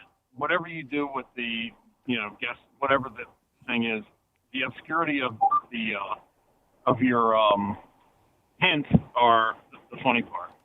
Yeah, they love it. Like I said, Jeff, rent-free. Rent-free. Mm-hmm. Yeah. Okay, so I think the AJ Eagles thing, it needs to split. Not because I don't like AJ. There's just too much going on. But if I were the Eagles, I would try to get if I could get any first round, that would be good. I wouldn't go below a middle second round. You know what I'm saying? Like, I'd hold on to them if I couldn't get that. Yeah, and I think it'd be interesting, Jeff, if they get an offer of a second-round pick from a team that's good. Like, let's just use the Patriots, right? Because that's the easy one. And they're picking at the end of the second round, obviously, because they were in the Super Bowl. Mm-hmm. If I was Howie, I would actually say, I'll take next year's second. I would bet on them regressing rather than take, what's basically almost a third-round pick this year, the end of the second. And Hugh, you talked about this earlier. It could be the quarterback, but he's not going anywhere. No, he ain't going nowhere. I mean, we've tied ourselves to Jalen, and Jalen's our quarterback. Yeah, I don't know when the last time a quarterback got traded because the receiver didn't like him. No, I've never heard of that myself. It usually goes the opposite way. Yep. It does. So yeah, I think ultimately they should do something if they can get the right deal. Just for everybody to be happier that way. I think so too. And Jeff Coop phone call. Let's grab Terrence, and then we'll get to you people. What's up, Terrence? Terrence. Hey, Joe, Kyle, what's up, man? How y'all been, bro? Terrence, what's up, buddy? I'm good, man. Guys, I told Kyle, and Kyle Dumbrowski, I got a bone to pick with you, Kyle. He definitely was a Kyle Dumbrowski. It's unbelievable. Come get it, pal. A.J. Brown, A.J. Brown, guys, I believe he's going to be going this offseason. I believe that the Eagles want to save some money. Guys, A.J. brought this on himself, guys. They're going to look at the last 2 years. He's been in drama this year, drama last year. And, guys, they're going to look at tape how many times he gave up on plays, on drives. He stopped momentum with his attitude, with his energy. And, guys, we all know Sean Mannion and the offense they run. Joe, you brought up an excellent point when you brought up Romeo Dobbs. We know the Packers' offense don't rely on one guy. It's like a spread-out offense where they use everybody, every wide receiver, and that means they don't need A.J. Brown for that. And that was an excellent point that you brought up because Romeo Dobbs, he will come in here and he will fit that criteria because we know the offense they're going to try to run this year is going to be kind of probably more flashy, probably going to be more motion and all that stuff. So A.J. Brown, guys, you know the beef he got with Jalen Hurts. And by next year, I ain't saying that. It just lets us know right there that they're thinking about letting A.J. go. And if it's the trade deadline is before that, we don't know. But A.J. Brown, I guarantee you guys, it's more like 60-40. He might be going, and that's what I think on that. And Kyle Dumbrowski, man, let's go, man. Kyle. Like I hear you keep saying that the Dodgers this, the Dodgers that. The reason we lost, Kyle, because we weren't hitting the ball. We can't hit. It's the same thing year after year after year. You mean we weren't hitting the Dodgers pitching? Yeah, but they had somebody that did. They had people that can hit. We don't. They had one of the best year after year. Mm-hmm. Am I right, Kyle? No, because Terrence, here's the difference: losing to the Mets and losing to the Diamondbacks those past 2 years is way different than losing to the Dodgers. The Dodgers are back-to-back World Series champs. Had him on the ropes, Kyle. The Dodgers are back-to-back World Series champs. The Mets. Did you pot him down? Yes, I did. Wow. Wait a minute. This is your influence on the nonsense. I'm sorry. All right, Terrence, we love you, and we appreciate it. I don't understand the argument here, but that it's the same as the Mets and the Diamondbacks. It's not. But the ending is the same. And you're right. The Dodgers had great pitching. The Dodgers are the best team in baseball and have been for years. And they still are. I know. Oh, so the Blue Jays had 11 runs in a World Series game and 6 and 6. Okay, Yamamoto versus Kodai Senga, and who hadn't pitched since July, and Brandon freaking Pfaadt. I'm sorry. Listen, you're not knocking me off the to Kyle Dumbrowski thing worked for 2 weeks, and then I watched the Blue Jays hit that pitching around 3 out of 7 games. They didn't pitch as well. Oh, enough. Oh, now you're real Kyle Dumbrowski. Let's just hear from you people. Dave was right. No, he was not. You Make people. excuses. It's time to hear from you people. What do you mean, you people? And whatever. Terrence, I'm sure will come after me again when we have more time. Good. I just, whatever. Good. I dope sometimes. I am such a bad influence on everyone. Both of y'all. On everyone, actually. Poor Blue Jeans. I'm not the only one that's giving him gray hair. Well, you're a problem in other ways. Everyone's very offended, obviously, by another edition of Hughes Clues, which was a joke. A joke. Rent free. Yep. Jail time. They want a revote on bringing back Hughes Clues. And then somebody said, "What the hell, Kyle?" As though this is my fault. It had nothing to do with We've this. lost control of Hughes Clues. Hugh has ceded control, and we're all worse for it. I like you guys. I just wish you had better takes. It's totally fair. You know what? I have a question for everyone who doesn't like our takes. Have you considered that maybe yours are bad? Have you looked in the mirror and say, maybe I should think more like those guys? Or maybe they're not that interesting, like ours or are. theirs. Well, that's very true. Or they're just not listening. Yeah, well, that's probably Speaking of, now we're trading Jalen Hurts. Really, guys? No. One caller brought it up. It was a caller question, and we just workshopped the machinations of it, saving on the salary cap, 2 first-round picks, Willis being with Mannion in Green Bay. I thought it was interesting. I didn't lead the show saying I would do it, but my interest was piqued. Yeah. Hold on. Isn't Kyle the one who wanted to boo the Phillies? Well, they deserve to be booed that day. Yeah. Shout out to them for listening, though. Well, first of all, how does everyone feel about him right now? I want to boo him. If by the time, when I said it, I know everyone was all Phillied up, or at least we're in the middle of a season. How could you be mean to this team? They're winning the NL East. Being mean to somebody is crazy. How much do you care about that now that they won the NL East? Everyone who's mad at me about the Dodgers thing seemed to be pretty pissed off about me wanting to boo them, too. Well, we got Hugh over here. It's basically pick a lane. You know what? You know what's on the radar today when Hugh criticized Phillies for not hitting enough so far in spring training? No, I'm just saying. That was a hell of a take. I know. It wasn't a take. I was just saying they haven't hit a whole lot in spring training, even though everybody's not playing. Hasn't that been a pattern? Yeah, and you said the season's over because of it. So. I didn't see. Now you put words. Just quickly, rent free. Harper 0 for 1 with a walk and a K today, hitting 0-0-0 this spring training. Saying, rent free. Guy better have a hit by the time we get there next week. Yes. Hugh's going to rip everyone. Yeah, it's not good. What a joke. So we put up a poll, residual from yesterday, of course. It was about King Kong. Is he an actor? So are you guys running out of things to talk about? There it is. I love it. Yep, I saw that one coming. Why is WIP still a thing? Well, because you live, because you're here. And then, he's a better actor than Hugh. Ooh. I'll take that. He's more of an iconic actor. He's way more iconic. Well, yeah, no question about that. By a million Matter of fact, times. Monarch dropped tomorrow. That's the new Apple. Yeah, the new season. Ooh, okay. Drops tomorrow, so that'd be pretty exciting. And then they got a movie coming. I said that yesterday. It's I forgot what it's called. King Kong Godzilla Supernova or something like that. Can't wait. Yeah. Hey, Hugh, bro, you need a hairline for people to make fun of it. You did start the show today, like people making fun of my hairline. You don't have one, man. I do have a hairline. I just have a bald spot. I have a hairline. Not right now, you don't. No, not right now. It's but not if I let it grow, unlike the folks that actually go to the barber, I got a hairline. I just got a big ass bald because, spot. in the back, it always will grow. It's just a matter of how much and how. Oh no, I got a bald. You want to do the spot. horseshoe thing or not? I just have a bald. You know big how old Hugh came in today with he changed a bit, right? Yeah. And it was he said that it was something that Howie said with Rich Eisen. Another theory on you people. Oh. Ever since Ike called him an AJ apologist, maybe Ike's rent-free in Hugh's head. Wow. Ike ain't rent-free in my head. Ike always talk crazy, but see, Ike family, so I can't, you know what I mean? I got to take that with a grain of salt. Maybe it was Spike. It's something to consider. There ain't nobody thinking about Spike. Ain't nobody thinking about Spike. We already have Hugh on Ozempic. That's Tony Clark. No, it's called Godzilla King Kong: The New Empire. Okay. Ozempic is coming though. I'm working on it. I kind of see the Tony Clark Hugh Ozempic Tony Clark. thing. Yeah. I kind of see it. Now, he's taller than you. I do see he's it too, very a little tall. bit, yeah. Am I Tony Clark that makes better choices though? You can't make a Not worse sure. one. What about if given the opportunity? I'm not so sure. I don't know, man. I mean, because no disrespect, because, beauty's in the eye of the beholder. Oh, God, here we go. But, you already come on, dog. Come on. Like, if you're going to crash out. This is your fault for bringing Tony Clark. I know. I had a couple more quick things here. Because it comes up often, and it has come up often. Somebody suggested we might have to add this to the bracket, Joe. I don't think he's going to like it, though. What is it? Brokeback Douglas. Douglas. No, because you know what it was? Who's the lady they called in? Melanie. She was dry. She had dry humor. I didn't get that. Yeah, it was dry. If Brokeback Douglas wins its conference tournament, it's in. You know what I'm saying? I mean, I'm okay with it, but it was just I couldn't follow because her delivery was dry.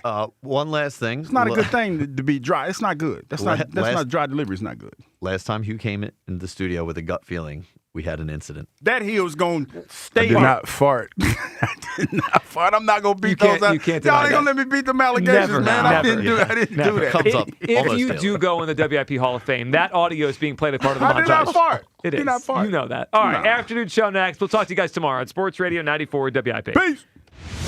5,000 cups, 2,400 baseballs, 1,200 bats, and 8,000 fans. It's gone! It clears! Broad Street arrives at Big Air Ballpark. 94 WIP takes you with the Phillies as they begin spring training in Clearwater. Live coverage, player interviews, and more as the Phillies embark on the 2026 season. Always trying to have the best club that you possibly can. Back to baseball. Let's go! On your exclusive home of the Phillies. Sports Radio 94 WIP. Brought to you by Surfside Iced Tea and Vodka. Proud partner of the Philadelphia Phillies.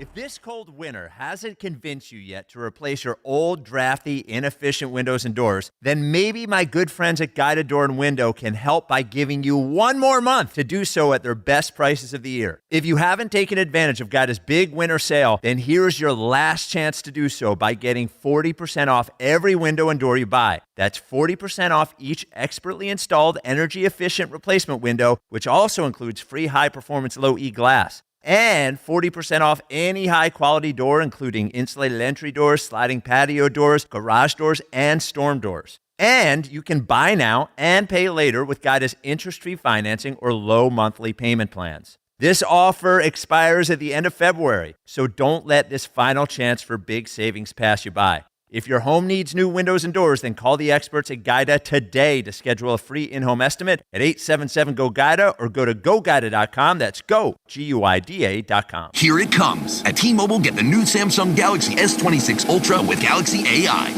Okay, we don't need the trumpets. We know it's awesome. You even get a 5-year price guarantee.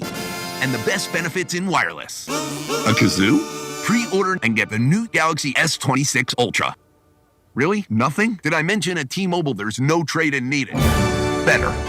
Guarantee excludes taxes and fees. Applies to monthly price of on-network talk, text, and 5G data on the Beyond plan. Benefits vary by plan. May require activation and are based on included perks. Exclusions and details at T-Mobile.com. For 50 years, drivers have trusted Meineke to take care of their cars and their budgets. Because real value isn't just about price. It's about honest recommendations, quality work, and service done right the first time. From routine maintenance to major repairs, Meineke delivers dependable car care from experienced technicians you can count on. That's why generation after generation continues to choose Meineke. 50 years of trust, 50 years of value. Meineke, doing car care right.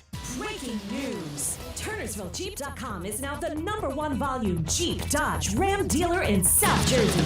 Come see why more customers trust TurnersvilleJeep.com for the best inventory and the best prices in the tri-state area. With over 400 new Jeeps, Dodges, and Ram trucks to choose from, there has truly never been a better time to get the vehicle of your dreams and at payments anyone can afford. Reserve your vehicle today at TurnersvilleJeep.com. Again, that's TurnersvilleJeep.com. High five! Up top! Dave's company just got the 5-year price lock guarantee from Comcast Business. Yeah! It's 5 years of gig speed internet, advanced security, and a great rate that won't change. All from the company with 99.9% network reliability. Heck yeah! He hasn't given this many high fives since Deborah brought in her famous banana bread. Yes! The Comcast Business 5-year price lock guarantee. Powering 5 years of savings, powering possibilities. And it's hurting, but I am not stopping. Woo! For a limited time, now through March 29th, switch to Comcast Business to lock in your rate for 5 years and get a $500 prepaid card on a qualifying gig bundle. Or ask how to get started with 150 megabit internet for $59.99 a month for 12 months with a 2-year agreement. Don't wait. Call today. Restrictions apply. New customers only. 1-year contract required for guaranteed rate. Paperless billing and automatic payments with bank account required. 5-year pricing applies to monthly service charge, excluding taxes and fees. Hey, Joe DeCamera here. Picking out an engagement ring can be terrifying. Trying to find the right ring, no idea where to start. Well, let me tell you where to start. Family & Company Jewelers in Marlton, New Jersey. They are phenomenal. From junior on down, they will guide you through the process. Selection, shape, size, price range, they cover it all. Family & Company Jewelers, Route 70 in Marlton, New Jersey. You will not be overwhelmed in the buying process because you'll be in great hands with them. Get yourself to Family & Company Jewelers, the place to go. Family & Company Jewelers, South Jersey's diamond destination. Finding great candidates to hire can be like, well, trying to find a needle in a haystack. Sure, you can post your job to some job board, but then all you can do is hope the right person comes along. Which is why you should try ZipRecruiter for free at ZipRecruiter.com/free. ZipRecruiter doesn't depend on candidates finding you. It finds them for you. Its powerful technology identifies people with the right experience and actively invites them to apply to your job. You get qualified candidates fast. So while other companies might deliver a lot of hay, ZipRecruiter finds you what you're looking for. The needle in the haystack. See why 4 out of 5 employers who post a job on ZipRecruiter get a quality candidate within the first day. ZipRecruiter, the smartest way to hire. And right now, you can try ZipRecruiter for free. That's right, free at ZipRecruiter.com/free. That's ZipRecruiter.com/free. ZipRecruiter.com/free. ZipRecruiter.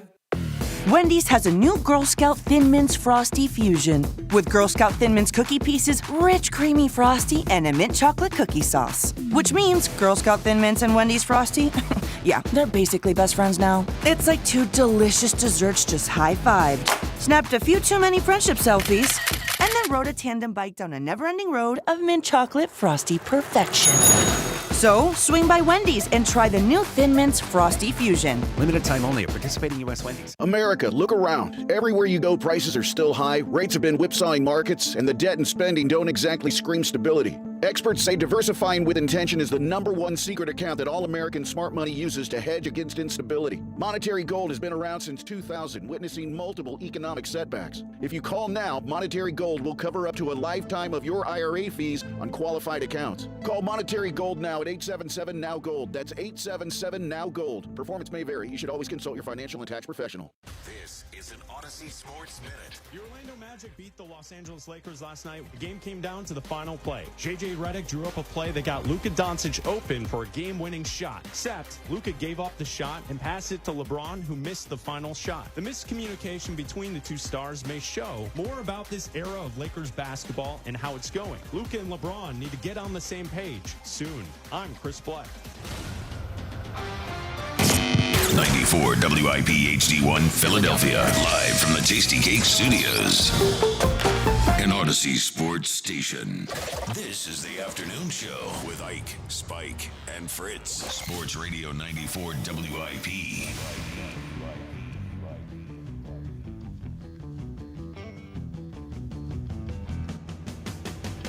Oh, yeah, it's a Wednesday on the WIP afternoon show.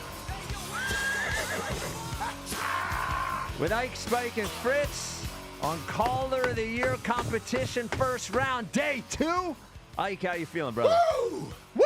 Well, I'll tell you, brother Spike, feeling pretty good. It is a Wednesday. I got all type of emotions going through me. I'm ready for day 2. Yes. Of Caller of the Year. Yep. Excited about that. Yep. Also excited for Jackie Baseball, and we're headed to Clearwater. Tomorrow. And yes, tomorrow morning. Have fun with the snow, suckers! Holla at your boy. Phils are, going on right now. Yeah.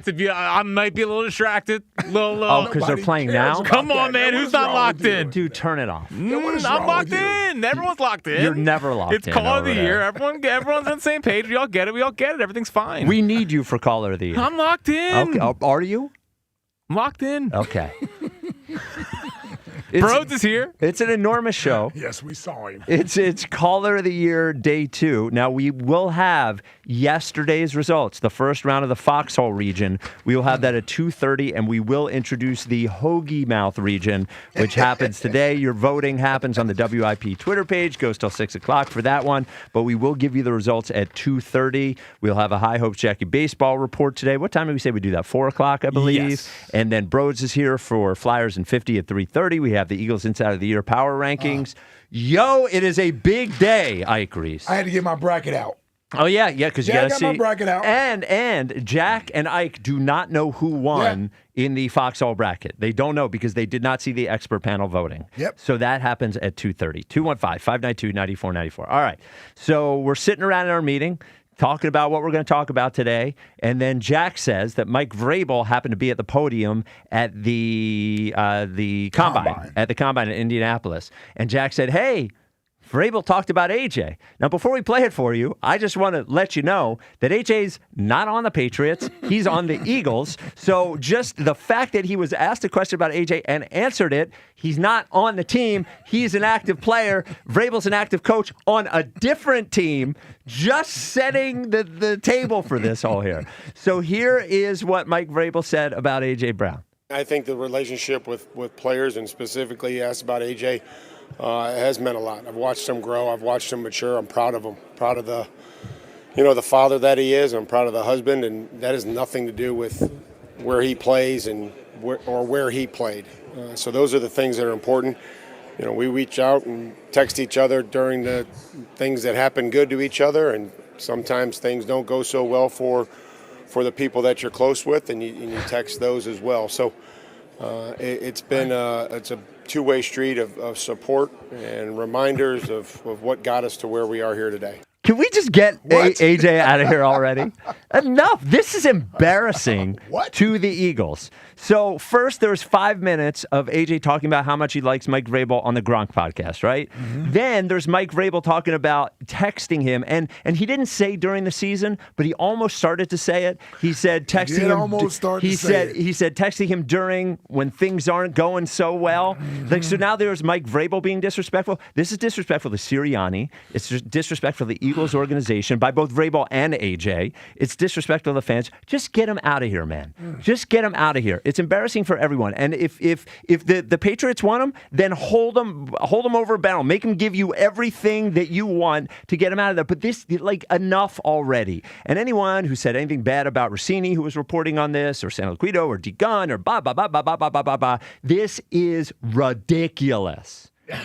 A coach, he's not a retired coach. Right. You know what I mean? He's not a retired coach. Yeah. AJ's not a retired player. Yeah. They're active players they're not rivals, but I would say on a certain level they are. They're both teams that are trying to win a Super Bowl. You know, AJ said he was cheering for Mike Vrabel in the Super Bowl. What are we doing here? What? This is so stupid. Yeah, where do we get him out of here? Whatever happened to just saying a small compliment there? Yes. If you're asking about AJ, by the way, you also have the option of not talking about another player on another team. He's on a different team. Love AJ. Yes. Done. You have that option of doing that without going down this road. We're texting each other? Yes. Mike Vrabel gave you a small peek into the relationship there. And yes, it's a former player-coach relationship. We understand that. We've heard AJ speak glowingly about Mike Vrabel, but this is what I'm saying. There's a lot of open flirtation going on and mutual admiration society going on here with AJ, Vrabel, the Patriots. And we as Eagles fans, we're like, I guess we're supposed to accept this. Like everything, he's supposed to believe everything is fine. AJ's an Eagle. He's going to be an Eagle forever, and he can never be anywhere else. I was actually surprised at this with Mike Vrabel. Listen, the NFL will determine whether or not he did something legally wrong. Yeah, I don't know if it's officially tamping if you're a coach. I think maybe it's just if you're an exec. I have no idea. Yeah, so I don't know about that, but I will say this. Considering these rumors that are out there right now, and that team has been directly or certainly linked to AJ as a potential destination. He's on a podcast, Dudes on Dudes, with former Patriot greats. And I don't think I've ever seen AJ as happy as I saw him on that podcast any other time early in the first year with the Eagles. What are you supposed to think if you're an Eagles fan with this, man? I can't help but think this is open flirtation going on between New England, Vrabel, and AJ. It's going both ways, by the way. Yes, the Patriots are doing it too. Yes. Jack, play it again. So here was Mike Vrabel at the Combine when asked about AJ Brown. I think the relationship with players, and specifically asked about AJ, has meant a lot. I've watched him grow. I've watched him mature. I'm proud of him. Proud of the father that he is. I'm proud of the husband, and that has nothing to do with where he plays and where he played. Yeah. So those are the things that are important. We reach out and text each other during the things that happen good to each other, and sometimes things don't go so well for the people that you're close with, and you text those as well. So it's been Tell me more. Two-way street of support and reminders of what got us to where we are here today. And I think you were hitting on this. Of course, there's nothing wrong with a player having a relationship with a former coach. The fact that he is talking about it as explicitly as he is the problem, is the sign. It's not that it's happening. It's that they are so free in talking about it. Here's the other thing. I want you to search the internet for Mike Vrabel since the Super Bowl talking about literally any other player on any other team that he has a text relationship. I also want you to search the internet because A.J. Brown did some talking during Super Bowl week. Find anything he said good about Coach Sirianni or Jalen Hurts or any of the Eagles, because I can find it's 6 pages worth of things that he said that he likes about Mike Vrabel and the Patriots. It's just get him out of here. I don't care if he's on the Patriots. I don't care if he's on the Bills. I don't care if he's on the Browns. I don't care if he's on the Raiders. I don't care if he's on the Ravens. I don't care where he goes. Get the best deal, and if it's the Patriots want him so bad, then good. Then make him pay for it. But there is no return from this. I'm sorry. I don't think there's a return from this. Yeah, yeah, man, this is, no one can be shocked if there's a report out there that the Patriots are interested in A.J. Brown. Right? Like, I don't think anybody can be shocked by that. No, They of course. certainly have a need at that position. Yep. He has expressed his desire, albeit behind closed doors. I'm just going by reports that were put out there. He's requesting trades early in the season several times, maybe not to a specific team, but he certainly has expressed that he would rather be somewhere else. We'll see if that's what he still feels today and moving forward. But man, all the signals and the smoke around this, I just don't know how much more of this can be put out there. And again, he may not get traded because the Eagles don't see or don't get the offer that they're looking for.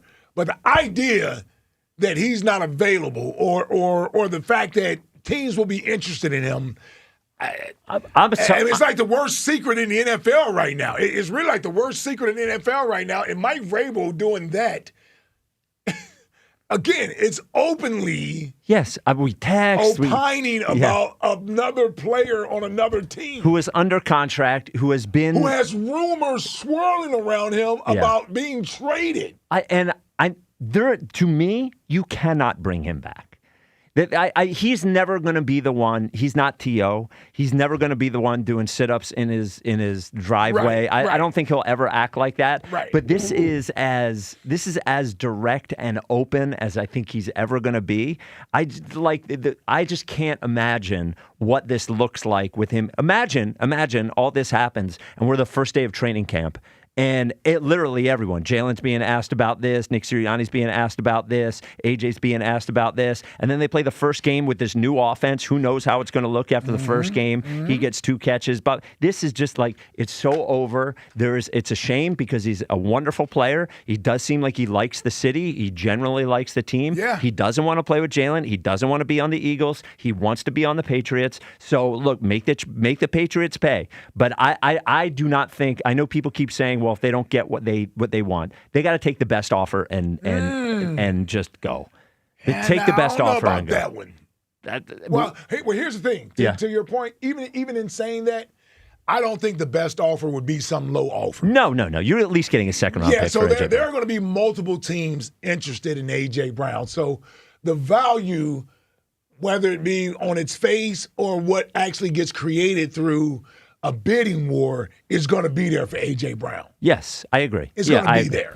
215-592-9494. Once again, talking about Mike Vrabel's comments about A.J. Brown, just in case you didn't hear it, one other time, gets asked about a player on a different team who is under contract. Okay, go ahead. I think the relationship with players, and specifically asked about A.J., has meant a lot. I've watched him grow. I've watched him mature. I'm proud of him. Proud of the father that he is. I'm proud of the husband, and that has nothing to do with where he plays and where he played. So those are the things that are important. We reach out and text each other during the things that happen good to each other, and sometimes things don't go so well for the people that you're close with, and you text what does that those even as well. mean? So it's been it's a two-way street of support and reminders of what got us to where we are here today. All right, there you go. 215-592-9494 on Caller of the Year voting day 2. Yoshi in Brewery Town starts us off. Wow, Yoshi, you're on WIP. My man Spike, Big Ike, Jackie, baby. Good God almighty, you caught me off guard. I'm waiting for Corey to come on. No, Corey so far. Maybe is Corey? Was he upset? No, and Corey's bracket is not today, so I didn't know if he was waiting for a different time. Now, Yoshi, we have not found out if you won yet. We will know that at 2:30.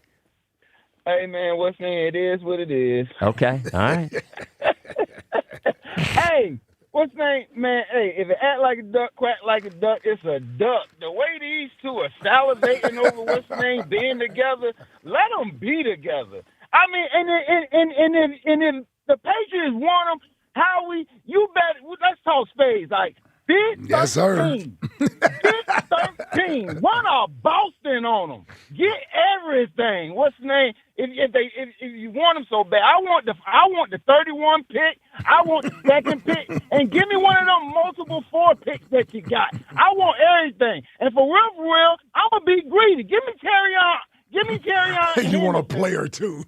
I want everything. What's name over there? What's name lusting for each other? He winking, and this boy up here, what's name, can't keep the slob in his mouth talking about AJ. AJ probably texted him and said, "Hey, won't you say something at the combine? Let's get this thing rolling." Who knows how they working together, man? I'm tired of it now. AJ, what's his name? He been great in midnight green. He been great in all white. He been great in the black uniforms and the Kelly green. But if you want to wear blue, red, or whatever the Patriots wear, go on over there. I'm sick of it now, man. I really am. And real quick, Spike. Yes. I really love what you said yesterday. It's time to celebrate the callers. Yes. You touched me yesterday. Oh. Pause. Pause. Yeah. Man, seriously. Pause. I do mean it. That Caller of the touched my Year heart. is a celebration of the community of the WIP afternoon show. Hey, man, what's name? And see, that's why I be protecting you and taking up for you. They be talking all this trash about you, and then you go and say something like that yesterday. And I walk around waiting for him now, so I can be like, I told you, Boo is good. Boo is good. Spot, man, Yes. what's the name? Hey, bro, what's the name? You warmed my heart up yesterday, too. You finally said something good about me. You said, what's the name? I knew Yoshi was going to be a tough out when Spike was giving the percentages. I said, it's this we talking about me. Talking about me. Oh, man. Why you trying to act like I'm against you or something? Well, you're man? a little against. You're a little against Yoshi. I'm not against you. You were mad at the AI picture because Yoshi looked so good and you looked heavier. No, Yoshi had an accurate picture of himself. Yes. You know what's crazy? He's sitting up here talking trash about the picture on the radio, but on Twitter, he I said I liked it. I said I liked it. You know what? I mean, you added about 20 pounds to me, but I liked it. It was all right. You look husky. You look like you was ready to throw some people out the club. Don't look at it, what's the name, in a bad way. And what's the name? And, you know, in some places you are a little over, you know. Oh, wow. He was waiting. I'm sorry. Wow. I'm sorry. I'm still trying to get Hold you a on, I'm workout. down now. Though. Hold on, I don't look as bad as I looked. What was that? 3 years ago? 4 years ago? That's my boy. That's what I'm talking about, boy. I'm down a few pounds, man. Yeah, I'm down a few. Hey, and another thing, the people what's name who voting, like I said, I appreciate y'all. I also appreciate what's name the people that be hating.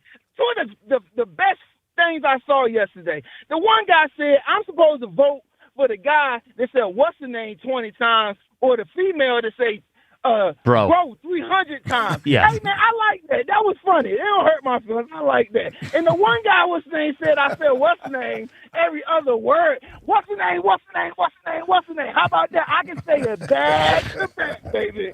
I can say it back to back.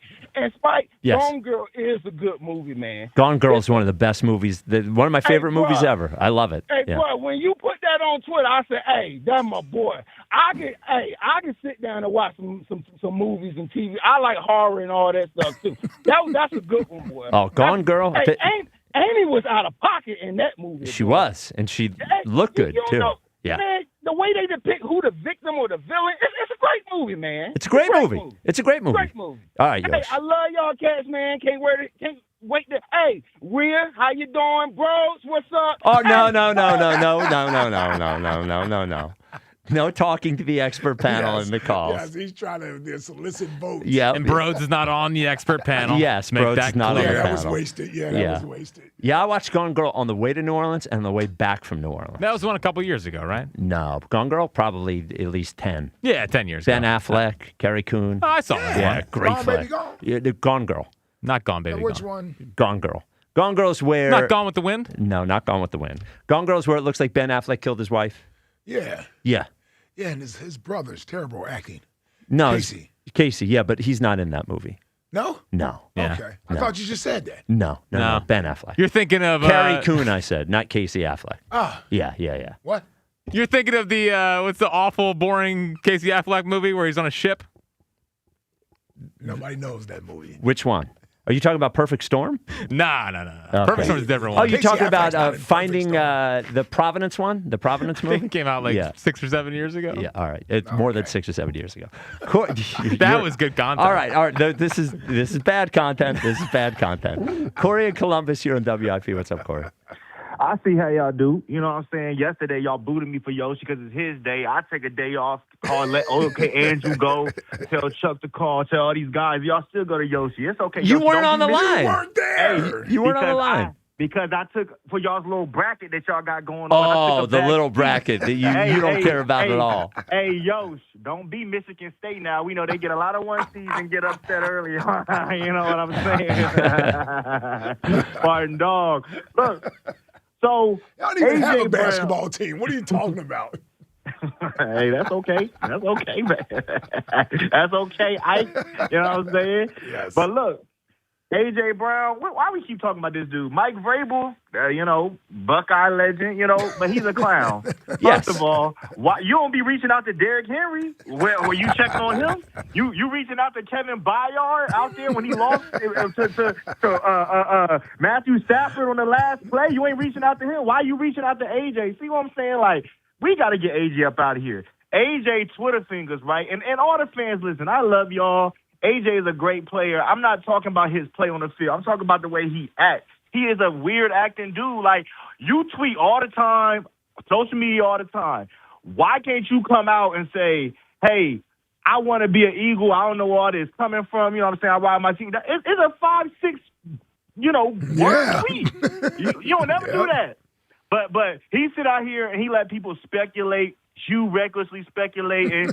Ike recklessly speculating. Everybody got something to say about it. It's like, bro, get him up out of here, man. It's like, I get it. He a great player. How he keeps saying how he doing what he's supposed to be doing. He not supposed to be saying, "Oh, get him up out. We don't want him on the team." I agree. That's what Dumbrowski does. We don't do that. You know what I'm saying? And the Eagles team, they don't do that. We make it seem like we really want him here, and if you want him, pay for him to come get him, to bring him to the Patriots. But Mike Vrabel, you silly for doing that. Let me see what you got on your roster. Christian Barmore, Christian Gonzalez, Nick Sirianni. Say you be talking to him. We'll take Christian Gonzalez now. Yeah, we'll take him. Yeah, I want Nick Sirianni to be saying he got a good relationship with some of these guys that he got on these teams. Because since that's what we doing in NFL, y'all was on the tush push all last year. Make sure, don't let this sweep under the rug. I will tweet the NFL every single day this video about Mike Vrabel until something gets done about I need some draft picks lost or something. Could you imagine the NFL getting the 1800th Corey tweet? Yeah. The Vrabel video? We ain't letting this slide because I know they like to sweep stuff under the rug like this ain't happened. No, this is tampering. I don't care what nobody say. Coach, GM, owner, you can't just be making comments about players on other teams. Like, what is we doing? Like, what if Nick Sirianni said, I would love to have Matthew Stafford on my team. Like, what? Like, what are we doing? Like, come on now. I know two people that'd be happy. Well, yeah, that would absolutely. Hey, I don't care. I don't care about them. I'm talking about the coach. Well, no, to your point, Corey, this is what I always like to do with these situations is just name two other people if this happened. Can you imagine Nick Sirianni on the dais yesterday? Somebody asked him about Joe Burrow, and he's like, "Yeah, we text all the time through the good times and the bad times." It would sound insane. It would sound crazy if something like that happened. This is crazy. And that's why we ain't going to let this slide. So we need to make sure, listen, Eagle fans, tweet this to the NFL, at NFL, every single day till they get some draft picks taken from them. We ain't going to let them just get away with this because y'all talked about the Tush Push for 97 days in a row. Every Greeny, all these guys. Y'all, nah. See, we ain't letting this slide. I'm going to make sure Tom Brady talk about this on the broadcast if ain't nothing done until they do something about this. You know what I'm saying? But I'll holler at y'all. All right, hey, Corey. man, vote for Corey. Hold on, you in today? Is his bracket today? No, Corey today. No Corey Okay. today. No Corey today. No. Corey today. No. All right, 215-592-9494. Which bracket are we in today? We are in the Hoagie Mouth bracket. Hoagie Mouth Yeah, bracket. and we will introduce that bracket next. We'll also give the winners from yesterday from the Foxhole bracket. And once again, we are talking about these comments from Mike Vrabel just one more time. Asked about A.J. Brown at the NFL Combine just, an hour ago. I think the relationship with players, and specifically you asked about AJ, has meant a lot. I've watched him grow. I've watched him mature. I'm proud of him. Proud of the father that he is. I'm proud of the husband, and that has nothing to do with where he plays and where he played. So those are the things that are important. We reach out and text each other during the things that happen good to each other, and sometimes things don't go so well for the people that you're close with, and you text those as well. So it's a two-way street of support and reminders of what got us to where we are here today. I know they have personal lives, but when he's saying they text when things don't go so good, all I can think about is AJ this year texting Mike Vrabel while he's pissed off about the offense. Maybe I'm crazy. I know these people have lives outside of that, but how can that not jump into your head? Right? Yeah. Am I crazy? All right. 215-592-9494. Caller of the Year update coming up next. This is the WIP Afternoon Show with Ike, Spike, and Fritz. Hey, take charge behind the wheel with President's Day select specials available all February long at Elite Acura, a Group 1 dealership. Command the road when you drive the 2025 Acura ADX all-wheel drive with low 1.9% APR financing for up to 60 months. Boasting a sporty exterior with a modern edge, this premium compact SUV is sure to make a lasting impression on the road. Its refined performance and enhanced handling, packed precision in every drive, spacious interior surrounds you with comfort at every turn. Top it off with a suite of innovative safety features, and you're ready to feel the freedom of the Acura ADX. But don't wait. Rush in for this presidential deal before February 28th at Elite Acura. Payments based on MSRP of $38,350. Includes delivery and handling. Excludes taxes and fees for well-qualified buyers on approved credit by Acura Financial Services. Offer subject to availability and cannot be combined with other promotions. See dealer for full details. The showdown that was shut down. The camera got hurt playing basketball. They want me in the boot for 3 more weeks. Okay. But now it's back. Joe versus Check. The basketball challenge. I mean, listen, no one cares when I win. It's 2-2 on the basketball. Coming soon, only on Sports Radio 94 WIP. Brought to you by Community College of Philadelphia. Rise from within. What if Jurassic Park really existed? Well, you would need a reliable mobile connection to keep you online at the park. With Xfinity Mobile, you have Wi-Fi where you need it and 5G everywhere else. Whether you're live streaming a T-Rex feeding or downloading park maps, when you're lost in the Gallimimus Run, you can stay connected with Raptor fast speeds. Xfinity Mobile is there for you at home and at the park because it was born ready for you to roam. Xfinity, imagine that. And now you can cut your mobile bill in half with 2 lines of unlimited. Learn more at xfinitymobile.com and watch Jurassic Park with Xfinity. To get started, visit xfinity.com or drop into an Xfinity store today. Restrictions apply. Xfinity Internet required. Savings based on promotional rate for 2 lines of Xfinity Mobile Unlimited versus 2 lines of T-Mobile Experience More, Verizon Unlimited Plus, and AT&T Starter as of 2/10/26. Taxes and fees extra. You've got places to be, and Wawa's got $5 deals all day. Kick off your morning with a $5 big breakfast meal deal. A sizzly breakfast sandwich, hash brown, and hot or iced coffee. And later, that $5 feeling keeps going with a crispy chicken sandwich. Bold flavor, real value. Because great taste doesn't need to cost more. Order today in the Wawa app or in store. Big cravings, big deals. gotta have a Wawa. Are you looking for a lawn care service that delivers great results and is safer for your family and pets? Choose Natural Lawn of America. Natural Lawn has been growing green lawns quickly, more naturally, and with fewer weeds for over 35 years. Their custom approach uses organic fertilizers and safer weed and insect controls, ensuring a healthier lawn season after season. Right now, take advantage of their limited time offer. Free seeding every year. Call 800-FREE-SEED today. Choose Natural Lawn of America. Greener grass, fewer weeds guaranteed. If you owe back taxes, listen carefully to rule number 1. Never go up against the IRS alone. They're cracking down, freezing bank accounts, garnishing paychecks, canceling passports. Even your home or business could be at risk. But here's what they don't tell you. The IRS has powerful tax relief programs that could save you thousands if you qualify. That's why smart people call Optima Tax Relief America's #1 tax resolution firm. Nobody knows these programs like the experts at Optima. Their team of tax attorneys and licensed professionals have resolved over $2 billion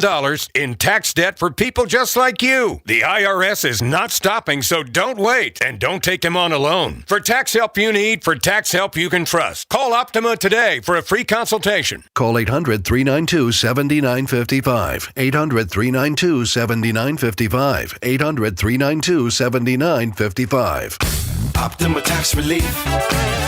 Some restrictions apply. For complete details, please visit OptimaTaxRelief.com. The working families of La Labor's District Council of Pennsylvania, D.C., Maryland, and Virginia are proud contributors to all aspects of growth in this great city. The Labor's District Council provides safe, well-trained, productive workers who enable projects to be done on time and under budget. We appreciate our signatory contractors and their commitment to fairness and equality. Laborers, we're building a better future today. Brought to you by the Laborers District Council Licit Fund. Do you owe back taxes or have unfiled tax returns? The IRS won't quit until they get your money. Here's great news, fresh from those in the know. Major changes have happened at the IRS. If you owe more than $10,000, you may be eligible for a 99% reduction of what you owe. Haven't filed a return for a while? Their happy clients are talking. The IRS was going to levy my bank account, but Guardian was able to prevent that and fix all my IRS issues. Thanks again, Guardian Tax. Need relief from crushing tax debt? The IRS now has special programs. Guardian Tax knows all about them. Personal or business, this is the fresh new break you've been hoping for. We aren't the company you call when you need a hug because you're scared of the IRS. Guardian Tax is the company that wins when you need it most. Guardian Tax Service is really great to work with. They really help me out. I'd recommend them highly. Call now for a free confidential consultation. 800-499-1424. 800-499-1424. 800-499-1424. Your exclusive home for Phillies spring training. Just looking forward to getting into season and making new headlines. Sports Radio 94 WIP.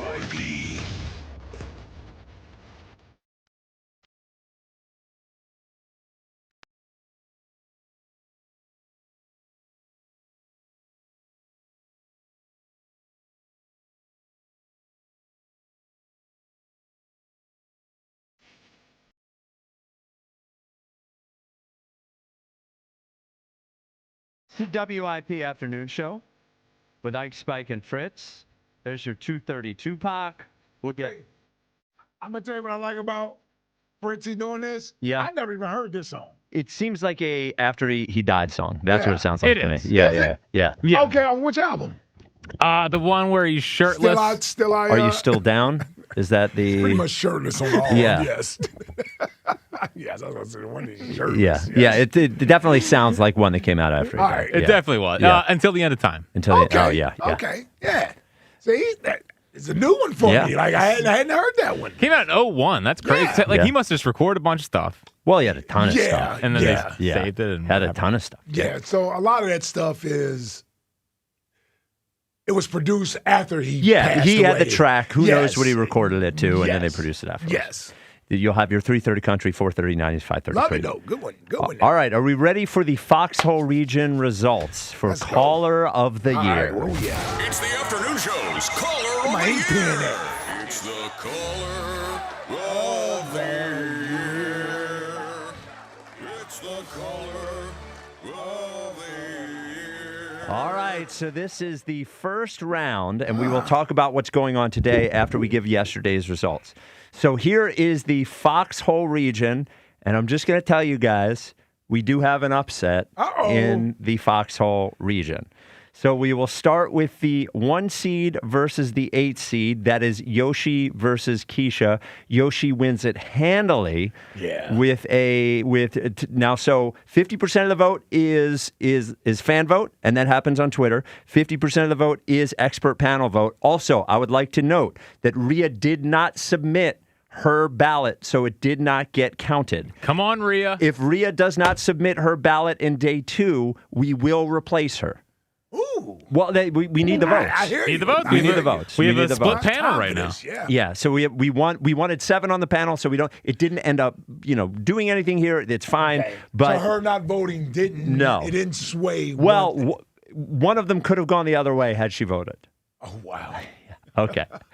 So Yoshi wins with a combined 89% of the vote, counting both, versus Keisha's 11% of the vote going twice. So Yoshi moves on. The 1 seed, Yoshi moves on. Now we'll move on to the 2 versus 7. That is Rios from North Philly versus Jordan from Princeton. Jordan gets his ass handed to him. Damn it. Rios with 88% of the combined vote, and Jordan from Princeton with 12% of the combined vote. It's a tough one, Jordan. I want to note that neither Keisha nor Jordan got 1 vote on the expert panel. Wow. See, that's disrespectful. No votes on the expert panel. So you think they were a little late to Keisha? Well, yeah. I mean, she only called 3 times the show. It's same with Jordan. Jordan didn't call that much this year. No, you're right. But he is known from the morning show. Yeah, but this is afternoon show caller of the year. Take it easy in you there. take it easy. No, you take it easy. You're cheering. Little Jordan cheering section back there. I get it. He likes the Phillies. Jordan. Well, no, I just think that at least he's I think Keisha only calls us. At least he is some recognition from other shows. Okay. Well, at least Keisha is an afternoon caller. Yes, she is. I agree, and we're converting Jordan. We will convert Jordan. Well, Jordan already said that we're a better show. It's just he works during our show. Yes. All right. And a good run for both, even though they were both late entries. Okay. Yeah. Here are the 4 seed versus the 5 seed. We have Ed from Phoenixville versus Nick from Collegeville. Ed moves on with 62.4% of the vote, or 62% of the vote versus 38% of the vote versus Nick. So down goes Nick. That was Ike's Cinderella pick. Yeah. So. Wow. Bracket busted early. Yeah. On the voting on that. I did have him going down to Yoshi though. Oh, really? Okay. Yeah. Well, of course. Yeah. Yeah. The voting on that. Yes. So I know what the Twitter poll was. Yep. What was the expert panel on that match? Expert panel also had Ed. No, I know. What, no, he's saying what's the vote? 66.7% versus 33.3%. Okay. What the hell does that's that mean? 4. Well, 4-2? the 4-2. Yes. Yeah, 4-2. But I do it by percentages. I understand. Yeah. It's a lot. It's quick math, though. That was 4 and 2. Yeah, there you go. Want that on the record. We check box for us. Want that on the record. Sorry. Want that on the record. Sorry. Okay. All right. So the final matchup from the Foxhole region, the 3 seed, Derek and Paoli versus the 6 seed, Furry Bruce. You're kidding me. Don't do it. Your winner with 57% of the vote.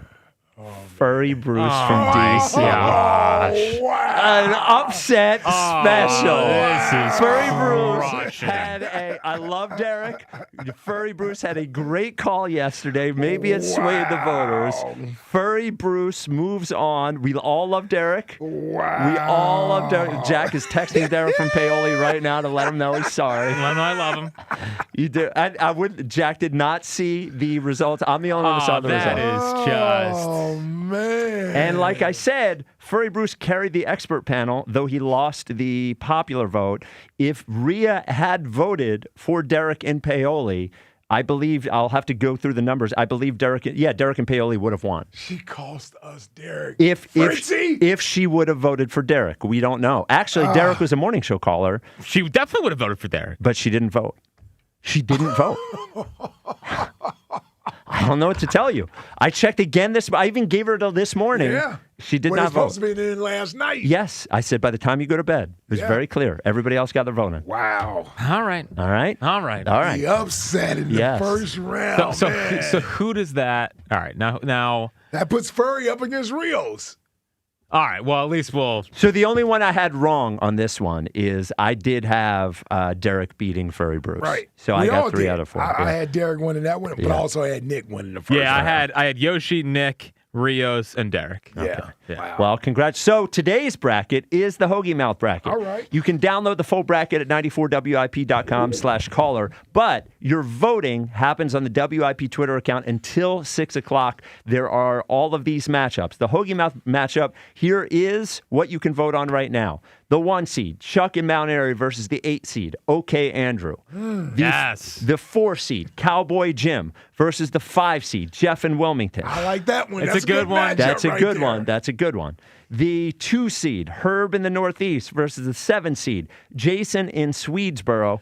And the 3 seed, Dustin in the Northeast versus Truckhorn Jerry, the 6 seed. Worth noting, Truckhorn Jerry is Jeff and Wilmington's brother. They are in the same bracket. But I was told the committee didn't know what they were doing. No one told you that. In fact, all Ike has done is compliment the committee.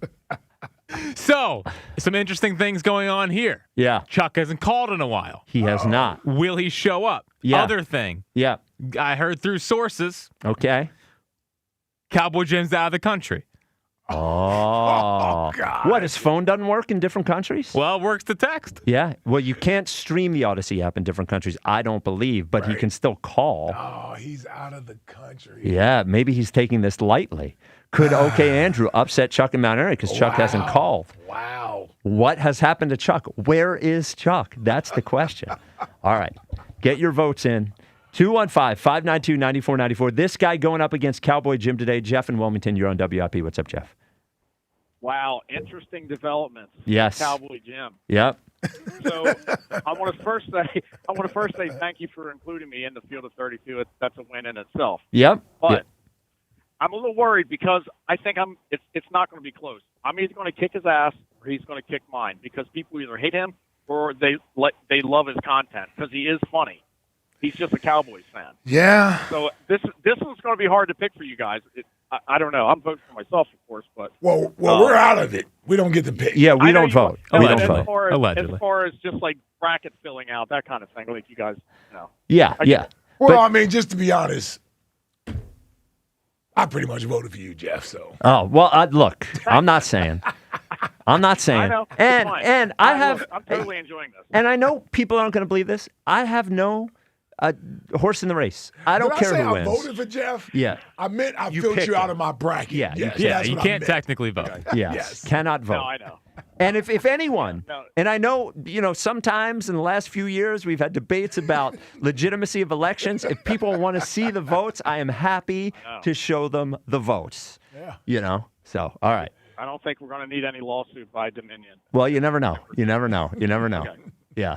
Okay, so with AJ, I think it's time that he has to go. I mean, Vrabel and the Patriots are basically short of putting up a full-page ad in the newspaper or a billboard. Seriously. I mean, Vrabel almost stepped in it a couple of times in that statement that he made. Yeah, he almost One said about during the texting season. Yeah. during- Yeah. Yeah, and then he says wherever he plays, played, like almost like called himself again. And I'm like, okay, look, I love AJ as a player.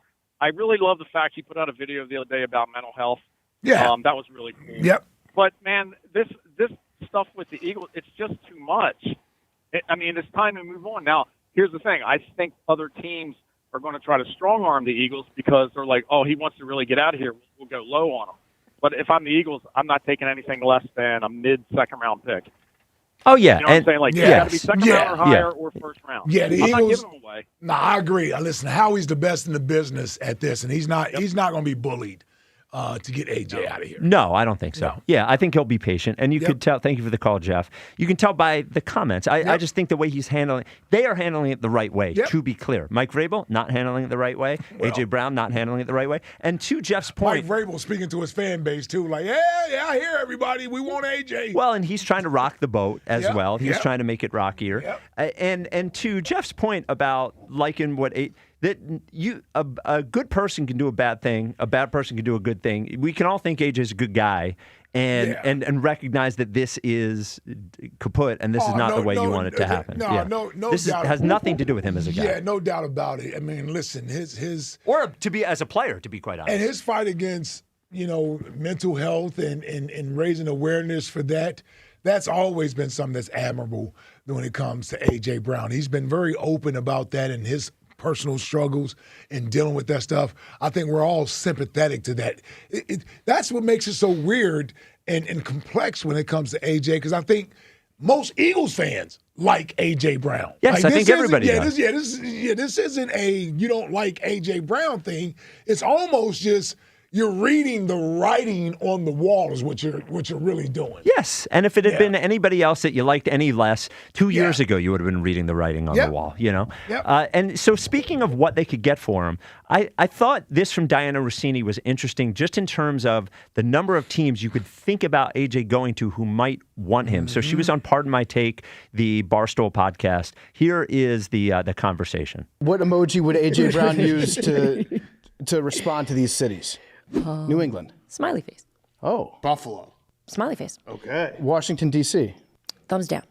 Tennessee Titans.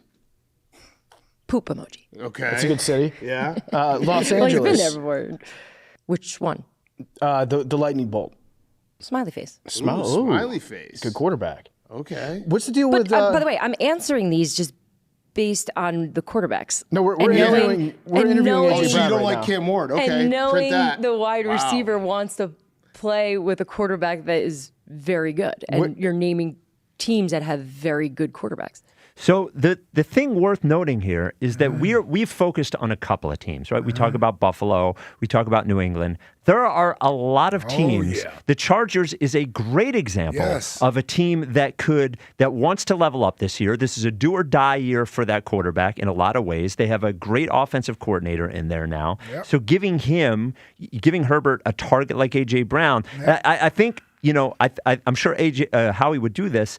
This could truly be a bidding war because I think there are several teams that are in position that could say, you know what could get us over the hump could be somebody like A.J. Brown. I completely agree, and that's why I said yesterday, I think Howie is playing this thing the exact way you should play it, and he is letting you know how good of a player A.J. Brown is, and that they don't have any problem with bringing A.J. Brown back if that's what the situation results in being.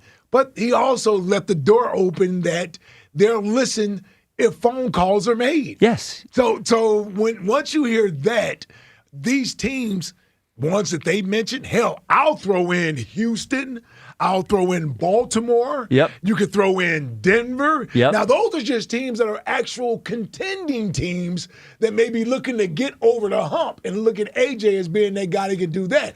I haven't even mentioned teams that may have a young quarterback or in a position to draft a young quarterback that could use a playmaker, a number one wide receiver like AJ in their stable, and they'd be willing to pay because now you can bring a guy in who's established and you got a rookie or a young quarterback on a rookie contract that it's going to help you out. So I think all these things factor in, man. It's got to be at least 7-8 teams that could use AJ easily. You know who could use a wide receiver? Who do you think? The Kansas City Chiefs. Ooh. No one has mentioned them. No? And I saw, Tyreek Hill is obviously and that won't cost them any picks, probably cost them less money, but there are a lot of teams that could use a weapon like AJ Brown. Well, and that's why they're not getting a 4. No, it'll be a 2. At least getting a 2. I don't know what the hell. That might have been the worst thing McClain put out there. Might have to drop him in the rankings. Did he say that? I don't remember that. Remember he said that. Yeah, he said he thought he started at a 4, and they wouldn't trade him for a 4. No. Yeah, I think it's a 2. I think you get a 2 for him. What did the Eagles traded a 2 for him? Or 2 twos? They traded a 1. Oh, they traded a 1. Okay. And gave him the contract. The Wentz pick. Oh, right. It was right. the Wentz pick. The Wentz pick. Yeah, the Wentz pick they got from the Colts. 215-592-9494. So we're getting at least a 1 for AJ. You're getting at least a 1 or a 2 plus another mid-round pick. 2 and a 4 maybe. Maybe 2 twos. Ooh, 2 twos could be a good one as well. 2 twos. Or maybe their first-round pick and AJ to try to go up and get a guy. You could do that too. Yeah. 215-592-9494. Okay, Andrew, who is in the 1-8 matchup today in caller of the year, going out to Chuck in Mount Airy. Okay, you're on WIP. What it do, fellas? Oof. What it do, Andrew? What it do, Andrew? Hey, I've been in my darkest retreat, took some time, took some reflection, and guess what? We're back. All right. Wow, you sound back. Oh, you We get talk music. about the teams like UMBC, FDU, Norfolk State, St. Peter's, and OK Andrew. People will talk about this upset for years to come and the Cinderella stories of March, but this will be the biggest story of March Madness. If we face off 10 times, Chuck may win 9, but not this matchup, not this week. I'm channeling my inner Ruzzaroni, Nick Foles, the 93 Phillies, and all the underdog stories in the world. But this time, we aren't just going for one game. We're going for the whole damn thing. Whoa. Let's run it back. Story of a lifetime on WIP. Bigger than Jack interviewing Bryce and frizzling up in the A.J. Brown interview. This will be huge. Well, I got chills. Wow. I mean, Wow. Oh, Wow. That was good. No, Okay, that is was good chill-inducing. Wow. Okay, Andrew. Now, we didn't do who is the number one seed, but there is an argument to be made that it is Chuck and that OK is going against the number one seed. So you're confident, OK, Andrew, going against Chuck? I mean, I'm not doubting myself. I mean, I Yep. trust myself in every situation. Yep. You know, we got to get a little bit of hope, a little bit of voting going on. And Yep. I know the true loyal people at WIP will be on my side. Yeah. Well, there you go. There you go. OK. Any thoughts on the A.J. Brown situation, OK, now that you're on the air with us? He'll be here. He'll be producing 1,500 next year. I mean, Right. Yeah. Right. There Right. we Right. go. Yeah. All right. Yep. he'll be all right. I'm feeling Stoopy. Oh, there he is. Of course. there There he is. Feeling Yep. soupy. There he is. There's nothing better. Thank you. Okay. There's nothing better than the people on the caller of the year bracket that are terrible callers. There's so much charm to OK Andrew. He cares so much. He loves. I know. Loves the show. Came out to the. And he's a great dude. A great dude. Just. I know. Yeah. We got a couple of callers in there. Literally couldn't motivate me to make a sandwich. No. Just you get the Rocky music behind him, and he couldn't sound less motivating. He just couldn't sound worse. That wasn't chill-inducing? Yeah.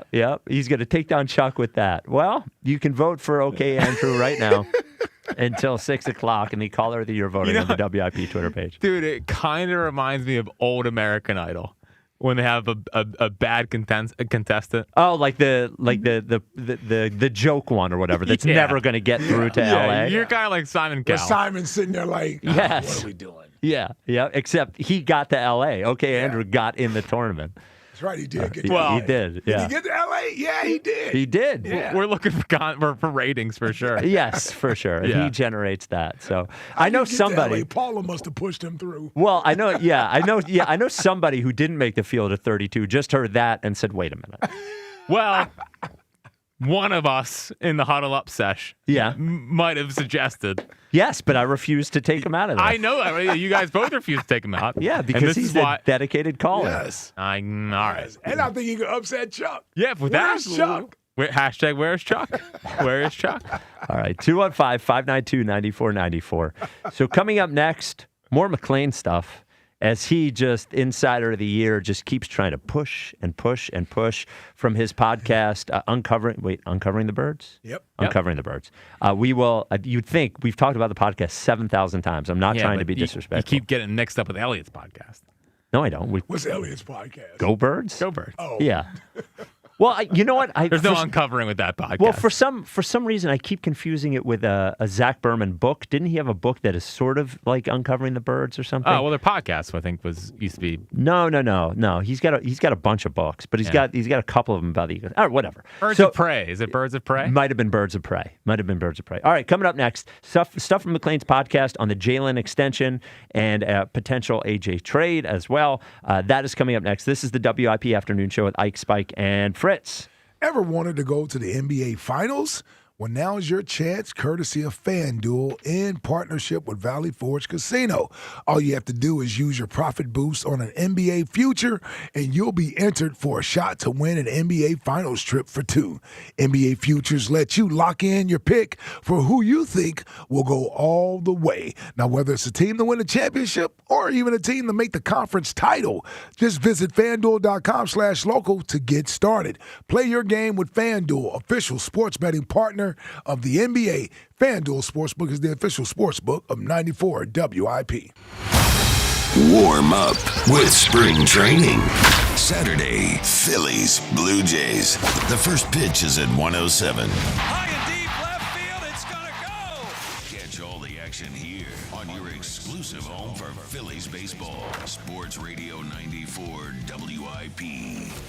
Now through March 2nd, during the BMW President's Day sales event, take advantage of exceptional lease and finance offers on the versatile BMW X3. For more details, visit bmwcenters.com. February is American Heart Month, and the team at AMS Cardiology wants to keep your heart healthy and strong. Awareness and early intervention are keys to reducing your risk. Don't wait for symptoms. Go to amscardiology.com to schedule your preventive cardiac checkup today. This is Mike Quick. Get rid of those flimsy tablets and slow computers and get your team the game changer in point-of-sale solutions for restaurants, casinos, and bars. PDQ POS. Their state-of-the-art technology ensures that transactions are swift, secure, and hassle-free. But that's not all. PDQ Signature Systems is not just a point-of-sale system, it's a complete business management solution. Join the thousands of companies that have made the switch and upgrade to a customized POS solution from PDQ Signature Systems. Visit pdqpos.com. This is Jonathan Cans, third-generation owner of Marvin E. Cans Heating and Air Conditioning.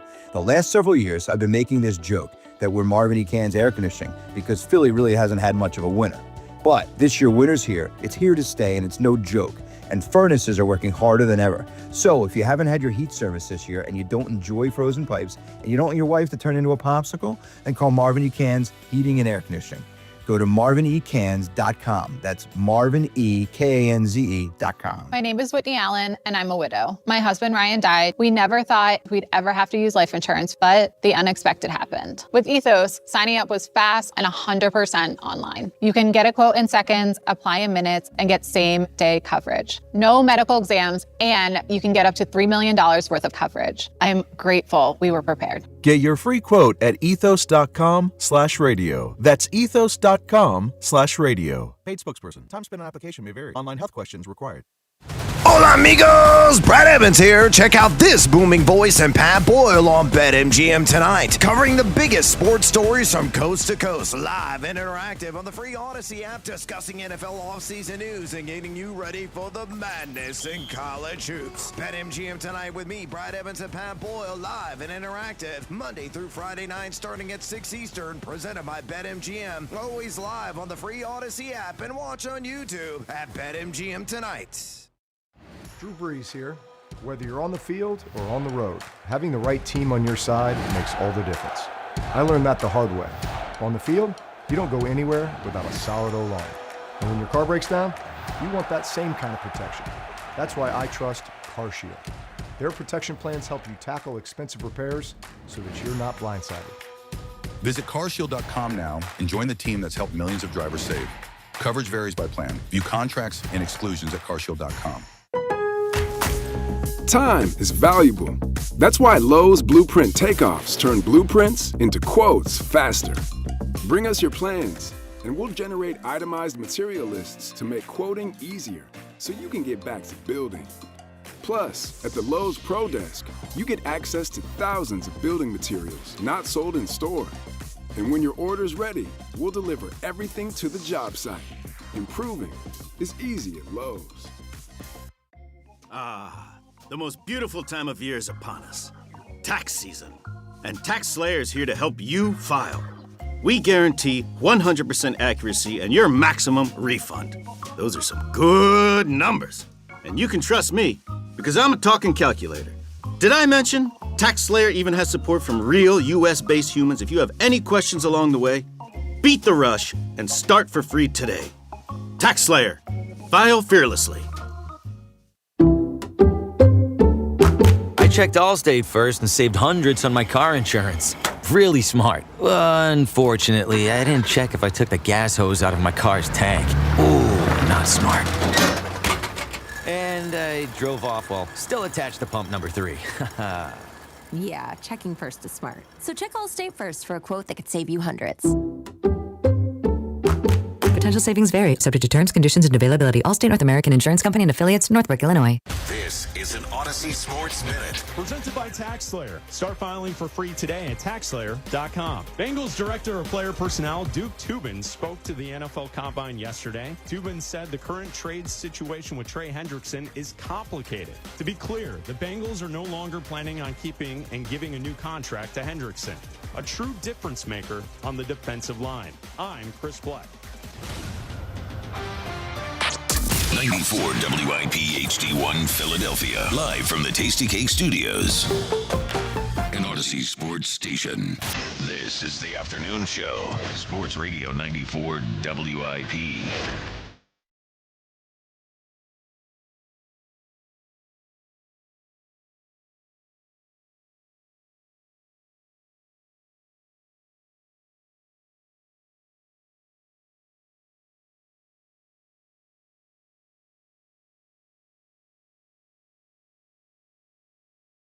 It is the WIP afternoon show with Ike, Spike, and Fritz. A big rest of the show coming, as this is Caller of the Year Day 2 voting. Broads will join us at 3:30 for Flyers and 50. Then we'll have a High Hopes Jockey Baseball Report at 4. We'll have the Eagles Insider of the Year Power Rankings at 4:30. Of course, the top 5 as well. Speaking of Eagles Insider of the Year Power Rankings, the guy who has been at number 1 for weeks now, and well-earned, is Jeff McLean. He's got a podcast here with us at Odyssey called Uncovering the Birds, where he has talked about a lot of interesting things over the last several months. He did talk about the potential for a Jalen Hurts extension on the last episode. Here's what he had to say. He didn't really kind of directly address the Hurts question.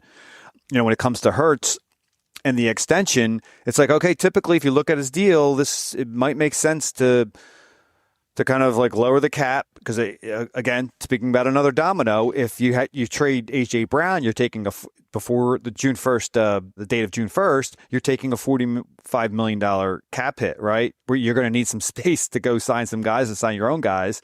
And to do that, you may have to give Jalen Hurts, or maybe it makes sense to give Jalen the extension and lower that cap hit. I don't know if they're going to do it at the quarterback position, because everything that they're doing in terms of the scheme, and I think they're kind of comfortable right now, maybe where they are with Jalen, as I've used this phrase many times, inflection point, I think, for his career. He's only 27. I'm sure they would love to have him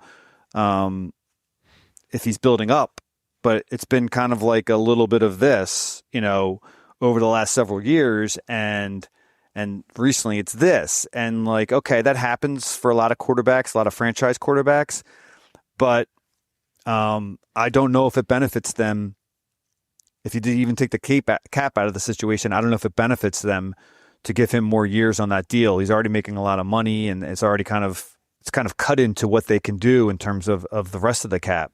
So, he's right that this is an inflection point in Jalen Hurts' career. It is right. Whether you think they should give him an extension or not, I think there is a lot of question about what is going to happen with Jalen as a player moving forward. He has been in a certain, over the last 3 years, he's just sort of, fluttered in between from game to game. Can this guy be really, really great? Mm-hmm. Can he pass more, especially if he's not going to run more? All those sorts of things. As far as the cap goes, his cap hit this year is not bad. It is a $31 million cap hit. So if it was one of those years where it was all coming on this year, sort of like Mahomes. Mahomes is going to have a giant cap hit this year. Right. Made sense to extend his deal to lower it. $31 million. I don't know. It doesn't sound like it makes sense. And the way that McLean is talking about it, it doesn't sound like he thinks they're going to give him an extension this offseason, which sets up for very interesting season for Jalen and the Eagles if there's no extension there, because there's no guaranteed money after this year. Yeah, and I honestly think it would be a mistake. Now, listen, depends on how much Jalen and his sides push for this extension. And how much he wants? Yeah, of course. Yep. Of course. I mean, you're hearing about other quarterbacks that may get extensions this offseason. Lamar Jackson may get an extension this offseason. There are going to be quarterbacks that get new deals this offseason. I would imagine Matthew Stafford is getting a new deal this offseason. Sam Bradford is going to get a new deal. Not Sam Bradford. Sam Bradford stinks. Yeah. Sam Darnold is going to get a new deal. Same thing. No, hell no. Sam Darnold's way better. Yeah. Yes. Sam Darnold's getting a new deal this offseason. Hell, Kirk Cousins may wind up getting another new deal at some point somewhere this offseason. And for a quarterback who won a Super Bowl and was the Super Bowl MVP just a year ago and did not get financially rewarded as we see most quarterbacks do after they have that type of an ending to a season, I'd be shocked if Jalen's side isn't pressing hard to get this done because it gives him job security. It gives him, obviously, financial security, even more financial security, right, than what he already has. But more importantly, it allows him to sleep easy and rest easy at night knowing that he doesn't have to think about where his future lies. I think it has less to do with the actual money that's involved than it does the implication that if the Eagles were to give him the extension, that it says, we believe in you moving forward. You're our guy. And that's what I think is important for Jalen Hurts. If they don't do that, it says the opposite. Yes. If I had to cut it any other way, it says the opposite if they don't give him an extension and he's asking for one. Yeah, and I do think they have questions about him moving forward. I think it would be That's hard fair. not to be. That's and fair. then the other thing that comes into this, and you mentioned his side, is that if they think he should be paid like a top 5 quarterback, I don't think you can do it. Because what that does is those players, you are not signing other players because you have that guy. You know, that is everybody wants to try to win a Super Bowl with a quarterback on a rookie deal, or even like Darnold. Darnold was only getting paid $30 million. That is, half of basically what Jalen's going to get paid this year. So the market, when they gave Jalen the deal they gave him, it was the biggest or one of the biggest, deals in quarterback history. Biggest, yeah, yes. in 22 or 23, whenever that was, 23, before the 23 season. Yeah. At that time, his trajectory looked like one thing. At this time, if his side is saying, hey, here's the average of the top 5 quarterbacks, this is what you guys got to get paid. If I'm the Eagles, I don't know if I can do that for 2 reasons. First of all, I don't think he's going to perform that way, or I think that's unlikely. But the second thing is, if you have to move on from him and trade him, that becomes more difficult if his number is not commensurate with what they think his play is. Yeah. And I think in the first extension, you're projecting what you think the quarterback will be. Yeah. The second extension, it's sort of like you should get paid what you are. Yeah. And what he is right now is sort of mid-packy as a quarterback, somewhere in that 10 to 20 range in terms of costs. And if they're looking for, we want to be paid like a top 5 quarterback, that's a very difficult decision for the Eagles. Yeah, yeah, and I totally hear that, and I see that side of it. I really do. I like Jalen. I'm in his corner as far as wanting him here as the quarterback moving forward, but I do know that there are question marks there. I understand that. I get that. This is more or less about our commitment moving forward and whether or not you believe in me. Because I look at it this way. You got Jalen on a second-round deal as a rookie. He took you to the Super Bowl. You rewarded him for that. Even if you were to say, well, we paid you then for what we think you would have done moving forward. Well, since then, he's made the playoffs every year, and he's won a Super Bowl and a Super Bowl MVP. So he's actually lived up to what you've paid him to this point, just based on what he did coming off the rookie deal and stepping in there for Carson Wentz, basically covering you and the mistake of giving Wentz the extension. He got you to the Super Bowl, gave you the belief that you have your next franchise quarterback already in-house, right? You didn't win the Super Bowl in 22, but you've been in the playoffs every year since then, and you've won a Super Bowl. And I understand he didn't lead the charge. I get that. I'm not going to do the semantics thing. Sure. I agree that there is some gray area there. I'm just saying I think this extension would be more about not making him the highest paid or this and that and the other. I think it's more about saying we're still committed to you moving forward. Yeah.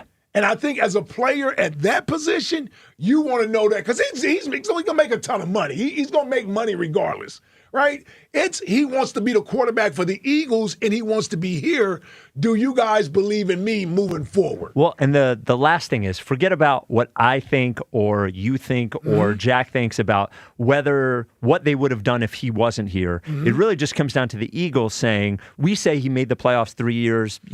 It really comes down to, did they think, well, we could have done that with a less expensive quarterback than you. Sure. I don't know what they think. I have no idea what they think. Yeah.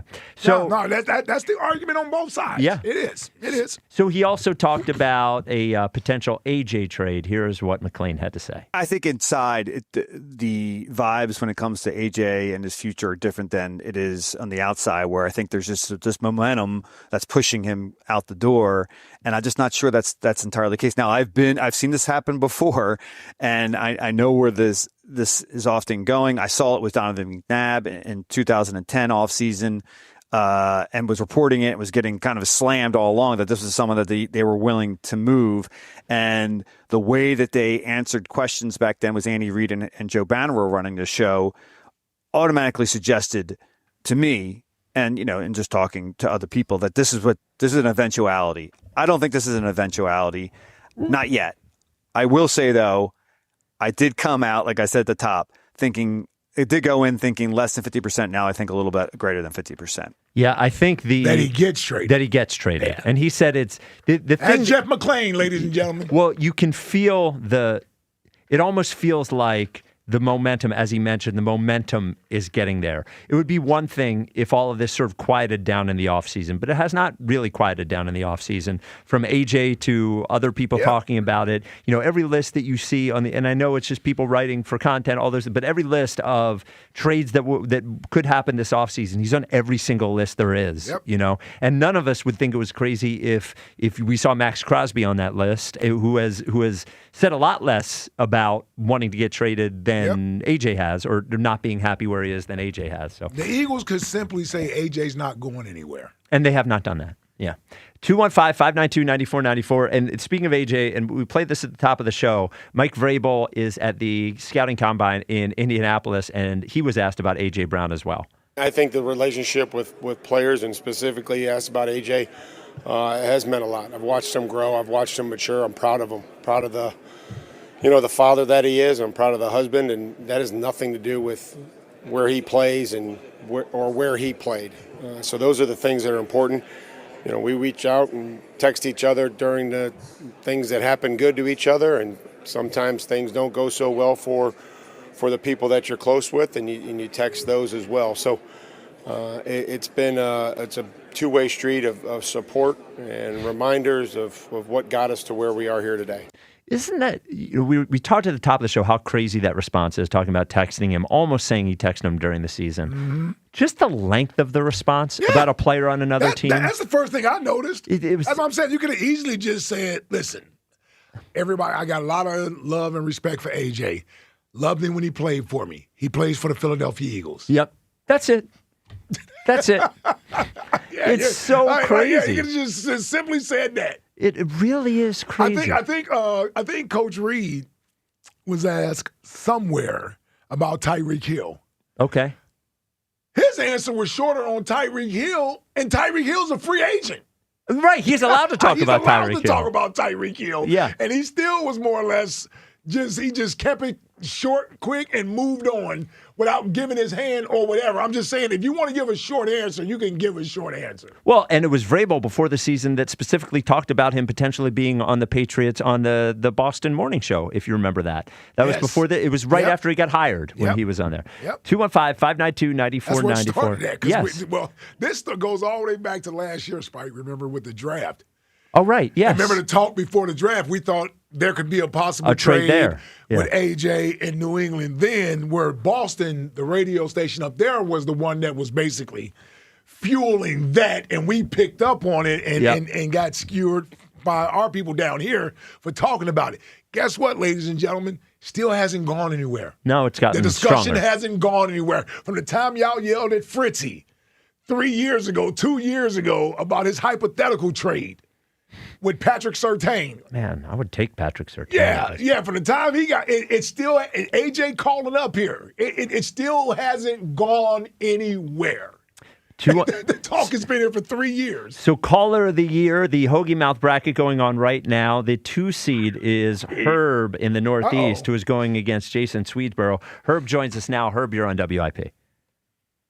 As far as the A.J. Brown issue, okay. Yep. All right. This has been going on for a few years, talking, and now it's getting to a head where the coach had been talking with him or texting him or whatever.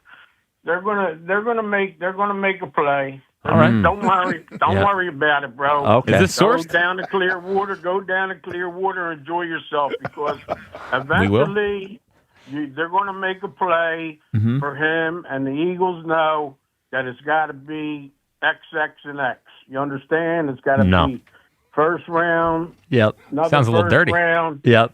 And a second round or third round. It's going to take at least 3 picks. If it ain't, he's staying here. The offense is going to change. Yep. I'm telling you guys now, you want to go to the Super Bowl next year with Jalen Hurts, we're going to have to get tight ends. Okay? Oh, here we go again. Tight ends. And I told How you many? that last week. That you think I'm stupid, okay? No. Hey, No. Reese, Yes. I got some pictures. To show you. Okay. And Of you know what? who they are? No. This hot-looking girl that Cooper DeJean. Speaking of tight ends. Cooper DeJean is out on the, There we go. How about old Coop's taste? Coop got some pretty good taste, don't he, Herb? He got real good taste, dude. Let me tell you, this girl, she I mean. Now, which one we talking about? Nikki? Which one we talking about? The wrestler? Nikki Bella? Dark brown hair. Yeah. Dark brown hair. Yeah. She's wearing a white top and black pants, and then she got a bikini that's like in lime color, like the Seattle Seahawks color. Did you look all this up? Right on the beach, and then she got another one that she's posing in a black bikini and a white top with red sneakers. You know what I'm talking about? I know. Oh, wow. I know what you're talking about, big dog. Okay. Yeah, boy. Yeah, boy. Yeah. I guess for Nikki Bella, I would know what you're talking about more than Ike, though, right? Well, you know, I got pictures of your wife, too, Spike. Yes, So, I know. You know, Why is it 2 seed? Yeah. Slow So down. anyway, This don't is- mess with me, brother. Don't mess with me. Well, what does this mean? Yeah, my you got initials pictures are of her. What just are you what are you going gonna to do? do? You going to kidnap her? I got the same initials as Howie Roseman. What does that Remember matter? that. Okay.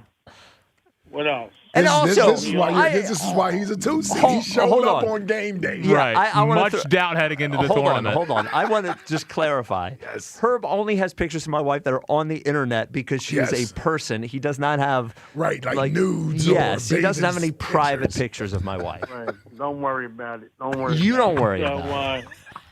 you're I was good. going to tell you. Don't What's worry the about it. Herb? You got an update on the Phils game for us? 5-2. 5-2. Bottom of the 8th. Okay. There we Who's go. winning? Always been Phil's? winning 5-2. Yeah. What's happened so far? That kid, that last inning before, that kid Nori, Nori, Yeah. Yep. the outfielder that they drafted a couple years ago, he almost got a hit right in between center and right. There you The go. fielder came over. That's and good robbed insight. him. Yep. Hell That's yeah. a good Yeah. catch. But, I mean, the So same. What do you got going on the rest of the week, Herb? Why don't you join us in I'm Clearwater? working- I got to work tomorrow, dude. We ain't worked all week. I got to go into work tomorrow at 8 o'clock. You got to make that money. And I'm Yeah. working for somebody till 4:30. Well, why Then don't I you- gotta work a double Yeah. on Friday. I got to work okay. a double, and then Saturday I got to work. I wanted you to come down to Clearwater, have dinner with us on Friday. Yeah, I tell you what. One of these days I will. Okay. One of these days I will. All right. It won't be this year, but maybe next year. Okay. All right. Sure. All right, But I got guys that are Oh, here we voting. go. I told I don't know how many. I got a bunch of guys supposed to be going on Twitter today. So Oh, yeah, wow. to get your votes Yeah. in. So what? I don't so think you got to say- worry about that. Well, let me look. You say next week is the day, right? Next Wednesday? Is that what you're telling me? I don't understand what you're asking. I'm sorry. You said me, the 2 against the 7. Yeah, that's what it happening is. today. That's happening today. Oh, it's not. But I thought that you were doing it next week. Great. No, it's this week. Great. Yeah. Why don't you tell your people to jack the Twitter polls up today? They Yeah. got to get on there now. Yeah, you're going against Yeah, Jason I in told them to Swedesboro. go on and vote. I told them. All But I'm right. saying- Today, though. Today. Yeah. Well, no problem. Well, No before problem. 6. They had to do it before 6.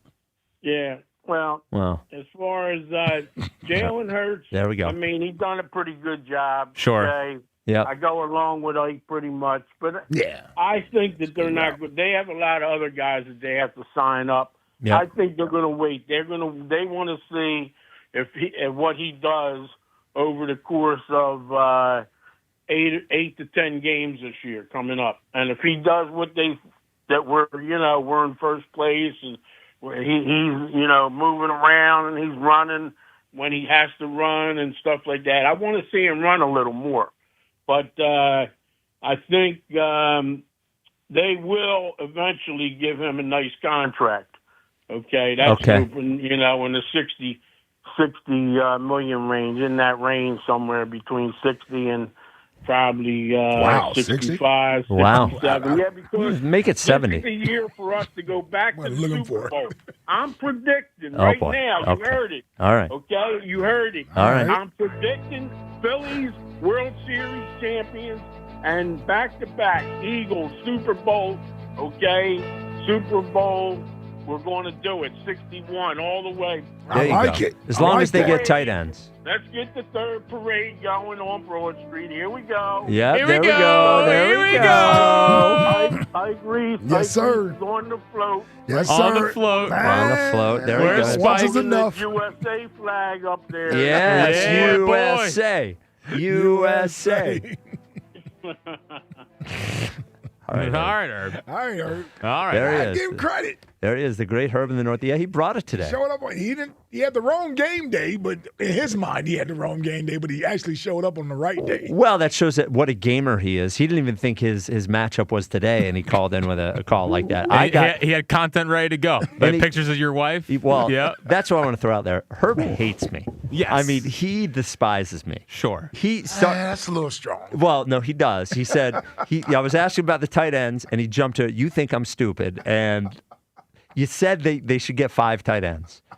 So I'm not saying anyone's stupid. I'm just saying that is out of the box thinking. Sure. 5 tight ends. Is that they only have so many spots on the roster. And then he goes right to, I've got pictures of your wife. And if that was the most threatening. He said, I've had Chuck. He said that like. Yeah, Chuck literally threatened she to was physically. in his car. Yes. Like in the trunk. Yes. That's what it sounded like. Yeah. Seriously, I was like, what? Guy's out of his mind. Yeah. I got pictures of your wife. He thinks there's secret pictures. My wife's a person with a, I got to tell you, you're a good sport. Oh, for dealing with that? Yes. Yeah. Yes. I think if it was anyone else. Well, yeah. I know one of us would not deal with that. Was that that's you? me. Yeah. That's one of us would not. Because everything deal with her is kind of like, it's her. Yeah. We even he said with Corey in Columbus, he raps on his phone calls. Yes. Ike knows what he's talking about. Like Stephen A. Smith, and people are like, it's Herb, Like, it's crazy. I would say he does get away with a lot of stereotypical stuff. Well, yeah. He does. Well, because now that I let him get away with. I'm not offended by any of even that. Corey laughs at it. Yeah. Stay away from the wife, though. Well, he said raps. Corey doesn't rap. Neither does Stephen A. Smith. There's no part of that aside from them both being black. That is. As far as my wife, I just take it as a compliment. Sure, he's being complimentary. As long as she's beautiful. She's not kidnapped. Yes. Well, yes. What if she left me for Herb? Imagine. Oh my God, He's got some riz. What a moment that would be. 215-592-9494. Talking about it. So Herb's rap thing is. Yeah. So it would be equivalent, and you would understand this. Fritzy would not. He's too young. Yeah. Super. It's more of his way of saying talking jive. Oh, so he's like Ebonics. It's like slang. Yes. That's basically what he's saying. He raps like Stephen A. Yes. Smith. Oh my That's God. basically what he's saying. He is truly one of a Like I kind. said, there's a lot of stereotypes Oh, there, a lot. man. Yes. A lot.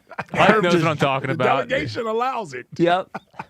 But they all laugh. Or they're looking at me like, Ike. Yeah. Are you going to do something about this? Beat Herb at a cookout, though. Yeah. I mean, Are you kidding me? I would love to have Herb at a cookout. life of the party. Oh, you absolutely. Don't bring anything, Herb. The food's disgusting, Yes. for sure. Exactly, yes. Well, you just bring the same Chinese food he eats for dinner every night. Or the local Leftovers. diner he goes to. 215-592-9494. What date does he bring to the party, to the cookout? Date? Well, that might be the one thing The that's Germantown, appropriate. the Yes. German chocolate? Yes. What did he say about Germantown the one time? He said, said Chuck. Chuck was drinking in Germantown. Yeah. He was drunk. Drunk in Germantown. Which was crazy. Another one. I know. And that's pretty messed up. Yes. That's pretty offensive. Yep. All right. 215-592-9494. Coming up next, Flyers in. He showed up today. Yep. He showed up. Flyers in 50 with Broads is next. This is the WIP Afternoon Show with Ike, Spike, and Fritz. What if Jurassic Park really existed? Well, you need a reliable mobile connection to keep you online at the park. With Xfinity Mobile, you have Wi-Fi where you need it and 5G everywhere else. Whether you're live streaming a T-Rex feeding or downloading park apps, when you're lost in the Gallimimus run, you can stay connected with Raptor fast speeds. Xfinity Mobile is there for you at home, at the park, and at the park because it was born ready for you to roam. Xfinity, imagine that. And now you can cut your mobile bill in half with 2 lines of unlimited. Learn more at xfinitymobile.com and watch Jurassic Park with Xfinity. To get started, call, visit Xfinity.com or drop into an Xfinity store today. Restrictions apply. Xfinity Internet required. Savings based on promotional rate for 2 lines of Xfinity Mobile Unlimited versus 2 lines of T-Mobile. Experience more Verizon Unlimited Plus and AT&T Starter as of 2/10/26. Taxes and fees extra.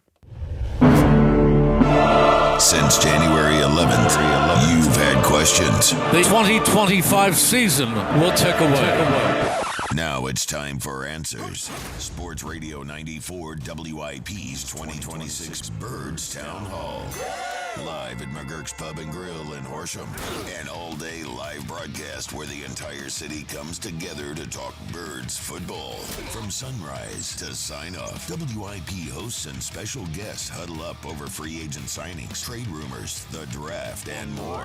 Plus, Elliott Shore Park stationed at the Surfside Free Agency Desk. They absolutely should not take a quarterback. The Birds Town Hall, live at McGurk's in Horsham, Wednesday, March 11th. Only on Sports Radio 94 WIP. Presented by NovaCare Rehabilitation. The power of physical therapy. Hey, it's Ike Reese. Did you know Verizon Home Internet covers more homes with faster speeds across the country than any other provider? Now you can get award-winning Fios Internet for just $20 a month for 3 years. Switch today and enjoy savings you can count on. Verizon Home Internet consists of Fios and 5G home. Availability varies. Comparison based on FCC BDS data of home internet providers with download speeds over 50 Mbps. June 2025. Limited time offer for eligible new customers. Fios $20 per month plan with auto pay, mobile phone plan, mobile plus home, and bonus discount. Enrollment required. 3-year price guarantee. Applies only to the then current base monthly rate for Fios. Additional terms apply. For over 30 years, CertaPro Painters has been part of countless memories. Every wall tells a story, and we've been proud to help write them. We are more than just your local painters. With care, craftsmanship, and certainty.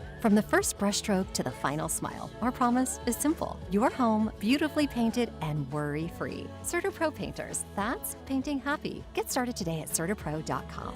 Each CertaPro Painters business is independently owned and operated. Home improvement contractor registration numbers are available at CertaPro.com. You've got places to be, and Wawa's got $5 deals all day.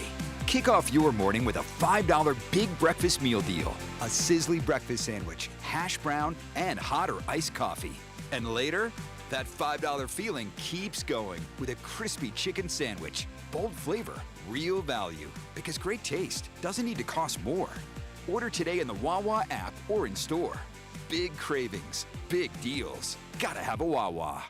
The Delaware Valley's premier gentlemen's club says there's plenty of action all day and all night. Club Risque features free lunch weekdays. That's right, free! Happy hour special 6 days a week, plus the hottest entertainers in the world. Club Risque with 3 locations, Philly, Bristol, and Northeast Philadelphia. Free lunch weekdays, 12 to 3. Happy hour specials, 5 to 6, 6 days a week. For more info, visit clubrisque.com. Winter is here, and BetMGM wants to help you become king of the chill with a cool new player offer. Download the BetMGM app and sign up using bonus code EAGLES/offer. Then place a $10 bet on sports, and you'll get $150 in bonus bets if you win your first bet. It's that easy, whether you take your shot on the court, on the field, or on the ice. When you join BetMGM, you get access to live betting, same-game parlays, free-to-play games, and more. Download the BetMGM app today and get $150 in bonus bets if you win your first bet with bonus code EAGLES/offer. Ready to get started? Make this winter one to remember. Make it legendary. BetMGM and GameSense remind you to play responsibly. BetMGM.com for terms and conditions. 21 plus to wager. Pennsylvania only. New customer offer.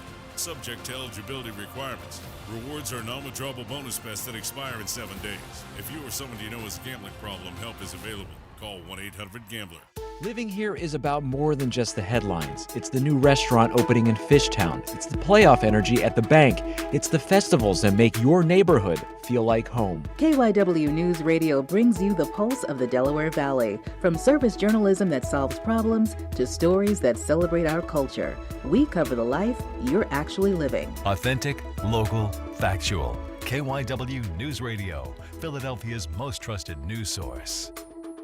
Kia of CherryHill.com is the destination for the hottest brand in automotive today. Come pick out the gas-sipping Kia of your dreams. With payments anyone can afford. They have over 100 brand new Kias with MSRPs under $30,000 and over 400 new Kias to choose from, all of which come with the best powertrain warranty in the automotive business. 10 years, 100,000 miles. Go to KiaofCherryHill.com today and lock in your savings. Kia of CherryHill.com. Hey, Joe DeCamera here. Let me tell you about something I love having around my apartment, and that is Tasty Cakes. This spring, they've got a new lemon cheesecake baked pie with a graham cracker-inspired crust and that smooth lemon cheesecake filling. Phenomenal. And for everyday snacking, the Tasty Cake Pound Cake Juniors are perfect. Moist, classic pound cake in just the right size. Whether it's after dinner, during the game, or grabbing something quick, Tasty Cake just works. We're proud to broadcast from the Tasty Cake studio. Nobody knows treats like Tasty Cake. Staples presents That Was Easy. So I own a coffee shop, and I wanted to label everything with our logo. That's ambitious. Cups, boxes, bags. Ooh, that'll add up. Not at all, because right now, Staples prints custom labels for 30% off. 30% off? That's shockingly affordable branding. Yep, now our logo and URL are seen all over town. Brand your business for less at Staples. That was easy. Shop Staples in-store, online, or in the app by 442 Unlock. Exclusions apply. Visit staples.com/print for details. Let's go! You're still grooving, still connecting, still loving, still turning up, still thriving. You still got it, but your immune system, it weakens as you age. That's where vaccines come in. They help train and strengthen your immune response to fight off respiratory illnesses like flu, pneumococcal pneumonia, RSV, or COVID-19. Ask your doctor or pharmacist which vaccines you need. Book in minutes at vaxassist.com. Sponsored by Pfizer. Hey, what's up, Flies? This is David Spade. Dana Carvey. Look, I know we never actually left, but I'll just say it. We are back with another season of Fly on the Wall. Every episode, including ones with guests, will now be on video. Every Thursday, you'll hear us and see us chatting with big-name celebrities. And every Monday, you're stuck with just me and Dana. We react to news, what's trending, viral clips. Follow and listen to Fly on the Wall everywhere you get your podcasts. The mitts are popping. Your home for Philly spring training. Sports Radio 94 WIP.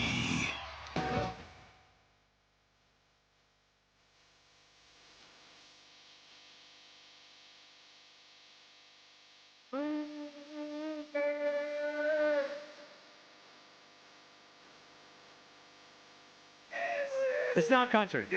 It's rock and roll. It's southern rock and roll. Yeah, but they're from Alabama. Skinner is not country. I don't care. It's a USA goal song. That's fine. It's for bros. What the hell? Yeah, 330 country. I'm fine with My that. pickup truck, my shotgun, my girlfriend, Yeah. my dog, something. We get a Freebird solo there. Come on, man. Firing everyone. Pot it back up. Is it still going? This is fight music right here. Oh, this is American.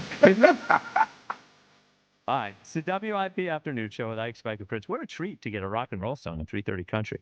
So do we want to do the Caller of the Year voting update before Broads or after Broads? Jack, you decide. I say before Broads. Okay, all right. He can react if he would like. Okay, so we have Caller of the Year voting. It is the Hoagie Mouth Bracket, first round. All right. You can vote on the WIP Twitter page until 6 p.m. 50% of the vote is public vote. 50% is expert panel. We will see if Rhea ends up voting on this one. She did not vote. One of the 7 experts did not vote. Okay, here are the matchups and the voting. This is just the public result so far. What you got? Chuck in Mount Airy, 1 seed, versus OK Andrew, 8 seed. Chuck is in the lead, but it's surprisingly close. It's not a blowout. Yeah. 63.4% for Chuck in Mount Airy. Wow. Hey, Chuck. That's not strong like a Yoshi or a I agree. Rios. He's got a lot of haters out The there. first He one does. seed in trouble. Well, and he hasn't called in easily a week, so. Oh, easily. Easily a week. Several I would weeks. say, too. Yeah. Okay. It sounds like you're keeping track of it there, Jack. The 4 seed Cowboy Jim versus the 5 seed Jeff in Wilmington. Jeff in Wilmington with a 57.4% of the vote. Close.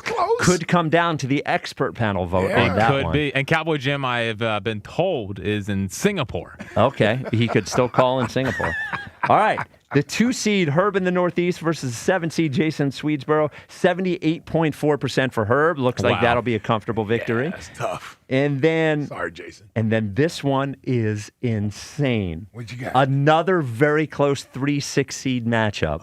And remember, this is the matchup that we had the upset in the Derek foxhole and Paoli, bracket. yes. The number 3 seed Dustin in the Northeast versus the 6 seed Truckhorn Jerry. Truckhorn Jerry with 50.6% of the vote over Dustin in the Northeast. Come on. Truckhorn Jerry's a star. Dustin's just a guy. Spitz. Yeah. Yeah, Spritzy. I know, and I love him. I love him. Well, that could come down to the expert panel as well if we're getting 50% of the vote. Wow. God, I hate this. Yeah, so there you go. All right, Broads joins us. Now I'm going to paint this picture. If you're not watching, you're just listening, which is most of the people are just listening. We have Broads here. He's got his CCM hockey gloves on. He's got his stick.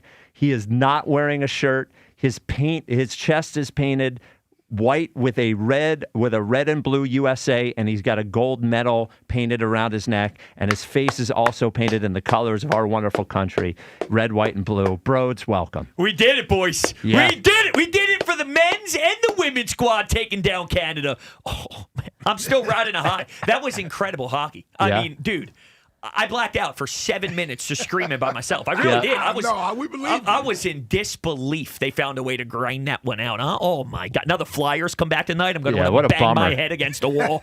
Dude, come on. Now, you were busy. Yeah. Did you consume a little? I don't know what your whole... No, because it was a tough weekend for you. Because the gold medal game, I was literally doing a podcast in Preservation Hall. So we heard, while we're doing it, we hear a huge explosion from across the street in USA.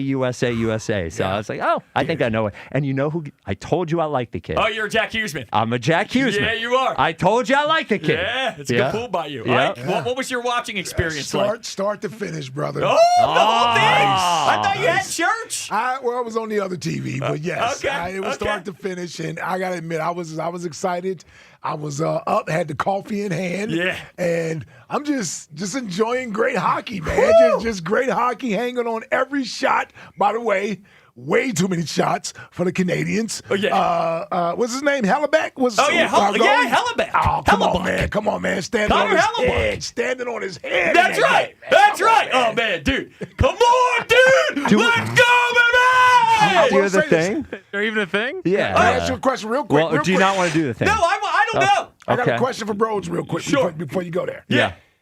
The 3-on-3 in overtime. Yeah. What are you thinking? Not my favorite, but I don't give a damn. I love it now. Gold medal is I gold love medal. it now, baby. Yeah, all right. It actually played to our favor because we were getting so dominated 5-on-5. I was like, you know what? Find a way to get this to 3-on-3. That's all that matters.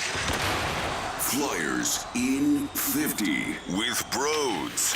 Let's go, baby! Gold medal! 2 of them, damn it! And Jack Hughes in overtime. My favorite part of the whole play, Zach Werenski skating up ice and just big dogging Nate McKinnon. Who are you, little cross? Jack winning a puck battle, physicality, and then bang, passing the puck to Hughes. You take a look across the way. Who's that in the McCarr half-assing it? This is the Olympic gold medal game. He's not back-checking. He doesn't know what a back-check is after that poke-check attempt when he was trying to make a play at the offensive blue line. What a disaster you are. Connor McDavid, loser. All he does is lose. 2 straight Stanley Cup appearances, 2 L's, gold medal loss. This is the greatest victory of my life. I mean that. I went through the 17 Super Bowl. I went through the Jalen Super Bowl. It doesn't move the needle like that. You get one crack at it every 4 years. Hellebuck, Boldy, that first goal when he hit it up to himself, and Devon Tays, one of the best D-men in the league, and Cale McCarr, and he just undresses him. It was unreal. Oh, what a nifty little backhand. Oh, my God. It was the best game of my life. Best game of my life. Broads, everyone needs to know, what did you think of how the Olympic team handled President Trump's phone call? Really? We're doing that? And Kash Patel, FBI director, Here's my party. Do you stance. think that was appropriate? It's a shame that this has turned into what it's turned into. That's my. I love the hockey. And the women. Okay. Hillary Knight, Megan Keller. That There Megan you go. Keller Get the girls overtime in there, there. too. Yeah. Hillary Knight. She's one of the Okay. best U.S. women's players of all time. Good pivot, Hold good on, throw the pivot. sister I didn't know in how there, you'd too. handle Throw the that. sister in there. What sister? Sister. Oh. With the A. Oh, I got you. There's only one on the damn team. Let's go. bro, get it right. I didn't know what you were referencing. Yes, we did have a sister win a gold medal. There you go. I didn't know what we were referencing. I thought you were talking about the Kachuk brothers, the Hughes brothers. I'm like, are there sisters on the women's team? You got me all. My pants are on backwards. I don't have a shirt on. My nipples are getting hard. This is not a good place for me. You're backing me into a corner. Yeah. I actually, hell. you handled the Trump question Thank pretty you. well. Thank I thought you. you were going to choke. No, and you planned to get me uncomfortable, damn it. Well, yeah. I It was know. Jack's idea. Oh, The come sister- on, Jack. The sister question was unplanned. Yeah, I no, just it was threw a that very in fair there. question. Very fair question. Very fair question. So anyway, the tribute to Johnny was awesome. Yes. Seriously, Oh, what that a was remarkable awesome. moment. Seriously, yes. The Yeah. whole thing. It really might be the best sports moment of my life. I don't know how anything Of your can top- life? Well, here's the thing. 17 was the first Super Bowl ever. If that isn't going to beat the feeling I had during that win, what could? Yeah. You know, and it's not going to be a Stanley Cup. Yeah. That's bigger. You know, like 1980. I'm not saying Is it? Yeah, this is the gold medal in the Olympics. I hear that. You Then a would- Flyer Stanley Cup? You, you would it's a- enjoy. Really? I because you won't. Every year there's a Stanley Cup winner. We're never Well, close. not, well, yeah, We're I never was gonna close. say not here. But you only get. Yeah, but dude, a 7-game series back and forth. I'm not telling you it's not going to move my needle. Okay, It better move your needle. The needle will be moved. I'd hope so. It will be moved. But I'm just saying this is different. 46 years. You know what? I didn't realize they hadn't won since 80. Yeah, and this is the first time Yeah. we've had NHL players back in the mix forever. In Canada, we're going to look back at that team and say, how the hell did that squad not win gold? I mean, it's the most stacked team I've ever. Now, again, it's Well, different than Sydney's 80 playing. Do you think they probably win? I don't know. I don't know. We'll never know. I don't know. I don't need to know. Yeah, I we'll need to never know Jack Hughes has no teeth. This dude's What a picking up. picture. What a Dude, picture. Oh, that picture's amazing. Oh, my this God. guy's picking up his teeth in the corner, and then 4 minutes later, he's an icon. Yeah. Picking up his teeth. It's the one sport with the athletes you'll never hear me say anything bad about as far as toughness.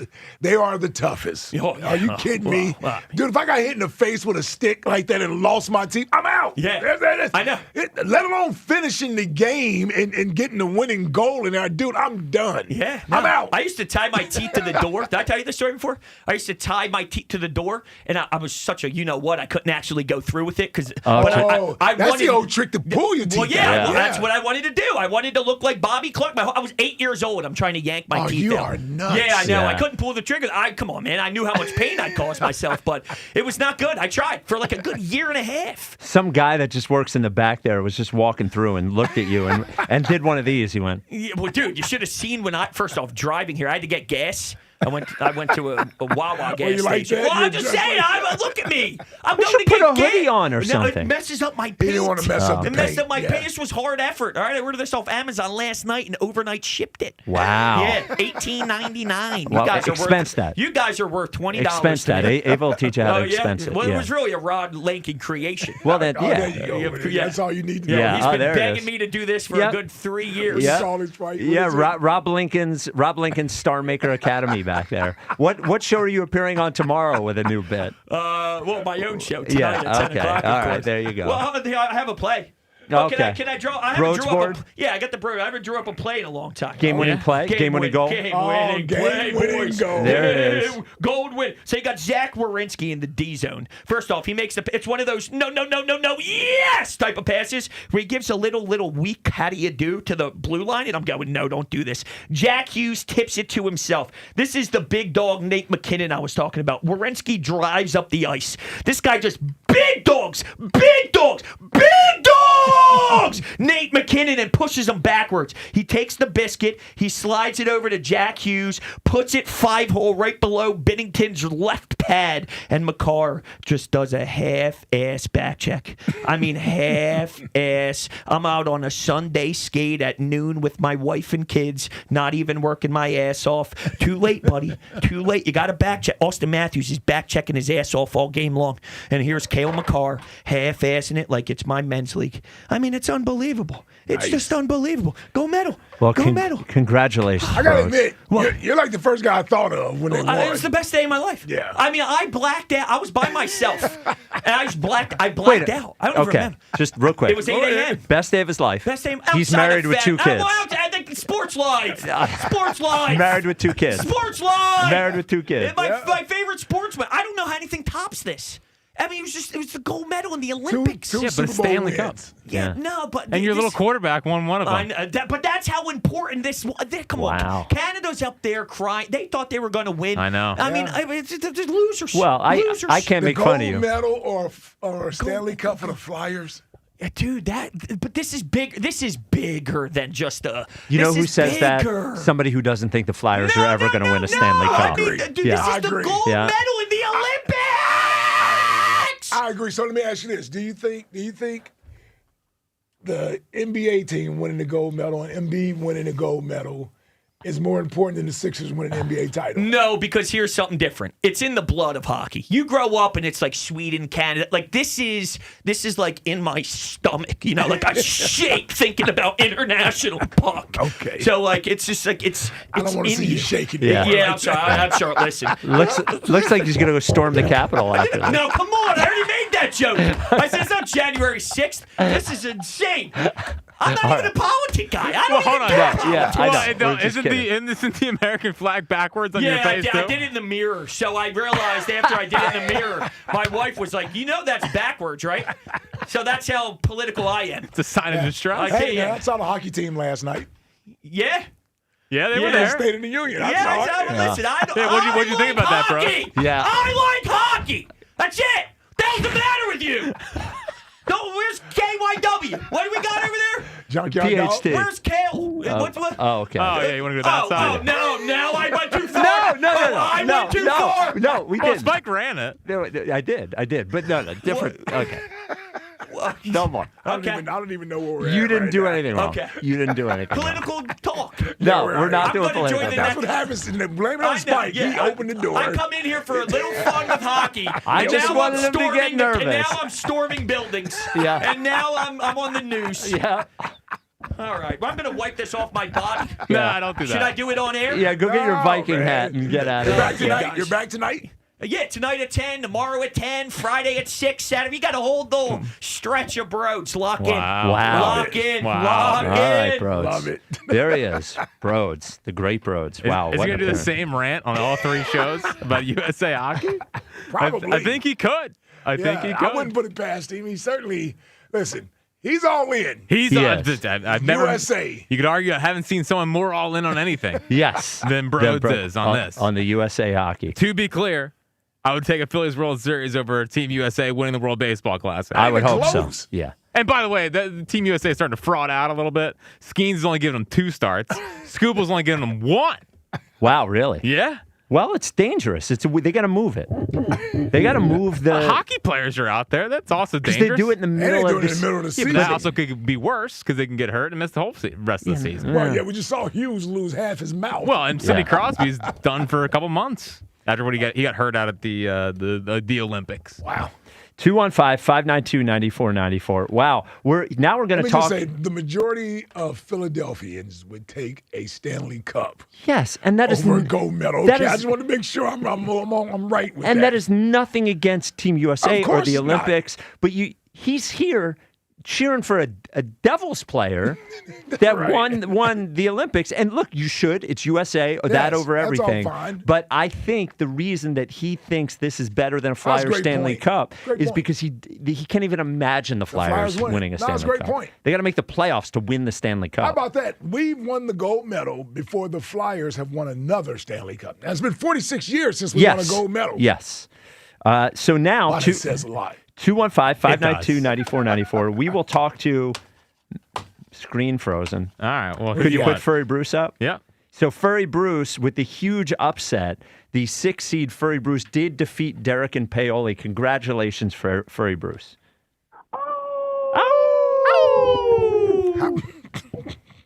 Hey, in honor of Wednesday and Hump Day, allow me to introduce myself. My name is Furry Bruce. Oh, there you go. Now. Walking in victory, even though Jack didn't like me. I love you. Everybody dance and do the Furry Bruce hump. Do me, babe. You hung up on him?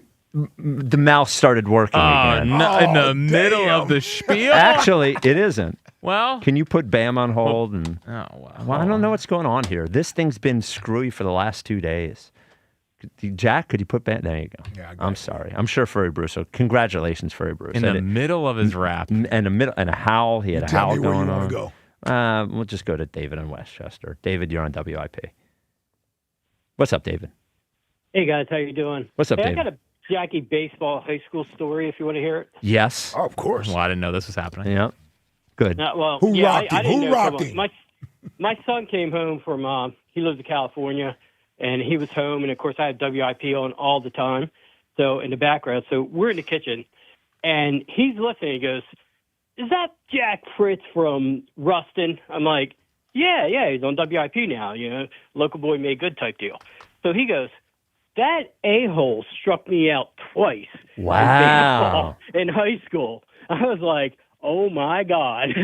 Nice. How about that? You didn't know that story was going to turn like that, did you? Was never an a-hole. Yeah. Now, does your son suck? Is that, or was he a pretty Yeah, good well, player? He was a bench player, so he was course. average. He wasn't great or anything. Yeah. He had speed. He had a good glove. He couldn't bat. Right. And Jackie took advantage of that. Big Yep. boy Jack. What school was it? East. He went to East. Oh, I did dominate East. Yeah. there that you was go. that was never an issue. Henderson's where I struggled. Henderson's where I struggled. You definitely didn't struggle against him. So. No. But I was like, oh, look! I said I have to share that. Yeah, absolutely. So what do you got on AJ, David? Spike, I'm going to have to go against you because last time I agreed with you, we were trading quarterback and we're getting all kinds of draft picks, and Ike was talking to me like I was Corky from. No, we're not doing that. Yeah, happened? go ahead. No. So I'm going to say we have to keep him because, and I ask your opinion here. Do you think we're better with him or without him? Do you see regression in his skills, or do you think the team would be better if we kept him? Well, he's still a really good player, but he showed you, not only did he show you meant like out loud, what he wanted and what he's wanted. Physically, he showed you too. He wasn't trying last year the way that you need a player to try when everybody's trying to win the Super Bowl. He wasn't blocking. He wasn't finishing routes. He just doesn't want. I would put this question on you. We both agree he's a great player. What do you do if he doesn't want to be here? You trade him, right? Absolutely. That's sort of where I come to. And would I rather he be on the team in his best version? Of course I would. Everybody would. I don't think anyone thinks that he's not a good player, but this happens on teams. And once a player decides he doesn't want to be there, whether he has a contract or not, you are setting yourself up for a bad situation if you tell a player, I don't care if you want to be here or not, you're going to be here. Because it's the player who determines whether because he could say his hamstring feels tight, doesn't play. Then you have $30 million wrapped up in a guy who's not playing. I just think, and the other thing that I would caution against is that his value is probably never going to be higher than it is now. It's only going to be lower moving forward, I would say. He'll be another year older. He'll have a year less on all those sorts of things. So I just think now is the time. Mm-hmm. It's and the way he did the alligator arms last year and all that. Yeah, so I hate to see it happen, but there comes a time we just got to move on, and maybe this is it. So. Yeah, unfortunately, I don't think. Thank you for the call, David. Hey, can I? Can I be the subpar caller of the year? I know we were discussing that last. Yeah, time, I would say we're just going to name you the subpar caller of the year, David. Dude, I appreciate that. Thank Nice. There he is. There he is. Subpar caller of the year. I actually think David's a good caller, even though he's too easy. Jack, could you hang up on David? He's too easy to bully off his position a little bit, but that's why he's subpar. Of course. That's why he's subpar. 215-592-9494. Coming up next, we will get into the Phils as we will spend the next couple of days in Clearwater at spring training. We'll continue to talk about AJ, and as well, today is Caller of the Year Day 2, so we'll continue to update that, and we'll let Furry Bruce finish his victory lap as well. This is the WIP Afternoon Show with Ike, Spike, and Fritz. You're going to do a victory lap after you visit Colonial Hyundai. John Ashdale, he's going to put the gold medal around your neck. The cars are the staff at Colonial. They have the Love the Payment sales event right now. And what that means is that they know you will love your brand new Hyundai. No doubt about it there. But they also, because you're buying this brand new Hyundai, want you to love your payment. Right now, this month, take home your choice of any new Hyundai, like a brand new Tucson, $199 a month. You're going to love that. I mean, who wouldn't love a car payment like $199 a month? You're going to love colonialhyundai.com because you can see what's there right on the website before you even visit Colonial. You're going to get the most for your trade-in. You're going to get financing lower than anyone else. 0%, as low as 0%. Can't get lower than that with terms up to 84 months. They have over 250 brand new Hyundais in stock. Every single one of them marked down with the Love the Payment special offers. You're going to get 3 years of complimentary maintenance and America's best warranty, a 10-year, 100,000-mile powertrain with Hyundai Assurance. Come on. ColonialHyundai.com is where you can shop online 24/7. Colonial Hyundai, the faster, easier, better way to buy a Hyundai. 2026 Tucson SEL Sport, 12,000 miles a year for 24 months, $5,999 down, plus first payment tax, motor vehicle fees, and dock fee. In-stock vehicles only. Offers can't be combined. See dealer for full details. Offer expires April 2nd, 2026. 5,000 cups, 2,400 baseballs, 1,200 bats, and 8,000 fans. It's gone! It clears! Broad Street arrives at Big Air Ballpark. 94 WIP takes you with the Phillies as they begin spring training in Clearwater. Live coverage, player interviews, and more as the Phillies embark on the 2026 season. Always trying to have the best club that you possibly can. Back to baseball. Let's go! On your exclusive home of the Phillies. Sports Radio 94 WIP. Brought to you by Surfside Iced Tea and Vodka. Proud partner of the Philadelphia Phillies.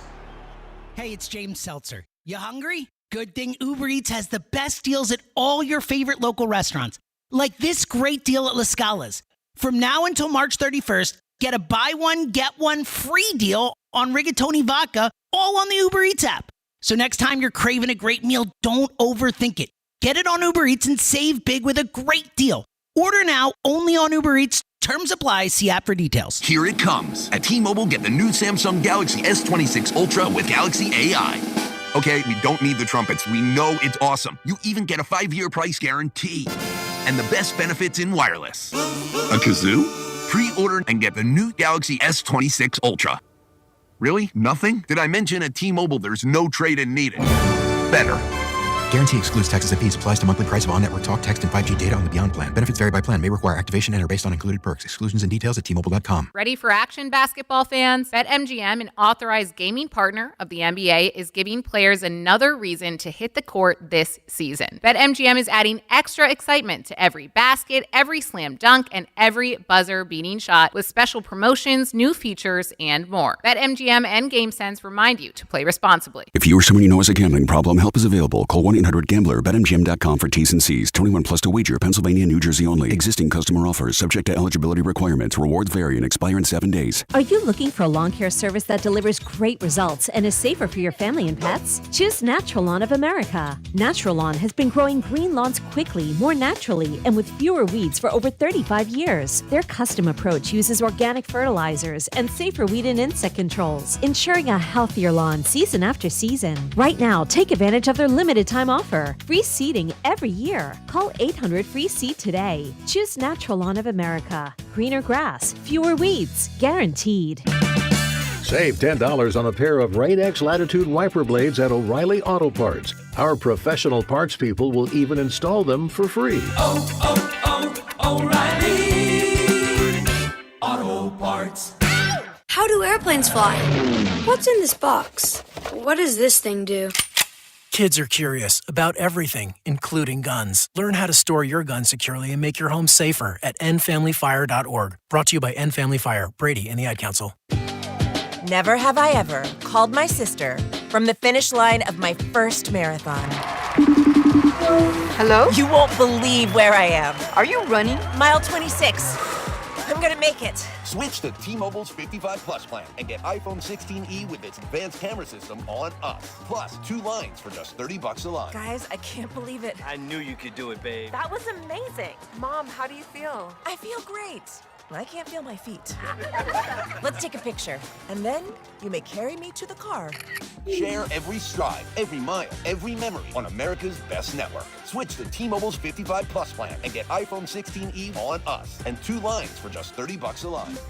With 24 monthly bill credits and 2 eligible port-ins on Essentials 55 Plus for well-qualified customers with autopay plus taxes, fees, and $35 device connection charge. Credits end and balance due if you pay off early or cancel. Contact us. Finance agreement 128 gigabytes, $599.99 required. Best mobile network in the U.S. based on analysis by Ookla of Speed Test Intelligence data 1H 2025. Visit T-Mobile.com. Furnished by IntelliBrands. Have you ever felt leg pain, restlessness, cramps, tingling, swelling, numbness, itchiness, or coldness? Then you need the new patented Legsercise Pro, the natural circulation booster that uses continuous automatic leg movement to soothe pain and promote healthy circulation the natural, drug-free way. Using Legsercise made walking painless again. Legsercise Pro's patented walking simulator propulsion technology moves your feet back and forth along its concave track, creating constant movement and flex at both the knee and ankle joints. It's like having a physical therapist right in your own home. I have much less swelling and no more tingling. Call right now and order your very own Legsercise Pro, the new proven automatic leg mover that soothes pain and naturally promotes healthy circulation. Call 800-555-1212. That's 800-555-1212. 800-555-1212 now. These statements and products have not been evaluated by the Food and Drug Administration. These products are not intended to diagnose, treat, cure, or prevent any disease or condition. This is an Odyssey Sports Minute. On Tuesday at the NFL Combine, Broncos head coach Sean Payton told reporters that he's planning on handing off play calling duties to offensive coordinator Davis Webb. To me, this is twofold. One, fresh eyes calling plays could help the Broncos offense. Second, this gives Webb a better chance at development as he will be one of the hottest coaches in next year's head coaching cycle. I'm Chris Black. 94 WIP HD1 Philadelphia. Live from the Tasty Cake Studios. An Odyssey Sports Station. This is the afternoon show. Sports Radio 94 WIP.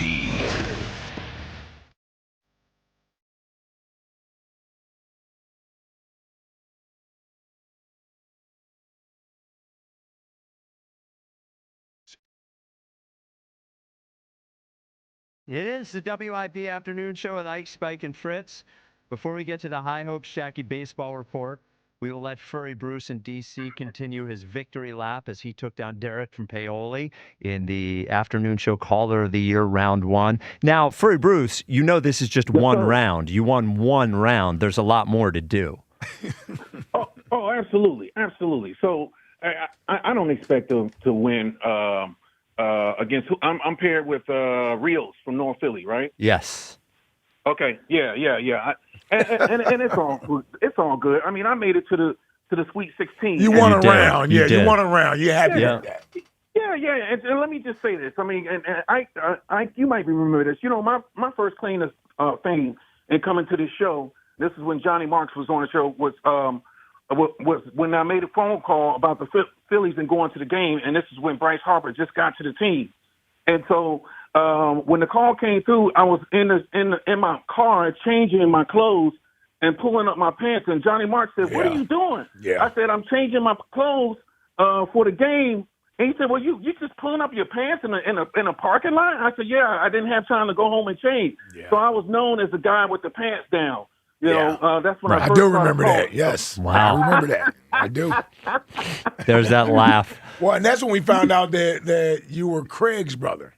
That's right. That's Yes. right. That's right. That's right. Absolutely. But you know, I just want to just give everybody a shout out, you know, that supported me. I think it's really just along the lines. I keep people laughing, Yes. you know, throwing some commentary, and Sure. you know, it's a different angle. Now, I appreciate it. Furry Bruce, we heard a rumor that today you have a meeting at the Pentagon. Yeah. Well, I didn't call into the show because I was in a meeting, and my brother texted me. He said, "Yo, you won," and I said, "What?"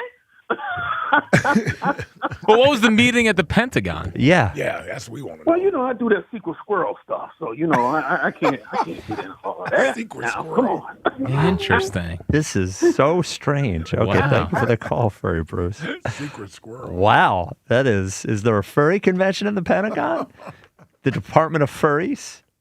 All right, let's get to the High Hopes Jackie Baseball Report.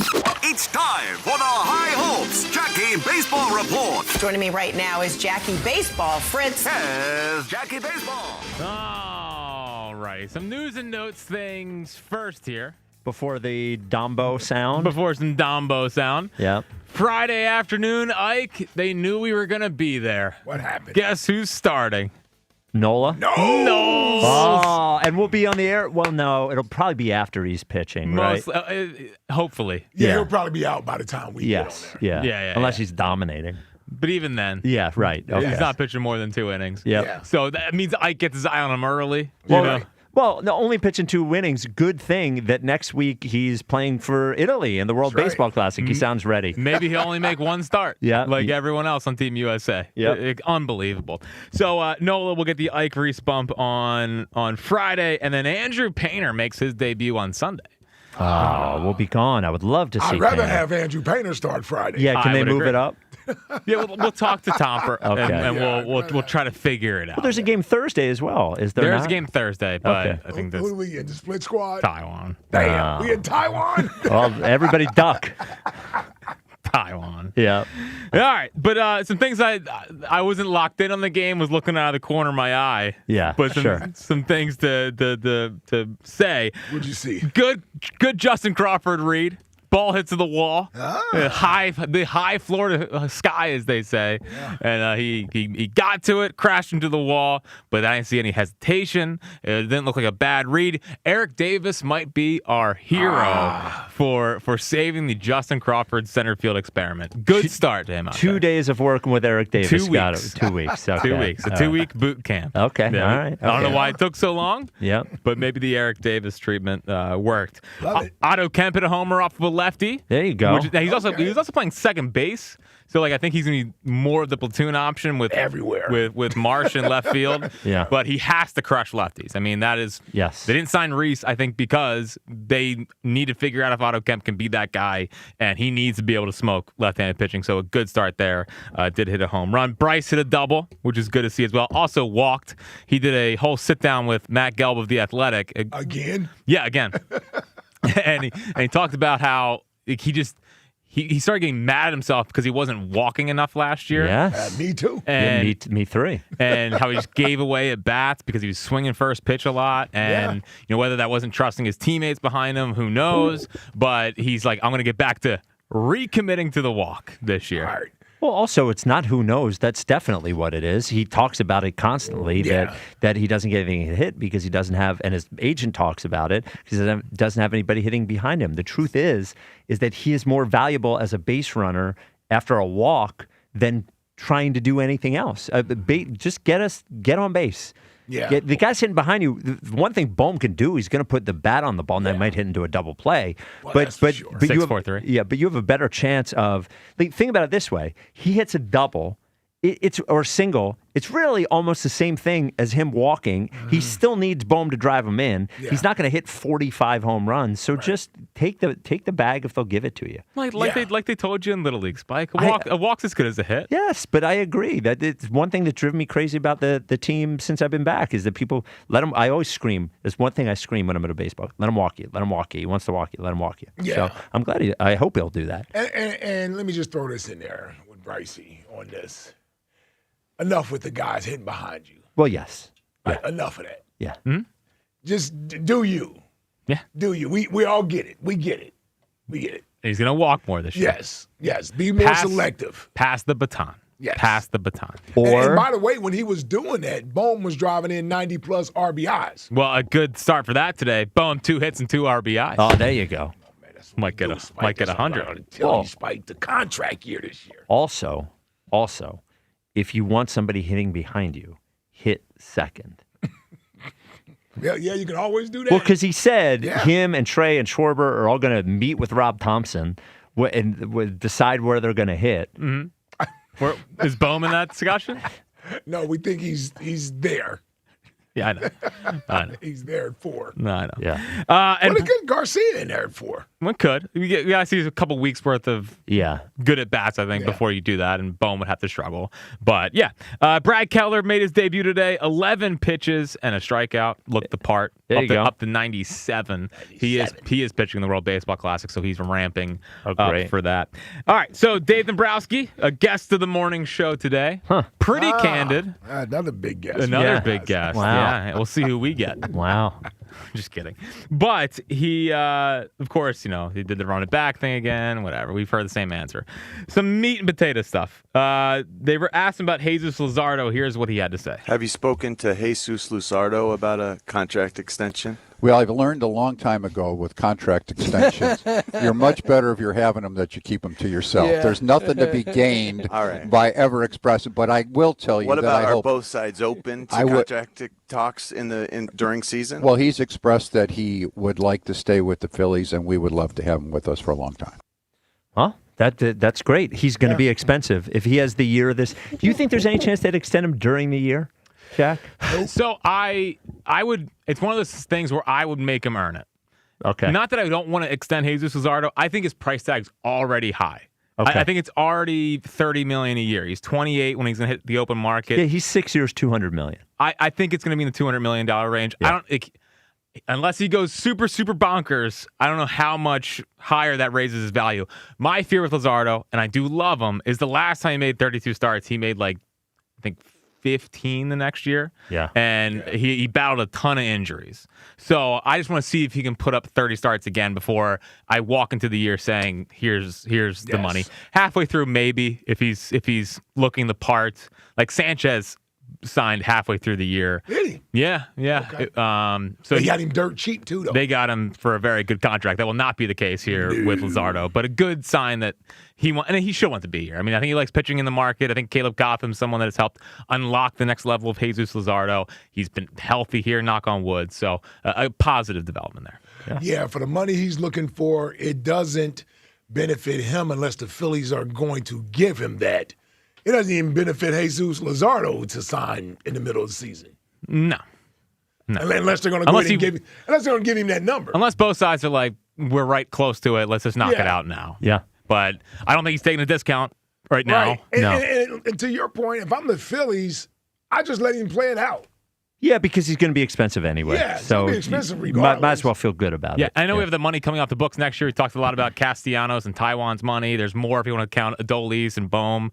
But $30+ million that's going to be consumed by Luzardo. So maybe not as well, because Bohm is 11. Mm-hmm. Garcia is 10. Mm-hmm. That still doesn't get you 2. And then Castellanos is 20. And then Taiwan's 18. Okay. So that's 38 plus those two. Yeah. So, but if he's going to cost you 30 to 35, that's really almost all of it. Sure. Yeah.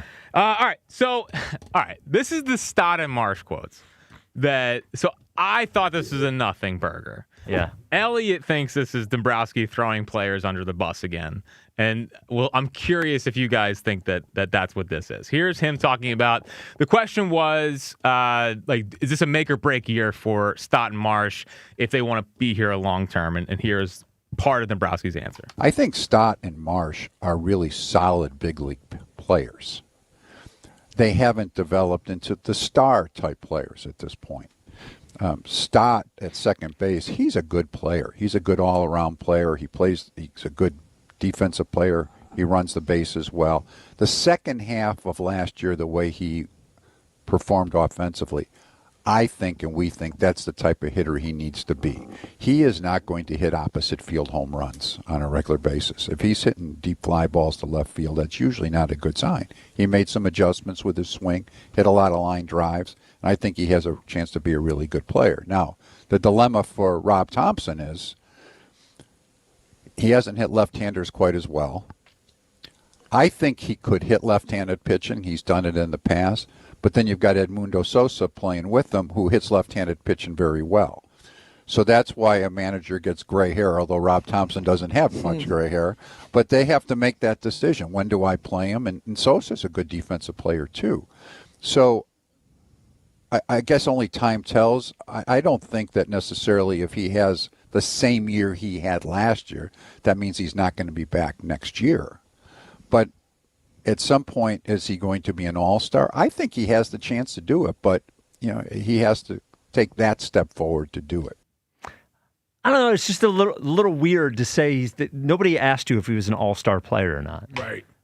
It's obviously less of a big deal than with Bryce. But if we're going to be upset about that, if I'm Bryce and Stott, do I want to hear the general manager of the team specifically pointing out that I haven't lived up to my expectations?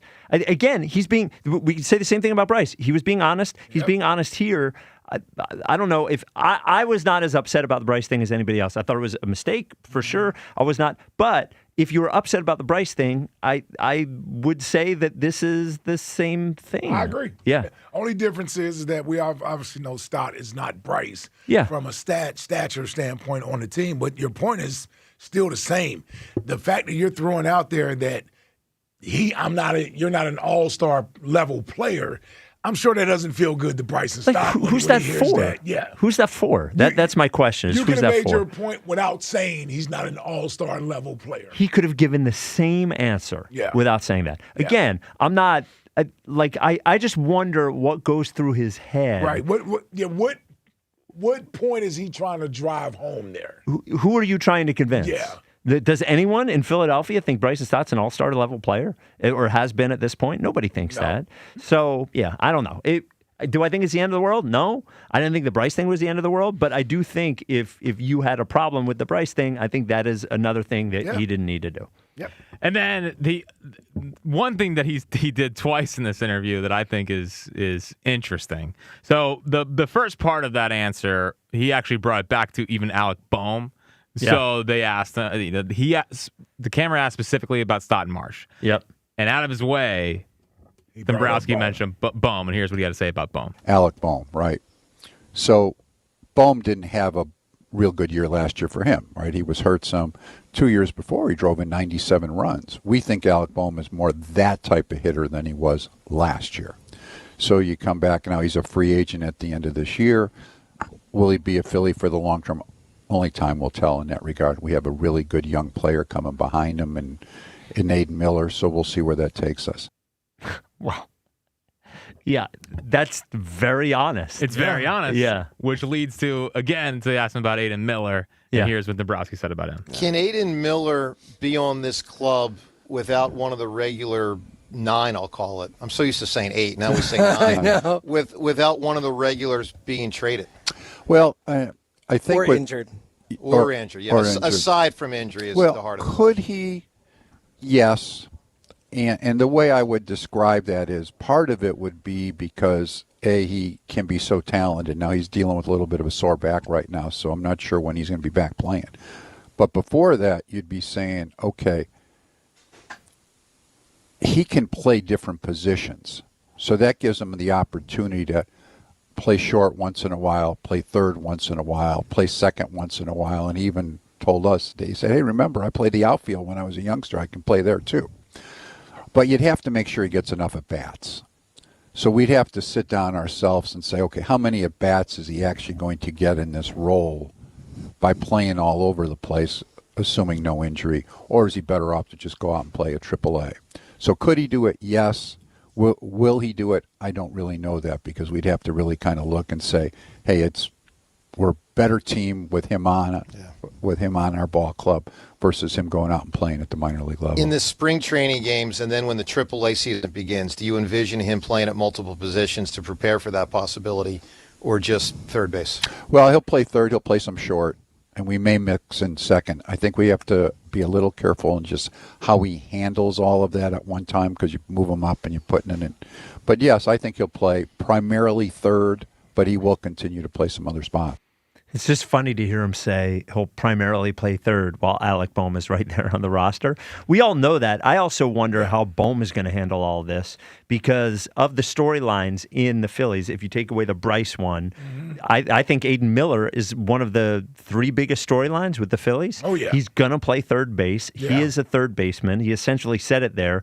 I don't think there's any way, Jack, if I'm wrong, please tell me. I don't think there's any way they bring him up as some super utility guy playing short, second, and third. No, that seems like the worst thing to do with a player. You only bring him up if he has a position that he can have extended runway to figure out. And that's not short, and it's not second.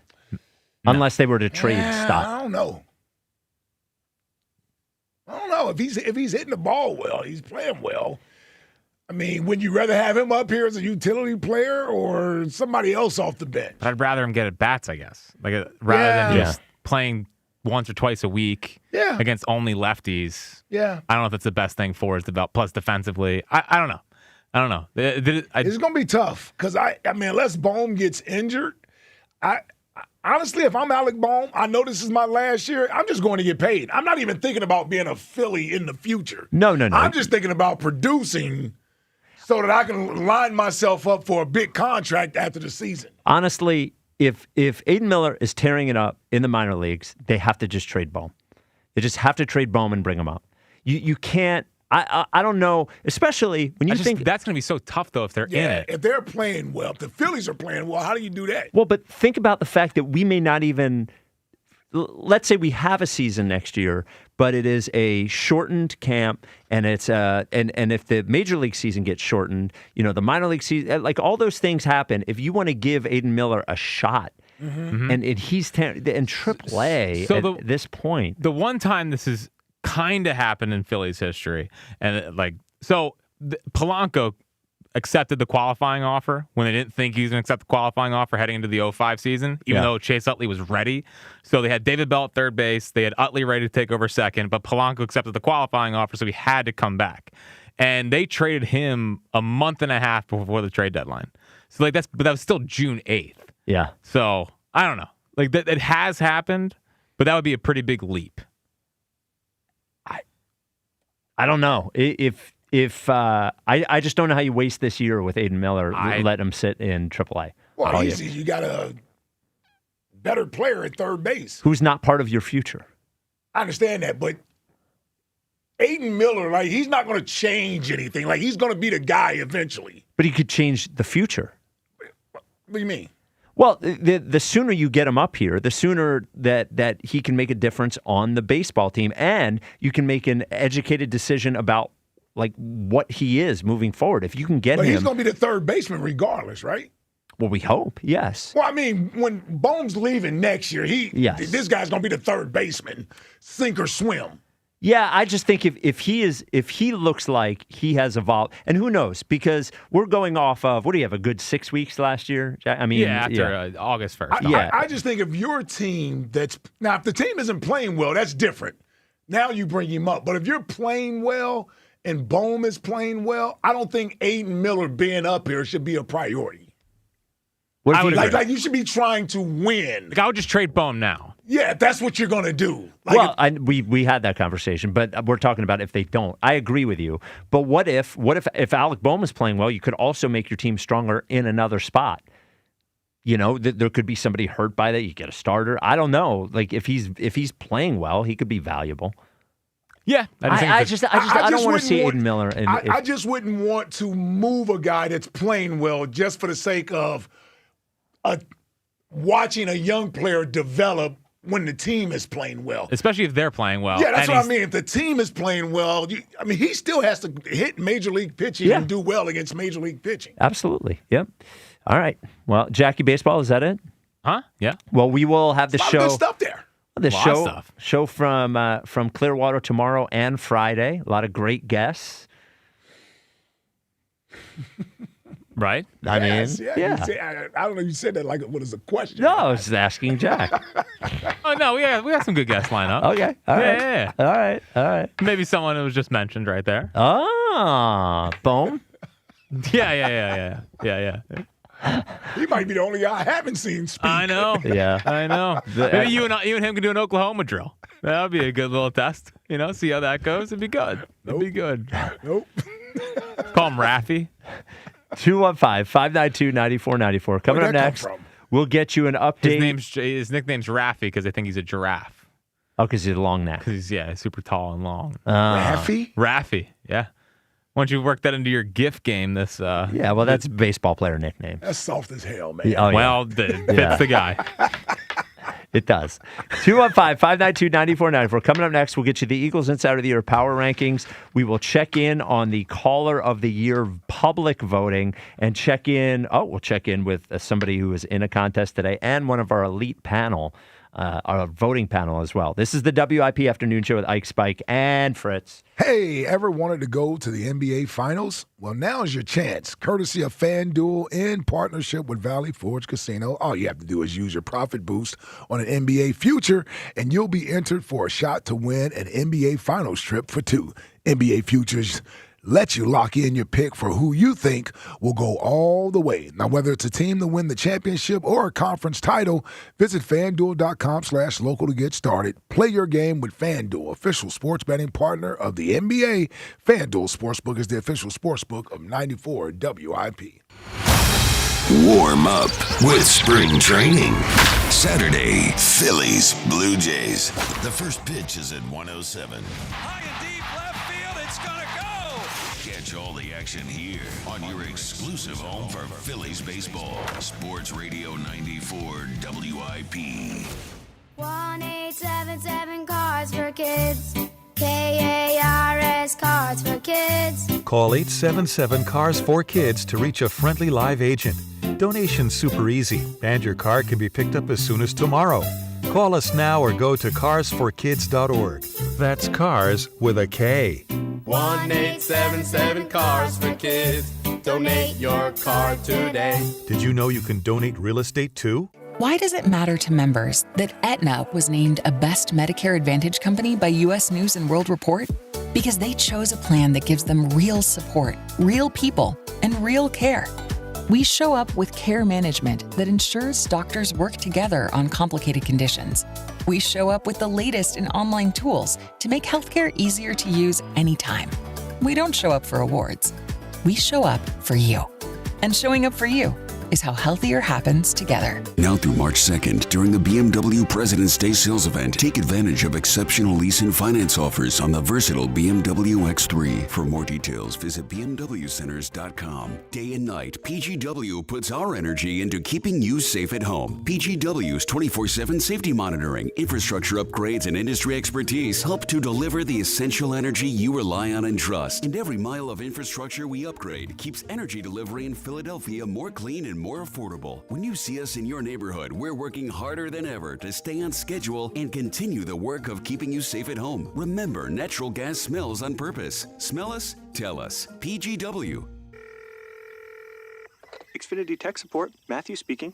Hi, I live in a pretty remote place, like Jurassic Park remote. Oh!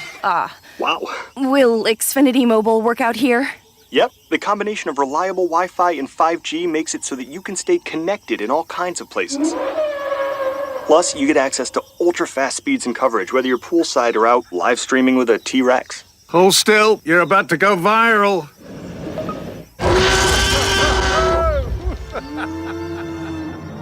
Welcome to a new era of Wi-Fi boosted mobile. Cut your mobile bill in half with 2 lines of unlimited. Discover a new era of Wi-Fi boosted mobile at xfinitymobile.com. Xfinity. Imagine that. Watch Jurassic Park with Xfinity. Savings comparison based on promotional rate for 2 lines of Xfinity Mobile Unlimited versus 2 lines of T-Mobile Experience More, Verizon Unlimited Plus, and AT&T Starter as of February 10th, 2026.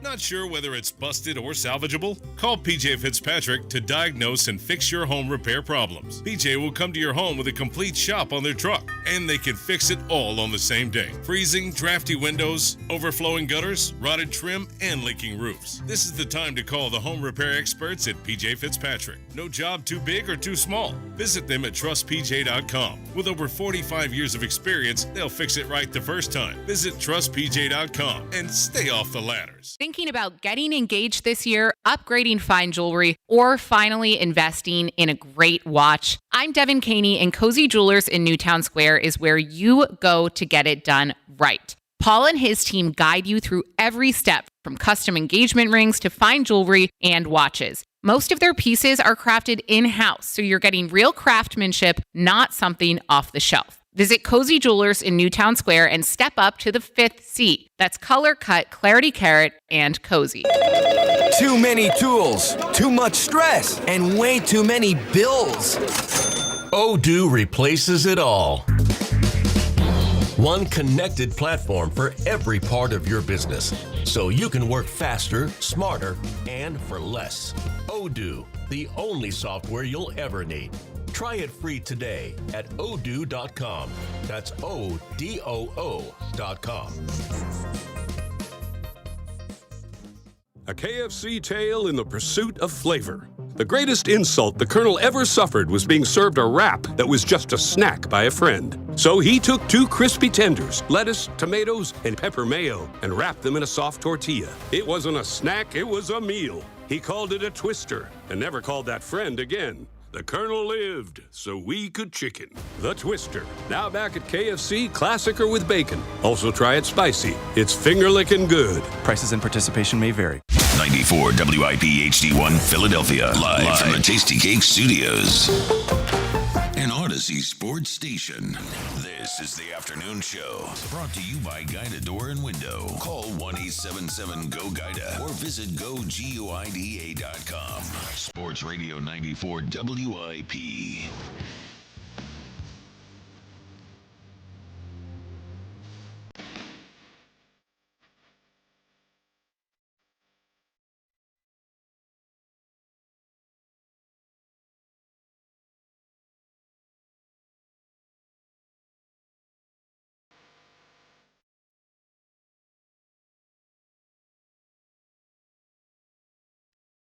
WIP Afternoon Show with Ike, Spike, and Fritz. That is your 430-90s Nirvana. It's been a while since we had a rock and roll 430-90s. I know. Little I'm like, grunge, what is this? little grunge 430-90s. Okay. I thought the 430-90s was going to be Jack's opportunity because you were all grunged up for a while there. We did I know. 430-90s. We haven't heard any in a while. Yeah, well, you know. A lot of one-hit wonders in there. We had Proclaimers. We had Sir Mix-a-Lot. Yeah. I'm not complaining. I'm trying to keep it Had for New Radicals for everyone. Trying to keep it for everyone. Yeah, Nirvana wasn't popular at all, so. No, I understand. I don't want to, but I thought we were in a good thread there. Yeah. You know, and then Yeah. my buddy sent me the song yesterday. I was like, that's a good Great tune. They're all great tunes. 215-592-9494. Esteemed expert panel voter Gary and Vineland. You're on WIP. What's up, Gary? There it is. As always. This happened last night on Fritz 6 too. Well, this is why he's not in the field of 32. Yeah, I did hear this last night. What the hell is this? Well, and he'll pop on and he'll say, I'm here. Is it the mute button? I don't know. He might be on mute, or maybe he's on a work call. He's not sleeping, or whatever. He's still not there. This is why he's not in the field of 32. Well, and he's lucky he's even in the committee. He is. He begged. Dustin in the Northeast, whose battle is today. Dustin, you're on WIP. What's up, Dustin? Fritzy, Ike, Spike. How are we, fellas? What's up, Dustin? Dustin? You nervous? You're locked up in a very tight battle with Truckhorn Jerry right now. Mm-hmm. Yeah, and your influence, all right, Spike, you know what? I'm not influencing anything. You're not influencing anything. Everybody hates me, Dustin. No one. No. Segments ago, you go, oh, we got a battle. We got a legend in Truckhorn Jerry and just some average guy, though. You know, dude, Unbelievable, Spike. I thought it was bad when you big timed me when I came down to see you guys. You're the only one. Ike and Spritzy came over, took a picture with my daughter, but big time Spike had to stay away. Hold on. I never big time anyone. I didn't know that you were there. You said goodbye to me. And I just want to get it out there. If I told people to vote one way, they will vote the other way. That's true. true. So me saying Truckhorn Jerry has a great bit, all that does is hurt Truckhorn Jerry, who, by the way, is beating you in the public vote right now, 53% to 47%. It's tight. He's a good caller. There's a select few that I wouldn't have mind losing to. He's one of them. I'm not just saying it because I'm losing to him. Wow. I do obviously want to win this thing. I don't want to, because believe it or not, Spike, you're not going to like this. Ike probably won't either because you guys love the big guys, even Spritzy too. But I think if I was able, I think Jerry, if he beats me or I beat him, whoever comes out of this, he's going to be representing the Hoagie Mouth region. Oh, wow. Oh, you think you're confident to go up against Herb? You're going to beat Herb? Herb's got, and I love Herb. I talked to Spritzy about it last night. I'm a Herb guy. I wanted him in it. I wish we had more. I always call for him to call more. But he has a lot of haters in this area, dude. He has a lot, and so does Chuck. So I was kind of happy that I was in this bracket.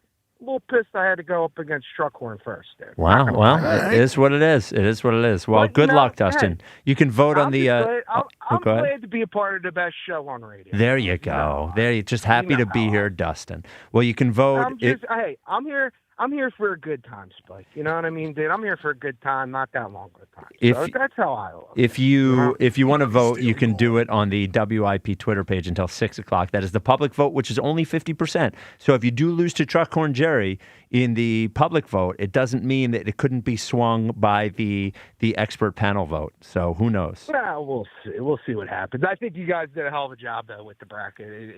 Thanks. It's good, dude. We huddled up a lot. Yeah.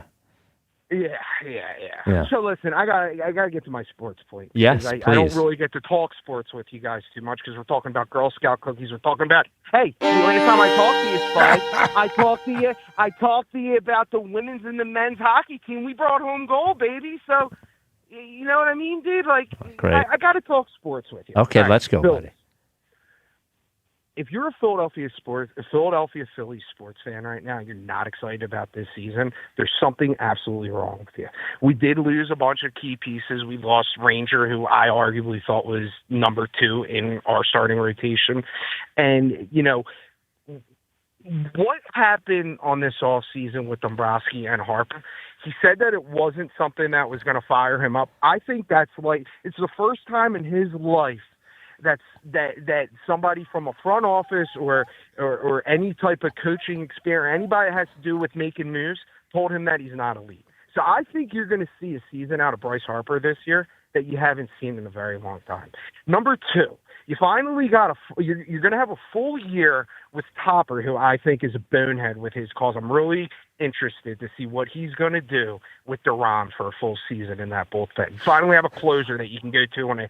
He's probably just going to pitch him when they have the lead in the 9th, Dustin. Yeah, that would be the guess. What's Topper going to do? Is he going to make him play third base? Well, what could he do with him? With who? Duran? Yeah, I mean, Duran, you said you're interested to see what Topper does with him. He's a closer. You've got to put him in a closer situation. When's he going to bring him in? Is he going to let him pitch more than one inning, or is he going to pull him after 16 pitches? What's he going to do? And then you have Jose Alvarado back in your bullpen. So you have your setup, man. Dude, this Phillies team is going to be fine. They're going to be absolutely fine. Schwarbaum, first at bat in spring ball, cranks one out of the park. How can you watch that, hear that crack at the bat, and not be excited about what we got coming? Herb, I know you're in my bracket. You made a call earlier about the Eagles and the Phillies winning this year. I'm right there with you, bro. I think you guys know how I feel about Jalen. We'll talk about the Birds later. But the Phillies started the season. They're going to win 96 games this year, and they're going to knock the Dodgers out. I don't know if they're going to win the World Series. I want them to. Going and knock it. There's one team in the NL that can beat the Dodgers. Oh, I love how dumb you are. I love it. God, it's so charming. It's so charming. He's a better OK Andrew. Yes, yeah. He's like OK Andrew with personality. You feeling soupy? Yep. Andrew's a good caller, fellas. He is not a good caller. What are you talking about? Great guy. Great guy. Guys. You know, Aaron from San Diego is my guy, too. All right. Okay. All right. That's enough out of that. All right, we're going to try our esteemed voter, Gary in Vineland. You're on WIP. What's up, Gary? Man, some callers have been stepping it up, and other ones, oof. Yeah. Well, who do you say has struggled the most, Gary? Well, I think the guy, I don't know, did PETA call you today? Because Ken and Cinnamon was beating that dead horse. Like, oh, my God, Dable, right, get it. It's his one bit that he thinks he has over Spike. Yeah, and he completely misunderstands the argument every time. Gary, can I ask you something? And I know this is an off-air question. I'm just trying to figure out, one person in the expert panel voted today and forgot to put their name in. Did you vote already? Not it. It's not you. I listened to the content today. Okay. Which I think is a smarter way to do it. It's Rhea. It's Rhea voted today. Then it's Rhea. Just think based so? on, I know it's not Steiny. Well, no, she voted. She just didn't put her name in, so she voted today. Because there's 3 people it could be. I know it's not Steinberg, and now I know it's not Gary, so Rhea did vote today. So we have that covered. Okay, Gary, go ahead. All right. Yeah, but, like, I just don't get it. Like that whole call yesterday, I think OK Andrew would beat him if it was based off of that. Which OK Andrew did say Mike Rice-A-Roni, I think. He did say a Rice-A-Roni, yeah. Was that a joke? Well, no, it's a ruse. No, he just, you know. Oh, he screwed it up. Yeah. Okay. Like, not like the guy was all over the TV all weekend. Yeah. Well, look. Okay, Andrew, diction is not his, or pronunciation. I don't know. What is his specialty aside from just existing? You know, he's still alive since we first started talking to him, so he's got that going for him. Y'all rough on it. Okay, Andrew. Well, look. He'd be good for bringing the show's heartbeat down after Rios call. Yes, he would. But Tommy's right after Rios, you know. So, yeah. Was it oral? Yeah, oil or oil. Yeah. All right, Gary. Well, we appreciate you being part of the panel. Speaking of Tommy down the shore, I don't think we addressed this at any point. And there were some questions on the WIP Instagram page when we put up the bracket. Why isn't Tommy there?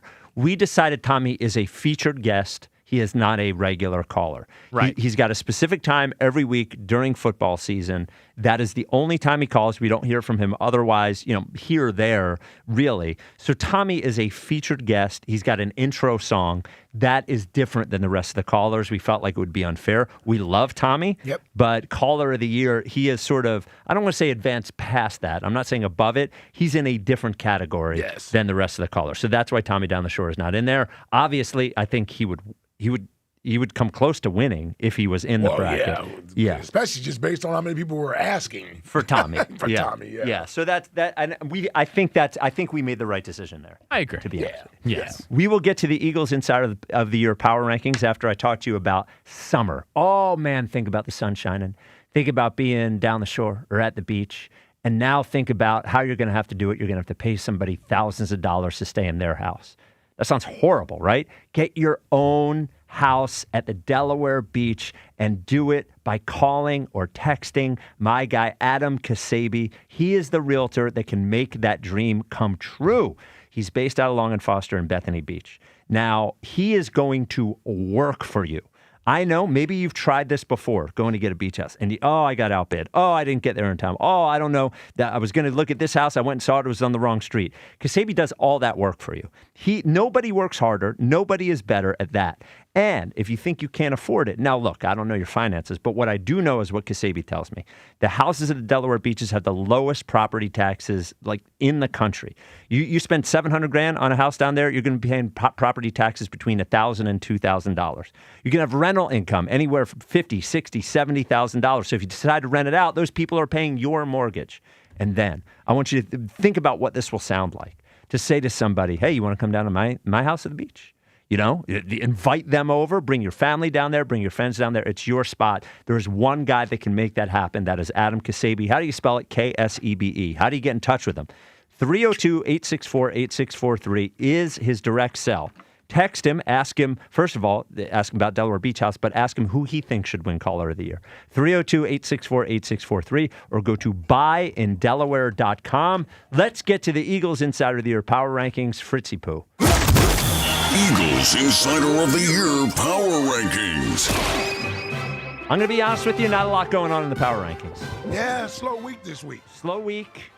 Now, I felt like potentially docking everyone for their performance at the Combine.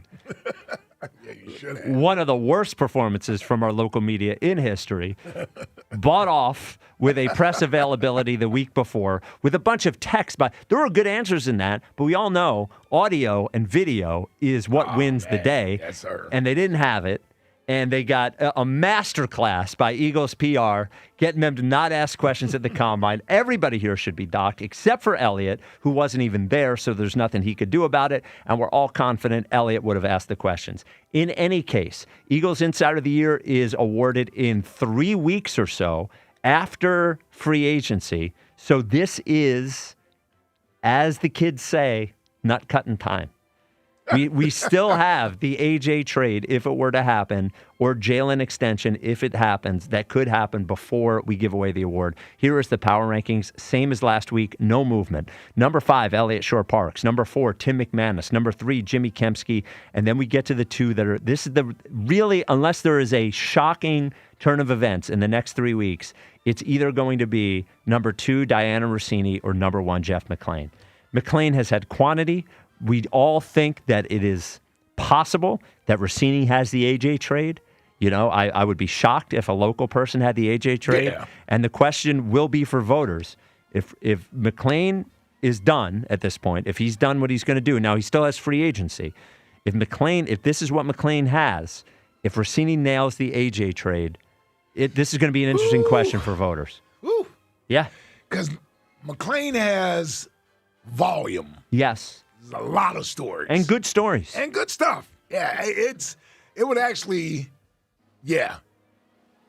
It would have to be Diana that breaks this, right? Yeah. Like if somebody else breaks this, I can't see them jumping in front of McLean. No. Just based on his volume of work this year. No, because Rossini also had great stuff on coaching, had AJ during the season. That's the only reason why we think if she breaks the AJ story, she would jump to number 1 because she's been there all year. None of the other, Schefter breaks it, no chance. Rap Sheet, no chance, so on and so forth. So it really comes down to, can Rossini break the AJ trade? If she does, this will be one of the most hotly debated Eagles Insider of the Year votes in history. It's huge. Yes. It's huge. Yes. So, and I feel like everyone has leveled up this year. Yes. Now, are we going to make Elliott hand this person the trophy if they are to win? So I don't know if I ran this by Ike. Yep. Because I thought it'd be hilarious. Yes. If we treat it like the Masters ceremony, where they put the green jacket. Yeah. The last year's winner puts the green jacket on this year's winner. I like it. It would be hilarious to see Elliott hand over the trophy to the next Eagles Insider of the Year. I'm down for that. Well, here's the How question. the hell do we get Diana to She'll come in. Okay. I think she will. for sure. I think. Well, I'm not. I haven't Not asked for her. sure. I we got a little out I'm glad there. you two guys are I get sure. the sense, having spoken a little bit to Diana, that she enjoys the bit. Okay. Enjoys all those things. So, Okay. could you imagine? And her family's local. Yes, they're Eagles fans. Now, the question would be, would Jeff McLean participate in this nonsense and show up to get his award? If it's the Spurn Elliott, I think he so. would. Yeah. I think he would. I think that's the key. The problem for Diana might be because they do save more money if they trade him later into the summer or after June 1st. After June 1st. Yeah. So she might get the AJ scoop, but it might just be after Eagles Insider of the Year. I think we're all anticipating it's a little earlier. Yeah. But given the cap savings, this might take a little bit longer. Well, it just, it does make for an interesting offseason for the Eagles if they think they're going to trade him after June 1st. Yeah, like how do you give him do a draft pick status? Yeah, the draft is already gone. Well, I wonder from a cap perspective. I don't know this answer when they have to be under the cap because they could sign another receiver knowing that they're going to trade AJ. Mm-hmm. I don't know when you have to be under the cap by. I would assume it's by camp. So you could go into June 1st, after June 1st, and still be over the cap. So they could go and sign, I don't know, I don't think they're going to sign Romeo Dobbs, but sign whoever they're going to sign. They might sign Romeo Dobbs. He would be, They might. Yeah. Let's get Rosenberg on the line. Yeah. Oh, yeah. I'm sure he'd explain it very cleanly. I got to be honest with you. Dobbs may be expensive, though. Yeah, I think he might. I was going to say, I may go get Romeo Dobbs regardless and to make him our third receiver. He's going to make too much money for a third receiver. That's what I'm I think. thinking, too. What about how much? Do you think Mike Evans is going to leave Tampa? Because I think he's a one-year deal, guys. 36 years old, something like that. Yeah. Mike Evans is a boss. Now, he's been hurt a lot the Love last Mike 2 Evans, years. Yeah. Yeah. I don't know. I mean, if I'm Tampa, I don't let him leave. No. And he has good rhythm with Baker. You know, part of Other kids step up in his second year, though. The Ohio State kid. I can't remember his name. Abuku? Something like that. Yeah. Egbuka. Yeah. Emeka Egbuka. Yes. 215-592-9494. Ed in Phoenixville. What a victory for Ed. And this is likely where the road ends, but you know what? Who's your next? No, it's you got Yoshi next. You got Yoshi. Yeah. Don't give up on yourself too early, Ed. No, you can give up. I'm just thinking. Hear me out, Ike. So, UMBC versus University of Virginia, 20.5-point dogs. They go in, take care of business. Yeah. Well, look, if to appeal, Ed, to the unbiased. Ed, if I were you, I would say, look, Yoshi hardly even talks about sports. He just talks about sex. Ed, you call in with sports points. Are you telling me I should talk about sex? No, I'm saying if you're making an appeal to the voters, just say, look, is Yoshi entertaining? I bring content to the table. Yeah, I mean, true I bring content. sports content to I'm the a table. guy with a first name and a town talking sports. But I need to appeal to the unbiased judgment of one of your panel voters, Mr. Elliott Shore Park. And Leicester City, 5,000-1 underdogs going into the Premier League season of 2015. All right. Shut up. No. Ooh, boy. Soccer. What are we soccer. doing? I was going to say, what is this, soccer? Yeah. So about the A.J. Brown situation, I got a question for, I guess, all three of you, and it really is interesting. I think it's important that the Eagles get a pick or a series of picks this year that they can use this year, but it really is kind of interesting. Would you rather take a 2 and a 4 this year or wait a year and get a first and a third? We're going to have to re-sign some. Right. It's like the bird in the hand kind of thing, but I'd rather have a first this year. I just don't know if that's going to happen. Yeah. I mean, listen, the first and the third is very tempting. Problem is, whoever you trade him to, they are likely going to improve. Yeah. So they're going to be good next year. And I don't know. Although if he gets traded to New England, I mean, it would be the 31st pick, right, this year? Yes, correct. It's basically a second, right? It really is a second round Now, if you pick. can't get a high second, that's basically a first. That's right. You know how this works. Yeah. Yeah, I don't know. I think it depends who the team is. Yeah. All that Good stuff. question, though. Yeah. Good question, though. Yeah.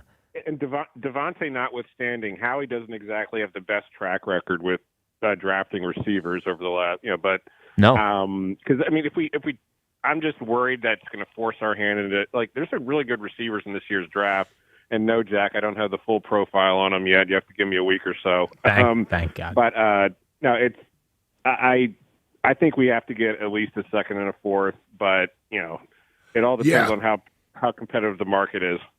Now, listen, I think at least a second and a fourth is very reasonable. Listen, if you're telling me somebody be willing to give you a first and a third next year, I guess I can go along with that because it is a first and a third. It's future pick, so I mean it's still going to be good cachet. I think the Eagles are going to draft a receiver whether they trade AJ or not this year. It's just a matter of when they decide to draft that receiver. It won't be in the first round, could be in the second or the third, to get a guy who has the ability to be a starter. Because I think eventually you got to start adding young talent that can be developed in this offense. I look at our receivers right now. If you remove AJ, what do we have? Darius Cooper and Smitty? Yeah, that's it. I don't even know any other receiver that we have. Dotson. I think he's a free agent. Yeah, I think he's a free agent. Oh, I thought he had one more year. Okay. Yep. Yeah, because this is his second year. Right? This is Second Dotson's year second here. year. That's Second what I year mean. here. Yes, that's what I mean. And Second third, year. I thought it was his third year in the league. No, he spent 2 years in Washington. Oh, okay. I thought he was 1 year in Washington. Okay, that makes sense. And they didn't pick up his fifth year. Well, yeah, and to your point about they've done a great job. I think last year they might have had the cheapest defense in the NFL and the most expensive offense. Yep. But that defense is not going to stay cheap. Yep. So you're going to need players. You're paying your whole offensive line. You're paying 2 wide receivers. You paid a tight end last year, and you're paying a quarterback And a running back. and a running back. Yes. It's a lot over there. It's a good point, Ed. This is why people love you, and that's why you won your first-round matchup over Nick in Collegeville. All right, Ed. Well, good. Go ahead. And okay, Andrew, as my unbiased endorsement, get those Brian Colangelo Twitter handles and stuff the ballot box. Yeah. He needs burners. Who's he going against? He's going against Chuck. Chuck. Yeah. I don't know about that one. Yeah. Well, look, you never know how the expert panel is going to vote. We'll get an update on the Twitter voting. I would imagine. Now, remember, Chuck was not leading by a lot. He only had 64% of the vote last time we checked over OK Andrew. Yeah. A 1 versus 8 matchup. Wow. A little tight first round. Rumor is OK Andrew's feeling soupy. Yeah. Everyone's saying that. Yeah, people are talking about it in the streets. A quick quote. This is per Jeff McClain from Mike Vrabel. Vrabel talked with Patriots beat reporters. Now, I just want to be clear. Patriots beat reporters had a chance to talk to Mike Vrabel, and they asked him about A.J. Brown. Of course they did. Oh, wow. What a weird thing to do.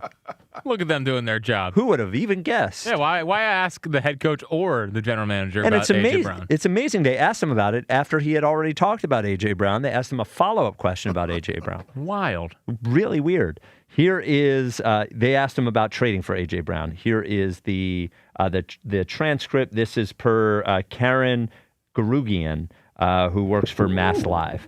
Well, I think that we'll look at everything that we can possibly look into to add to our roster. There's a lot of things that go into trades. There's a lot of back and forth, taking on compensation. And so I'm sure there'll be a lot of opportunities for us to talk about trades, not only this week, but as we prepare and get closer to the draft. Those are things when time ramps up. I think he's saying when it'll ramp up toward the draft. Mm-hmm. So, but there's no way they can feel comfortable about having Stephon Diggs on their roster. No. You got all types of nonsense going on off the damn field. Yes. And then without Diggs, they're very thin. They got to have some sort of backup plan there. Yep.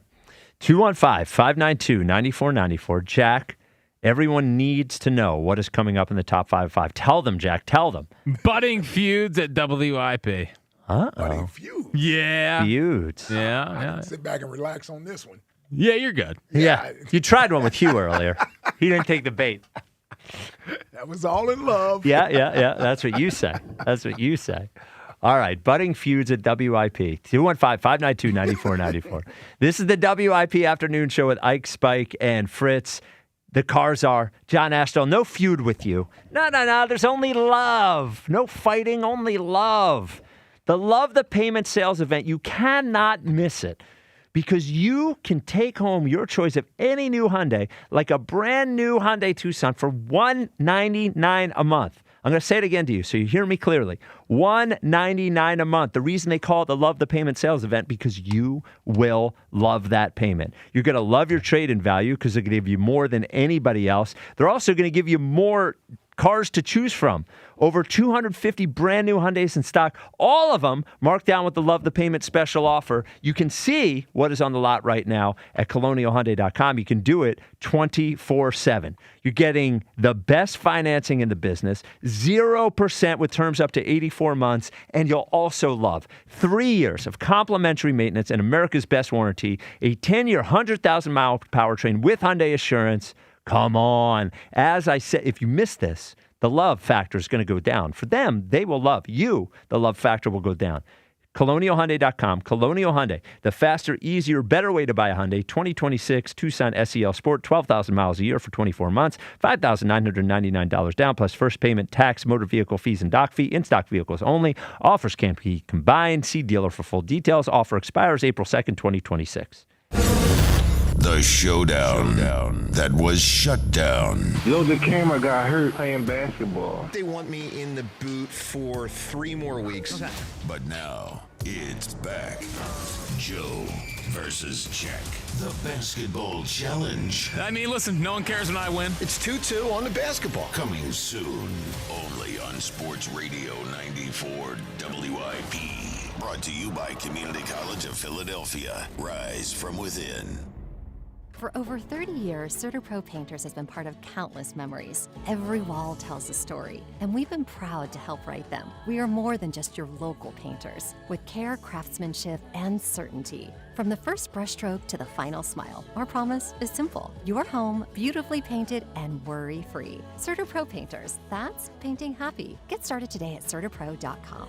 Each CertaPro Painters business is independently owned and operated. Home improvement contractor registration numbers are available at CertaPro.com. Wesley is a truck driver. I drive a truck, and I love what I do. A truck driver with IRS troubles. They told me I owed them $43,000. It got really bad. Quite a few letters in the mail. They were talking about wage garnishment, coming after my house, my car. Yeah, they don't play around. I seriously thought that I was going to lose everything. One sleepless night, Wesley finally made a call to Optima Tax Relief at 2 a.m. Kind of figured I'd get a machine, but I didn't. I actually got to talk to an actual person in the middle of the night.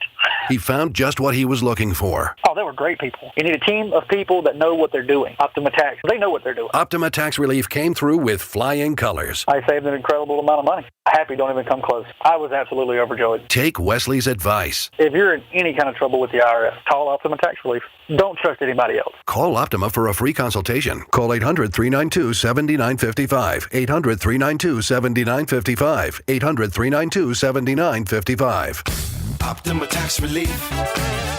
Some restrictions apply. For complete details, please visit OptimaTaxRelief.com. The Delaware Valley's premier gentlemen's club says there's plenty of action all day and all night. Club Risque features free lunch weekdays. That's right, free. Happy hour special 6 days a week, plus the hottest entertainers in the world. Club Risque with 3 locations, Philly, Bristol, and Northeast Philadelphia. Free lunch weekdays, 12 to 3. Happy hour specials, 5 to 6, 6 days a week. For more info, visit clubrisque.com. Never have I ever called my sister from the finish line of my first marathon. Hello? You won't believe where I am. Are you running? Mile 26.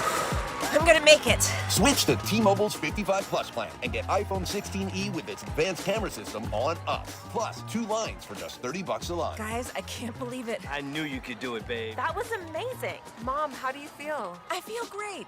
I can't feel my feet. Let's take a picture. And then you may carry me to the car. Share every stride, every mile, every memory on America's best network. Switch to T-Mobile's 55 Plus plan and get iPhone 16e on us and 2 lines for just $30 a line. With 24 monthly bill credits and 2 eligible port-ins on Essentials 55 Plus for well-qualified customers with autopay plus taxes, fees, and $35 device connection charge. Credits end and balance due if you pay off early or cancel. Contact us. Finance agreement 128 gigabytes, $599.99 required. Best mobile network in the U.S. based on analysis by Ookla of Speed Test Intelligence Data 1H 2025. Visit T-Mobile.com. Did you know about 1 in 3 people with plaque psoriasis may also develop psoriatic arthritis, which causes joint pain, stiffness, and swelling? Does this sound like you? Listen to what it sounds like to be a million miles away. Tremfya guselkumab, taken by injection, is a prescription medicine for adults with moderate to severe plaque psoriasis who may benefit from taking injections or pills or phototherapy, and for adults with active psoriatic arthritis. Serious allergic reactions and increased risk of infections and liver problems may occur. Before treatment, your doctor should check you for infections and tuberculosis. Tell your doctor if you have an infection, flu-like symptoms, or if you need a vaccine. Imagine being a million miles away. Explore what's possible. Ask your doctor about Tremfya. Visit Tremfya.com or call 1-800-526-7736. Furnished by IntelliBrands. Have you ever felt leg pain, restlessness, cramps, tingling, swelling, numbness, itchiness, or coldness? Then you need the new patented Legsercise Pro, the natural circulation booster that uses continuous automatic leg movement to soothe pain and promote healthy circulation the natural, drug-free way. Using Legsercise made walking painless again. Legsercise Pro's patented walking simulator propulsion technology moves your feet back and forth along its concave track, creating constant movement and flex at both the knee and ankle joints. It's like having a physical therapist right in your own home. I have much less swelling and no more tingling. Call right now and order your very own Legsercise Pro, the new proven automatic leg mover that soothes pain and naturally promotes healthy circulation. Call 800-555-1212. That's 800-555-1212. 800-555-1212 now. These statements and products have not been evaluated by the Food and Drug Administration. These products are not intended to diagnose, treat, cure, or prevent any disease or condition. This is an Odyssey Sports Minute. Duke is at it again. As the college basketball season turns towards March, the Blue Devils continue to establish themselves as the best team in the country. Duke beat Notre Dame last night. This comes off a win on Saturday against a very good Michigan team in a neutral site game. Cam Boozer put together another great game. Duke is starting to turn it on as the best team in the country, just in time for March Madness. I'm Chris Blair. 94 WIP HD1 Philadelphia. Powered by the Tasty Cake Studio. This is Sports Radio 94 WIP. An Odyssey sports station. The WIP Afternoon Show with Ike, Spike, and Fritz. Hey! Sports Radio 94 WIP.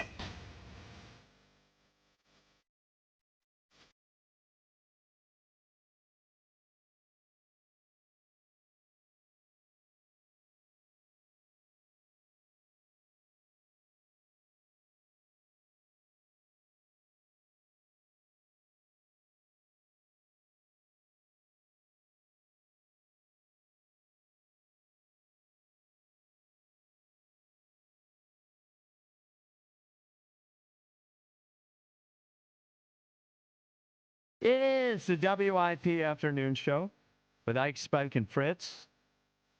Won't want to miss tomorrow or Friday's show as we will be in Clearwater for Philly Spring Training. We'll have some great guests with you from the Phils, so that is exciting. Exciting for us to get into a little bit of warm weather.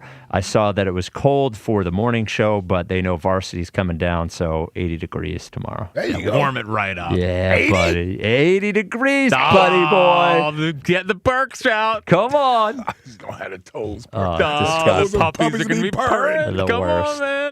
It's not disgusting. They're perfectly acceptable shoes. No, you don't even wash your hands when you go to the bathroom. What's that? Well, sometimes I only go one. All right, let's go. It's the 5. Number 5. At 5. With Jack Fritz. Got to clip those toenails tonight. Oh, yeah. Good stuff. All right, 5 budding feuds at WIP. Well, I'm excited for this. Always, hot in the streets or in the hallways here. Yep. Number 5 is Broads versus the HR department. Coming in here shirtless. Half naked. American flag on the wrong way on his face. He said he walked in and the people, the security guards downstairs, they were taken aback. Of course. They didn't know if they should stop him. Making January 6th jokes while he's on the air. Unbelievable. Yeah, somebody call HR. Somebody call HR. He did handle a couple of swerves pretty well today. He's learning. He's learning.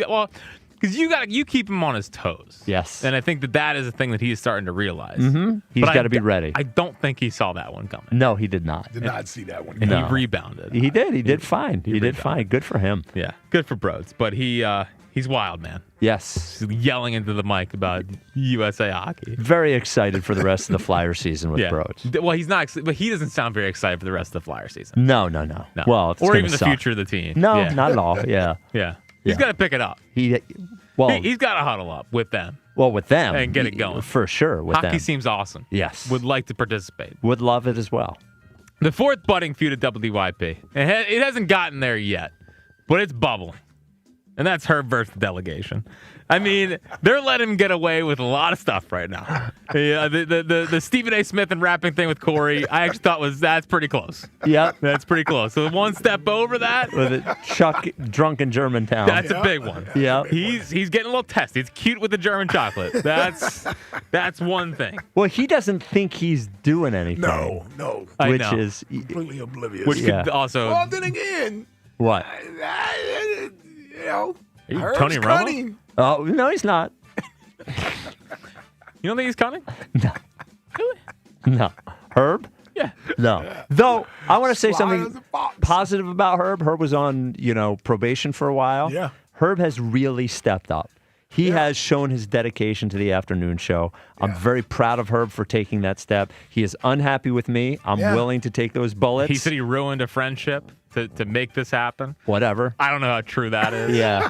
Yeah. It doesn't feel that true. Well, he has a budding friendship here with me. Exactly. And my wife. And your wife, apparently, who he has photos of. Yeah. That is still wild. That was intense. It was like I a have taken photos thing. of your wife. And then I said, Herb, they're just normal photos from the internet. That ha ha ha ha. Got him. All right, the 3rd budding feud at WIP. Yes. It's me versus this expert panel.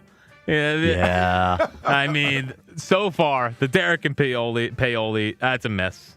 That's a miss. If Derek had done better in the fan vote, he would have won. One, he was already complaining. He said, Elliott was over-talking him during his phone call yesterday, so that really stomped on a possible run there. Yeah. But I'm nervous about this. I mean, Gary's never answering the phone call. Rhea didn't vote, and if she did vote today, she didn't fill out her name. But that's okay. I know it's her. She voted. As long as I could figure it out, it's fine. Yeah, could there be a feud between Derek and Paoli and Elliott because of that? I like that. Because I love Furry Bruce. I love Derek and Paoli. He's one of my favorite callers. I'm a little disappointed he didn't move on. I know. And we'll see how they vote tonight. The early Twitter poll suggests it's gonna be a tight one. Yes. Today. Yes, I agree. So get it right. That's my message to the panel. Yeah, Get it I was right. gonna say, is this panel making sure they're paying attention? That's my big question. Are you listening to all 4 hours? Do you know these callers well enough? I think they know. I will say Furry Bruce is having a good couple days of calls. He is. He came up big when it was necessary. And today he had a meeting at the Pentagon. Which, again... How? What were the details of that meeting? Yes. And the bigger question for me is, how important is Furry Bruce? Yes. And he was very cagey when we asked him about it today. A little squirrely. Yeah, a little squirrely. He's a little squirrely. Squirrely. I got you. The second budding feud at WIP is we have had this guy every year for 7 spring trainings. Bryce Harper. And it's us and Bryce. Yeah. Yeah. Now you still listen, allegedly, going over the bridge 10 to 12 minutes. Yeah. But I'm just saying, spring training next year, if this doesn't go the way that we need it to go, I don't care if it's a lockout. There's still better be a spring training. We need to lock back in. Yeah, lock in, Bryce. We need to lock back in. Yes. Very hurtful. I think on air, I'm handling it fine. I know Jack was worried, probably, that when we didn't get to talk to Bryce, that I was going to start throwing on-air haymakers about scared of... I was waiting on him. No. I'm being maybe I'm not being professional about it off air. I'm not being professional about it off air, but on air, I'm being very professional about it. You have been. He was busy. Okay. Doing what? We're there for 2 full days. You want to talk to us at 6 a.m.? Happy to do it. Yep. With live Brycey Poo. Maybe at some time during the season, we'll get to talk to Brycey Poo, and we could go down there. How about we do a show from the booth one day, and we say, by the booth. We would love for you to stop by the booth around 3 o'clock one day. Right. Yeah. It's time to mend fences again. Yeah, I'm just trying. Figure it out. Figure it out. I really don't need it. I really don't need it. What? I just thought he doesn't need the tension between us and I Bryce. don't need it. Jack. I need this to be figured out. I interviewed Jalen. Yeah. And I did nothing. I'm a professional. It's nothing but you. Yeah. Okay. It's not you. Okay. I just want it. I don't want it to turn into a thing. That's what he's worried about. Nor yes. do I. That's why I want to talk to him. Like, come on. Yes. Grow up. We don't ask tough questions. Yeah. All right.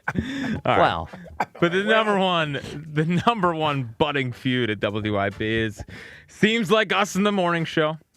Back at it again. Yep. They addressed the Seltzer video yesterday. Do we want to do this? And here's how they. Can I give context Sure. here for anyone who wasn't God. listening?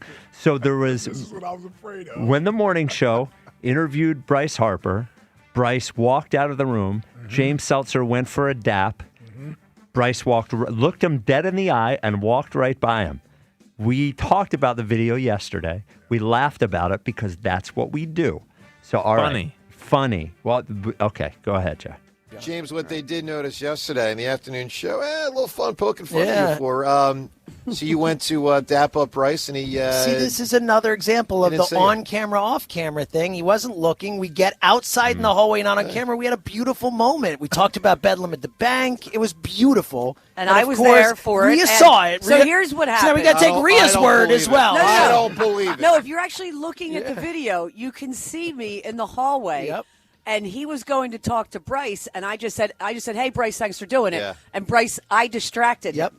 So it was when I heard about it, I went, if you look in the video, you see me standing there. That's So so good. I'm shocked the afternoon show, made fun of it, though. Yes. I mean, that's so not their style. Yeah. It's not childish at all. Those Oh, guys. yeah. Those no. guys. Those guys would never, make fun of something. Did you know It's that not it really happened their style. at the They're time? really Did you know that it happened positive, at the time? uplifting. And were yeah, you of course. worried? I saw it, and then I went outside. And, No, at the time. So here's the beautiful thing, John. It happened so fast. I don't care. Like, I could not care The less. answer is yes. No, I He had his- really that's a different issue. He asked you, did you know that Bryce left you hanging? I did. Yes. Well, of course, yeah. Because Well, then I went out and just say yes. Well, No, Joe. He was Joe. He was asking if I knew. Buddy, he was asking if I knew it was on camera. You're not listening right. He was asking if I knew it was on camera. Obviously, I knew that. I went up and Bryce didn't do it. Like, what moron would know? He knew. He was asking, did you know it was on camera? And I'm saying, don't care. This guy's very thin-skinned, Rand. No, you got to listen to what people are saying. I interrupted him, so it was my fault because I was saying listen to what people are I'm saying thank you. All right, 215-592-9494. A lot of misinformation going around. All right. And listen, I'm more than happy to make fun of people, as you know that. But this was not James. James didn't do anything wrong. All right, 2 words for you guys. Tough scene. I got to give Joe credit, though. Joe handled that perfectly, yes. Joe handled it perfectly, and James saying that he is unbothered by it and doesn't care is the biggest lie I've ever heard in my entire life. Yeah. He got denied at that by Bryce Harper on camera. And look, they're talking about us not being uplifting, whatever. What this show does is, Ike had a picture 3 years ago with his underwear pulled up over his sweater. We still talk about it. Allegedly. Jack had his interaction with Trey, which we played for Trey. That definitely was worse. For years. I wore a textured T-shirt at a golf outing. I've been made fun of it. That's what we do here because we like each other. Yeah. We're having fun. Yeah. We're just poking because we're having fun. And you know who wasn't having fun poking? Bryce, because he ignored you. And also, Rhea's excuse that she distracted him. I saw 2 different angles of the video. 2 different angles. Bryce looked right at him, and what kept on walking. Yeah. And then your defense of it is you talked about Bedlam in the bank with him. That happened 4 years ago. You're like, yeah, I'm sure he's excited to talk about that. Yes, he's like Chris Farley, like hey, you remember Bedlam in the bank? Yeah, it's great. Oh man, put your hand away. Listen, we all that moment. Don't touch me. That moment has happened. I would imagine to all of us at some point. I've been left hanging. Yes. You're like, hold on, don't leave me hanging, dog. Don't leave me hanging. Yes. The only difference is, I certainly would have drawn attention to it. You go, ha, ha, ha. Yeah, I'm like, hold on, Bryce. Don't leave me hanging, though, bro. Jimmy was more or less like, oh, damn, missed it. It's a great video. Missed it. It is a great video. Yeah. I would like to congratulate James on a great video. And yes, Joe kept it honest. Seltzer and Rhea lying their asses off on the morning show. And Richie. Yes, Richie went hard. Richie didn't know which way to go with that. He's like, hold on, Jimmy. Yeah. Well, wasn't he giving the dumb guy voice? Oh, was he doing one of those? No, I think that was the camera. Oh, was that Richie the camera? was like, did you know it happened? Yeah, I got to give credit to the camera. He kept it real on that one. He did. He kept it real. This hour sponsored by Guided Door and Window. Take advantage of Guided Door and Window's big winter sale. 40% off all windows and doors. Call them at 877-GO-GUIDA or visit GoGuida.com. Wow, loaded board here, Jack. Loaded board. Yeah. I want to talk to Keisha, who is out of the Caller of the Year, but maybe looking forward to next year. Keisha and Philly. Is out of the what? What's that? What you say? Well, Damn, Keish. You lost your Caller of the Year matchup yesterday to Yoshi, right? Yes, to Yoshi. I knew I should have called yesterday, but I tried to call you. Yeah. But I heard what he said, though. Yes. What did he say? No, I ain't hear what he said yesterday, but I heard what he said on Friday, talking about, do I sound how I look? Yes. Okay. So with Yoshi trying to find out is I'm really what he like to date. Yes. Yes. But he's also married, though. He's He's married, so he doesn't really want to date you. He just wants, we call him Horny Yoshi. Yeah. So, yes. I thought he liked the TGs, bro, because he probably think I'm a transgender. I'm not a transgender. I'm me. I'm Keisha. Yes. I know I sound like a man, but I'm not a man. I don't think we no, don't that's think not what he was saying. No, you Keith. do No. not sound like a man. He was saying he likes the way that you sound. He thinks you sound attractive. So he was more or less like, does she look like she sound? Yes. I don't think I sound attractive. I sound like a boy, bro. But here's the thing, though, Keish. A little raspy. May not sound attractive to yourself, but to others, it may sound a little appealing. Yeah, I think about it sometimes. This is why I don't have a boyfriend. Oh. Me and him on the phone together, this is going to sound like two dudes talking, bro. You get it? Listen to me. Hello? Ain't nobody going to want to talk to me like, hey, baby. You almost sound like a bro, Bubba Chuck. bro. You sound like Bubba Chuck a little bit. I'm with the bros, bro. So what did Yoshi say yesterday, bro? What I miss up on? No, I think he was complimentary of you. Yes. Yeah. He doesn't want any. He doesn't He's want flirtatious. Yeah, that's Yes. how he is. Yeah, that's Yoshi. So I really messed up my call, bro. Yes. Well, but next year, here's what we want out of you, Keisha. You are one of our favorite callers. We're one of our favorite callers for next year's call. We would love to hear from you more frequently moving forward. Well, as of today, bro, when I call, Yeah. you know what it's going to be called when I call? What's that? I'm calling the shots, bro. You know I call the shots, bro. Yeah, that's fine. That's fine. You know, Yeah. and Spike, I'm Yes. looking at you. Yes. You starting to match, bro. I like the black and white, bro, because There you go. usually There you go. Budding somebody romance. dressing you nice now. Tell your wife to keep on dressing you, bro. She doing a good job. No, bro. she Whatever actually you doesn't do. like how I dress at all, to be quite honest with you. She hates Oh, the pants that I'm wearing. She hates them. Yeah. What kind of pants you got on, bro? I got some baggy black and white camouflage pants on. Oh, that's the type of stuff I wear, bro. See? Wow, you guys got a lot in common. Yeah. What's What up, up, Ike, bro? Ain't nothing going on. I'm just We here. going back to the Super Bowl. I don't care who hating on Jalen Hurts. We going back to the Super Bowl. But we gotta let AJ go, bro. I'm willing to let AJ go. I'm not lying, bro. You've had enough.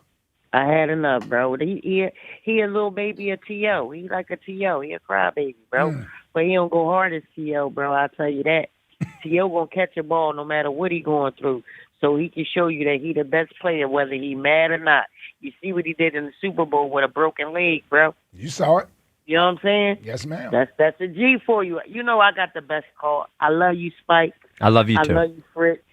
I love you, Ike, but not at that way. We bros. We bros. All Yeah. bros. We're all bros. We on Yeah. the same team. Hell yeah. We on the same team. So Fritz, if you ain't married, bro, and you get the girls, bro, bring them to your bro. I All love right. you, bro.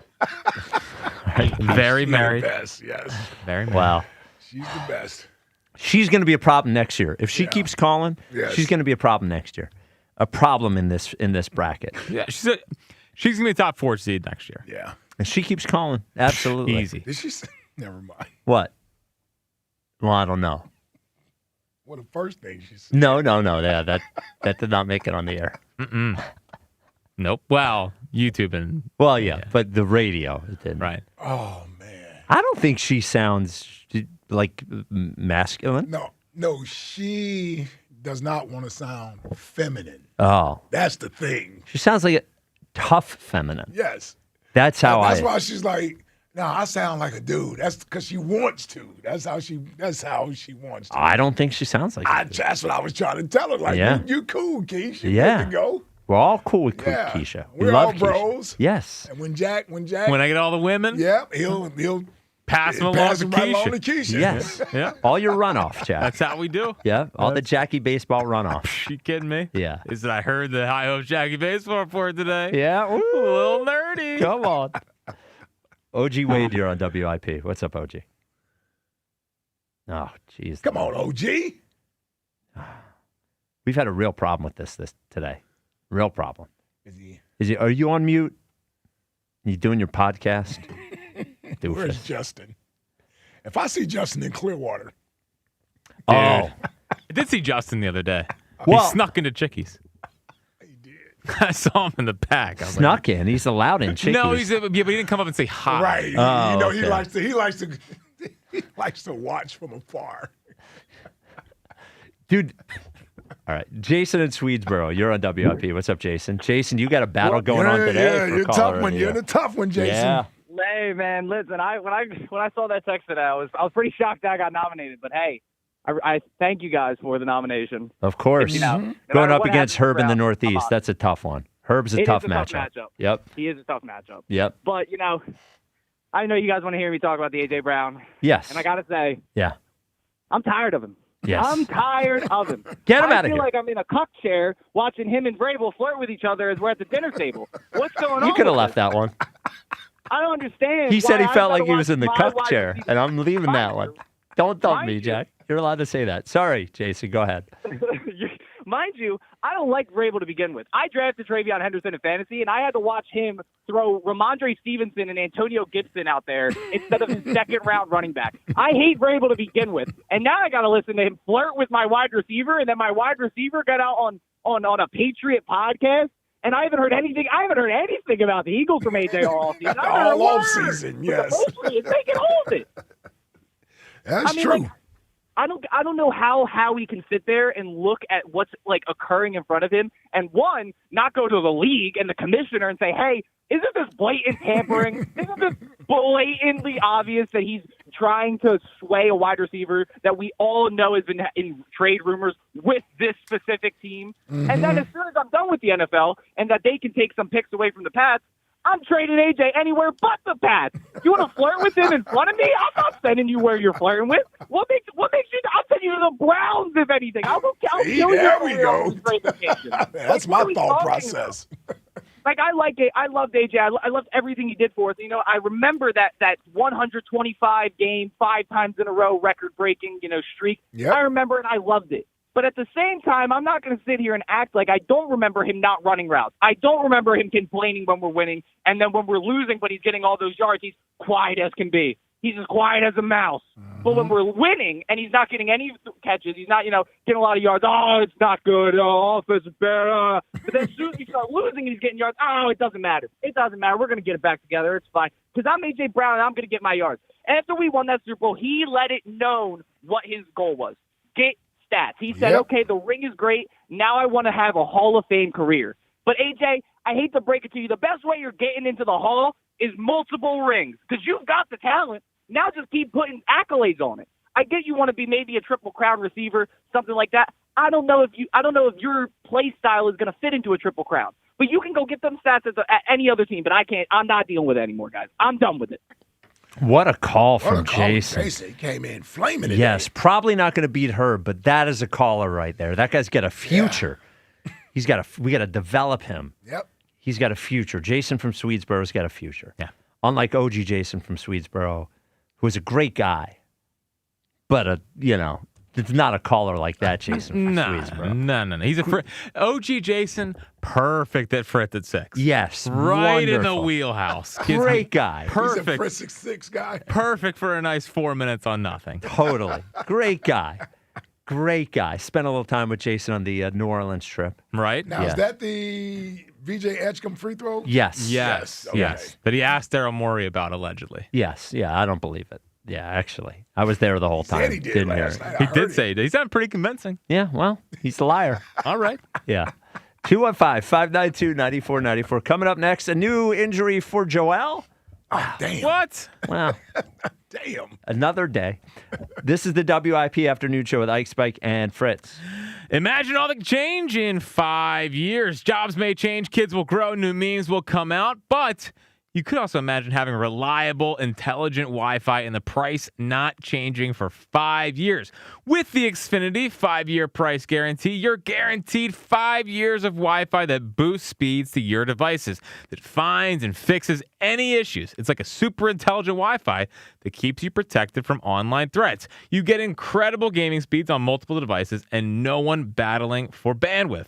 For the next 5 years, all your devices will be working in perfect harmony with Xfinity's best equipment with no annual contracts, no fees, and no strings. Even though kids will grow up and you still won't understand what 6-7 means, your internet price will stay sharp, reliable, and most importantly, the price will stay put. Get online in minutes with same-day Wi-Fi. All with the Xfinity 5-year price guarantee. Lock in your price and unlock the possibilities. Xfinity, imagine that. To get started, call, visit Xfinity.com, or drop into an Xfinity store today. Restrictions apply. Select plans only.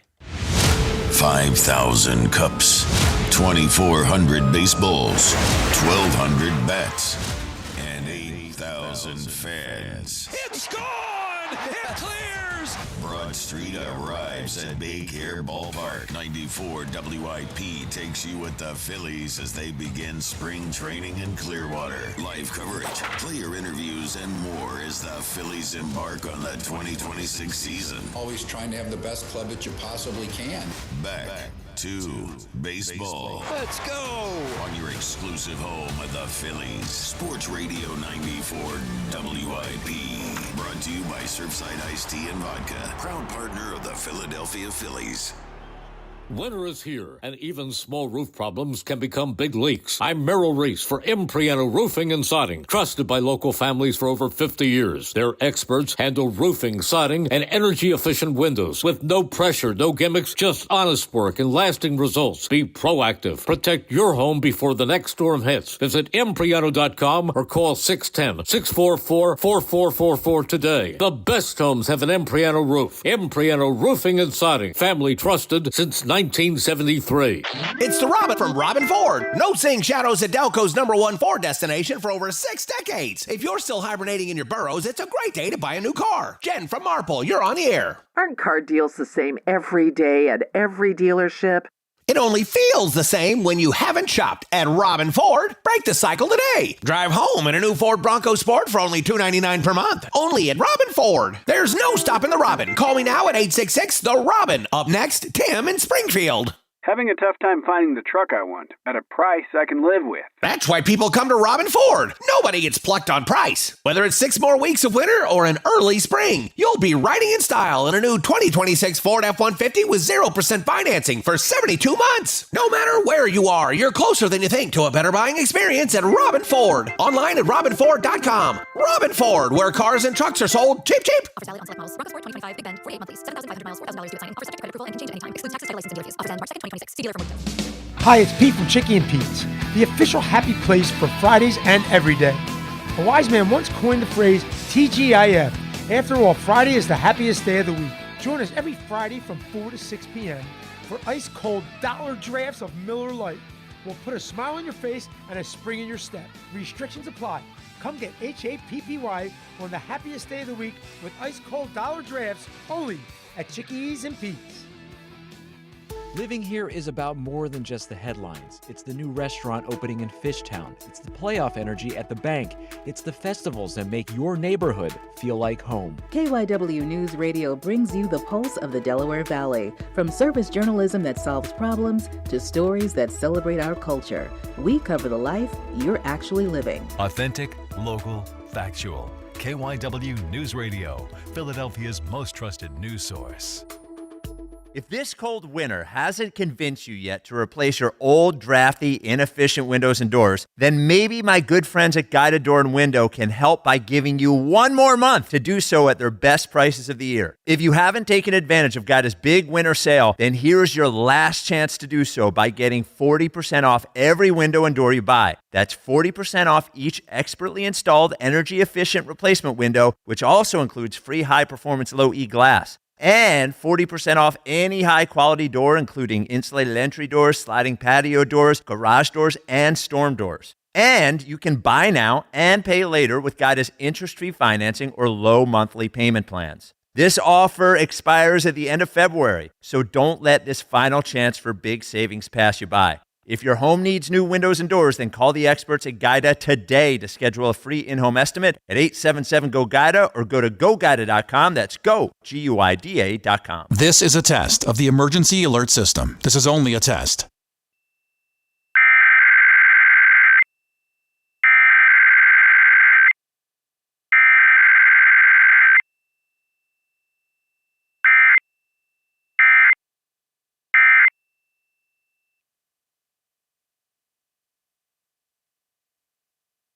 This was a test of the emergency alert system. Equipment that can quickly alert you during emergencies was being tested. If this had been an actual emergency, official news and information would have followed the alert tone. This has been a test of the emergency alert system. My name is Whitney Allen, and I'm a widow. My husband, Ryan, died. We never thought we'd ever have to use life insurance, but the unexpected happened. With Ethos, signing up was fast and 100% online. You can get a quote in seconds, apply in minutes, and get same-day coverage. No medical exams, and you can get up to $3 million worth of coverage. I am grateful we were prepared. Get your free quote at ethos.com/radio. That's ethos.com/radio. Paid spokesperson. Time spent on application may vary. Online health questions required. At LendSeek, we know running a business takes heart, hustle, and sometimes a little help.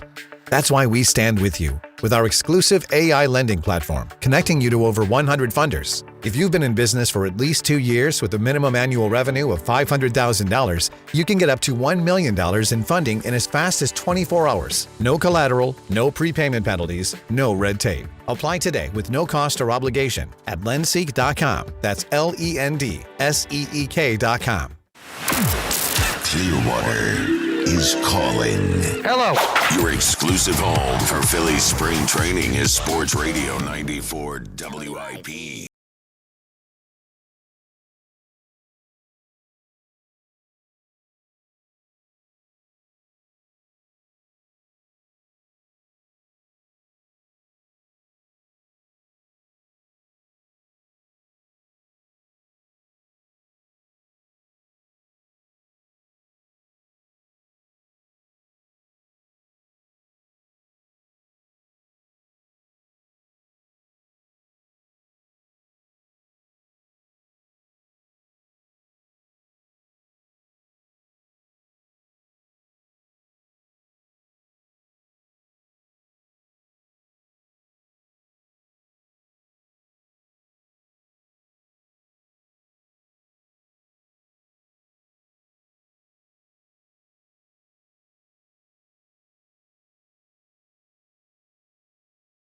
To the Hoagie Mouth bracket. I know. I don't know how to shoehorn it in there yet, honestly. Well, you could shoehorn it in by telling me you're going to do it. Yeah, I know. Yeah, that I could pause for it. Yeah, but sometimes, you got to huddle up. Okay, well, we didn't huddle up on this. One last check-in on the polls. So it is round one in the Hoagie Mouth bracket. The public polls open until 6 p.m. Of course, that is 50% of the vote. The other 50% expert panel. You can vote on the WIP Twitter page. This is the voting so far for today. The one seed Chuck in Mount Airy, 61%. Over OK Andrew at 39%. Wow. Still. If Chuck's going down early. That's strong. Well, yeah. if Chuck doesn't nail the expert panel vote, he could lose in the first round to OK Andrew. Wow. He could. Well, yes. I don't think he will, given that the expert panel understands Chuck. But you never know. Well, Jackie hasn't called in 2 weeks. I understand. Again, it's fine. It's fine. He hasn't called in 2 weeks. I don't care about 2 weeks. It's a whole year competition. Yes. Well, where is he? I don't know. Okay. I don't know. And this is what you get when you're polarizing. I understand. Okay. I understand. All right. But, don't do it. The 4 seed, Cowboy Jim, again. And I would love Chuck. Well, I'm not cheering for anyone here, but the Chuck deserves to move up. But it is what it is. Okay. Yeah. Okay is strong, man. The 5 seed, Jeff in Wilmington, with 56% of the vote to Cowboy Jim's 44%. We always knew Cowboy Jim was going to have a tough time. Yes. Given that his name is Cowboy. What is that? 50? You said 50? 56.5 to 43.5. That's not as strong of a lead as it. No. Yeah, Cowboy Jim's hanging in there. He is. And you never know how the expert panel is going to vote. Herb in the Northeast, 2 seed, 79.7% over Jason in Swedesboro, who's going to get knocked out at 20.3%. Yeah. And this is the matchup. Where?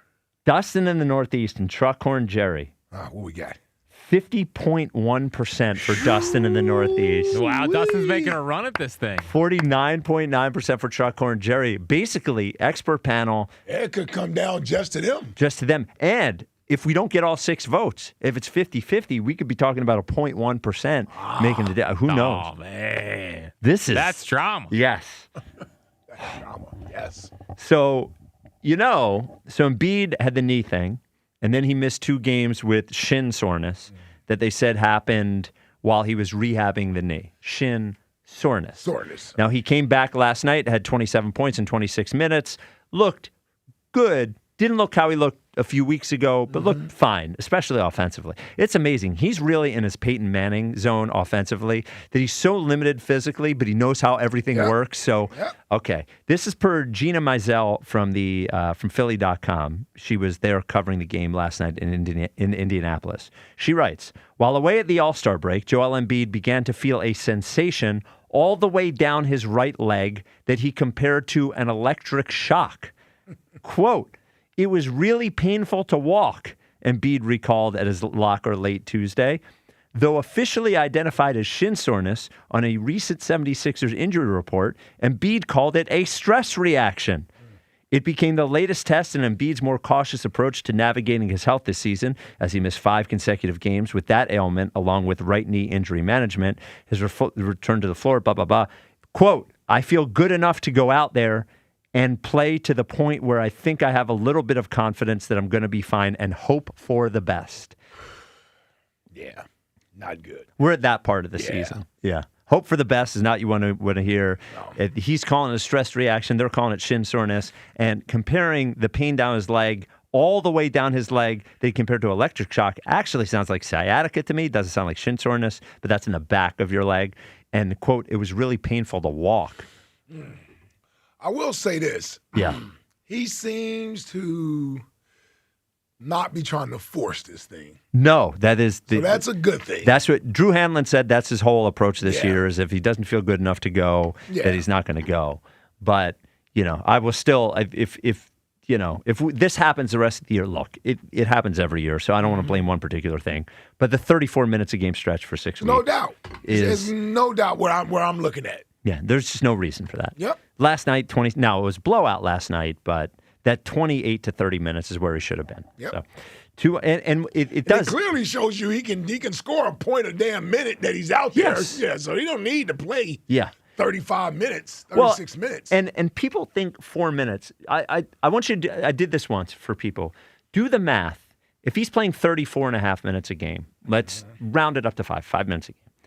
Over a full season, 80 games, that is 400 minutes. If you're playing 30 minutes a game, that is 13 extra games you're playing by playing 35 minutes a game rather than 30. Yeah. That is 13 extra games worth of minutes. Yeah. That is a huge number of minutes. I know you think 34-30, what's the difference? It's a massive difference over the course of a season. Yep. A massive difference. Yeah. And you want him to obviously be as healthy as possible to see if he can make a long playoff run. Yes. While playing as many games as you can. Yeah. Yes. The thing is, when he's missing time like he just did, part of last night, what you see is he's out of basketball shape again. Yes, he was dripping sweat after the first. Now they ran him in like 8-minute things, and he usually plays a whole quarter. He usually plays the whole first quarter. But after that first 8 minutes, he was. Yeah.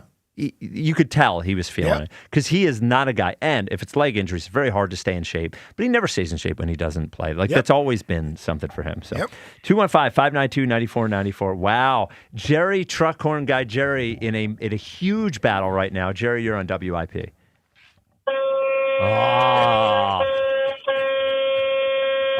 Coming in strong. That's for all my voters out there who I appreciate. I sat here and watched it switch from one way to the other. Whoa. And I tell you what, I'm like, man, this is a run. This is the biggest one I've seen, like closest I've ever seen on any vote of anything you guys ever voted on. It's very close. So, so I'm just glad to be in the running to try to match up with Herb when I win this thing. Come on, voters. I need a couple more votes. We only got a few more minutes left. And I'm out here with delivering goods and services for everybody that calls trying to make America move. Oh, wow. That's a political speech. That's just what I like to do. And I am totally done with Joel Embiid and A.J. Brown. There you go. They just... Get AJ out of here. Whatever the Patriots wanted, just give him. Don't give it away, but make them pay the price to get him. Any updates on the home life? Yeah, stop talking sports, That's sir. a no comment here, no comment. I can't comment. That's no comment. Whoa. I have to that have a sounds no like good comment. news. Vote Dustin, vote Dustin, You know, vote Dustin. so- No comment. Sounds like you're back in there.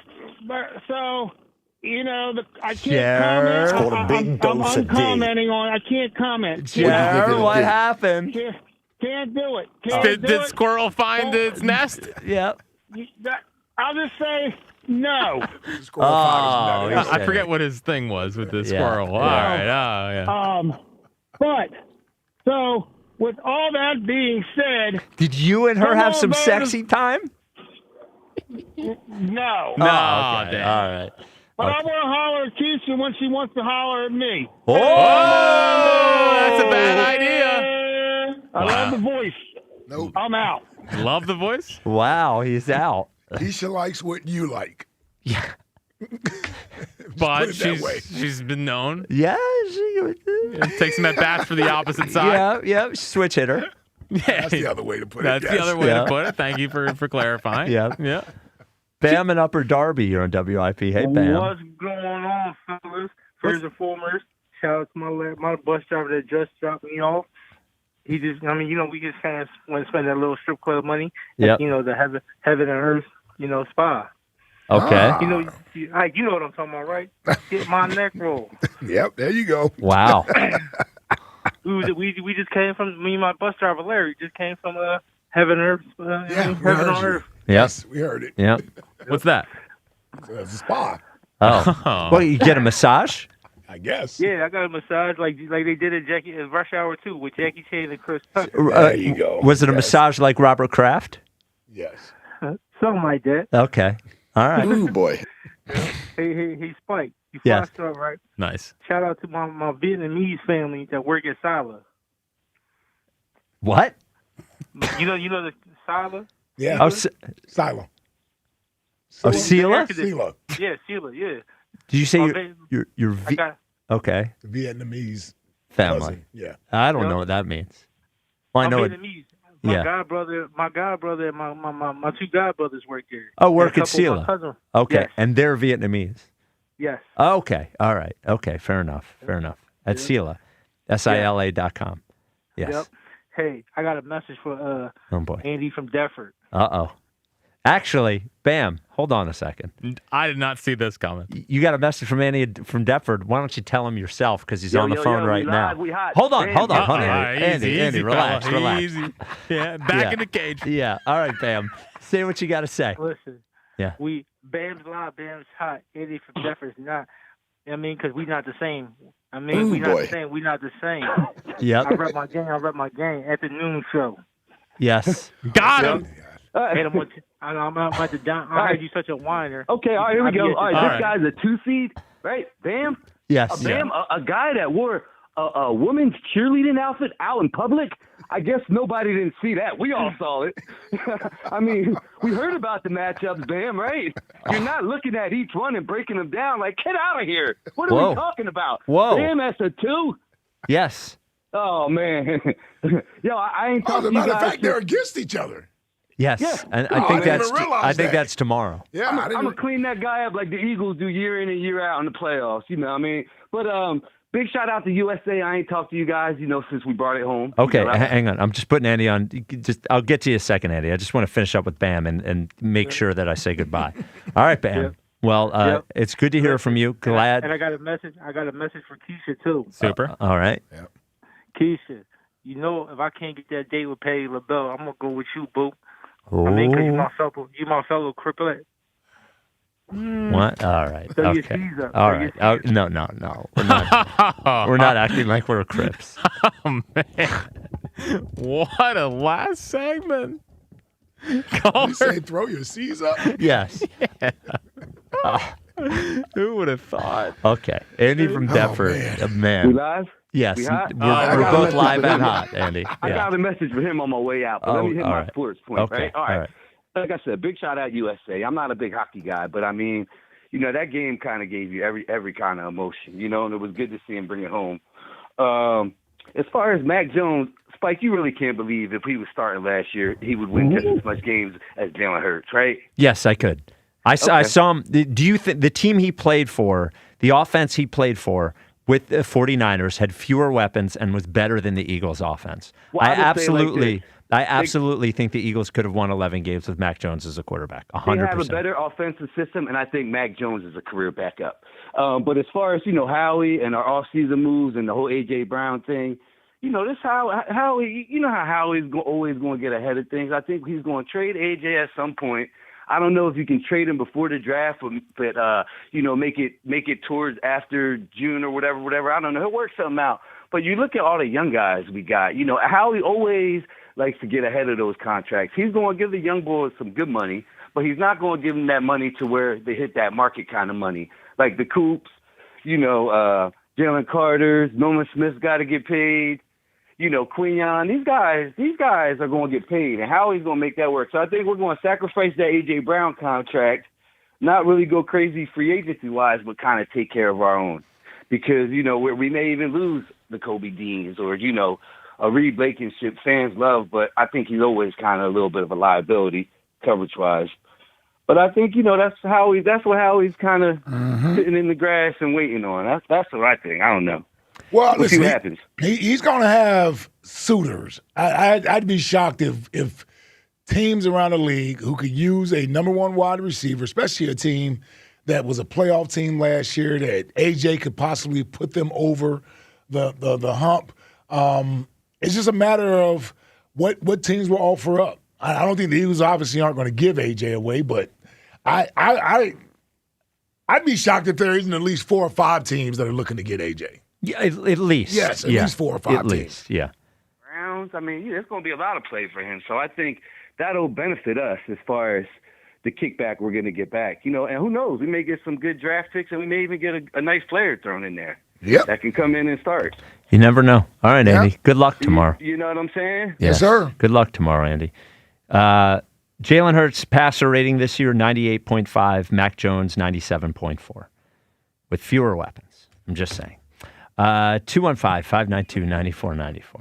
Not even a Mac Jones guy. CJ in Texas, you're on WIP. What's up, CJ? Man, what's good, fellas? What's up, CJ? What up, CJ? So what we need to do is, I know y'all had the trips with the delegation to go to hockey games, all that stuff, Spike. I forgot about that. That's what all. we need to do. Delegation night? What we need to do Yep. is raise this $1,500 Yep. to get Bam, Keisha, and Yoshi to the strip club. Oh, no. That sounds dangerous, actually. You and a GoPro in a strip club? Oh, man. I don't think you can bring a GoPro into a strip club. Well, take Herb. You know what I'm saying? We'll take Herb in there. Yeah. That's who you got to bring in there. Listen, Yoshi is horny, but he's married. Yes. He can't go. Yeah, no. We got to keep Yoshi out of the strip club. I go to the strip club with my wife. Oh, okay. What? Well, he may, okay, you're right. Yeah, he may do that. Yeah, you're right. So take Herb, throw him in that, man. All the delegation stuff, have him on all the drinks. I'm looking at the threesome. Okay. Everything will be smoothed out.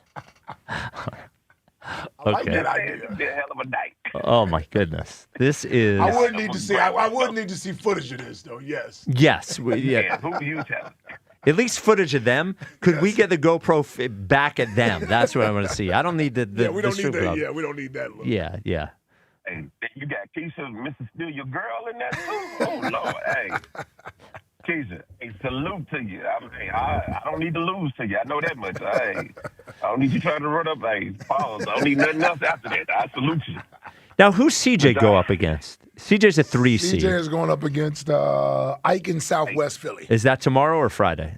That's tomorrow. That's tomorrow. Thief of Joy is tomorrow? Yeah. Thief of Joy is tomorrow, and holla at your boys on Friday. And Ike, I can't find him. Ike in Southwest Philly? Yeah. Oh, CJ, you might waltz into the second round. Wow. And then CJ versus Justin.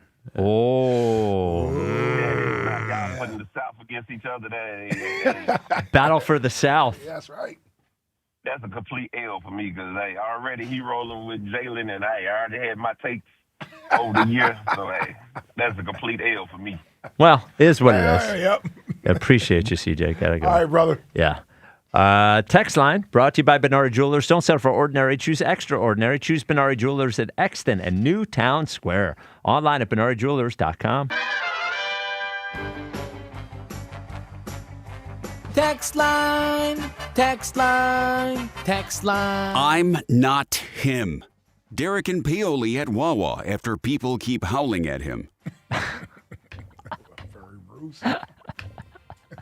Oh man, I want to talk to Derek tomorrow. I know. You I know? feel bad for Derek. Yeah, I mean we're all Derek fans. We love Furry Bruce, but that was a shocking upset. It was from Furry Bruce. I feel like Derek and Paoli was at least like minus 250, minus 300 heading into it. Like a pretty heavy favorite. I would have said 250, 225, 250. Yeah, but Furry Bruce, man, He's had a good- those 2 days he called in. I agree.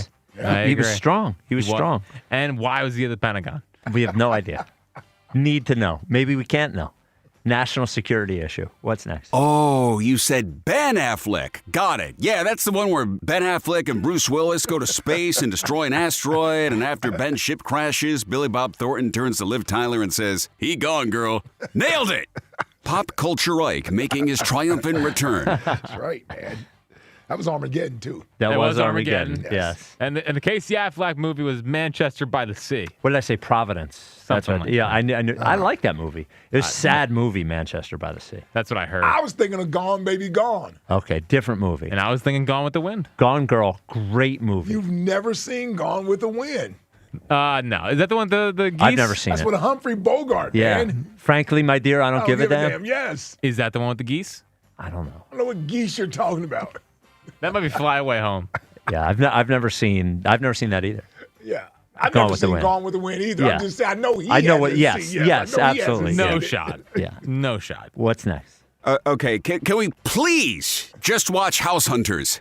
Val, after Spike shows her the Mike Vrabel press conference for the 10th time. I don't bother her with sports. Yeah. No. She did twice, two separate. Once, I remember she was going to fight Patriots fans with me on our honeymoon. Went to go see, we were in Aruba, went to a sports bar in Aruba to watch Eagles Cardinals, and there were Patriots fans there. I started yelling at them, and then she got her chest up too and started yelling at them too. Nice. Yeah. Look at you. That's my girl. You guys have a lot of fighting in Yeah, Boston. Yeah. She's like the Okafor. Yes, she tried to fight at the Celtics game, Yeah? and then at a bar in the 2009 World Series, she tried to fight Yankees fans. Nice. So, There you go. You got a fighter. yeah, no, that's why we got married. What's next? We'll be seeing you in person on Sunday, Isaiah. The pastor at Ike's church after hearing Ike casually say, "Yeah, I had church on the other TV." Yeah, let's not dwell on that. Yeah, okay. All right. All right. On to the next one. All right. What's next? Who gets tighter quicker? Herb when asked if he